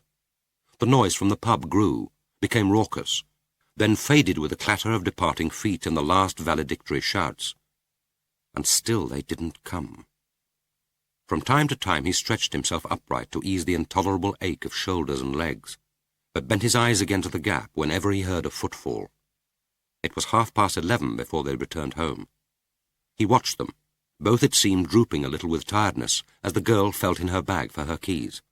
They spoke together easily, casually, as she pushed the door open. And then they were inside and it closed behind them. A few seconds later the two windows on the first floor became oblongs of pale light. Only then, so cramped that he could hardly move, aware for the first time of hunger, of his jacket and shirt like a wet poultice against his back, he forced himself once more through the gap in the fence, and made his painful way to Baker Street Station, and took the Circle line to Victoria. Chapter 19. When Morris got home late that afternoon, the kitchen, although lit, was empty. He found Hilda in the garden. She was standing at the wrought-iron table arranging a cut-glass bowl of roses. It was a shallow, crudely shaped bowl, and it took a second or two before he could remember how they had come by it. Her parents had given it to them as a wedding present. He could picture them conferring anxiously over it, spending more money than they could afford. He remembered, too, that his mother had owned one very like it. He had never been trusted to help wash it up. She had made trifle in it for Sunday tea, a layer of bought sponge cakes, covered with jelly and topped with thick synthetic custard. This bowl was filled with crumpled wire to hold the roses. As Hilda forced in each stem, the wire scraped against the glass, setting his teeth on edge. The roses had been picked too late and overhandled. Surely Philippa, when she did flowers for the drawing-room, always cut them early in the day and left them in the cool, standing in water. These lay in a flabby heap on the table, their heads already drooping, their stems lax. Suddenly he decided that he didn't like roses. It was a surprising discovery to make at this particular moment, and after so many years. They were an overpraised flower, soon blousy, their beauty dependent on scent and poetic association. One perfect bloom in a specimen vase placed against a plain wall could be a marvel of colour and form, but flowers ought to be judged by how they grew. A rose garden always looked messy, spiky, recalcitrant bushes bearing mean leaves. And the roses grew untidily, had such a brief moment of beauty before the petals bleached and peeled in the wind, littering the soil. And the smell was sickly, the stuff of cheap scent. Why had he ever imagined that it gave him pleasure? Hilda, dissatisfied with her arrangement and pulling out the stems to start again, had pricked herself. There was a bead of blood on her thumb. Died of a rose in aromatic pain. Browning or Tennyson? Philippa would have known.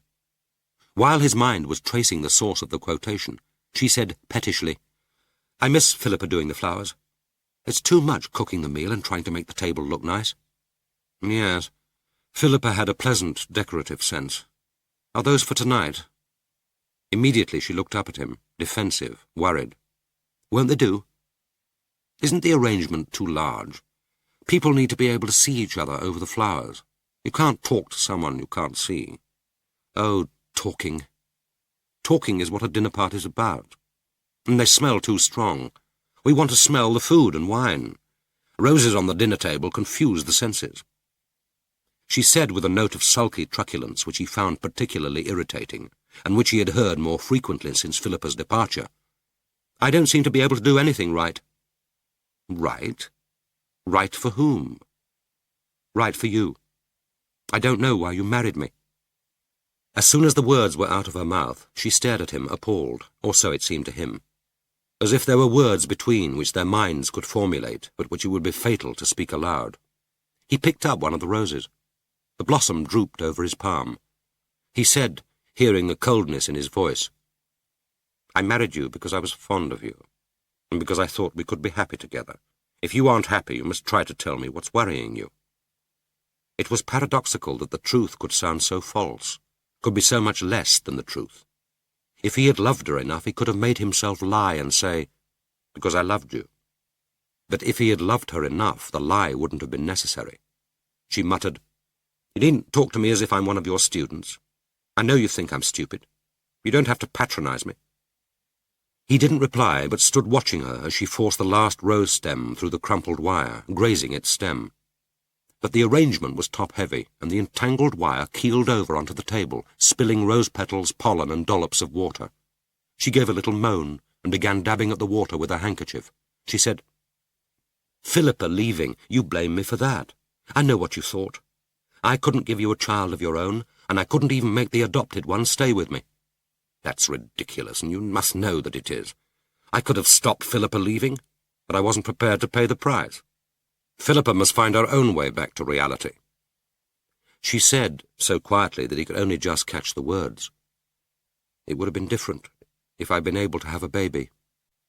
He felt a tremor of pity, transitory, but strong enough to make him unwise. He heard himself speaking, "That reminds me, there's something I meant to tell you. I went to see Dr. Patterson last week. There's nothing wrong. It was only a check-up. But he got out my records and confirmed what I half-guessed when we saw the specialist together 12 years ago. I'm the one who's infertile. It's nothing to do with you." She stared at him, rose in hand. She said, "But you had Orlando." He said sharply, "It's nothing to do with Orlando. It happened after he was born. The doctor puts it down to an attack of mumps I had when he was 6 weeks old. These things aren't uncommon. There's nothing to be done about it." She stared at him. Her full, unwinking gaze was unnerving. He wanted to turn away, dismissing the inconsequent detail of his infertility with a nonchalant shrug, a wry smile at the perversity of fate. But his eyes were held by that dumb, unwinking stare. He cursed himself for his folly. Because of a bowl of ruined roses, because of a moment of futile compassion, he had blurted it out. Not the whole truth. He had never imagined himself telling that, but a part of the truth, the essential truth. A secret he had kept for 12 years, a part of him which he had become fond of, as one might a slightly disreputable friend, was his no longer. He had reacted to his particular guilty secret, as he supposed the majority of his fellow men did to theirs. Most of the time he had been able to forget it, not by any conscious effort of will, but because it was as much part of him as his digestion, unintrusive unless it gave trouble. Occasionally it would come into his mind, and he would cogitate upon it as an interesting and intriguing complication of his personality, which repaid study, much as he might cogitate about the complexities of a student's style. Sometimes he had even enjoyed it. A guilty secret is, nevertheless, a secret, and can be relished with at least some of the innocence of childhood conspiracies. Sometimes, but increasingly rarely, it had intruded into his waking thoughts and provoked disagreeable sensations of distress and worry, even slight physical manifestations of quickened breath, which he would have diagnosed as guilt and shame, if those were words which he had ever cared to use. And now it was no longer his secret. He had borne its weight for 12 years, and now he would have to shoulder the burden of her reproach, her renewed disappointment. Self-pity took hold of him. Why should she stare at him like that with those amazed, unbelieving eyes? He was the one who was entitled to understanding. It was he, not she, who was maimed. She said, "You've known all the time, haven't you? It isn't true that you've been to Dr. Patterson. You knew when we first had those tests, when you said that you didn't want to go on with them any longer, that you'd had enough, and you let me think it was my fault that we couldn't have a child. All those years, you let me think it was me. It's no one's fault. It's not a question of fault." He must have been mad to think for one moment that all that was lacking between them was truth. The tragedy of his marriage, except that tragedy was too grand a word for such a commonplace misfortune, was not that she always made the wrong response to his needs. It was that there was no right response which it was within her power to make. She said accusingly, "I could have had a child if I hadn't married you." You might have had. That supposes that you would have married someone else, that he wanted a child, that both of you were capable of parenthood. She had dropped her eyes at last. Clumsily gathering up the roses, she whispered sulkily, "There were other men who liked me. George Bocock liked me." Who in God's name was George Bocock, he wondered. The name struck a chord. Of course, that pimply youth who had been a clerk in the university admissions office. So he had been competing with George Bocock. If that didn't puncture his self-esteem, nothing would. At dinner she was more withdrawn than usual. Less, he thought, from her customary shyness than because she was preoccupied with her private thoughts. They had guests, and it wasn't until they were alone together in the bedroom that they had an opportunity to talk. Then she said, forcing out the words belligerently as if half expecting him to remonstrate, "I want to give up the juvenile bench." "Resign your commission? Why?" "I'm not any good at it. I don't help anyone, and I don't like it. I'll finish this 3-month stint, and I won't do any more." "If you feel like that, then there's no point in going on. You'd better write to the Lord Chancellor's office. But I suggest you try to think of some less childish reason." "Not doing any good, not being able to help anyone isn't a childish reason." "What will you do with the extra time? Do you want me to talk to Gwen Marshall about the possibility of school care work? They're always looking for suitable people." "Why should I be any better at that? I can fill up my time." She paused and then said, "I want a dog." "In London? Is that fair? It won't be easy to exercise him." "There are places, the Embankment Gardens, St. James's Park." "I should have thought there were enough dogs fouling the public parks. But if you're sure, you'd better decide what breed you want, and we'll find some reputable kennels. We could do it this weekend." His magnanimity surprised him, and perhaps it wasn't such a bad idea. She and Philippa hadn't exactly been companions, but the house probably seemed empty without her. A dog needn't inconvenience him if the animal were properly trained. They could drive to the kennels that weekend, make an excursion of it. She said, "I don't care about the breed. I want a stray from the Battersea Dogs' Home." He said irritably, "Really, Hilda, if you're determined on a dog, at least get a good-looking animal." "I don't care about good looks. You and Philippa do, but I don't. I want a stray. A dog no one has claimed, one who'll have to be destroyed if they can't find it a home." She turned from the dressing table and spoke for the first time with animation, almost pleadingly. "He won't make a mess in the garden. I know how you feel about the roses. I'll see he doesn't get on the flower beds. I could train him. He can live in a basket in the kitchen, and he won't be expensive. We waste a lot of food he could eat, and Mr. Pantley would be obliging with bones for him. I'm a good customer." He said, "It's all right, I suppose, as long as you take responsibility for him." It was like humouring an importunate child. She said sadly, "Oh, yes, I'll do that. I'll look after him. That's one thing I can do. If, in making your choice, you contrive to be attracted to one of the smaller and less yapping varieties, you would oblige me." She knew then that it was going to be all right. She remembered that Philippa had once said that when Morris spoke like a character in a Jane Austen novel, it meant that he was in a good mood. The literary allusion meant nothing to her, but she had learnt to recognize the tone. She would be able to have her dog. She pictured him, bright-eyed, head cocked up at her, tail quivering. It was no good naming him before she'd chosen him. She would have to see what he looked like. But she rather liked the name Scamp. Morris and Philippa would say that it was too ordinary, too common, but that was the kind of dog she wanted. Lying down in the single bed in which Morris so seldom joined her, she felt a surge of confidence, almost of power. She wasn't barren after all. It was his fault, not hers. She needn't spend her life making up to him for a deprivation which was nothing to do with her. And after this 3-month stint, she need never sit on the bench again. Book 3. Act of Violence. Chapter 1. And now he moved with a mounting sense of excitement away from his settled routine at Pimlico and into a new world, their world. And the act itself was no longer hidden in an unknown future. The time had come to prepare himself physically and mentally for the deed. but he perceived a difference in himself. Shadowing Mrs. Palfrey, he, the follower, had nevertheless felt himself to be in control. She led and he shadowed, but the invisible cord between them had reined her to his controlling hands. It seemed to him that he had followed her in a state of gentle euphoria, unstressed by anxiety, certain that in the end she would lead him to his prey. Her loneliness, the sad futility of her life, the inevitability of her betrayal, had even bred in him a sense of pity and comradeship. It was different now. He was on enemy ground.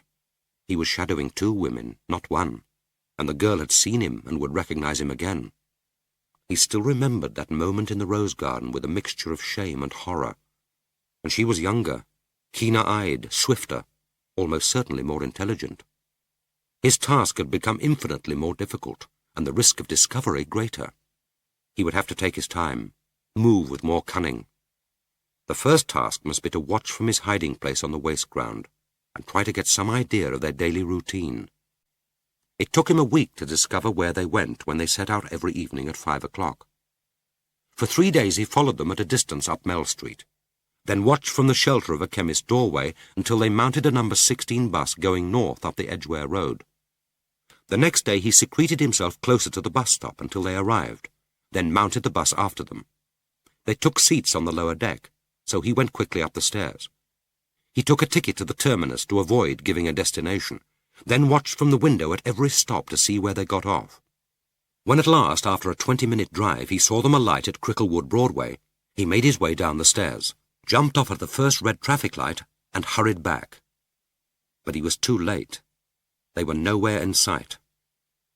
The next evening he again took the bus, hurrying out of his hiding place to join it once they were safely aboard, and again taking a seat on the top deck. But this time he was ready to alight, and he didn't lose them. He was 30 yards behind them as they entered a fish and chip restaurant, Sid's place. He strolled past and joined a queue at the next bus stop, waiting to see if they emerged. After about 10 minutes he strolled past the shop and looked through the glass window at the rows of formica top tables. They were nowhere to be seen. It didn't surprise him. He had hardly supposed they would travel so far for an evening meal. So this was where they worked. The choice surprised him, but then he understood. They needed to take a job where the daughter would be in no danger of meeting people she knew, could be sure that no one would ask questions. After that he knew that he could relax his watch every evening between 5 o'clock and 11. He couldn't kill her during their bus journeys, nor while she was at work. But what about that late lonely walk down Mell Street? He pictured himself waiting for them one night, straining himself against the door to avoid being seen, knife ready. Then the lunge at her throat. The one word, Julie, spoken so low that only she would hear. The vicious double twist, the tearing flesh as the knife was wrenched free, and then his feet pounding down Delaney Street to the shelter of... Where? It wouldn't work. Nothing about it rang true. That quick, withdrawing knife, suppose it stuck, twisted in her muscles, was caught behind a bone.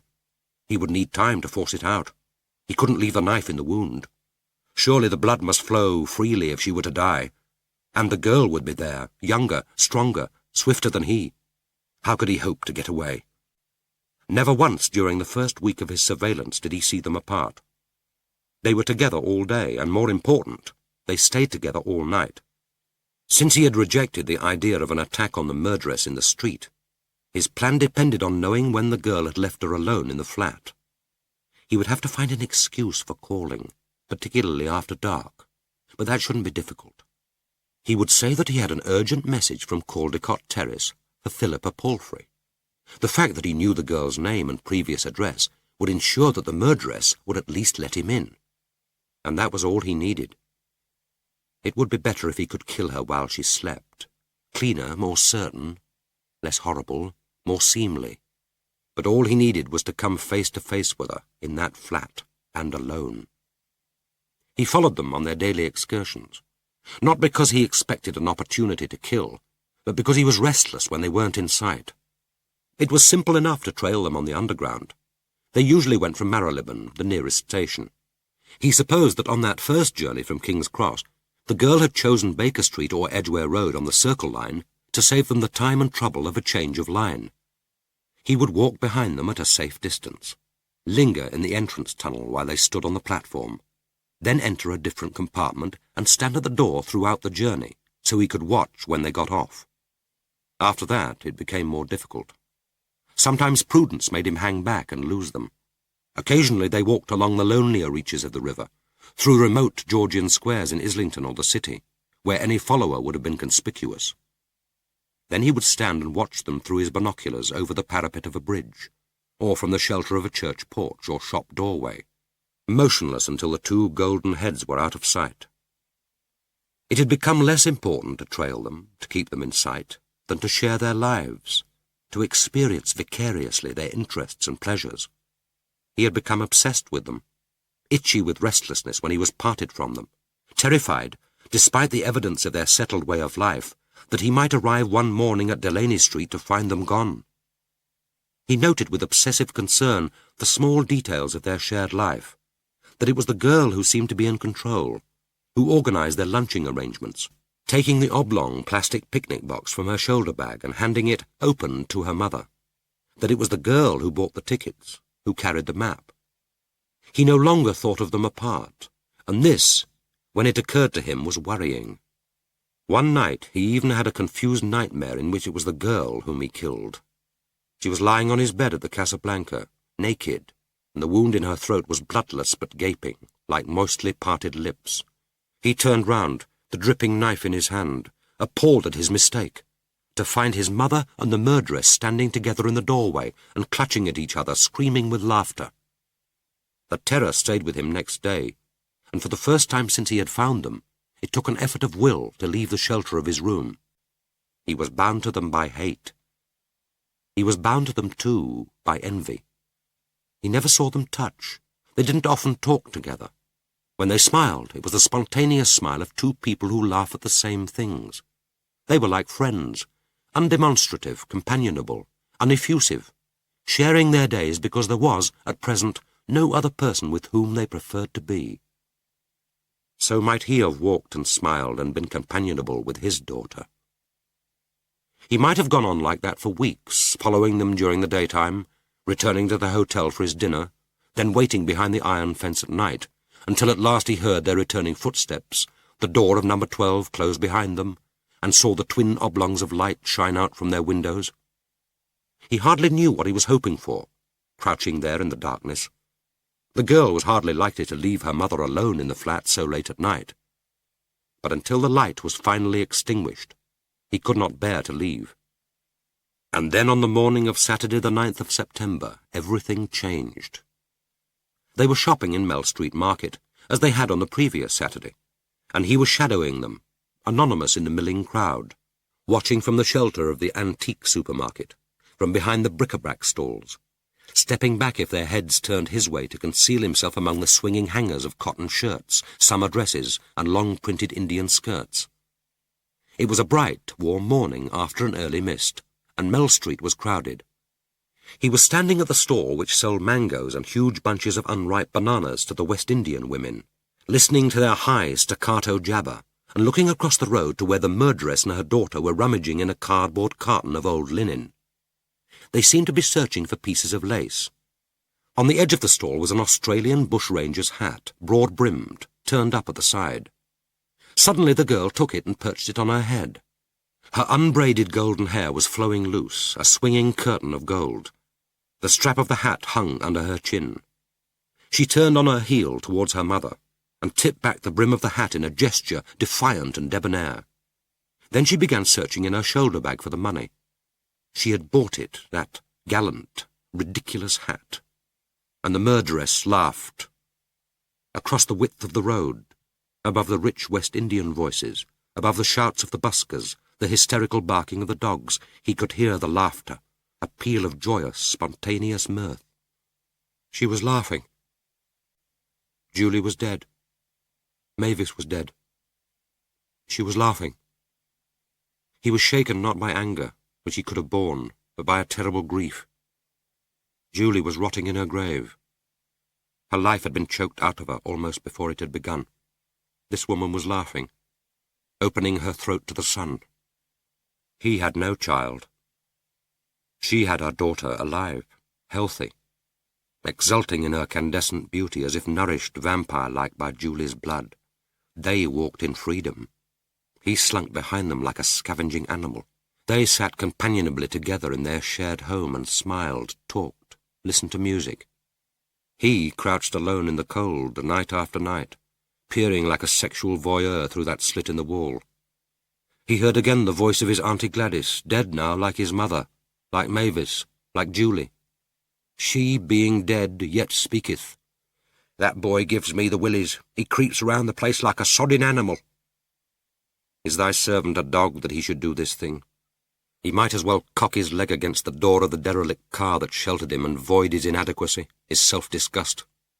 The voice of his mother, as clear as if the words had once actually been spoken. Murder? You? Don't make me laugh. He found that he was crying, soundless, wordless, unassuageable tears. They poured over his face, seeped like salty rain into his quavering mouth, splashed over his unavailing hands. He walked on through the crowds, seeing nothing. There was nowhere he could go, nowhere he could hide. There was no place in London where a man could cry in peace. He thought of Julie, anxious eyes behind the steel National Health spectacles, the brace on her teeth, a thin face armoured with metal. He so seldom admitted that shadowy face into his mind. The greatest horror of murder was that it degraded the memory of the dead. If Julie had died in illness, been killed in a road accident, he could have thought of her now with sadness, but with a measure of acceptance and in peace. Now all memories of his child were corrupted by anger, by a half-salacious horror, by hate. All pictures of her childhood had, superimposed on them like faulty print, the horror and humiliation of her dreadful end. The murderers had robbed him even of the common tribute which humanity pays to its dead. He seldom remembered, because it was too uncomfortable to remember. If both of them had hanged, would that have cleansed his thoughts or added a new dimension of horror to her death? He found that he had walked the length of Mell Street, and now trembled on the very edge of the pavement, where the stream of traffic flowed down the Edgware Road. He found himself longing for what he now thought of as home, that small high room at the Casablanca. But he had made a decision. This was the end of trailing after them like an animal twitching at the end of its string. If nothing could separate them, then he would have to get access to their flat. He would have to creep in at night when the murderess would be sleeping alone, and that meant that the time had come to steal the keys. Chapter 2. Since they had tacitly agreed that it was not yet time to talk about the lost years of their separation, they talked a great deal about books. With the past outlawed and the future uncertain, English literature was at least a shared experience which they could discuss without embarrassment or constraint, the safest of subjects. It was the more ironic that it should be a minute of commonplace literary chat over breakfast on Friday the 15th of September that led them directly to Gabriel Lomas. Philippa asked, "What did you read inside, as well as Shakespeare?" "The Victorian novelists, mostly. The library was better than you'd think. There are two main requirements for cell literature: inordinate length and the writer's ability to create a distinctive and alternative world. I'm the prison service authority on 3-volume novels about intelligent, masochistic women who perversely marry the wrong man or no man at all. You know, Portrait of a Lady, Middlemarch, Small House at Allington." Philippa asked, "Weren't the books spoilt for you, reading them in prison?" "No, because while I was reading them I wasn't in prison. Middlemarch kept me sane for 6 weeks. There are 86 chapters, and I ration myself to 2 a day. Middlemarch was first published in 1871. They would have hanged her mother then, but not in public. Surely public executions were stopped 3 years earlier. Morris would know. She said, I don't think I'd have had that amount of self-control.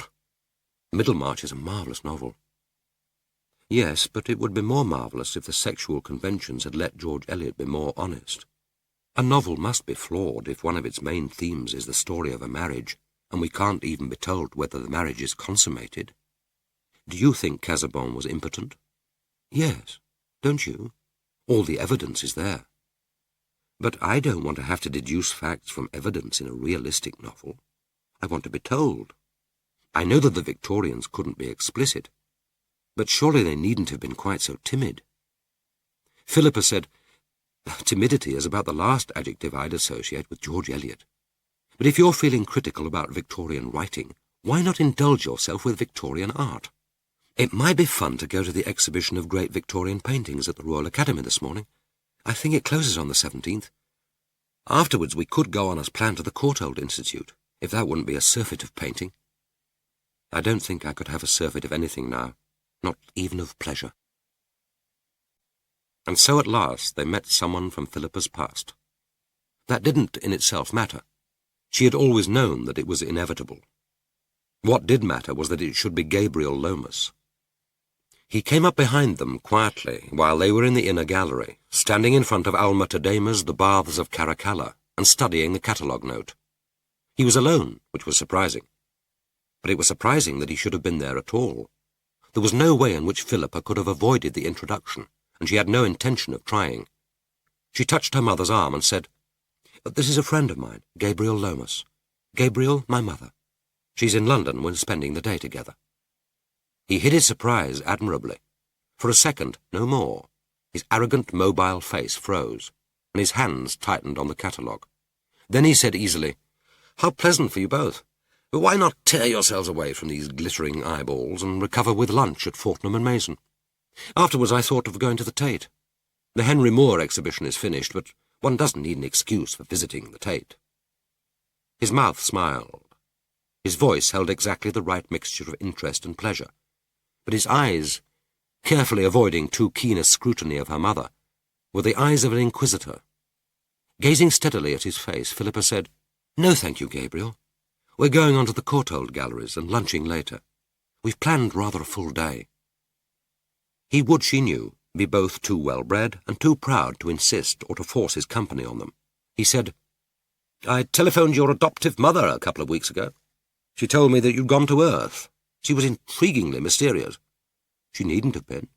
Didn't she explain that I'm spending 3 months in London on my own? I'm trying to find out if I can support myself in anything approaching the manner Morris has accustomed me to, and I'm gaining experience for a book." That second explanation sounded pretentious, and it was one she would have preferred not to make. But unlike the first, it rang true.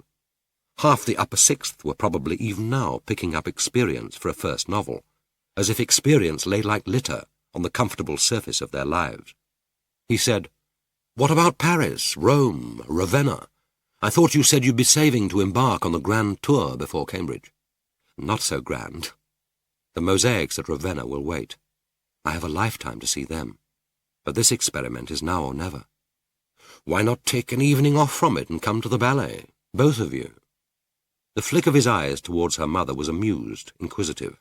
She said, "No, thank you, Gabriel. I'm seeing no one. The whole thing will lose its point if I see friends whenever I'm lonely, or go home as soon as I'm uncomfortable." "You don't look at all comfortable now. On the other hand, you're obviously not lonely." Her mother had moved a little apart, ostensibly studying her catalogue, dissociating herself from them. He glanced at her, this time with overt curiosity and something like contempt. He said, "Until Cambridge, then?" "Until Cambridge." "Can I drive you up?" "Oh, Gabriel, I don't know. It all seems so far ahead. Perhaps I'll be in touch." "Ah, well, abiit, accessit, evasit, erupit. Give my love to the Sisley." "What Sisley?" "Snow at Lucienne. That is, if you're really on your way to the Courtauld. And good luck with the experiment." He raised his eyebrow and made a small, rueful grimace which might have been intended to express regret, but in which he thought she detected a hint of complicity. Then he turned and bowed to her mother and was gone. Philippa went up to her and said, "I'm sorry about that. I thought he was out of London. Actually, he's the last person I should have expected to find here and alone. He affects to despise Victorian art. But we were bound to run across someone I knew sooner or later. I don't mind if you don't.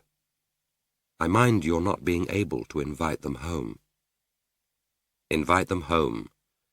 The words conjured up suburban tea-time in the front room, homemade scones on doilies, fish paste sandwiches, the best tea service brought out so that she wouldn't be disgraced by the family in front of this unknown, eligible young man. Since she had never sat in such a room, it was odd that she knew precisely how it would be. She said, "But I don't want to. We're perfectly cosy on our own. I shall have 3 years of Gabriel at Cambridge." "You're not bored, are you?" "No, not bored. Never that." "What did you think of him?" "He's very good-looking, isn't he? Good-looking and confident. He can afford to be. Nothing has ever happened to him to dislodge him from the centre of his universe." But one small thing had happened. She felt a twinge of anxiety. Had he really accepted that sexual failure philosophically? Wasn't he a man who would need his small revenge? As if echoing her thoughts, her mother said, "I think he could be dangerous." "He'd be flattered to hear you say so. But he's no more dangerous than any other young male animal. And he's not dangerous to us. No one can be." Dunn's words came into her mind, but she did not speak them aloud. Who is so safe as we, where none can do treason to us, except one of we two? She wondered whether her mother had read Dunn. She said, "Oh, forget him. He hasn't spoilt the day for you, has he?" "No, he couldn't do that. No one could." She paused as if wondering whether to speak, and then added, "Do you like him? We don't seem to be able to stay apart from each other for long, but I don't think what we have in common has anything to do with liking. Forget Gabriel. Let's fight our way into the coffee bar before it gets too crowded, and then go on to the Courtauld. I want to show you some real pictures." Chapter 3. That evening, just after 6:30, the strident ring of the telephone set Hilda's heart jumping. She had never liked answering it, and during the day it seldom rang. Most of Morris's colleagues telephoned him at the university, and he or Philippa would answer it when they were at home, taking it for granted, she supposed, that the call wouldn't be for her. But since Philippa had left, she had grown to dread that insistent, broken summons. She was tempted to take off the receiver, but then there might be a call from the court about one of her sittings, or Morris might ring to say that he would be late home, or was bringing a colleague back for dinner. She could think of no possible excuse why he should find the number continually engaged. It was difficult to forget that the telephone was there. The house seemed infected with instruments. There was one on the table in the hall, and another by their bed. Morris had even had an extension fitted to the wall in the kitchen. Occasionally she would let it ring unanswered, standing stock still, hardly daring to breathe, as if the instrument held its own secret sinister life and could detect her presence. But the accusing silence after the final ring, the niggling guilt at her own inadequacy and weakness, were harder to bear than the fear of what she might hear. She hardly knew what it was she dreaded. She only knew that some catastrophe lay waiting in the future, and that it would be heralded by this imperious ring. Now she wiped her hands on her apron and took off the receiver, and heard at the other end the coin being shot home. Her palms were moist, and she felt the receiver slipping through her fingers. She steadied it with her other hand and spoke the number. To her relief, it was a voice she knew. "Mrs. Palfrey, it's I, Gabriel Lomas." As if she knew a dozen Gabriels, and anyone less pedantic would have said, "It's me." She had always been a little in awe of him. He had taken too much trouble with her, confusing her with his easy charm. Sometimes his eyes had met hers in a mocking conspiracy, as if to say, "You know that you're not worth bothering about. I know it, so what are we both up to, my dear, delightful, dull Mrs. Palfrey?" But at least this was a familiar voice, a lively voice, not the voice of a stranger, mysterious, heavy with imagined malice. She said, "How are you, Gabriel?" "Fine. Look, I've seen Philippa and her mother. I met them at the Arts Council exhibition of great Victorian pictures at the Royal Academy. They were looking at those two Abraham Solomon oils, waiting for the verdict and the acquittal. I oughtn't to have been surprised to meet her there. Philippa has always been fascinated by the Victorians. I must say I adore the peculiar awfulness of high Victorian art. Every picture tells a story, and what a story. A positively decadent feast of colour, my dear. Imperial confidence, pathos, Victorian eroticism, and dreadful warnings about the horrid fate which awaited unfaithful wives. Have you seen the exhibition?" "No, not yet." He must have known that she didn't go to exhibitions. Morris fitted in those that he wished to see during his lunch break and on the way home. Philippa went on her own or with her friends. Sometimes she had gone with Gabriel. Only once, in an effort to interest Hilda in art, she had taken her to an exhibition of paintings from the Prado. It hadn't been a success. There had been an uncomfortable crush of people. The pictures had seemed to Hilda very dark. She remembered only the long, gloomy Spanish faces, the dark, heavy robes. It had been difficult to simulate interest. None of the pictures had, she felt, any relation to her or to her life. She strained to hear Gabriel's voice, which seemed suddenly to have got fainter. Then she heard it. It was unnerving. The pictures, I mean, not the encounter. Although that was unnerving, too, in its way. How did she seem, Gabriel? Was she happy? Philippa? Who can tell? No one is better at disguising emotion. She wanted to talk, but we only had about 5 seconds. Her mother moved tactfully away. At least I thought she was being tactful, giving us the chance for a private word. But now I'm not so sure. It may have been embarrassment. Anyway, she moved to the other wall and began rather ostentatiously studying Ford Madox Brown's The Last of England. Well, if one had to look at any picture, that was the one most worth attention. It's an extraordinary situation, isn't it? Oh, Philippa and her mother, I mean. Puzzled and confused, Hilda asked, "Did Philippa tell you?" "Oh, yes. Just the essentials. We only had a second. She wants me to visit her on Thursday at their place. Apparently the mother is going out. She said that there were things she wanted to talk over." Hilda was aware of a transitory pain that Philippa should have confided her secret so casually, after all her careful and insistent instructions that no one was to be told under any circumstances. No one. But perhaps Gabriel was special. She had sometimes felt that he might be. But how much had she told? And what was that he had said earlier about a verdict and acquittal? She said, "What things? Is she all right?" "She isn't ill, if that's what you mean. A bit strained, perhaps. But that might have been a touch of the Alma Tadema's. They were on their way out when we met. As I said, there really wasn't time for confidences other than the main one, where her mother had been all these years." So she had told him. He did know. Confused, she said, "She told you that?" "Well, I more or less guessed. There is a certain wariness about the eyes. I took one look and thought, either hospital or prison. I'm not sure that taking her to view high Victorian art is exactly calculated to adjust her to contemporary London. I did try to lure them to the Tate, and I got the impression from her mother that my company wasn't exactly welcome." "How did they seem to you? Are you sure that Philippa's all right?" "I'm not altogether sure that the experiment is working, if that's what you mean. I take it that that's what she wants to see me about." "Gabriel, try to persuade her to come home. I don't mean permanently, if she doesn't want to. Just to come and talk to us." "That's what I had in mind. It's silly cutting herself off. It's this thing she has about the biological tie. It's completely irrational. You're her mother in any real sense of the word." He didn't believe that. She didn't believe it. And it wasn't important anyway. Why should he need to tell her lies? Why did they all lie to her? Obvious, commonplace, childish lies, which they didn't even take the trouble to make convincing. But at least he had seen Philippa. At least she would be getting some news. Then she heard his voice again. "I'm supposed to be there next Thursday at 6. Trouble is, I've lost the address. I scribbled it down on the back of my catalogue, and now I can't lay my hands on it. The name, too. Duckton. The name's Duckton. And they're at 12 Delaney Street, Northwest 1. It's off Mell Street." I remembered Mell Street and the number of the house. And of course she introduced her mother as Duckton. It was Delaney Street I couldn't remember. Have you any message for her?" "Just my love. Give her my love. Perhaps you'd better not say that we've spoken, but, Gabriel, try to persuade her to come home." "Don't worry," he said. "She'll come home all right." When she had put down the receiver, Hilda's heart was lightened. She felt something very like happiness. After all, if they were visiting exhibitions, things couldn't be too bad.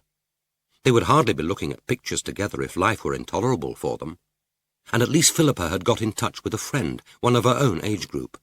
Gabriel would ring her back and give her the news. She wouldn't tell Morris that he had rung.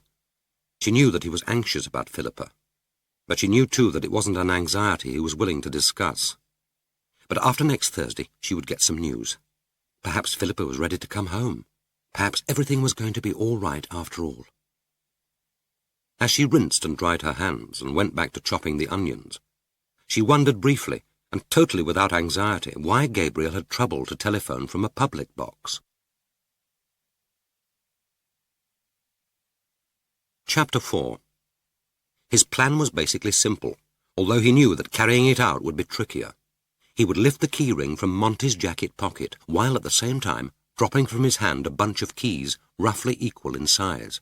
Monty would be aware, even if only subconsciously, of the weight and jangle of the keys against his thigh. Simply to steal them would mean almost immediate discovery. Once the keys were in his possession, he would have to get the 2 Yales copied as quickly as possible, preferably somewhere close, but where there were plenty of customers, so that one face might not be particularly remembered. Then the genuine keys would have to be returned and the substitutes recovered. It would mean 2 appearances at the shop within a comparatively short time. And there would be other customers. He would have to choose his moment carefully. But first he must get a close look at the key ring and the number and weight of the keys. On the first day, Monday, the 11th of September, he stationed himself at his watching post on the wasteland at 8:45, binoculars at the ready. The greengrocer arrived on his bicycle at 3 minutes past 9, felt in the pocket of his close-fitting denim jacket and unlocked the door. But his back was firmly towards the street, and it was impossible for Skase to get a glance at the keys. 2 minutes later the shop front was cranked open, and Monty began the business of dragging forward the crates of fruit and vegetables from the back of the shop and arranging his display. He had exchanged his blue jacket for the shabby fawn working coat which he wore open. It had 2 large side pockets, the left-hand one slightly ripped at the seam. The door between the shop and the ground-floor passage of the house was open. Shortly after 9:10, a small van stopped outside the shop, and the driver and a lad clambered down from the cabin and began lugging crates of fruit and vegetables onto the pavement. The street door was closed. Monty's hand went into his left pocket, and he pressed something into the boy's palm. Then he began helping the driver to unload, while the lad unlocked the door, wedged it open with a net of Spanish onions, and began to hump in the crates of fresh produce. For a few seconds the key was left in the door, the bright ring of metal and the pendant keys hanging against the wood. But the driver, carrying a box of apples, moved across, obscuring the view. Then the boy's hand fastened on the keys, and he tossed them back to Monty. Skase glimpsed nothing but the flash of metal, and Monty's hand snatching at the air. For the next 3 days the routine was the same. Skase stayed all day at his post, fortified at mid-morning with sandwiches, but was still unable to get a close look at the keys. Monty worked alone. At midday he went over the road to the Blind Beggar, and brought back a brimming pint mug of beer, then dragged an upturned crate from the back of the shop, and sat beside the stall drinking the beer and eating an immense roll of what looked like cheese and tomato.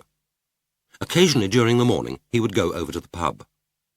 When this happened, the wizened little man from the junk shop temporarily took over the stall. Skase guessed that they had this arrangement, that Monty would keep an eye on the junk from time to time, while his neighbour covered his visits to the Blind Beggar. During the whole of the 3 days the connecting door between the shop and the rest of the house was left ajar, except when Monty was about to leave, when he would firmly close it. Focusing his binoculars with some difficulty through the slit in the fence, Skase was able to see that this door, too, had a Yale lock, and he guessed that Monty would be equally punctilious about closing the connecting door before finally leaving at night. By Friday morning, frustrated, he knew that he must get closer, must be there early in the morning to watch while the door was unlocked. There was no reason why he shouldn't. Someone had to be the first customer. It would mean that he was noticed. It added to the risk that he would be remembered, but that couldn't be helped. He would worry about that later when the time came to fabricate an alibi. Now all his thoughts were fixed on getting possession of that bunch of keys. The timing was tricky. Monty invariably arrived between 9 o'clock and 9:05 in the morning. The murderess and her daughter left their apartment between 9:15 and 9:20. Provided Monty were on time and the other 2 didn't decide to leave early, he should be all right. But he couldn't safely loiter in Delaney Street before 9 o'clock.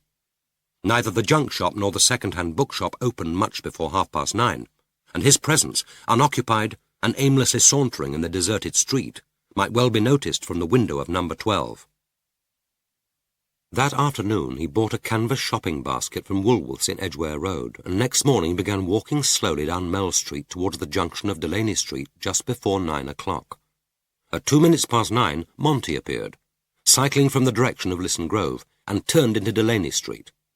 Skase quickened his steps and caught him up just before he dismounted. He said, "Good morning. Are you opening up now?"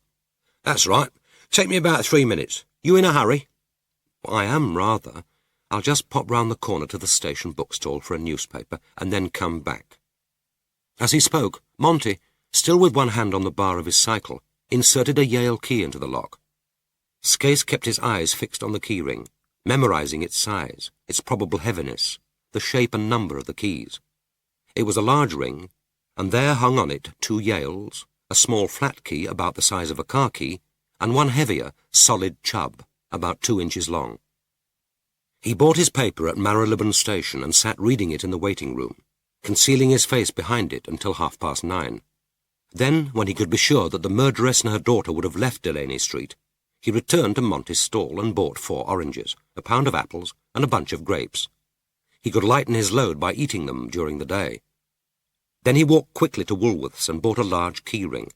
It had a tag attached bearing an ornamental initial, but this, without much difficulty, he was able to prize away.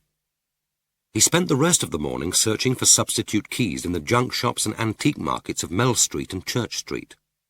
His first find was a substitute for the smallest key. This he took from the lock of a battered tea caddy. A Yale was discovered in a tobacco jar containing screws and pipe cleaners. The heavy chub proved more elusive, and in the end he was forced to steal a key similar in weight and size from the top drawer of an old chest, which was standing inside one of the shops. It pleased him that his fingers could act with speed and cunning. He found the second Yale in an old tin box of nails, screws, spectacles, and broken pieces of electrical equipment, stuck under the table outside the junk shop in Delaney Street. By the end of the morning he had succeeded in putting together a key ring, which in appearance and weight was as close to Monty's as he could hope to find. For the rest of the day he walked again the very streets of his childhood, euphoric, borne on a tide of excitement and terror, half pleasurable, wholly familiar. The concrete underpass at Edgware Road echoed with the distant thunder of the sea. He had only to close his eyes against the sun, to feel again the gritty sand creeping between his toes, and to see once more the brightly patterned shore. The raucous voices of children calling to each other down the side streets jolted his heart with half-forgotten playground menace, and the smell of the pavement after a squall of summer rain was the smell of the sea. Now as then, he knew exactly what he had to do, knew the necessity, the inevitability of the act. Now as then, he was torn between the longing to get it over and the half-shameful hope that he might still have a choice, that it was within his power to stop now, to decide that the risk was too great. With part of his mind, he wished that he had returned to the stall as soon as the keyring was complete, and had tried his luck then, carried forward on a tide of optimism and success. But he knew that it could have been fatal. He had yet to prove that the old skills remained to him. He spent the whole of Sunday and Monday practicing. He locked his room and hung his jacket over the corner of a chair. He hooked the new keyring over the little finger of his left hand, and insinuated his hand under the flap of the pocket. With his thumb, he gently lifted his own keyring at the same time as he slid the substitute ring from his finger. He performed the procedure over and over again, sometimes using his thumb, sometimes his middle finger, watching for the slightest movement of the jacket pocket, counting out the seconds to time himself. Speed meant safety. When he felt that he was proficient, he started again, only this time using the fingers of his right hand. He had to be ambidextrous in skill. He couldn't be sure until the moment came, until he was close enough to Monty to press his hands against the jacket, which of the pockets would hold the keys. For 2 days he hardly left his room except to buy sandwiches, hurrying through the hallway, almost oblivious to Violet's greeting as she recognized his footsteps, and her dead eyes searched for him, grudging every moment away from his task. And by Monday evening, the 18th of September, he felt that he was ready.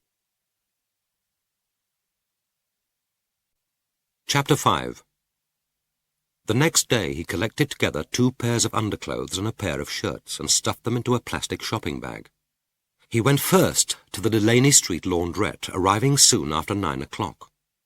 Once his washing was swirling in the machine, he moved to a chair next to the open door from where he could watch number 12. One possibility worried him.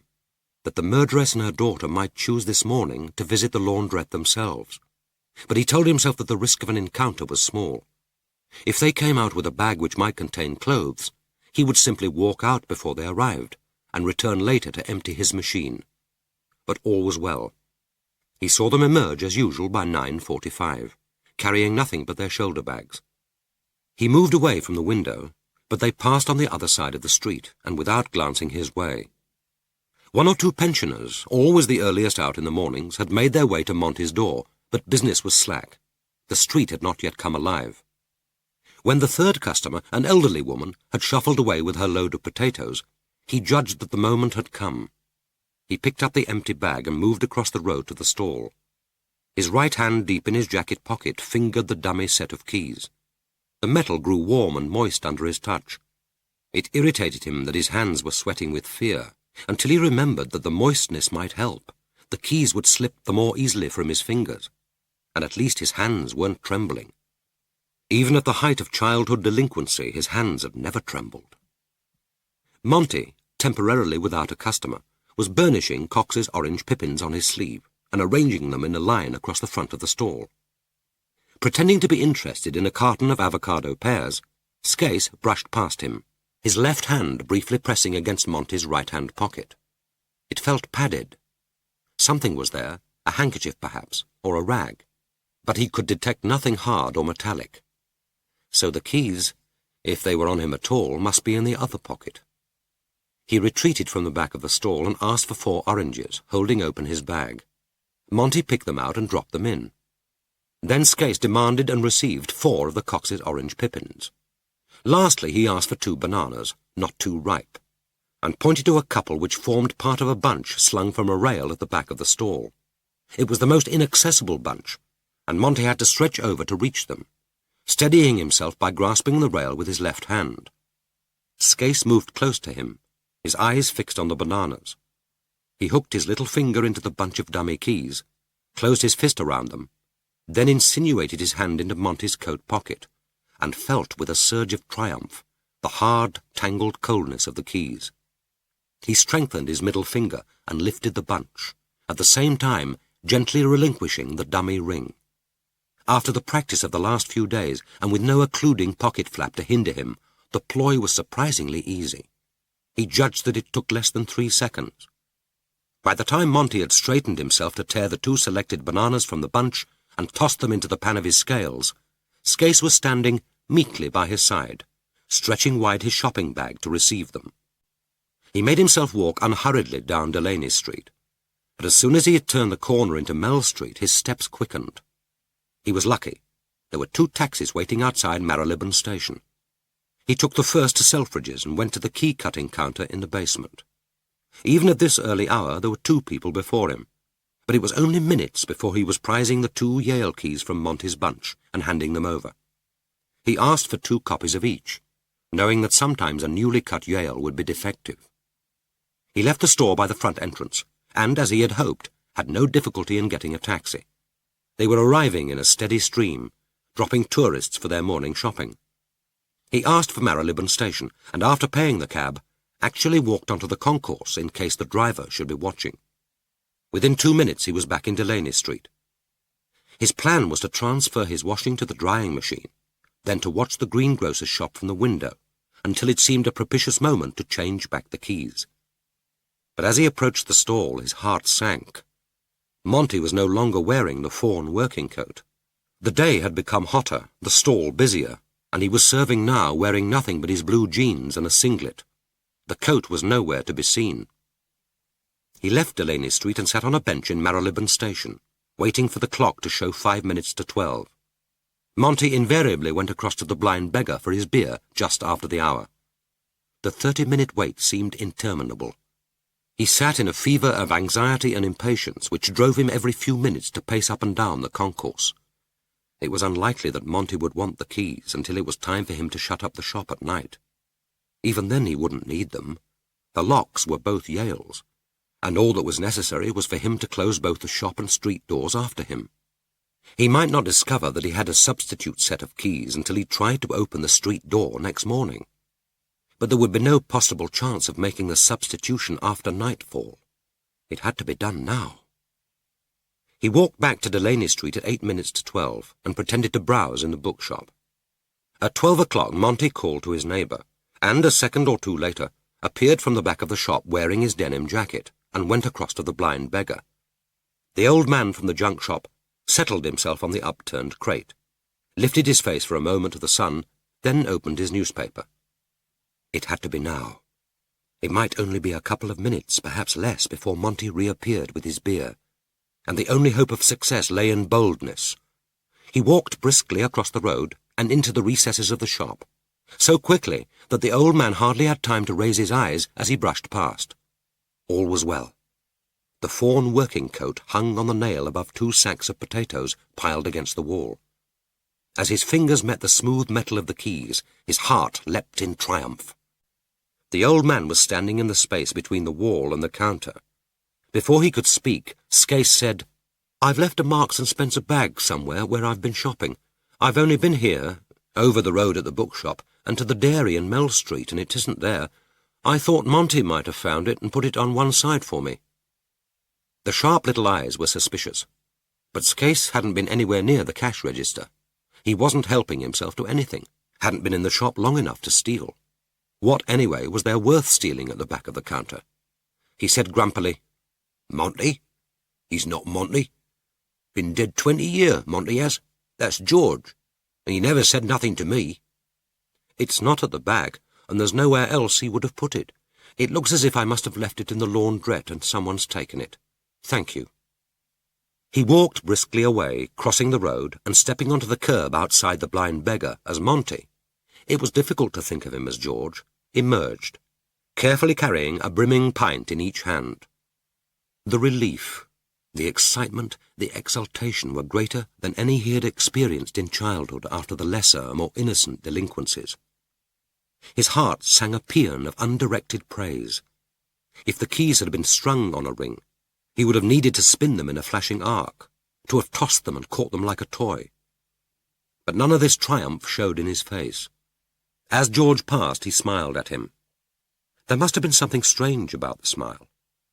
As he turned into Mell Street, his last memory was of George's astonished face. Chapter 6. He had carefully matched the 2 sets of keys and had strung them on different lengths of string. One set would open the front door, the second the door leading from the hall into the shop. Until he had tried them in the lock, he couldn't know which was which. He hoped luck would be with him, and that he would get it right first time. The longer he lingered or fumbled at the door, the greater the chance that he would be seen. He watched from his usual vantage point on the wasteland until the murderess and her daughter had left for work, then waited another 40 minutes in case they should have forgotten something and return unexpectedly. From the narrow slit in the corrugated iron, he had a very restricted view of Delaney Street, but he put his ear against it and listened until he could hear no footfalls. Then he edged his way quickly across the wasteland and slid through the gap in the fence, as he had so many times. Delaney Street was deserted. Above the closed shops he could see a row of lit upstairs windows, where he could imagine people eating an early supper, or settling down to an evening's television. To his left the laundrette shone brightly with light, but he could see only one customer, an elderly woman with a basket on wheels, dragging her tangled linen from one of the machines. He took one set of the keys from his pocket and concealed them in his clenched palm. Then he walked quickly but deliberately across the street and inserted the key in the lock. It didn't turn. His lips moved. Silently he said to himself, "Gently, gently, gently." End of Disc 8. Disc 9. He felt for the second string of keys, and this time the key turned without difficulty, and he stepped into the hall, closing the door behind him. And then there came a moment of atavistic horror. The house had shuddered at his entrance. He stood transfixed, holding his breath. Then he relaxed. The vibration was only the rumble of a passing tube train, presumably in the tunnel between Marylebone and Edgware Road. The noise receded, and the house settled into calmness. He closed the door and stood motionless, listening to the silence. The hall held the earthy, heavy smell of potatoes, with a trace of a lighter, sharper scent, perhaps of apples.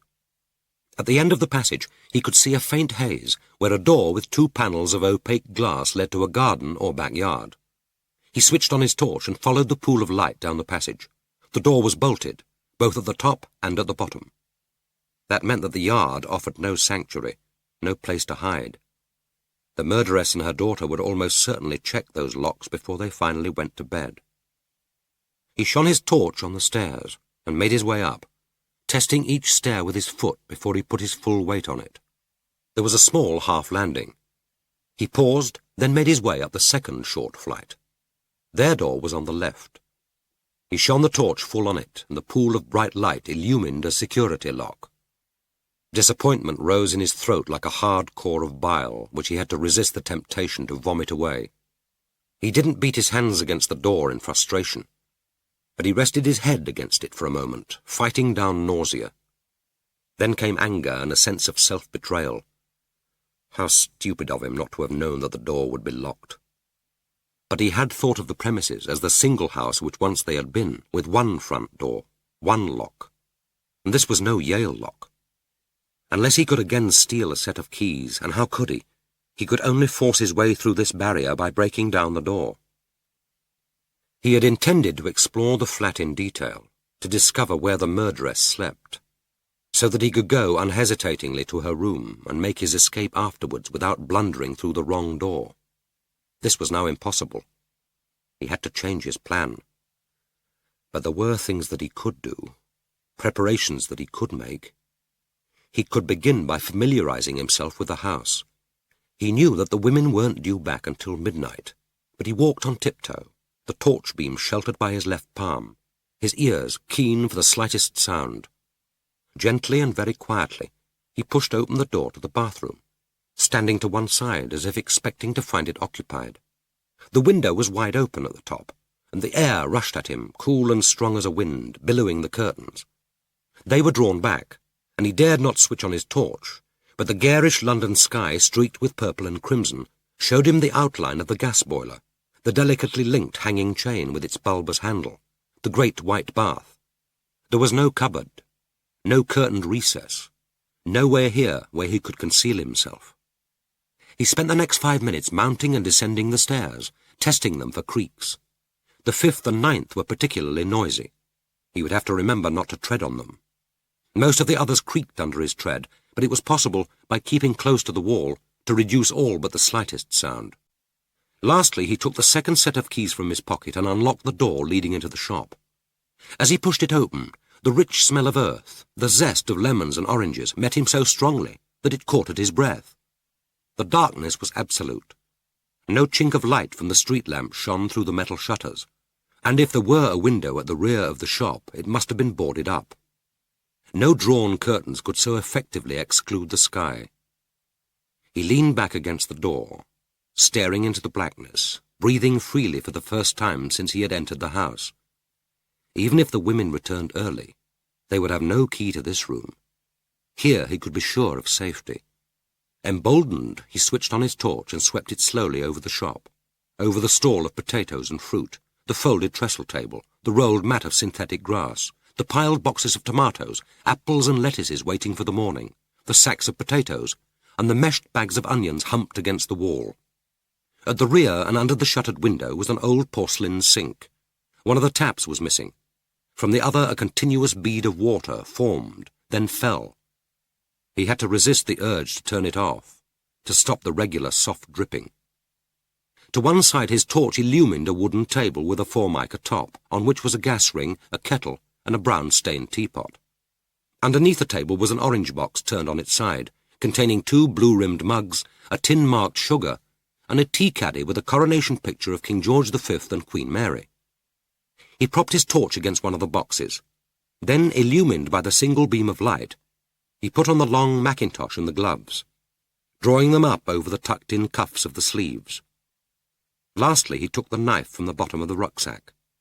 He squatted against the strong wooden upright at the back of the stall, knees bent under his chin, his thin buttocks hard against the unyielding floor, holding the sheathed knife in his hand.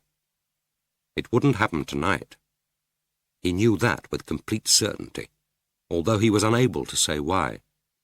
But he felt obscurely that the mackintosh and the gloves were some protection against leaving a trace of himself for Monty to find, and it was right that he should thus formally garb himself for his task, should be prepared in case, by some miracle, the murderess returned alone.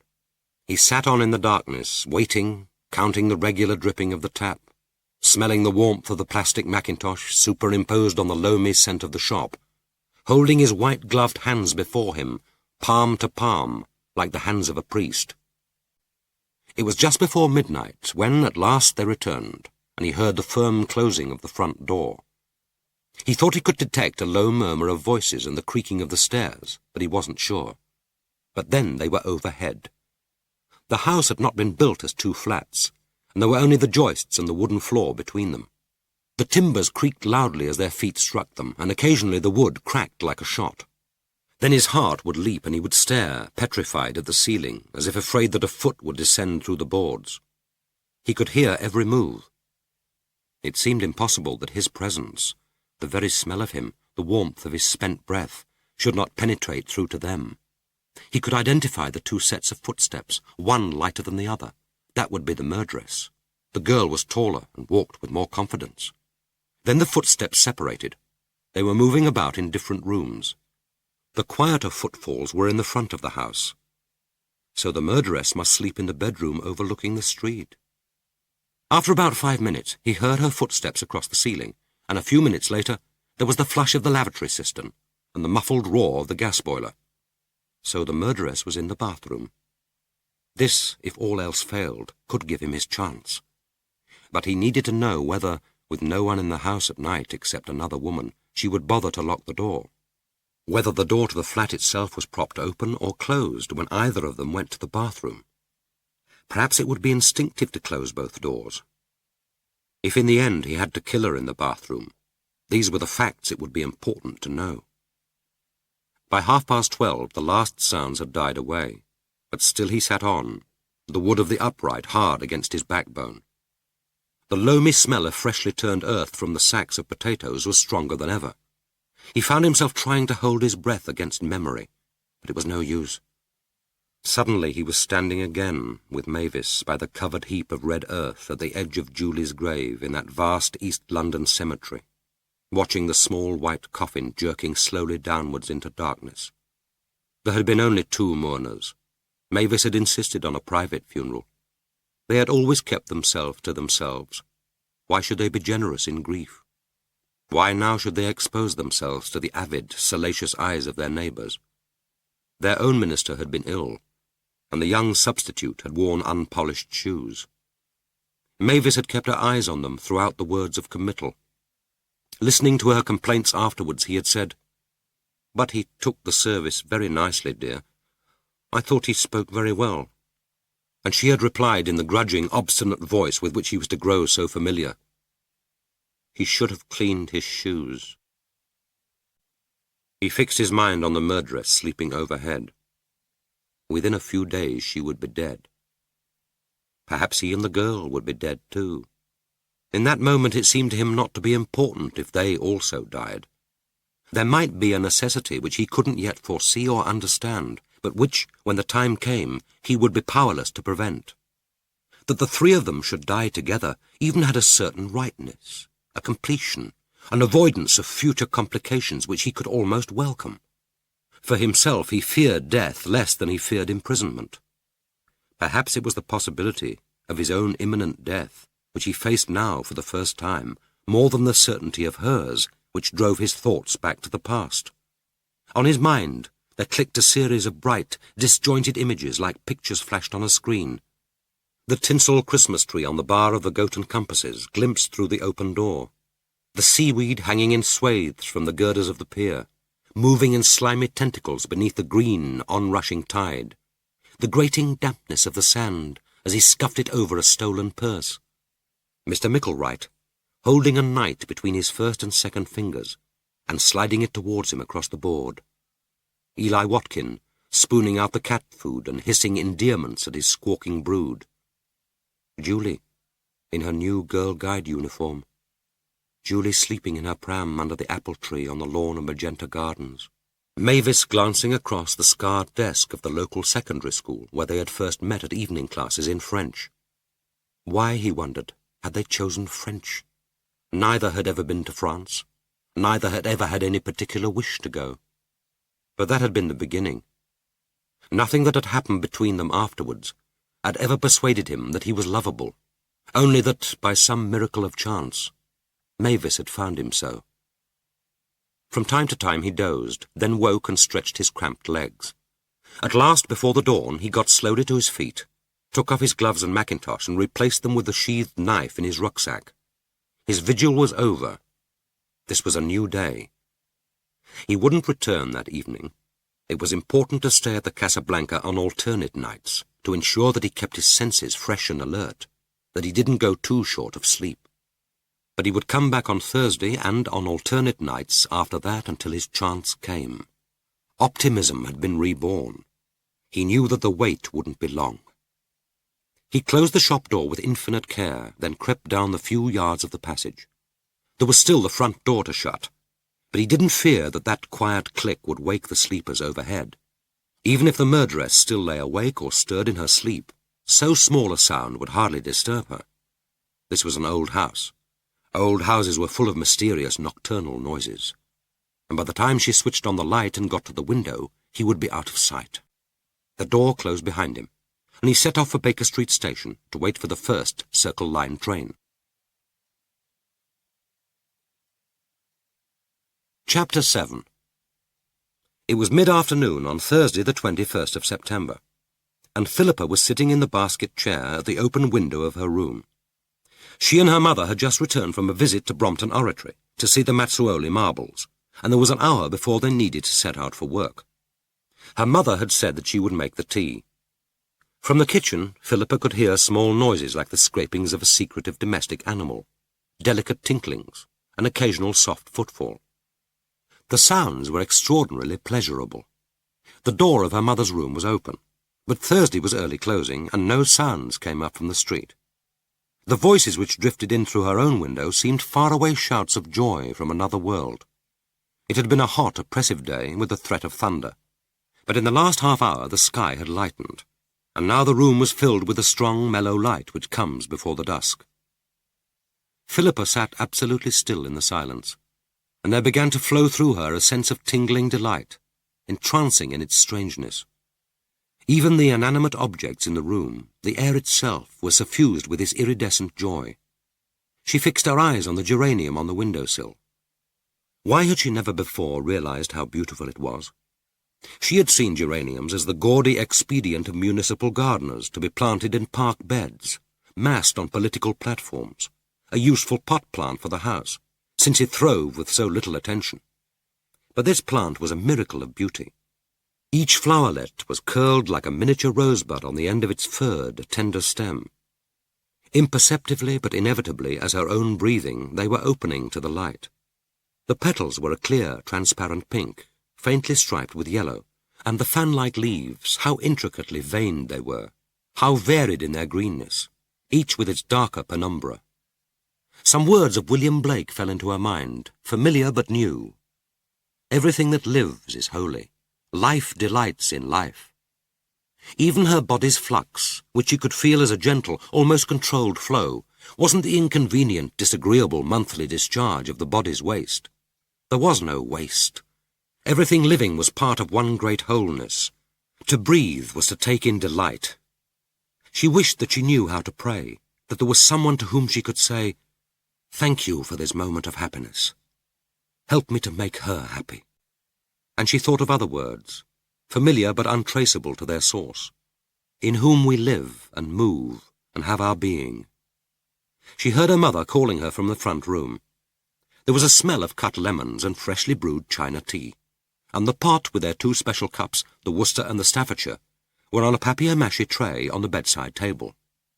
Her mother was smiling and holding out to her a tissue-wrapped package. She said, "I made it for you." Philippa took it out and shook out from its folds a polo neck jumper in a variety of soft browns and fawns, and with two oblongs of apple green, carefully placed above the right breast and at the back.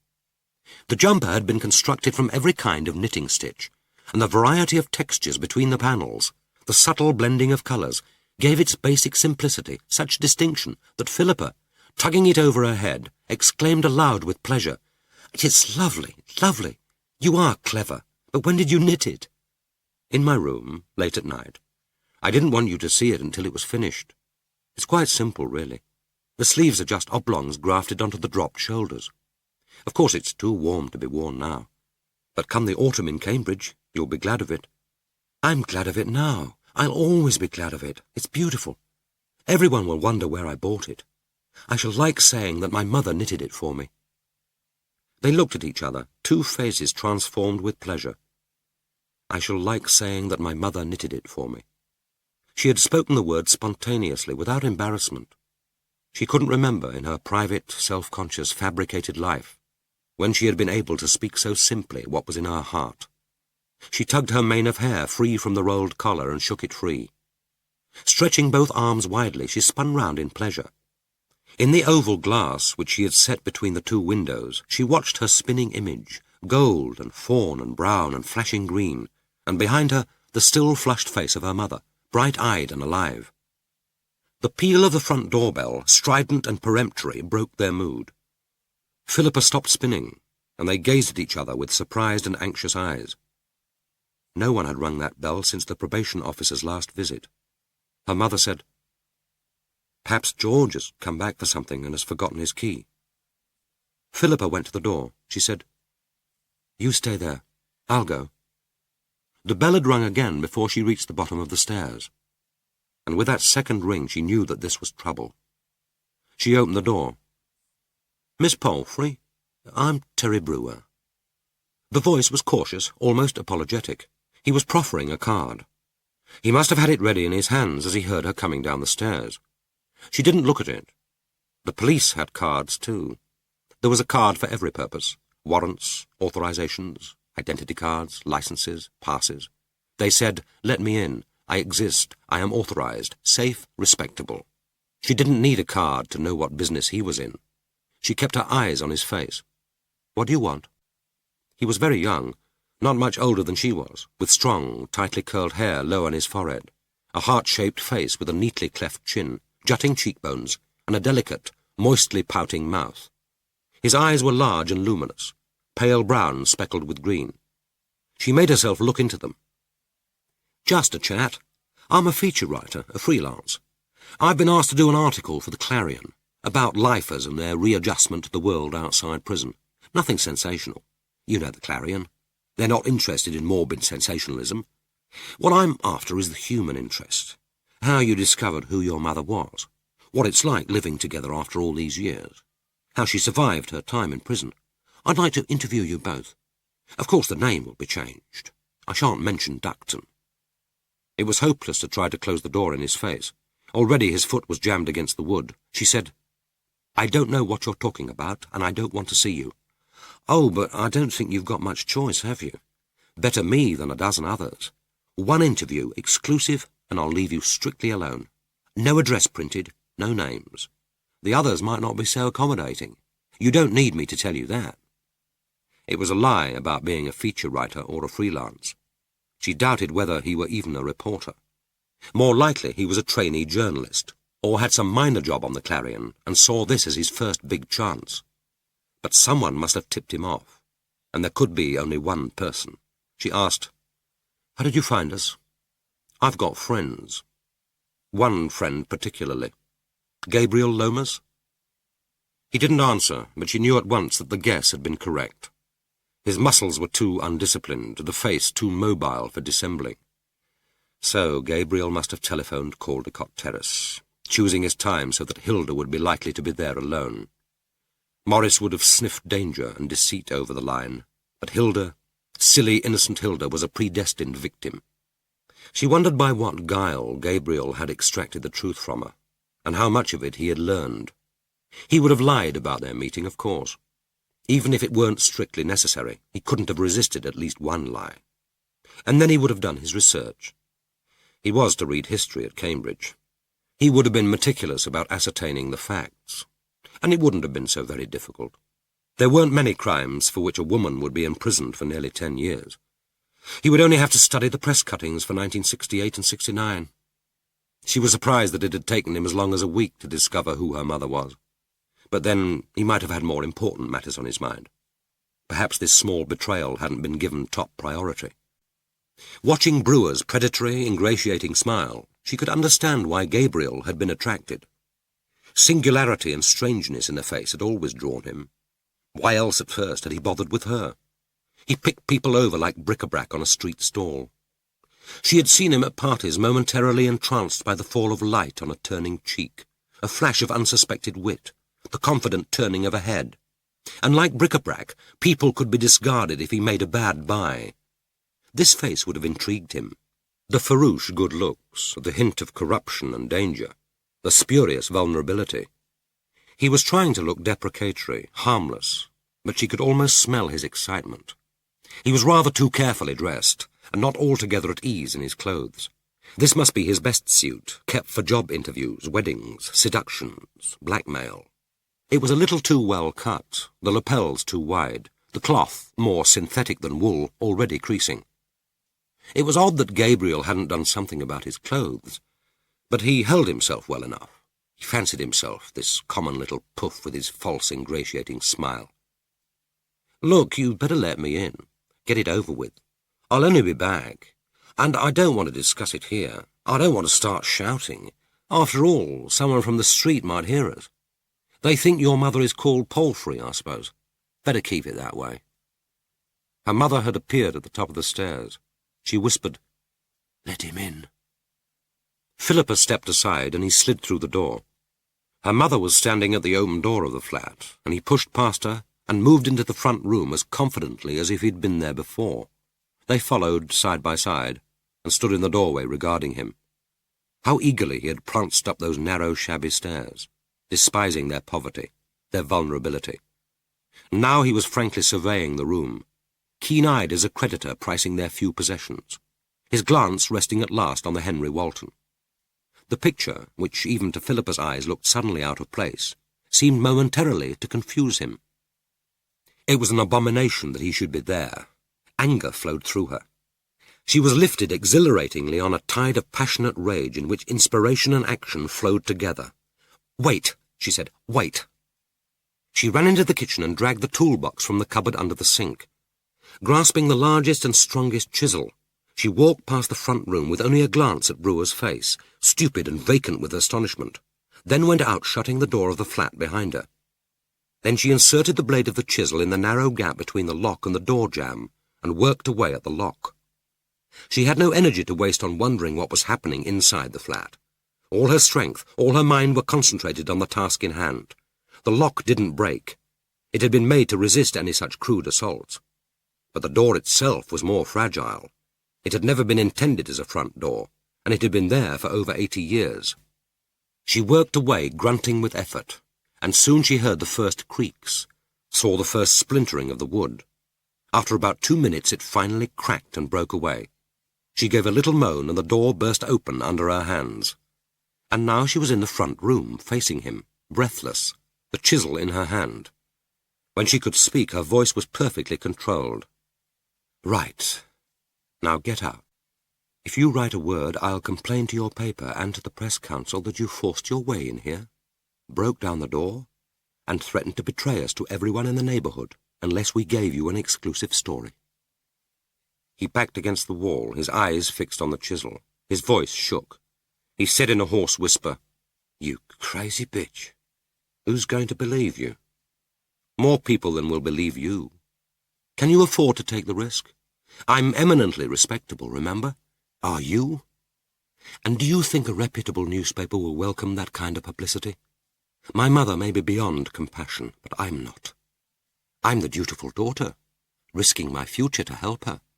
Cambridge scholar in backstreet hideout. She's my mother, says Mary Ducton's daughter. That's the kind of emotional muck you had in mind, isn't it? I qualify for pity.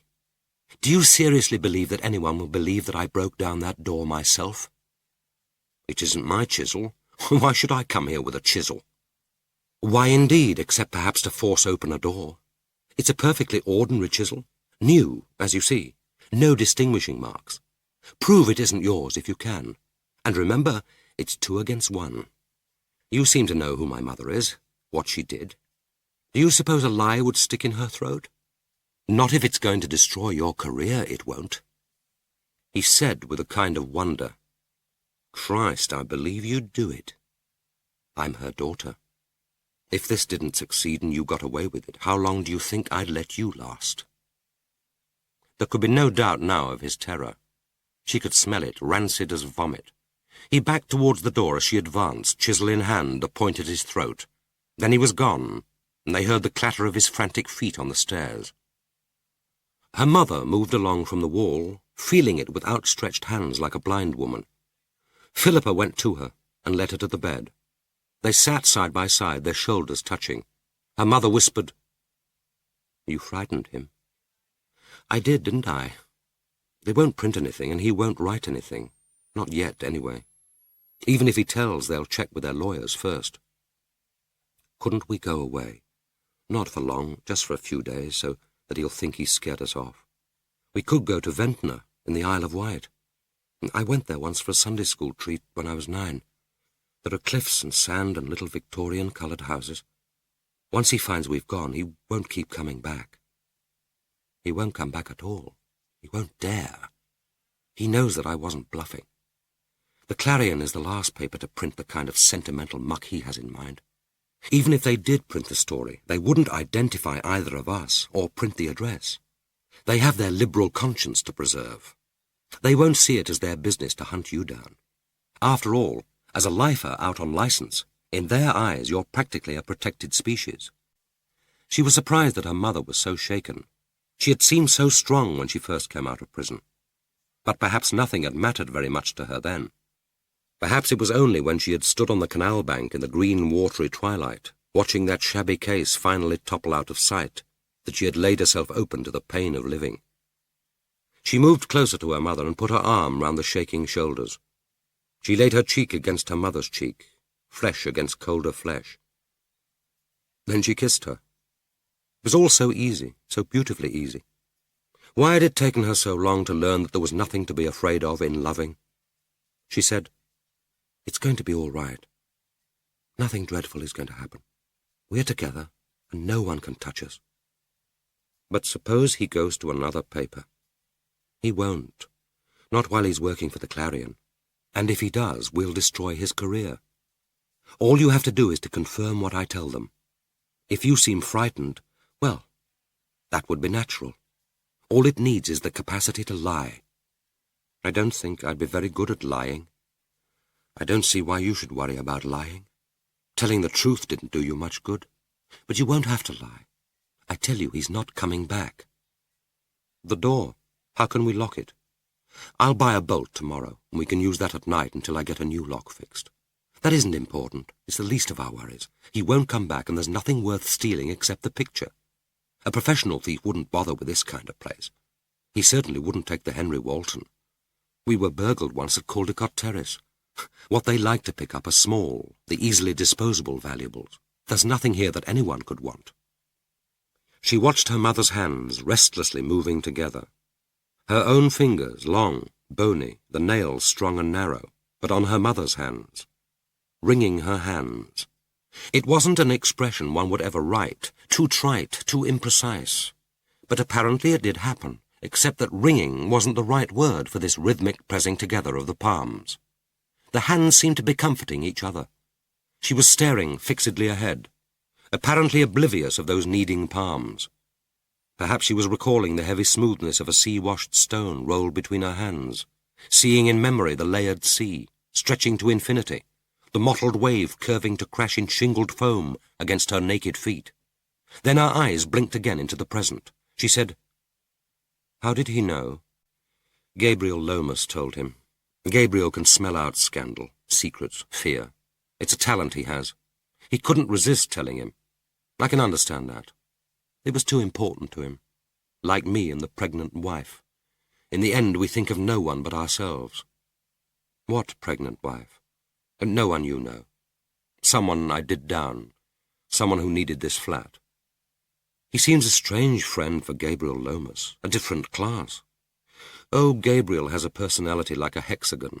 People need touch only one side for an illusion of closeness. Forget about him. Perhaps it would be a good idea to get out of London for a time. Ventnor is as good a place as any. But you mustn't expect to find it the same. No place ever is. And we'll need some money.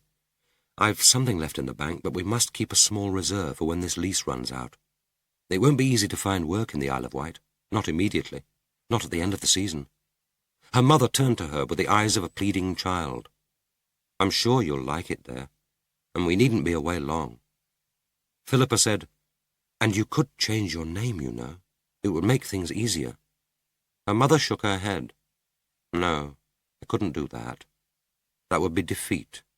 I have to know who I am. Philippa got up from the bed. We'll go tomorrow, just as soon as I've got the door mended and a new lock fixed. But first I have to go to Caldecott Terrace. I won't be away long, not more than an hour.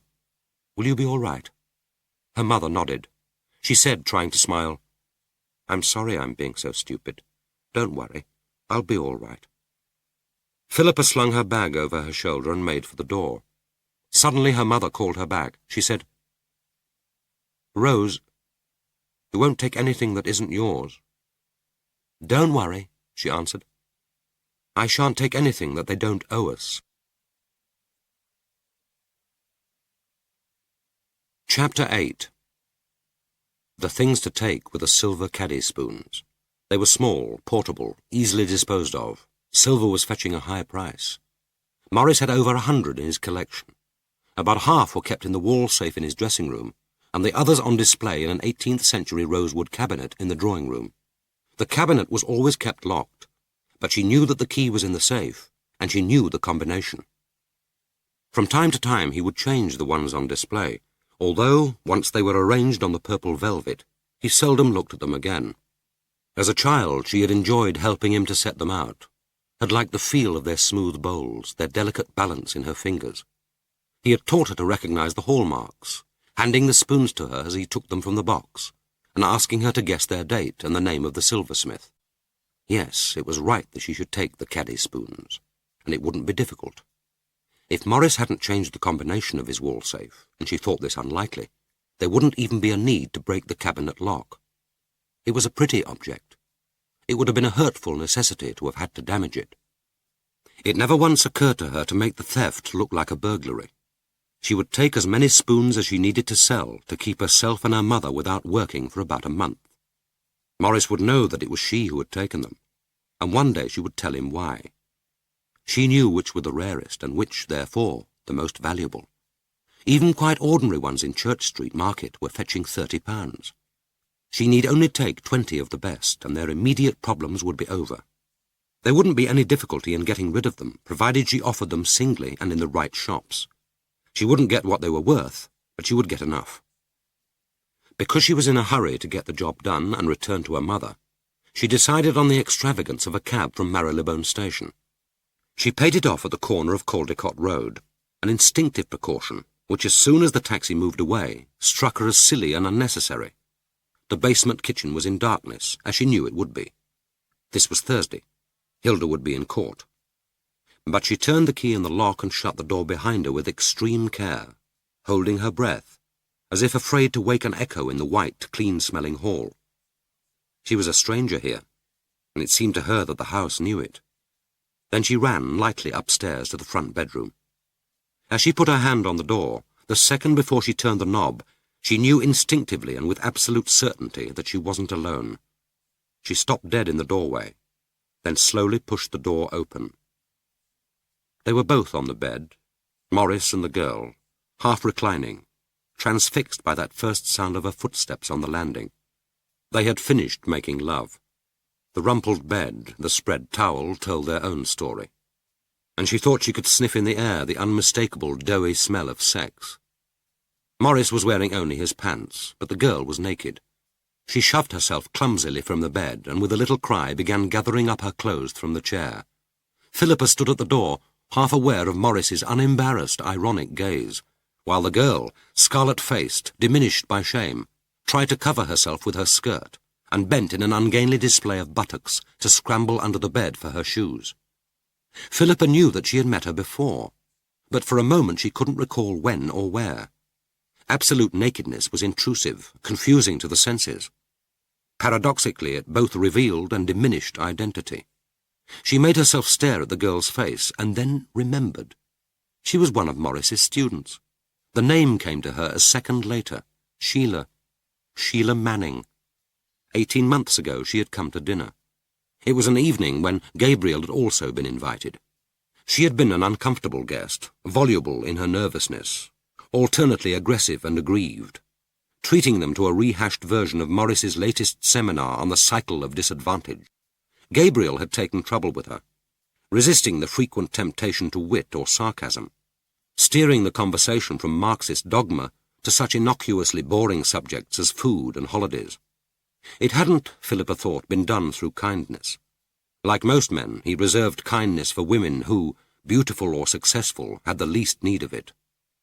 She had decided that he was acting either to disoblige her, or in obedience to some nursery dictate, that it was the responsibility of a guest to attempt to rescue from social disaster even the most unpropitious dinner party. The girl, as had been painfully apparent, was in love with Morris even then.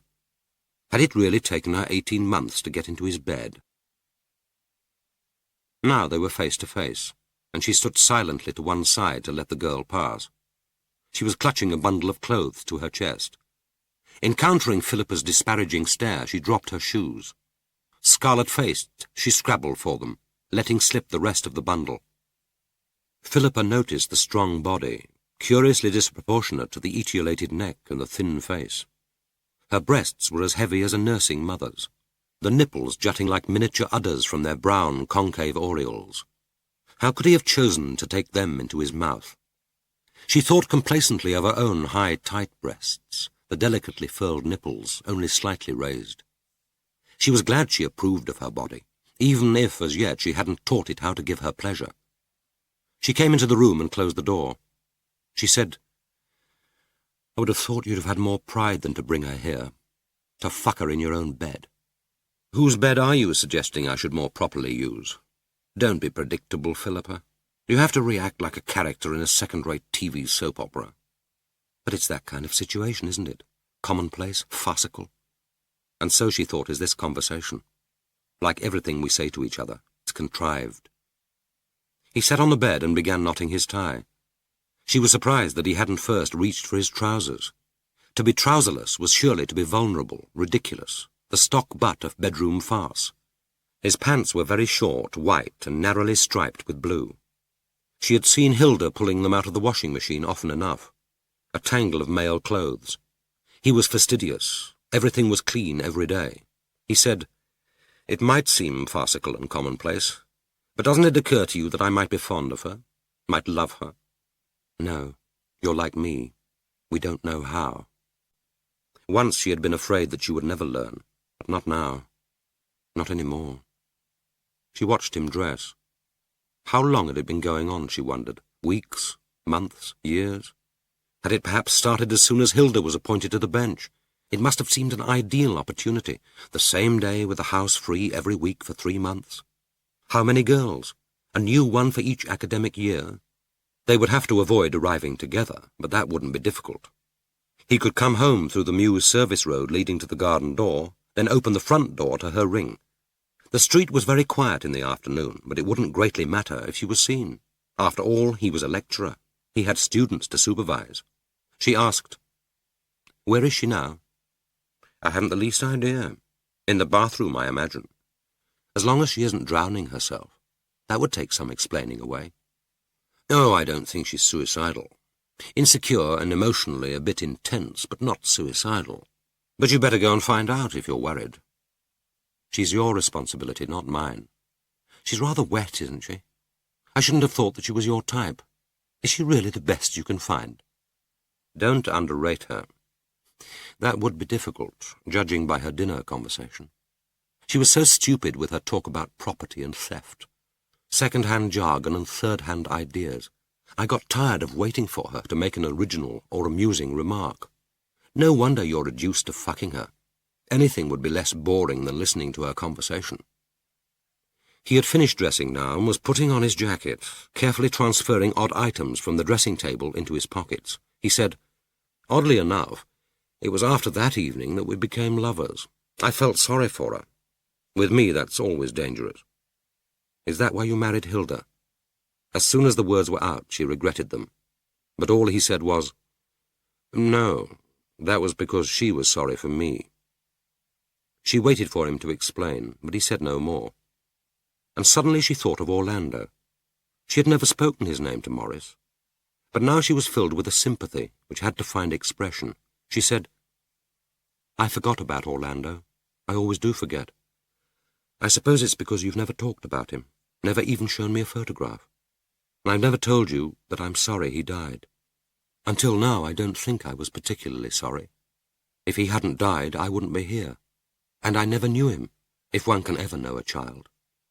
But you've lost him more completely than my mother was ever in danger of losing me. At least she'd have known that I was alive somewhere." He didn't reply, but his hands ceased their careful busyness with his jacket. She looked at his face. In 1 second, it had become as vacant as the face of a spent actor's in repose, all emotion, even the lines, smoothed away. Then there passed over it a look so momentary that she almost missed it, of pain, regret, of the rueful acceptance of defeat. She had seen that look once before. The picture came vividly to her mind, limed with the colour of blood. The screech of tyres followed immediately by a crash like an explosion. The young motorcyclist, helmetless, lying on the curb at the junction of Oxford Street and Charing Cross Road. The wheels of his motorcycle spinning in the air. A second of eerie silence, absolute. The air holding its breath. Then the babble of voices, cries. A woman with a face like lard, a cardigan stretched across her bolster of a chest, yelling in anger and remembered pain. "He was coming too fast. He was too bloody fast. Oh, Christ, those fucking machines!" He was lying there, dying so publicly, and her railing voice was the last sound he heard on earth. Involuntarily, she had stepped towards him, and his eyes had met hers. She had seen in them that same look, the rueful acceptance of a terrible knowledge. Afterwards she had hurried home to write it down, an exercise in the creative recollection of trauma. She had torn up the passage. She always did tear up such exercises. Her life was encumbered enough, the wasteland between imagination and reality already too nebulous, but she wished that she hadn't recalled it now. This was a moment of small triumph, a time for planning and action. She hadn't wanted to think about death. They were simultaneously aware that Sheila Manning had come into the room. She was dressed and was carrying a jacket and a heavy, old-fashioned handbag. Ignoring Philippa, she spoke directly to Morris. "You promised that it would be safe. You said no one would be here." She was making a brave attempt at dignity, but she couldn't keep from her voice the note of querulous reproach. She sounded, thought Philippa, like Hilda when Morris was late home for dinner. He wouldn't welcome that peevish reminder of small delinquencies. There was only one way for her to carry off this debacle successfully, with humour and panache, but these weren't in her armoury. And whatever she said, this would be the end of the affair. The girl was as humiliated and inept as a child caught out in her first sexual experimenting. This room, this moment, most of all, this man would be remembered only with self-disgust. She knew that she herself was part of the humiliation, sitting there calmly on the bed by Morris's side, in possession of more than herself. She said, "I'm sorry, it was unintentional." She sounded insincere to her own ears. She would have despised anyone who believed her, and the girl didn't. "It doesn't matter. You've done what you wanted to do." She turned away. Watching the drooped head, Philippa wondered whether she had started to cry. Morris at once got up from the bed and went to her. He put an arm round her shoulders and said gently, "It was horrible for you. I'm so sorry. Please don't worry. These things aren't important, you know. In a few weeks you'll be able to laugh about it. It has never been important. Not to you, anyway. I shan't come back." Perhaps she hoped, pathetically, that the threat would provoke some response from him, pain, anger, reproach. Instead he said, punctilious as a host, "I'll see you out. Are you sure you've got everything?" She nodded. They went out together, his arm still round her shoulder, and a minute later Philippa heard the closing thud of the front door. She waited for him in the bedroom, still sitting on the edge of the dishevelled bed. He stood at the door, silently regarding her for a moment, then began to pace up and down the room. He said, "You are enjoying yourself. You look happy and you look well." Yes, I am. I suppose it's the first time in my life that I've been able to feel important to another human being." "Indispensable, you mean? There's nothing so intoxicating to the ego as the knowledge that happiness is in one's gift. It's the foundation of every successful marriage. The other person has to be capable of being made happy, of course, and that capacity is rarer than one might imagine. I take it that your mother is." "For most of the time, yes. I suppose there are moments when she wonders whether she has the right to live." She said, "Why should she? The world is full of people who've killed a child, a wartime bomb released, a bullet in Belfast which hits the wrong target, a stamp on the car accelerator in a fit of impatience. And what about the drunken drivers, the incompetent doctors? They don't spend their days wondering whether they've a right to live. And she has survived nearly 10 years in prison. If anyone has the right to live, she has." "And how do you spend your days? I take it you're enjoying the pleasure of patronage, giving her the benefit of your education." She thought, "You should know about that. You enjoyed teaching me." She said, "We look at pictures, and I'm showing her London." "Didn't she know London already? She and Duckton lived close enough." "I don't know. We never talk about the past. She doesn't want to." "And that's very wise of her. What, incidentally, have you come home for? It wasn't a particularly propitious moment to choose, but I take it that this démarche wasn't planned." "I came to get some money.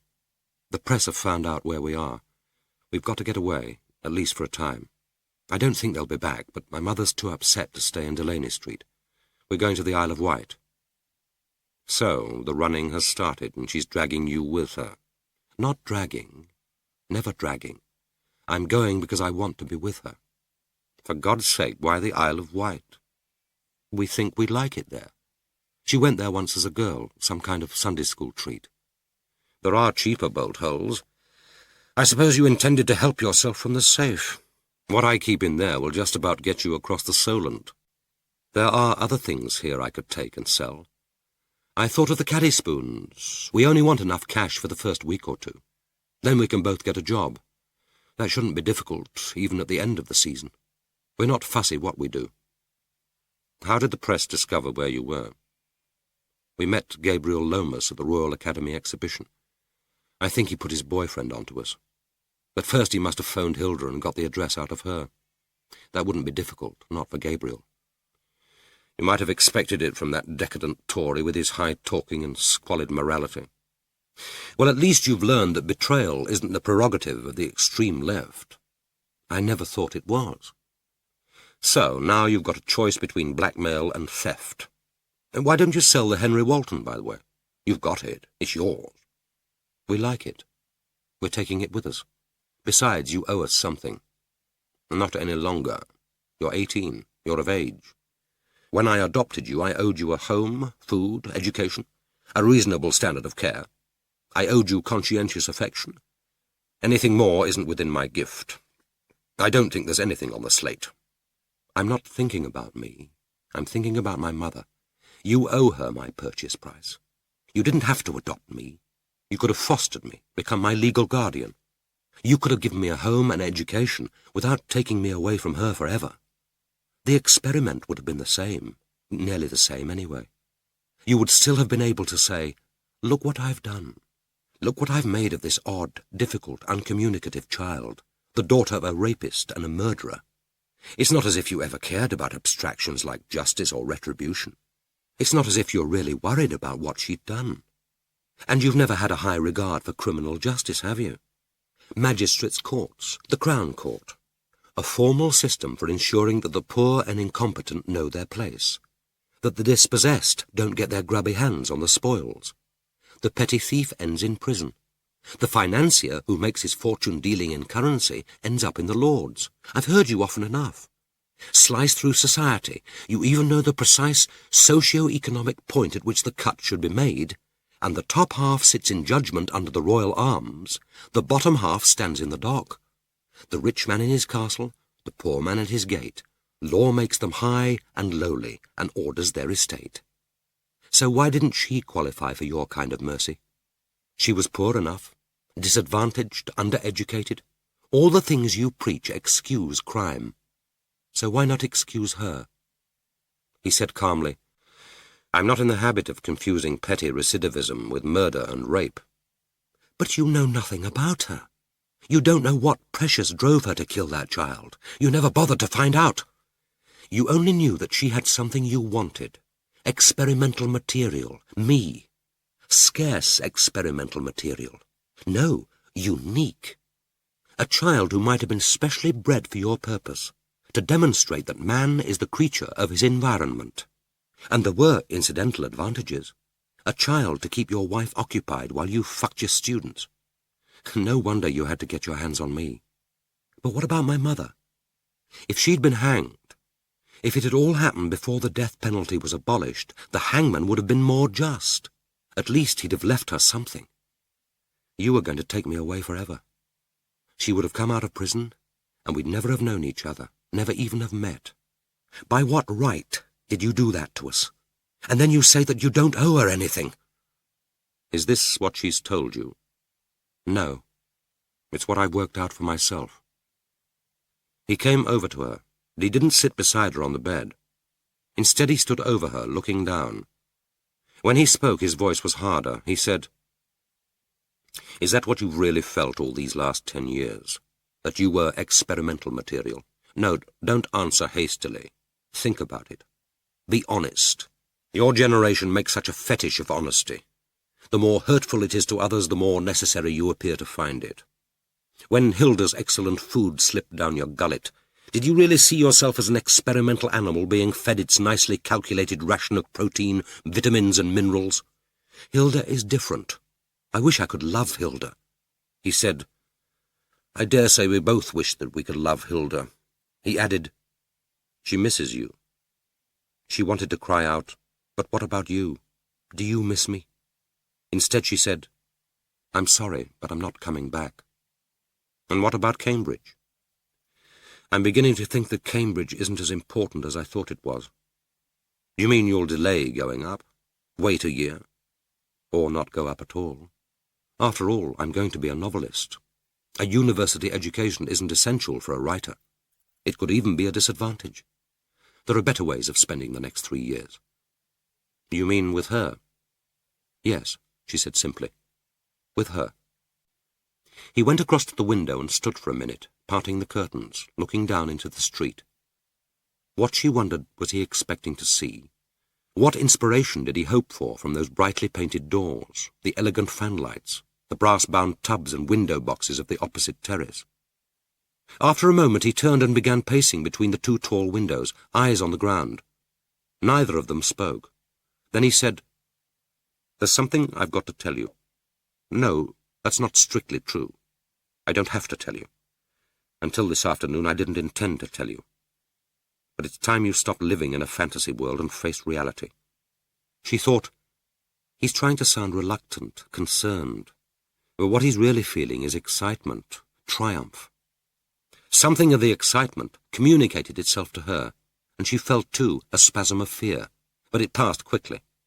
There was nothing he could say now which could harm her or her mother. Her eyes followed his careful pacing. Never before had she been so aware of his physical presence, of every breath he drew, of every bone of his head and hands, of every contraction of muscle. The air between them drummed with his heartbeat. And because of this intensity of awareness, there was something else she knew, something that she couldn't explain. If now he wanted to hurt her, it had nothing to do with Sheila Manning. How lightly he had taken that humiliation. What had changed him had been that blurted-out sympathy for the loss of Orlando. This moment was to do with her and him, but it was to do with Orlando, too. She waited without speaking for him to begin. If he wanted to make a pretense of embarrassment or reluctance, she wasn't going to help him. He said, You've assumed that Hilda and I adopted you after the murder, that your mother let you go because she was serving a life sentence and had no real choice. I thought when you started living together that she might have told you the truth. Obviously she hasn't. Your adoption order went through exactly 2 weeks before Julie Skase was killed, and we'd had you as a foster child for 6 months before then. The truth is quite simple. Your mother let you go because she didn't want you. She wished that he'd stop his slow, regular pacing, that he'd come over to her, sit beside her, look into her face, do anything except touch her. Instead he glanced at her, an artful, almost conspiratorial glance, so swift that she wondered whether she had imagined that slit-eyed, momentary regard. Something, perhaps a speck of dust, was irritating his left eye. He took his handkerchief from his jacket pocket and rubbed it, then stood blinking. Satisfied, he started again on his slow perambulation. He said, "I don't know what went wrong originally. She was pregnant when she married, and it might have been that. I was told that she'd had a long and painful labour after a difficult pregnancy. That's one of the diagnostic pointers to child abuse. Anyway, there was no bonding of mother and child. I gathered that you weren't easy. You were difficult to feed, an unresponsive, perpetually crying baby. She hardly slept at night for your first 2 years." He paused, but she didn't speak. His voice was as cool and controlled, as if this were a dissertation before his students, an exposition that he had given so many times before that he knew it by heart. He went on, "Things didn't improve. The screaming baby became an unloving child. Both of you had violent tempers, but you, of course, were too young to injure her except psychologically. She, unfortunately, could do more damage. One day she struck out at you and gave you a black eye. After that she became frightened. She decided she wasn't cut out for motherhood, so she went back to work and placed you with foster parents. I understand that it was a weekly arrangement. You came home for the weekends. She could stand you for 2 days a week." Philippa said quietly, I remember Auntie May." There were no doubt a succession of spurious aunties of various degrees of suitability and of responsibility.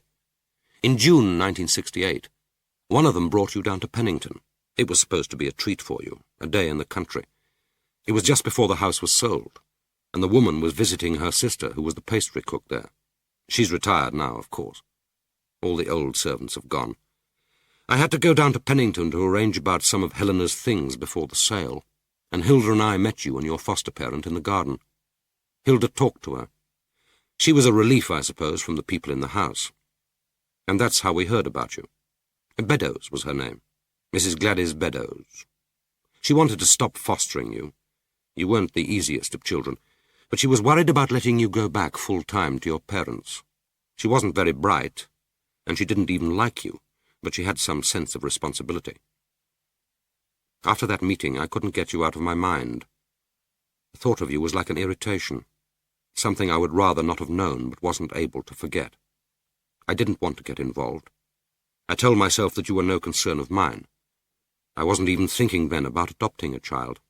Hilda had mentioned the possibility, but it wasn't an idea that appealed to me. Certainly I wasn't looking for a child. I told myself that it would do no harm to find out what had happened to you. It was easy enough to trace Mrs. Beddoes through her sister.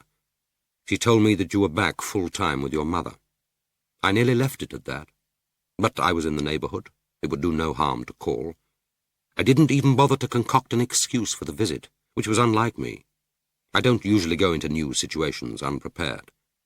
It was early evening by then, and your mother had just come home from work. You weren't there. You had been admitted 2 days earlier to King George V Hospital, Ilford, with a suspected fracture of the skull. And that was the most dangerous and the last time that your mother lost her temper with you.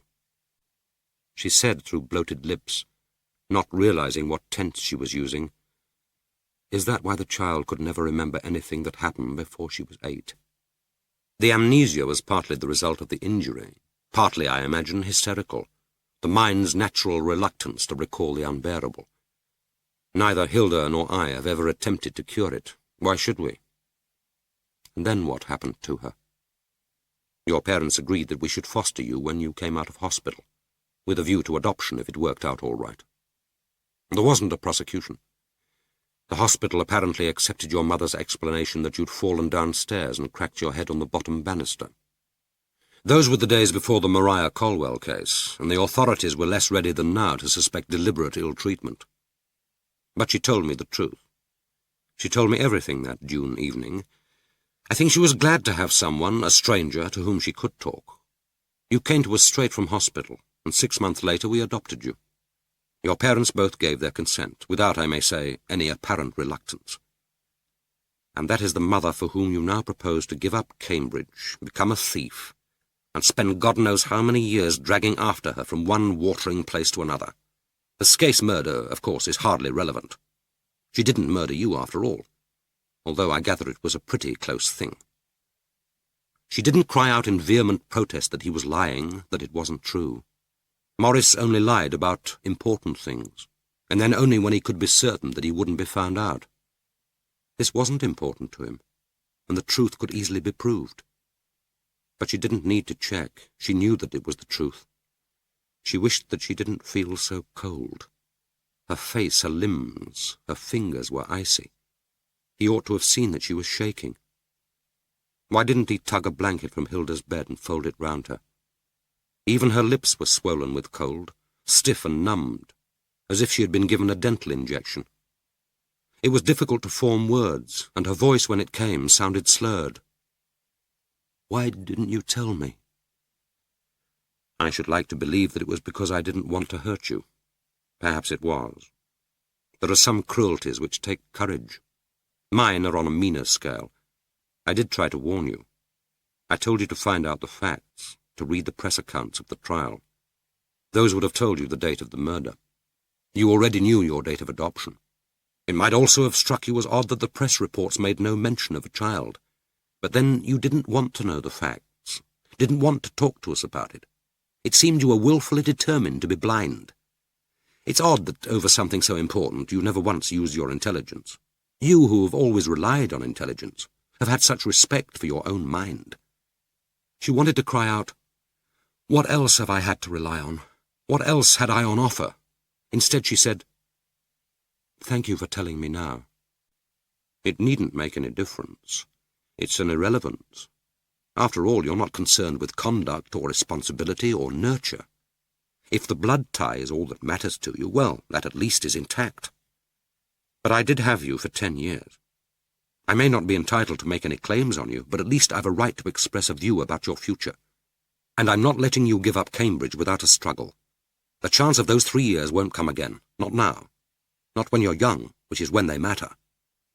He added dryly, "I've also the right to my own Georgian silver.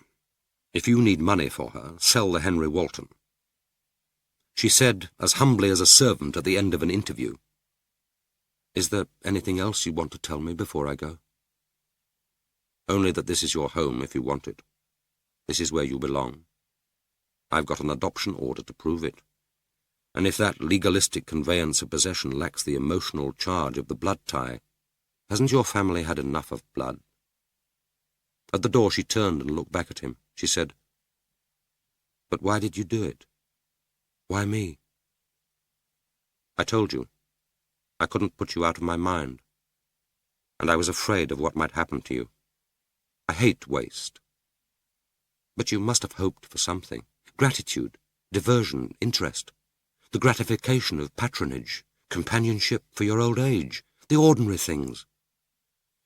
"It didn't seem so at the time, but I suppose I did. My demands have always been presumptuous. Perhaps what I hoped for was love." 3 minutes later he stood at the window, watching her leave. There was something different about her. A sense of brightness dulled, of limbs uncoordinated. Perhaps it was the hunch of the shoulders, diminishing height, foreshowing how she might look as an old woman, or the way in which she scurried from the front door, furtive as an interloper surprised. At the end of the terrace she broke into a run, swerving from the pavement into the path of a taxi. He gasped, his heart skidded. When he could bear to open his eyes, he saw that she was safe. Even from this distance he could hear the screech of the brakes, the shouted abuse.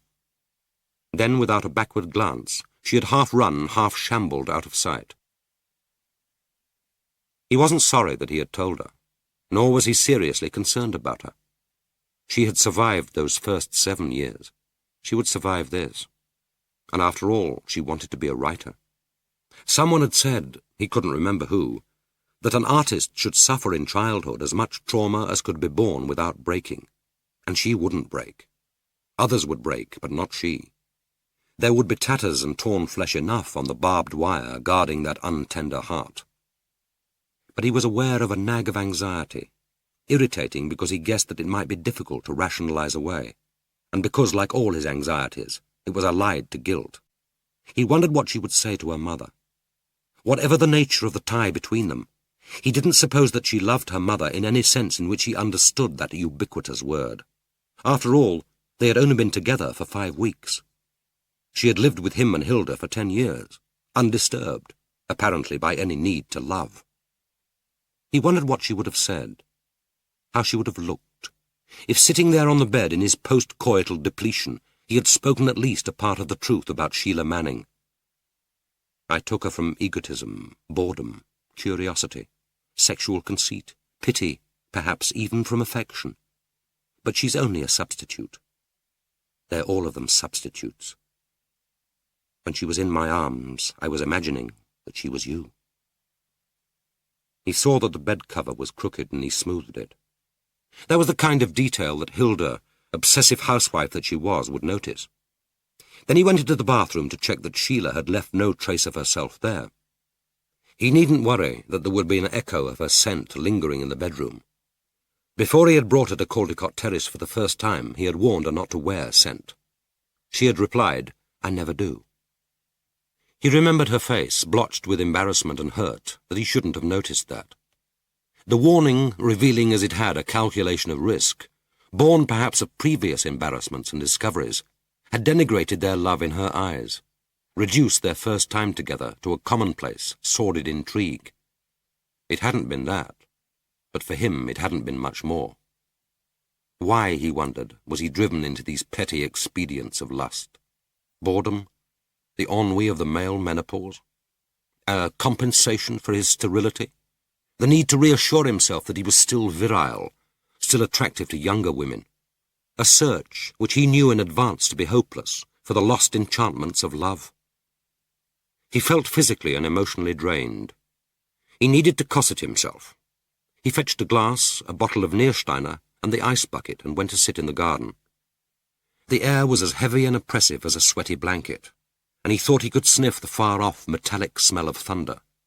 He wished that the blanket would burst and the rain would fall, that he could lift up his face and feel the great, cool sheets of it drenching his skin.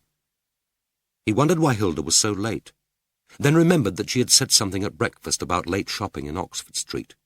He supposed that meant that they were to make do with a cold supper. He wasn't distressed about Sheila Manning. Hilda was due to give up the juvenile bench in 2 weeks' time, and he had planned to use that as an excuse for ending the affair. This evening's fiasco had saved him the protracted and emotionally wearing strategies, the appeals and reproaches which usually accompanied the death of desire. The problem about wanting women who evoked his pity was that these were precisely the women who were the most difficult to get rid of. He wished he could be like some of his colleagues and take a succession of the guilt-free, experienced and cheerfully randy young, who would ask nothing more of him than the occasional good dinner and the brief exchange of pleasure. He supposed he would have to let Hilda know about Philippa's visit. He would tell the truth, merely editing out Sheila Manning. He would be confident that Philippa would never tell her, and it seemed to him not of immense importance if she did. Philippa would be coming home now, and that should please Hilda. Life would go on as it had before. He supposed that was what he wanted. He let his mind slip free of worry and guilt and closed his eyes. And in that moment of almost disembodied peace, the smell of wine and roses fused, and he was back again, walking between the high hedges into the great circular rose garden at Pennington on a June day 10 years ago. He was seeing Philippa for the first time. End of Disc 9. Disc 10. Chapter 9. He had never seen a child like her. She stood very still, a little apart from her keeper, a shapeless, ungainly woman, querulous in the heat, and regarded him gravely with those extraordinary luminous green eyes under the curving brows. Her skin absorbed the mellow afternoon light, the shadowed green of the high hedge, so that it was like seeing her through water. Her hair was plaited corn drawn across her forehead in a mature, old-fashioned style, which added to the contrast between the 16th century Renaissance head, held so proudly, and the childish body. He guessed that she was about 7. She was wearing a kilt too heavy for summer and reaching almost to her calves, with an immense safety pin bunching it on one side. Her pale arms, downy and glinting in the sun, stuck out from a shirt so thin that it clung to her bony chest, brittle as a bird's. He could see her nipples, 2 pink, delicate tags of flesh. Hilda began talking to the woman, learning that her name was Gladys Beddoes, that she was at Pennington to visit her sister. He spoke to the child. "Isn't it dull for you here? What would you like to do?" Have you any books? "Lots. In the library. Would you like to see them?" She nodded, and they began walking across the lawn together, the 2 women following. She walked at his side, but distanced, her hands held in front of her, the palms folded together in a curiously formal, unchildish gesture.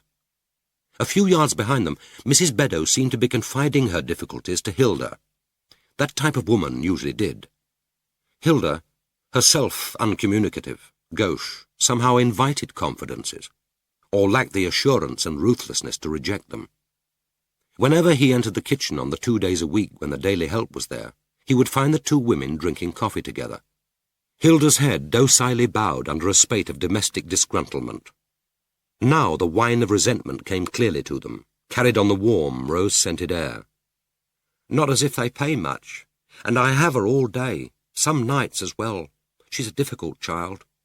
Never get a thank you out of her, and talk about temper, screaming tantrums some of the time, nightmares too. Not surprised her mother can't cope. Not what you'd call pretty, is she? Odd-looking child. Clever, mind you. Always got her head in a book. Oh, she's sharp, that one. So sharp she'll cut herself one of these days." He glanced at the child. She must have heard. How could she help hearing? But she gave no sign. She walked on, in her unchildish, hieratic dignity, but carefully, as if holding something precious between the clasped hands. The woman was right. She wasn't a pretty child. But the fine bone structure of the face, the green eyes, gave promise of a spectacular, if eccentric, beauty. And she was intelligent, courageous, and proud. These were the qualities he respected. Something could be made of such a child. He wanted to say to her, "I don't think you're plain, and I like clever children. Never be ashamed of being clever." But glancing again at her set face, he said nothing.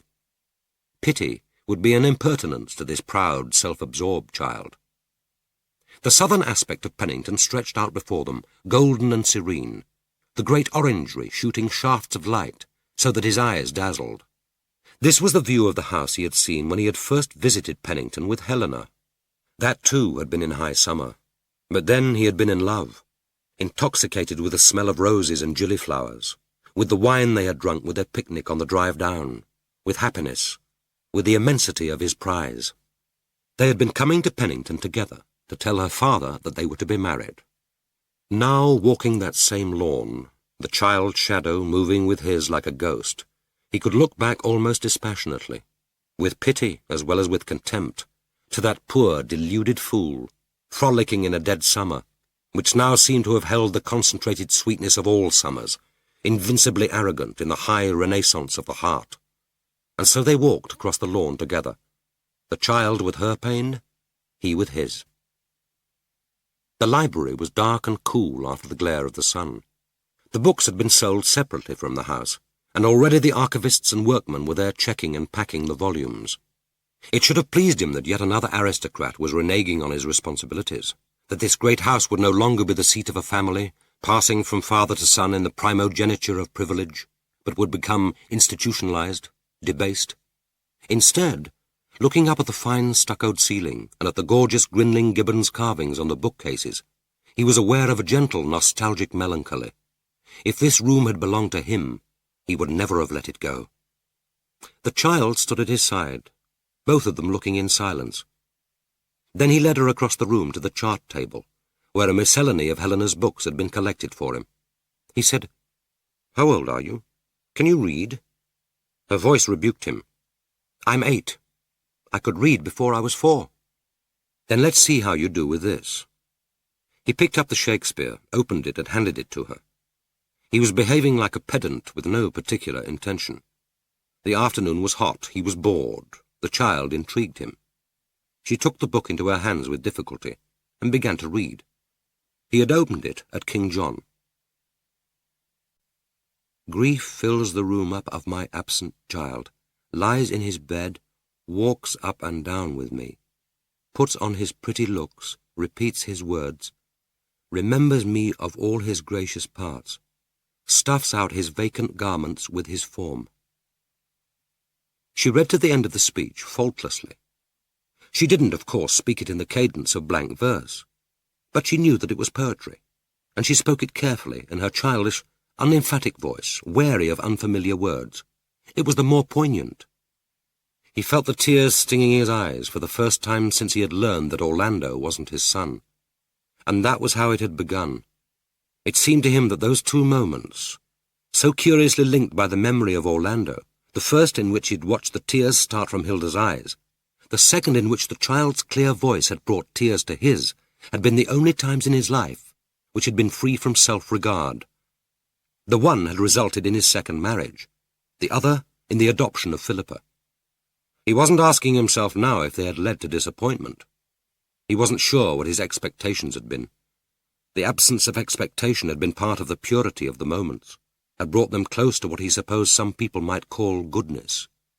He had almost forgotten the anguish of grief.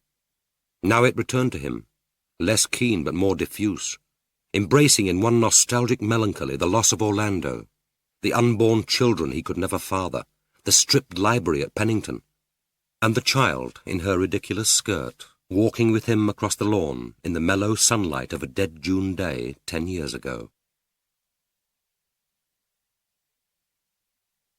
Chapter 10. For Philippa, the journey from Caldecott Terrace to Delaney Street was a blank. Time was blotted out completely, as if her mind were anaesthetized and her body was obeying some programmed instructions. Afterwards she could remember only one incident, running for the bus at Victoria and grasping the slippery rail, a moment of panic, and then the jerk of her armpit as a passenger on the platform caught her and hauled her aboard. Delaney Street was very quiet. The rain had begun to fall steadily in slivers of silver against the street lamps, and behind the patterned glass of the blind beggar, the lights of the bar shone red and green. She turned her key in the Yale lock, closed the front door quietly behind her, and walked up the stairs calmly without switching on the light. In the darkness she pushed the flat door, feeling under her palm the sharpness of the splintered wood. Her mother heard her and called out from the kitchen. She must be preparing supper, mixing the salad dressing. There hung in the air the sharp tang of vinegar. It was the same smell that had greeted her on her return to Caldecott Terrace, after her visit to Seven Kings, and the two moments fused together, the old pain reinforcing the new. Her mother's voice sounded happy, welcoming. Perhaps she was getting over her panic. Perhaps she had decided that they needn't move after all. She walked into the kitchen. Her mother turned, smiling, to greet her. Then the smile died, and Philippa watched as the face, so different yet so like her own, drained of blood. Her mother whispered, "What is it? What's happened?" "What's happened, Philippa?" She said, "Why don't you call me Rose? You called me Rose earlier this evening. You had me christened Rose. I was Rose when you nearly killed me. I was Rose when you decided you didn't want me. I was Rose when you gave me away." There was a moment of silence. Her mother felt for a chair and sat down. She said, "I thought you knew. When you first came to Melcombe Grange, I asked if you knew about your adoption. You said you did. I thought you meant did I know about the murder. I thought you were reminding me why it was that you had to give me up. You must have known that's what I thought." Her mother went on as if she hadn't spoken, and afterwards, because I was so happy here, I said nothing. I told myself that the past wasn't our past. They were two different people in a different story. I thought I might let myself have just these 2 months. Whatever happened afterwards, I should have something worth remembering. But I meant to tell you. I would have told you in the end. When you could be sure that I'd got used to having a mother. When I didn't want to let you go. My God, you're clever. Morris warned me that you were clever. At least I've learned one thing about myself, where I get my scheming intelligence. And what about my father? Did he hate me too? Or was he too ineffective to stop you? Too timid to do anything except rape a child? What did you do to him that he needed that act to prove his manhood? Her mother looked up at her as if there was something which had to be explained, which could be explained. You mustn't blame your father. He wanted to keep you. I persuaded him to let you go. I was the one who thought it was better for you. And it was better for you. Where would you be now if you'd stayed with us? Was I such a nuisance? So much trouble? Couldn't you have tried with me a little longer? Oh, God, why did I ever find you? I did try. I wanted to love you. I wanted you to love me. But you didn't respond, ever. You cried endlessly. Nothing I could do comforted you. You wouldn't even let me feed you. Philippa cried out, "Are you telling me that I rejected you?" No, only that it seemed like it to me. How could I? A newborn child. I had no choice. I had to love you in order to survive. Her mother asked with a humility which Philippa found almost unbearable, "Do you want me to leave at once?" "No, I'll go. I'll find somewhere. It's easier for me. I don't have to go back to Caldecott Terrace. I've got friends in London. You can stay here until the lease runs out. That'll give you time to find another place. I'll send for the picture. You can have the rest." She heard her mother's voice. She spoke so softly that Philippa hardly caught the words. "Is what I did to you so much more difficult to forgive than what I did to that child?" She didn't reply. She snatched up her shoulder bag and made for the door. Then she turned and spoke to her mother for the last time. "I don't want to see you ever again. I wish they'd hanged you 10 years ago. I wish you were dead." Chapter 11.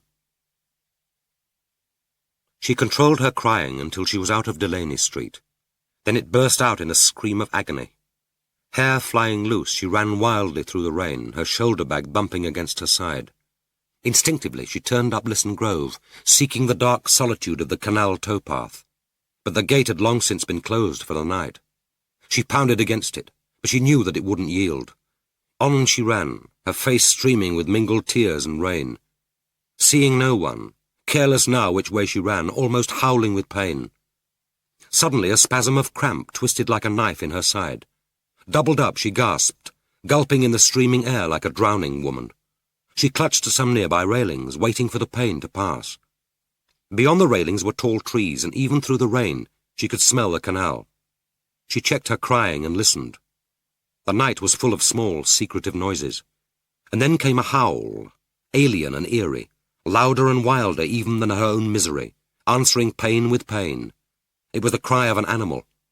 She must be close to the Regent's Park Zoo. She was calmer now. Her tears were still flowing, but in a gentle, unbroken stream. She walked on through the night. The city was streaked with light, bleeding with light. The headlamps of the cars dazzled on the road, and the crimson pools of the traffic lights lay on the surface like blood. The rain was falling in a solid wall of water, drenching her clothes, plastering her hair against her face and eyes. She could taste it on her lips as salty as the sea. It seemed to her that her mind was a black and seething dungeon, too many thoughts fighting for air, pressing each other down, tortuous, elongated thoughts writhing in rank darkness. And from that dense confusion rose the thin misery of a child's cry. It wasn't the peevish complaint one heard in supermarkets. This was a desolation of terror and anguish, not to be comforted with a packet of sweets at the checkout. She told herself that she mustn't panic. To panic would be to go mad. She must sort out her thoughts, arrange them, impose order on chaos. But first she had to stop that dreadful crying. She put her hands up to her throat and squeezed, strangling the child into silence. And when she released her hands, the crying had stopped. They hadn't, in all their weeks together, once spoken of the dead child. They hadn't talked about the child's parents. How much had they cared? How long had they grieved? Perhaps they now had other children, and this long-dead, violated child was only a painful, half-rejected memory. Grief fills the room up of my absent child. The child was dead. That fact had been less important to her than whether her mother had kept the kitchen clean. Her mother had killed a child, had clamped her small hand to a pram and dragged her faster and faster until she fell under the spinning wheels. But that was a different child, another place. She had killed the child's father, too. He had come across the lawn in the summer sunshine, beautiful as a god, to where they used to meet in the rose garden at Pennington. And now he, too, was dead. She had buried him in the moist drifts of the forest.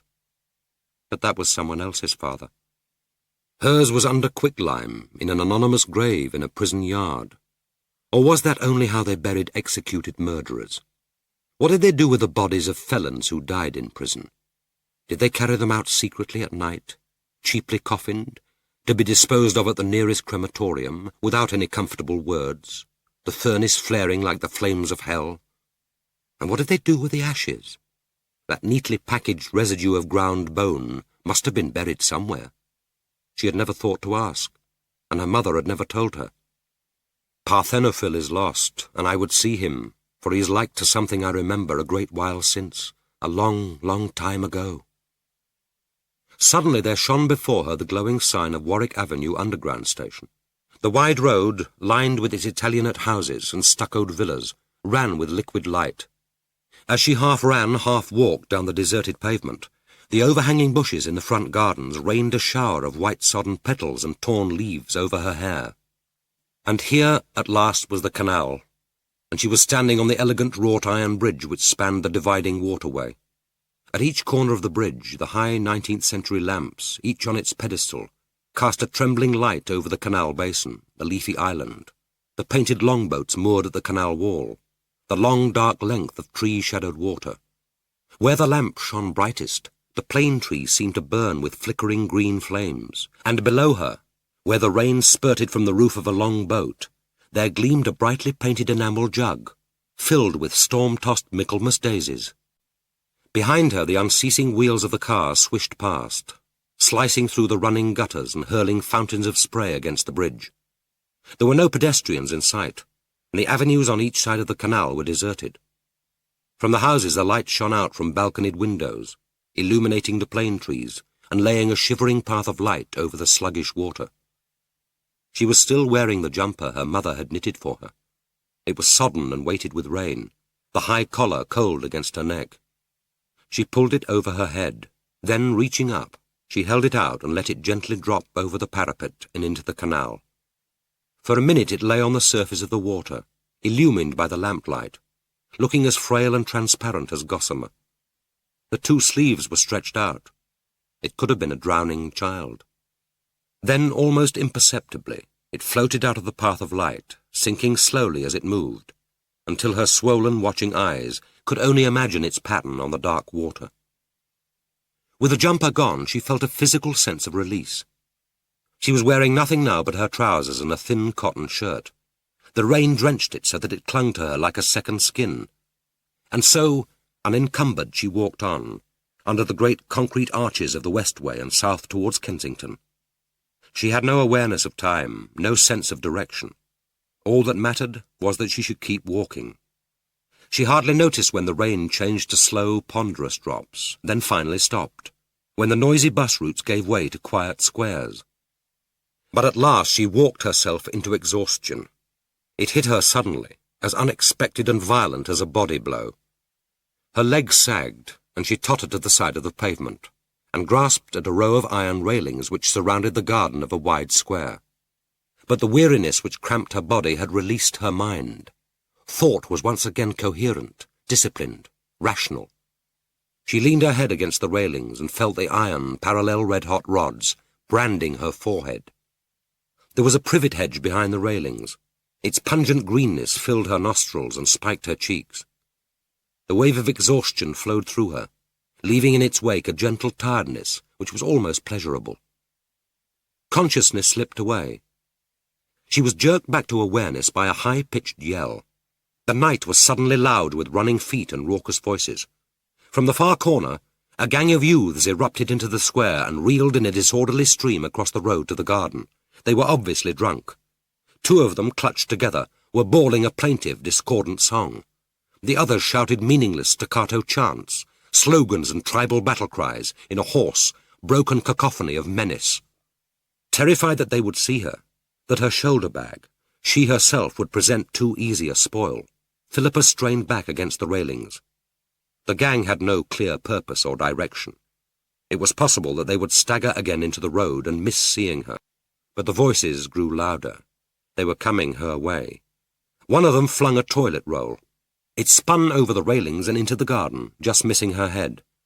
Its pale, undulating tail, transparent as a stream of light, floated and turned on the night breeze, then came to rest on the surface of the hedge, light as a cobweb. And still they came, heads bobbing above the privet. She began to walk quickly away from them, still keeping close to the railings. But as soon as she moved, they saw her. They gave a great shout. The jarring, unrelated voices raised in the united bellow of triumph. She broke into a run, but they pounded after her, more purposeful and less drunk than she had expected. She forgot her tiredness in her fear, but she knew that she couldn't sustain the pace for long. She sped across the wide street and down a road of tall, decaying houses. She could hear her feet slapping the pavement, could see from the corner of her eyes the flashing railings, could feel the wild, rhythmic drumming of her heart. They were still behind her, shouting less now, reserving energy for the chase. Suddenly she came to another road, turning off to the left. She swerved down it and saw with a gasp of relief that a gate in the railings was open. She almost threw herself down the steps and into the dark, evil-smelling area, almost colliding with 3 battered dustbins. She squeezed herself behind them and crouched in the narrow space under the flight of steps leading to the front door. Bent almost double, she folded her arms over her chest, trying to stifle the pounding of her heart. How could they fail to be drawn to that insistent drumming? But the running feet hesitated, then clattered past, then died. From down the street she heard their bay of frustrated anger. Then they broke again into the disorganized shouts and singing. There was to be no search. They probably thought that she lived in the street and had gained the safety of her own home.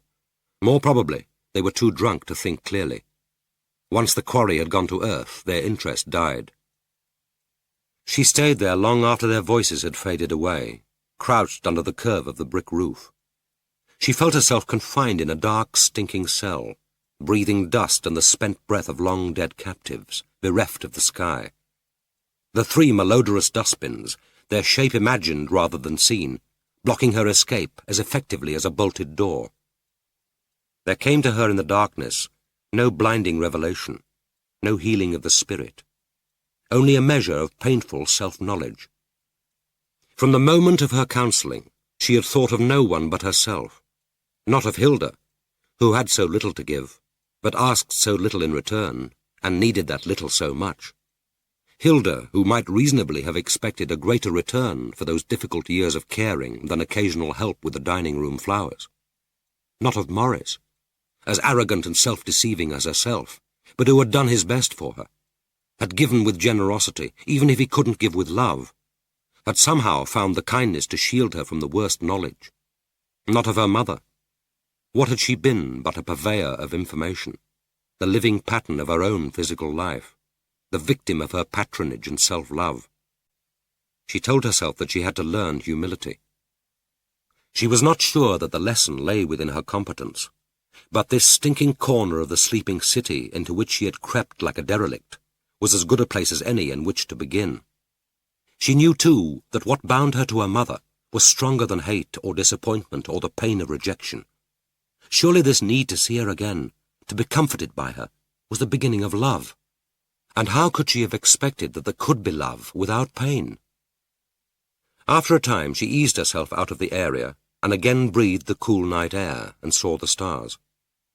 She walked on, almost light-headed with tiredness, searching for the names of streets.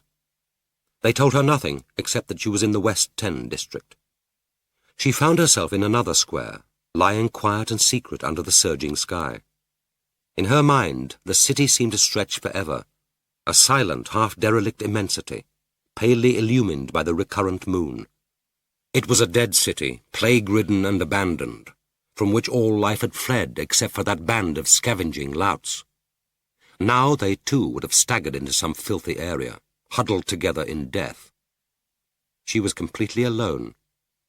Behind the peeling stucco, the tall balustrades, lay the rotting dead. The stench of the city's decay rose like a miasma from the basement areas. And then she saw the woman walking quickly but lightly across the square towards her on high-arched, elegant feet. She wore a long pale dress and a stole. Her yellow hair was piled high. Everything about her was pale: the floating dress, her hair, her night-bleached skin. As they came abreast, Philippa asked, "Could you please tell me where I am? I'm trying to get to Marylebone Station." The voice that answered her was pleasant, cheerful, cultured. "You're in Moxford Square. Walk down this street for about 100 yards. Take the first turning on the left, and you'll find yourself at Ladbroke Grove Underground. I think you'll have missed the last train, but you might pick up a late-night bus or a taxi." Philippa said, "Thank you. If I can get to Ladbroke Grove, I know my way." The woman smiled and walked on across the square. The encounter had been so unexpected, and yet so ordinary, that Philippa found herself wondering whether her tired brain had conjured up an apparition.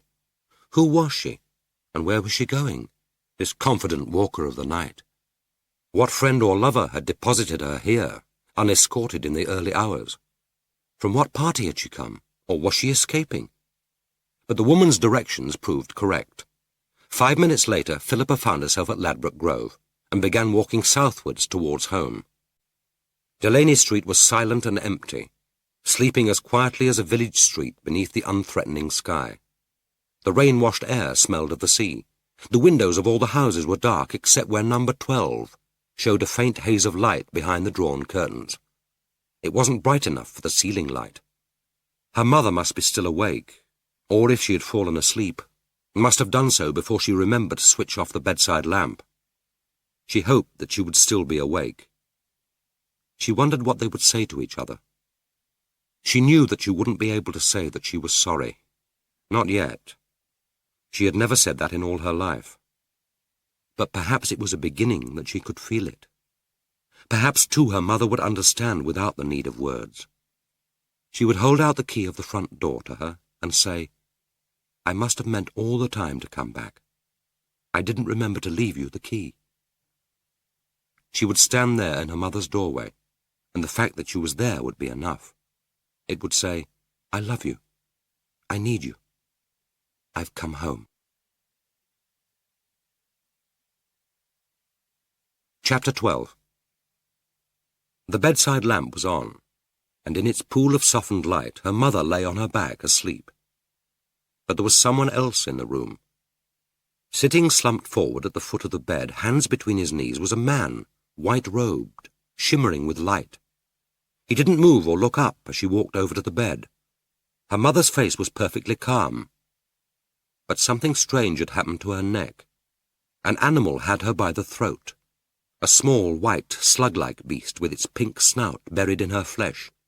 Something was eating her alive, burrowing away, tearing out the sinews, voiding its leavings on her white skin. But still she didn't stir. Philippa turned to the man, and this time she saw in his dangling hands the blood-stained knife, and then she both saw and understood. He looked so grotesque that her first thought was he was the creature of delirium, born of her exhaustion and the phantasmagoria of the night, but she knew that he was real. His being there by her mother's side was as inevitable as was her death. He was wearing a long raincoat of white transparent plastic, so thin that it clung to him like a film. On his hands were plastic gloves, surgeon's gloves, clinging to the pale flesh. They were too large for his tiny hands. At the end of each finger, the plastic had gummed together and hung in pale flaps, as if the skin itself were peeling away. "Hiroshima hands," she said. "Take off your gloves. They disgust me. You disgust me." Obediently, he peeled them off. He looked up at her, simply as a child craving reassurance. "She won't bleed. She won't bleed."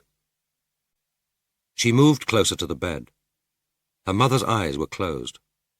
It was considerate of her to die with her eyes closed. Or was that something one could choose to do? She tried to recall the pictured dead. It wasn't difficult. There were so many of them. The minds of her generation were patterned like nursery wallpaper with images of death. Violence lay around their cradles. The corpses of Belsen piled like skinned rabbits in ungainly heaps. Spike-bellied children of Ethiopia and India carrying their hunger like a monstrous fetus. The denuded bodies of soldiers sprawled in the clumsy dishevelment of death, all open-eyed. 'Tis a fine deceit to pass away in a dream. Indeed, I've slept with mine eyes open a great while. But her mother's eyes were closed. Had she gone so gentle into her good night? She turned to the man and said fiercely, "Have you touched her?" He didn't reply. He made a movement of his bent head. It could have meant yes or no. There was an envelope propped against a small tablet bottle on the bedside table. The flap hadn't been stuck down. She read, "If God can forgive her death, then he will forgive mine.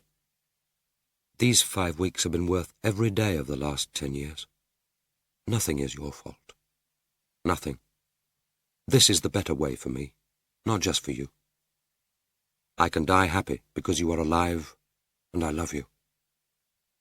Never be afraid." She put the note down on the table and looked again at the man. He was sitting on the edge of the bed, head bowed, the knife drooping from his hands. She took it from him and put it on the table. His hands were small, like a child's hands, a hamster's claws. He was beginning to shake, and the bed shook with him. Her mother's body might have been shaking with laughter. She was afraid that the barely closed eyes would jolt open, and she would have to look on death. What was so terrible about grief was not grief itself, but that one got over it. It was strange to learn this truth even before the grieving had begun. She said more gently, "Come away from her. She won't bleed. The dead don't bleed. I got to her before you." She took hold of his shoulder, and half lifting him from the bed, led him over to the basket chair. The 2-bar electric fire was off, as if her mother had remembered that they needed to save electricity. She switched on a single bar and turned it towards him. She said, "I know who you are. I saw you in Regent's Park and somewhere else too, somewhere before that. Did you always plan to kill her?" "My wife did, from the moment our daughter died." Then he added, "We planned it together." He seemed to need to explain. "I came late tonight, but you hadn't left. The light in the front room was still on. I sat in the shop and listened and waited, but you didn't leave. There were no footsteps overhead, no sounds. At midnight I crept upstairs. The door was smashed and open. I thought she was asleep. She looked as if she was asleep. I didn't notice until I drove in the knife that her eyes were open. Her eyes were wide open, and she was looking at me. She said, 'You'd better go. You did what you came for. It wasn't your fault that she escaped you in the end. Death of one person can be paid but once, and that she hath discharged. What thou wouldst do is done unto thy hand.' She said more loudly, shaking him gently by the shoulder, 'I shall have to call the police. If you don't want to be here when they come, you'd better go now. There's no need for you to get involved.' He didn't move. He was staring at the bar of the fire. He muttered something. She had to bend her head to hear him. 'I didn't know it would be like this. I want to be sick.' She supported him into the kitchen and held his head while he retched over the sink, surprised that she could touch him without revulsion, could be so aware of the curiously silken texture of his hair, sliding over the hard skull. It seemed to her that her hand experienced simultaneously every single hair and the soft moving mass. She wanted to say, 'She didn't mean to kill. It was a burst of anger which she couldn't control. She never wanted your child dead in the way that you and I wanted her dead, willed her death. But what was the use? What did it matter? His child was dead. Her mother was dead. Words, explanations, excuses were an irrelevance. About that final negation, there was nothing new to be thought, nothing new to be said. Nothing that could be put right. Everything in the kitchen was the same. As his head shuddered between her hands and the stink of vomit rose to her nostrils, she gazed round at the familiar objects, marvelling that they were unchanged. The teapot and 2 cups on the round papier-mâché tray, the glistening pellets of coffee beans in their glass jar. How erotically beautiful they were. Freshly ground coffee had been one of their extravagances. The row of herbs in their pots on the window ledge. The north-facing window wasn't the best light for them, but still they had thrived. Tomorrow they had planned to snip the first chives for a herb omelette. The dressing her mother had made was still there in a jug on the table, the tang of vinegar still in the air. She wondered if she would be able to smell it in the furniture without thinking of this moment. She looked at the carefully folded tea towels, the 2 mugs on their hooks, the saucepans with their handles carefully aligned. How excessively neat they had been, imposing order and permanence on their insubstantial and precarious lives. He was still retching, but now it was only bile. The worst of the sickness was over. She handed him a towel and said, "The bathroom's on the half landing, if you want it." "Yes, I know." He wiped his face, and his mild eyes met hers. "Won't you get into trouble? With the police, I mean." "No." She killed herself. The knife wound was made after death. Doctors can prove that. You saw yourself that she didn't bleed. I don't think there is a criminal offence of mutilating the dead. Even if there is, I don't suppose they'll charge me. All anyone will want is to get the whole unsavoury affair neatly tidied up. You see, no one cares about her. No one will mind that she's dead. She doesn't count as a human being. They think that she should have been killed 9 years ago. She should have been hanged. That's what they'll all say. But the police might think you killed her. There's a suicide note to prove I didn't. But suppose they think that you forged it. How extraordinary that he should get that idea. What a sophistical mind he must have. She looked into the meek, anxious eyes. Behind them a clever little brain must be scheming away. He ought to be writing thrillers. He had the mind of a thriller writer, obsessive, guilt-ridden, preoccupied with trivia. He had lived too long with thoughts of death. She said, "I can prove that she wrote it. I've got a long specimen of her handwriting, a story she wrote in prison, a story about a rapist and his wife. Look, you'd better go. There's no point in letting the police find you unless you like the idea of seeing your face in all the newspapers. Some people do. Is that what you want?" He shook his head.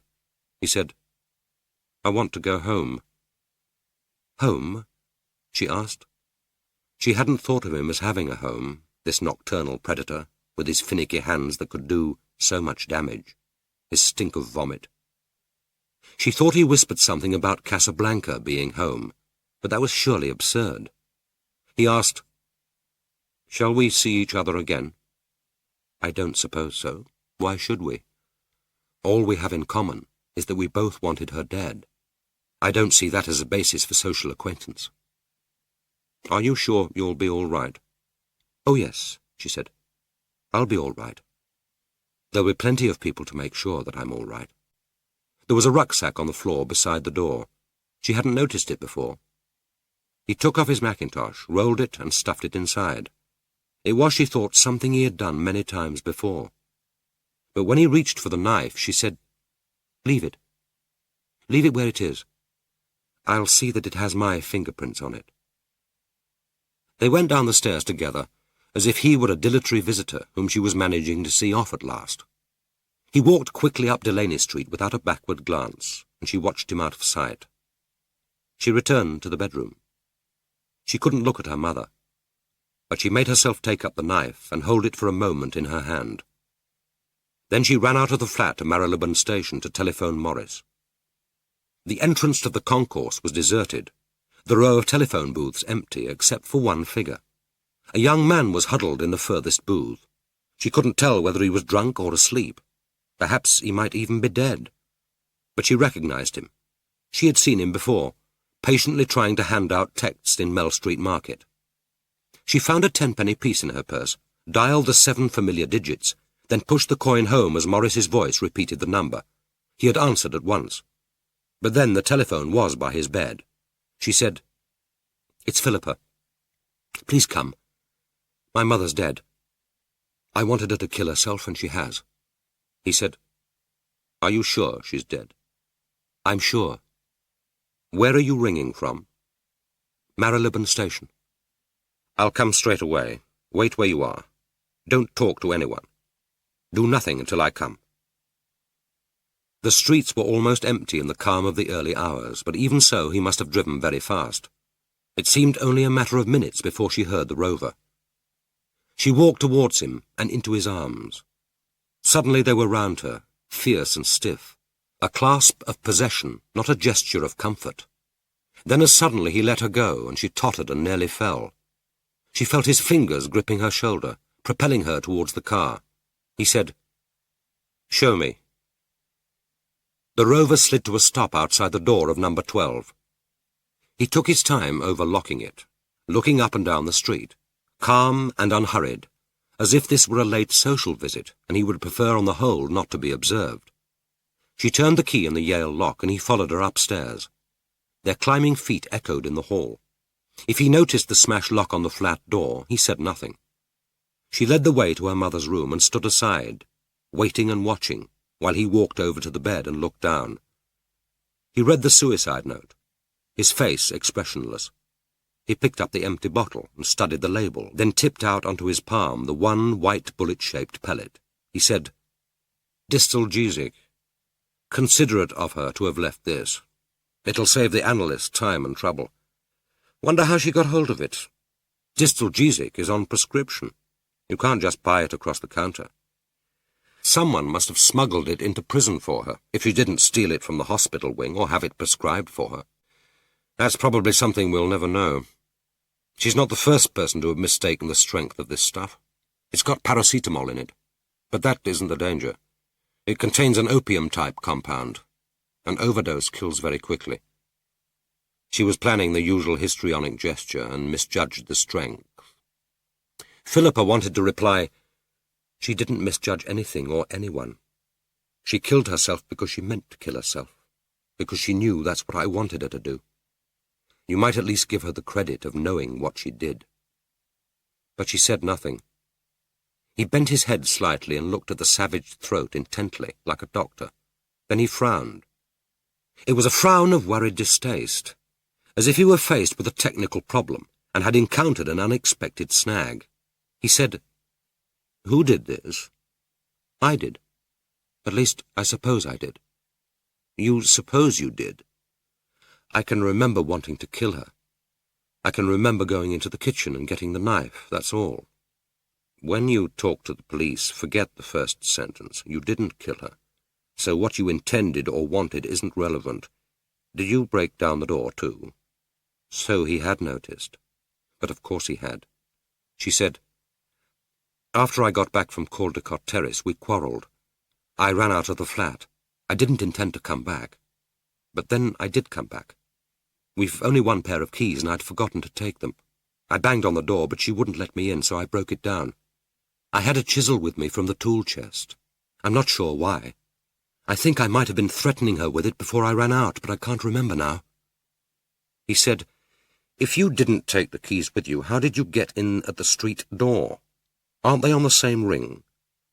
She had forgotten that. She said quickly, "There's only a Yale there. I slipped the latch up. I got used to doing that if I went out briefly at night. Where is the chisel? The one you used on the door?" "I put it back in the toolbox." The inquisition had ended. He moved from the bed and said, "Come away from here. Is there another room or somewhere comfortable?" "No, not very comfortable. There's only my room and the kitchen."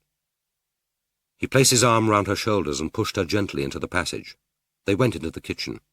He said, "I'm going to ring the police now from Marylebone Station. Do you want to come with me, or are you all right here?" "I'll come with you."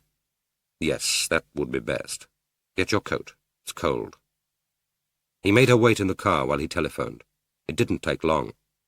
When he came back to the car, he said, "They'll be here very quickly. When they come, just tell them what you told me. You can't remember anything between going to the kitchen drawer for the knife and running out to telephone me. The police came quickly, too. There seemed a lot of them for so unimportant a death. She was put to wait in her own room. They lit the gas fire. They brought her tea. She wanted to explain that it was the wrong cup, her mother's cup. There was a policewoman with her, blonde, pretty, almost as young as herself. She looked attractive in her dark blue, well-cut uniform. Her face, disciplined of pity, watchful, was carefully neutral. Philippa thought, she isn't sure whether she's guarding a victim or a villain. Normally, she would have put a consoling hand round my shoulders. But then, there is that slit in my mother's throat. When the detective came in to question her, Morris was with him, and another man whom she recognized as Morris's solicitor. He introduced him formally. "Philippa, I don't think you've ever met Charles Cullingford. This is my daughter." She stood up and shook hands. It was as punctilious and ordinary as if they were meeting in the drawing-room at Caldecott Terrace. He kept his eyes rather too carefully from looking round the bleak little bedroom. The police brought in 2 chairs from her mother's room. They introduced the inspector to her, but she didn't take in his name. He was dark and fitted rather too well into his clothes, and his eyes had no kindness in them. But he questioned her gently, and Morris was at her side. "Has anyone else been here this evening?" "No, only us." "Who broke in the door?" "I did it. I did it with the chisel in the kitchen drawer." "Why did you take the chisel with you when you left the flat?" "In case she tried to lock me out." "Had your mother ever done that before?" "No." "Why did you think she might lock you out tonight?" "We had a quarrel after my father had told me that she'd given me away." "Your father says that you ran out of the flat and walked for about 3 hours. What happened when you came back?" "I found that the door was locked and she didn't answer, so I broke in with the chisel." "Did you know when you found her that she was dead?" "I think so. I can't remember what I felt. I can't remember what happened after I broke down the door. I think I wanted to kill her." "Where did you get the knife?" "From the kitchen drawer." "But before that, it's new, isn't it?" "My mother bought it. We wanted a sharp knife. I don't know where she got it." They went away again. There was a knock at the door, loud voices, confident feet. Her door was ajar. The policewoman got up and closed it. The feet were moving more slowly now, half shuffling down the passage. They were taking her mother away. When she realized this, she sprang up with a cry, but the policewoman was quicker. She felt her shoulder seized in a surprisingly strong grip, and gently but firmly she was forced back into her chair. The blur of voices came through the door, disconnected words. Clearly dead when she stuck the knife in. "You didn't need to pull me out of bed to tell you that. I suppose you've got a charge somewhere which fits the case if you want to find one, but it can't be homicide." Morris's voice. "This place is pathetic. God knows what these 6 weeks have been like for her. I couldn't stop her. She's of age. My fault. I should never have told her that her mother battered and then abandoned her." She thought she heard someone say, "It's all for the best." But perhaps that was imagination. Perhaps that was only what they were all thinking. Then Morris was standing over her. "We are going home now, Philippa. It's going to be all right." But of course it would be all right. Morris would arrange it all. He would dispose of the flat, selling the last few weeks of the lease, get rid of all that was left of their life together. She would never see any of their belongings again. The Henry Walton would be replaced on her wall at Caldecott Terrace. That was too expensive to be discarded, but it was spoilt for her. She would look at it now with different eyes, seeing behind the elegance and order the prison hulks lying off Gravesend, the flogging block, the public hangman. But there had to be some limit to the indulgence of sensitivity. She would be expected to go on living with the Walton, but everything else would go. The rest would be treated as the rubbish it was.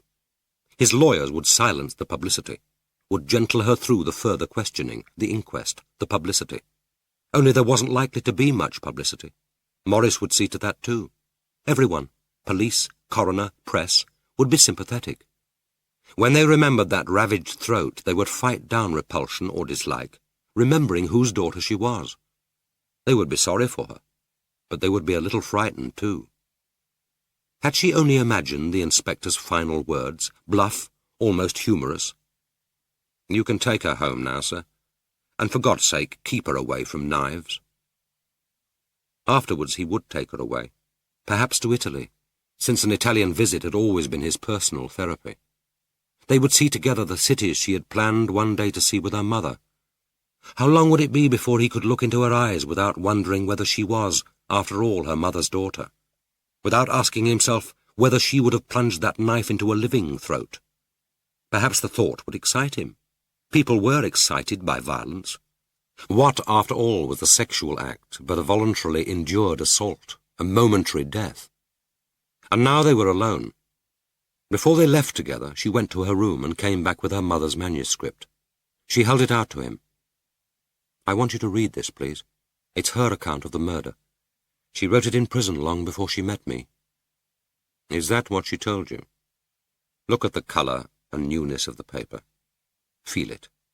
This hasn't lain about in a cell for years. This was written recently. Didn't that strike you?" He took it over to the fireplace, then paused. He didn't smoke and carried no matches.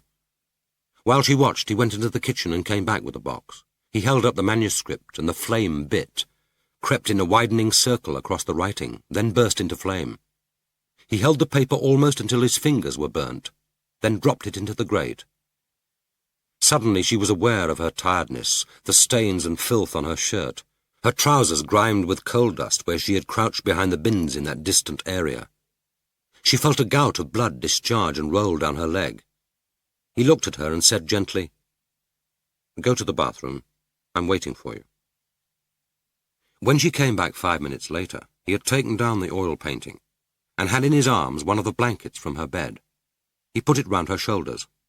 Without speaking, they went together down the stairs and out of the flat. The drive home seemed very short through the deserted streets. No one had seen them go. Tomorrow George would open his shop and wonder why they were so silent, where they had gone. No one would miss them for long. At Caldecott Terrace there was a light on in the hall and in the drawing room, but the kitchen was in darkness. The door opened to them before Morris had time to fit his key in the lock. Hilda stood there, anxious-eyed, wearing her blue-quilted dressing gown.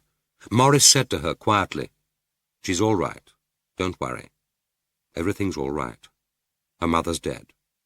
Suicide." She was smothered in Hilda's padded arms.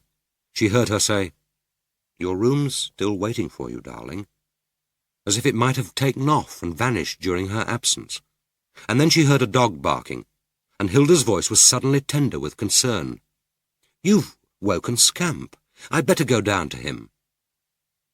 At the bottom of the stairs he took the blanket from her shoulders and tossed it aside. When she came down next morning, it would be gone.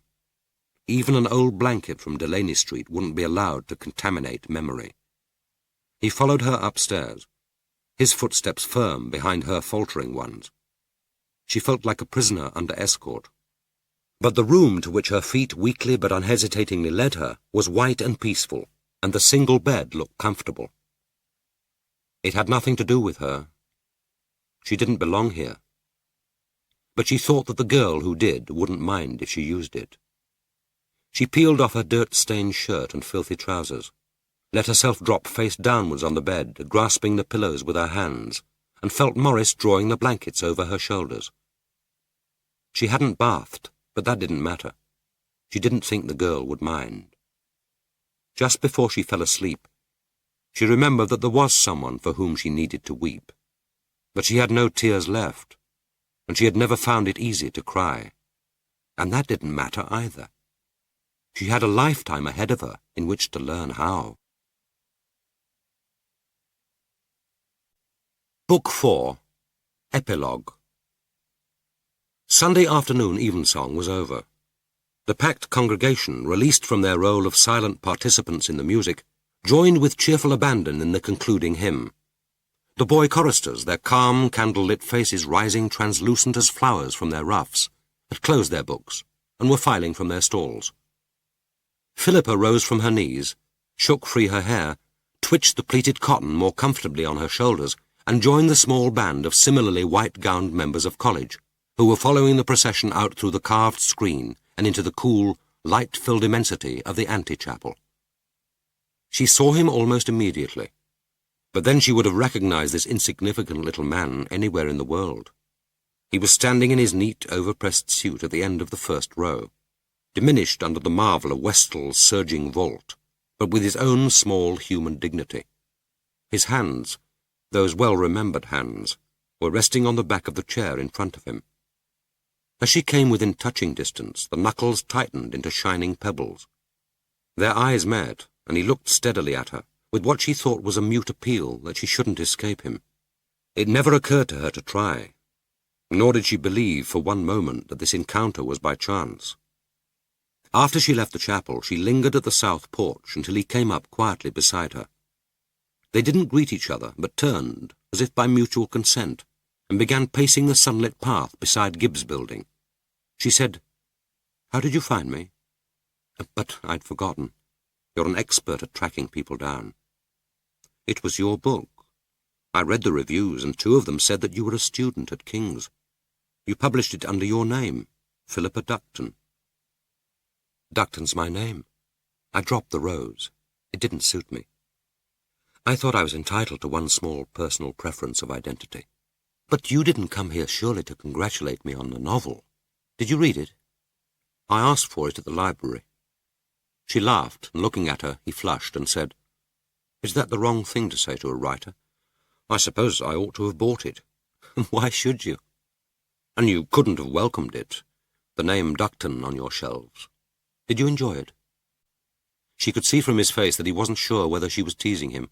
At last he said surprisingly, It was clever, of course.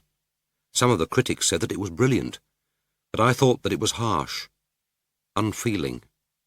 "Yes, it was. That's just what it was, unfeeling.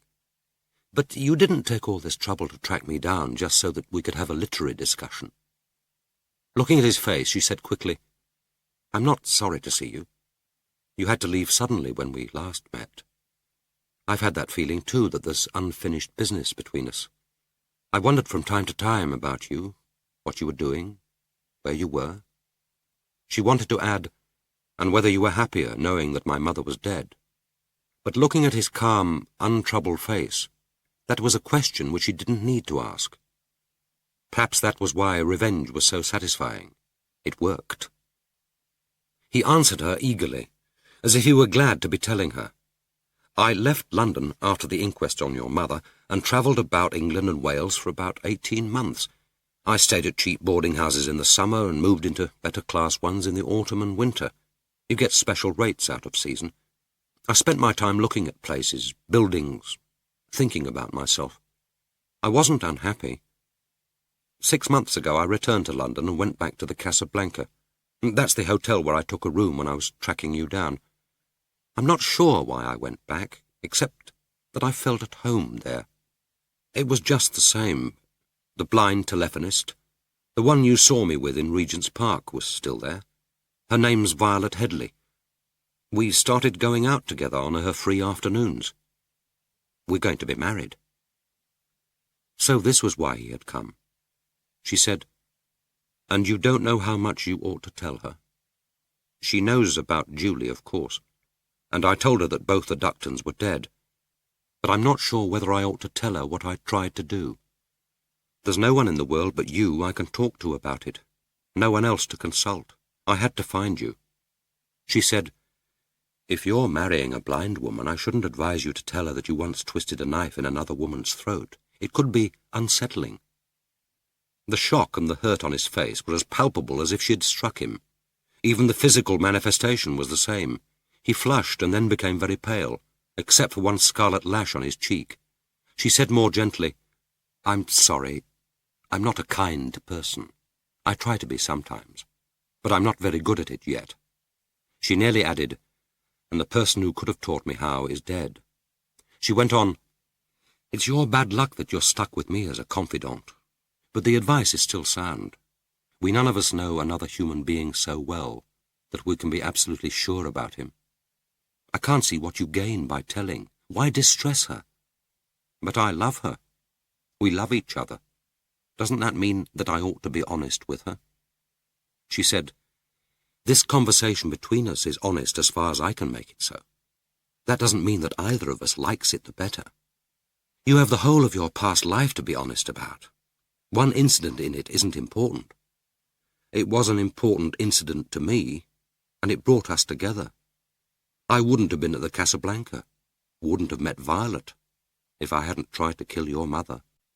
She could have replied that his child and her mother would have both been alive if he had kept his daughter at home on a foggy January night 12.5 years ago. At what point was there in tracing back the long concatenation of chance? She said, interested, "How are you going to manage? Have you a job?"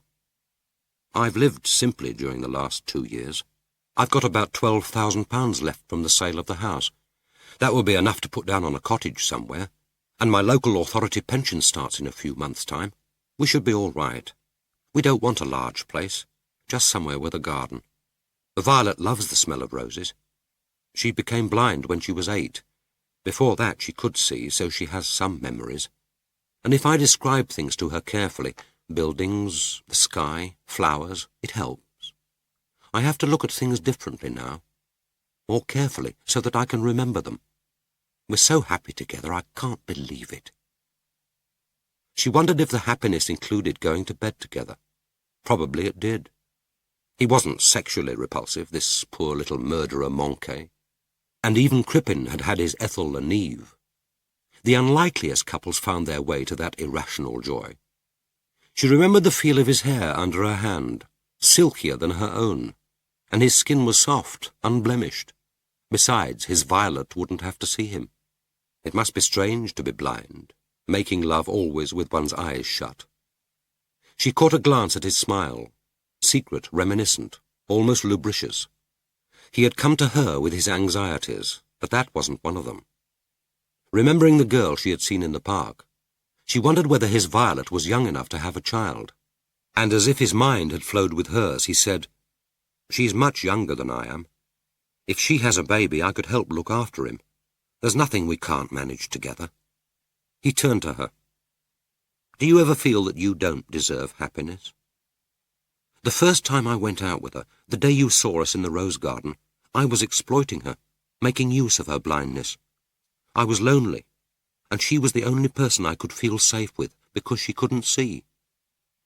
How early he must have learned that primeval lesson, the distrust of joy. Touch wood, cross fingers, light a candle. Please God, don't notice that I'm happy. She wanted to say, "I used my mother to avenge myself on my adoptive father. We all use each other.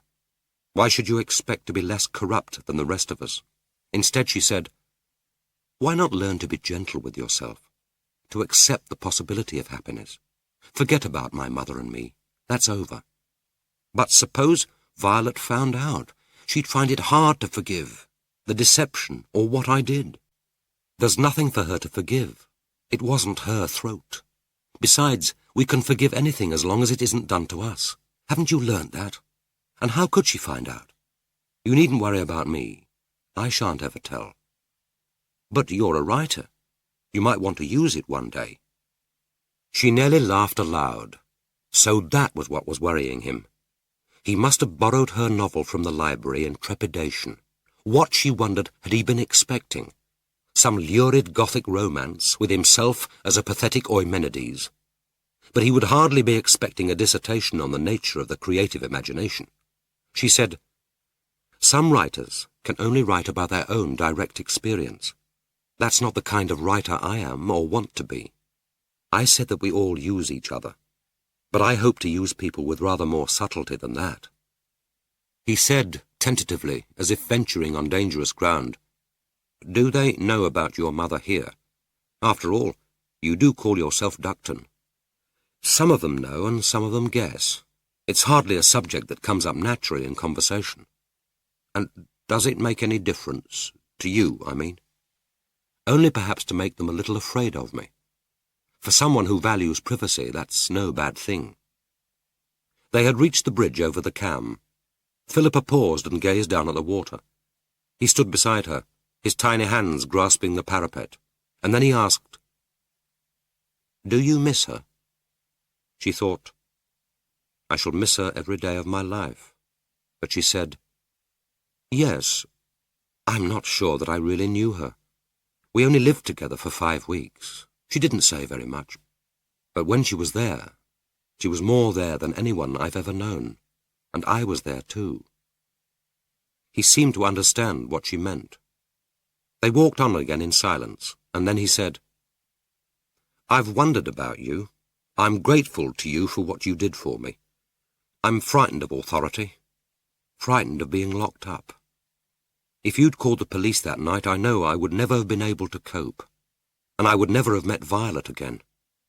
I've wondered many times how things were with you, what happened after I left you, whether your mother, I mean, Mrs. Palfrey, is well." He could have been asking after any casual acquaintance. She said, "She's very well. She has a dog now. His name is Scamp. And nothing very much happened to me. My adoptive father arranged everything. He's a great fixer. Afterwards he took me on a long holiday to Italy. We went to see the mosaics at Ravenna." She didn't add, "And in Ravenna I went to bed with him." She wondered how he would have looked, what he would have said, if she had responded to his confidence with that gratuitous news. And it wasn't, after all, important. What, she wondered, had it meant exactly, that gentle, tender, surprisingly uncomplicated coupling? An affirmation? A curiosity satisfied? A test successfully passed? An obstacle ceremoniously moved out of the way, so that they could again take up their roles of father and daughter? The excitement of incest without its legal prohibition, without any more guilt than they carried already. That single night together, the windows open to the smell of cypresses, to the warm Italian night, had been necessary, inevitable, but it was no longer important. She said, "My mother insured her life for £500, so that she could pay her share of the flat. There wasn't a suicide prohibition in the policy. I don't suppose they bothered with so small a sum, so I got the money. She must have arranged it secretly soon after we started living together, perhaps when she went to see her probation officer. No one knows for certain how she got hold of the distalgesic, but she must have been secreting those tablets away for months. I tell myself that it shows that she was thinking of killing herself, even before she came out of prison, that her death had nothing to do with me. There are so many expedients for getting rid of guilt. You'll find one for yourself in time." She said nothing more. He seemed satisfied. Suddenly he stopped and held out his hand. She shook it. The gesture seemed to be important to him. Then he walked on alone down the avenue in the spring sunshine, under the tender green of chestnuts, beeches and lime trees, between the bright grass patterned with gold and purple crocuses. Just before he reached a turn in the avenue, he paused and looked back. Not, she thought, at her, but at the chapel, as if to fix it in his mind. She stood watching him until he was out of sight. If it is only through learning to love that we find identity, then he had found his. She hoped one day to find hers. She wished him well, and perhaps to be able to wish him well with all that she could recognize of her unpracticed heart, to say a short, untutored prayer for him and his Violet, was in itself a small accession of grace.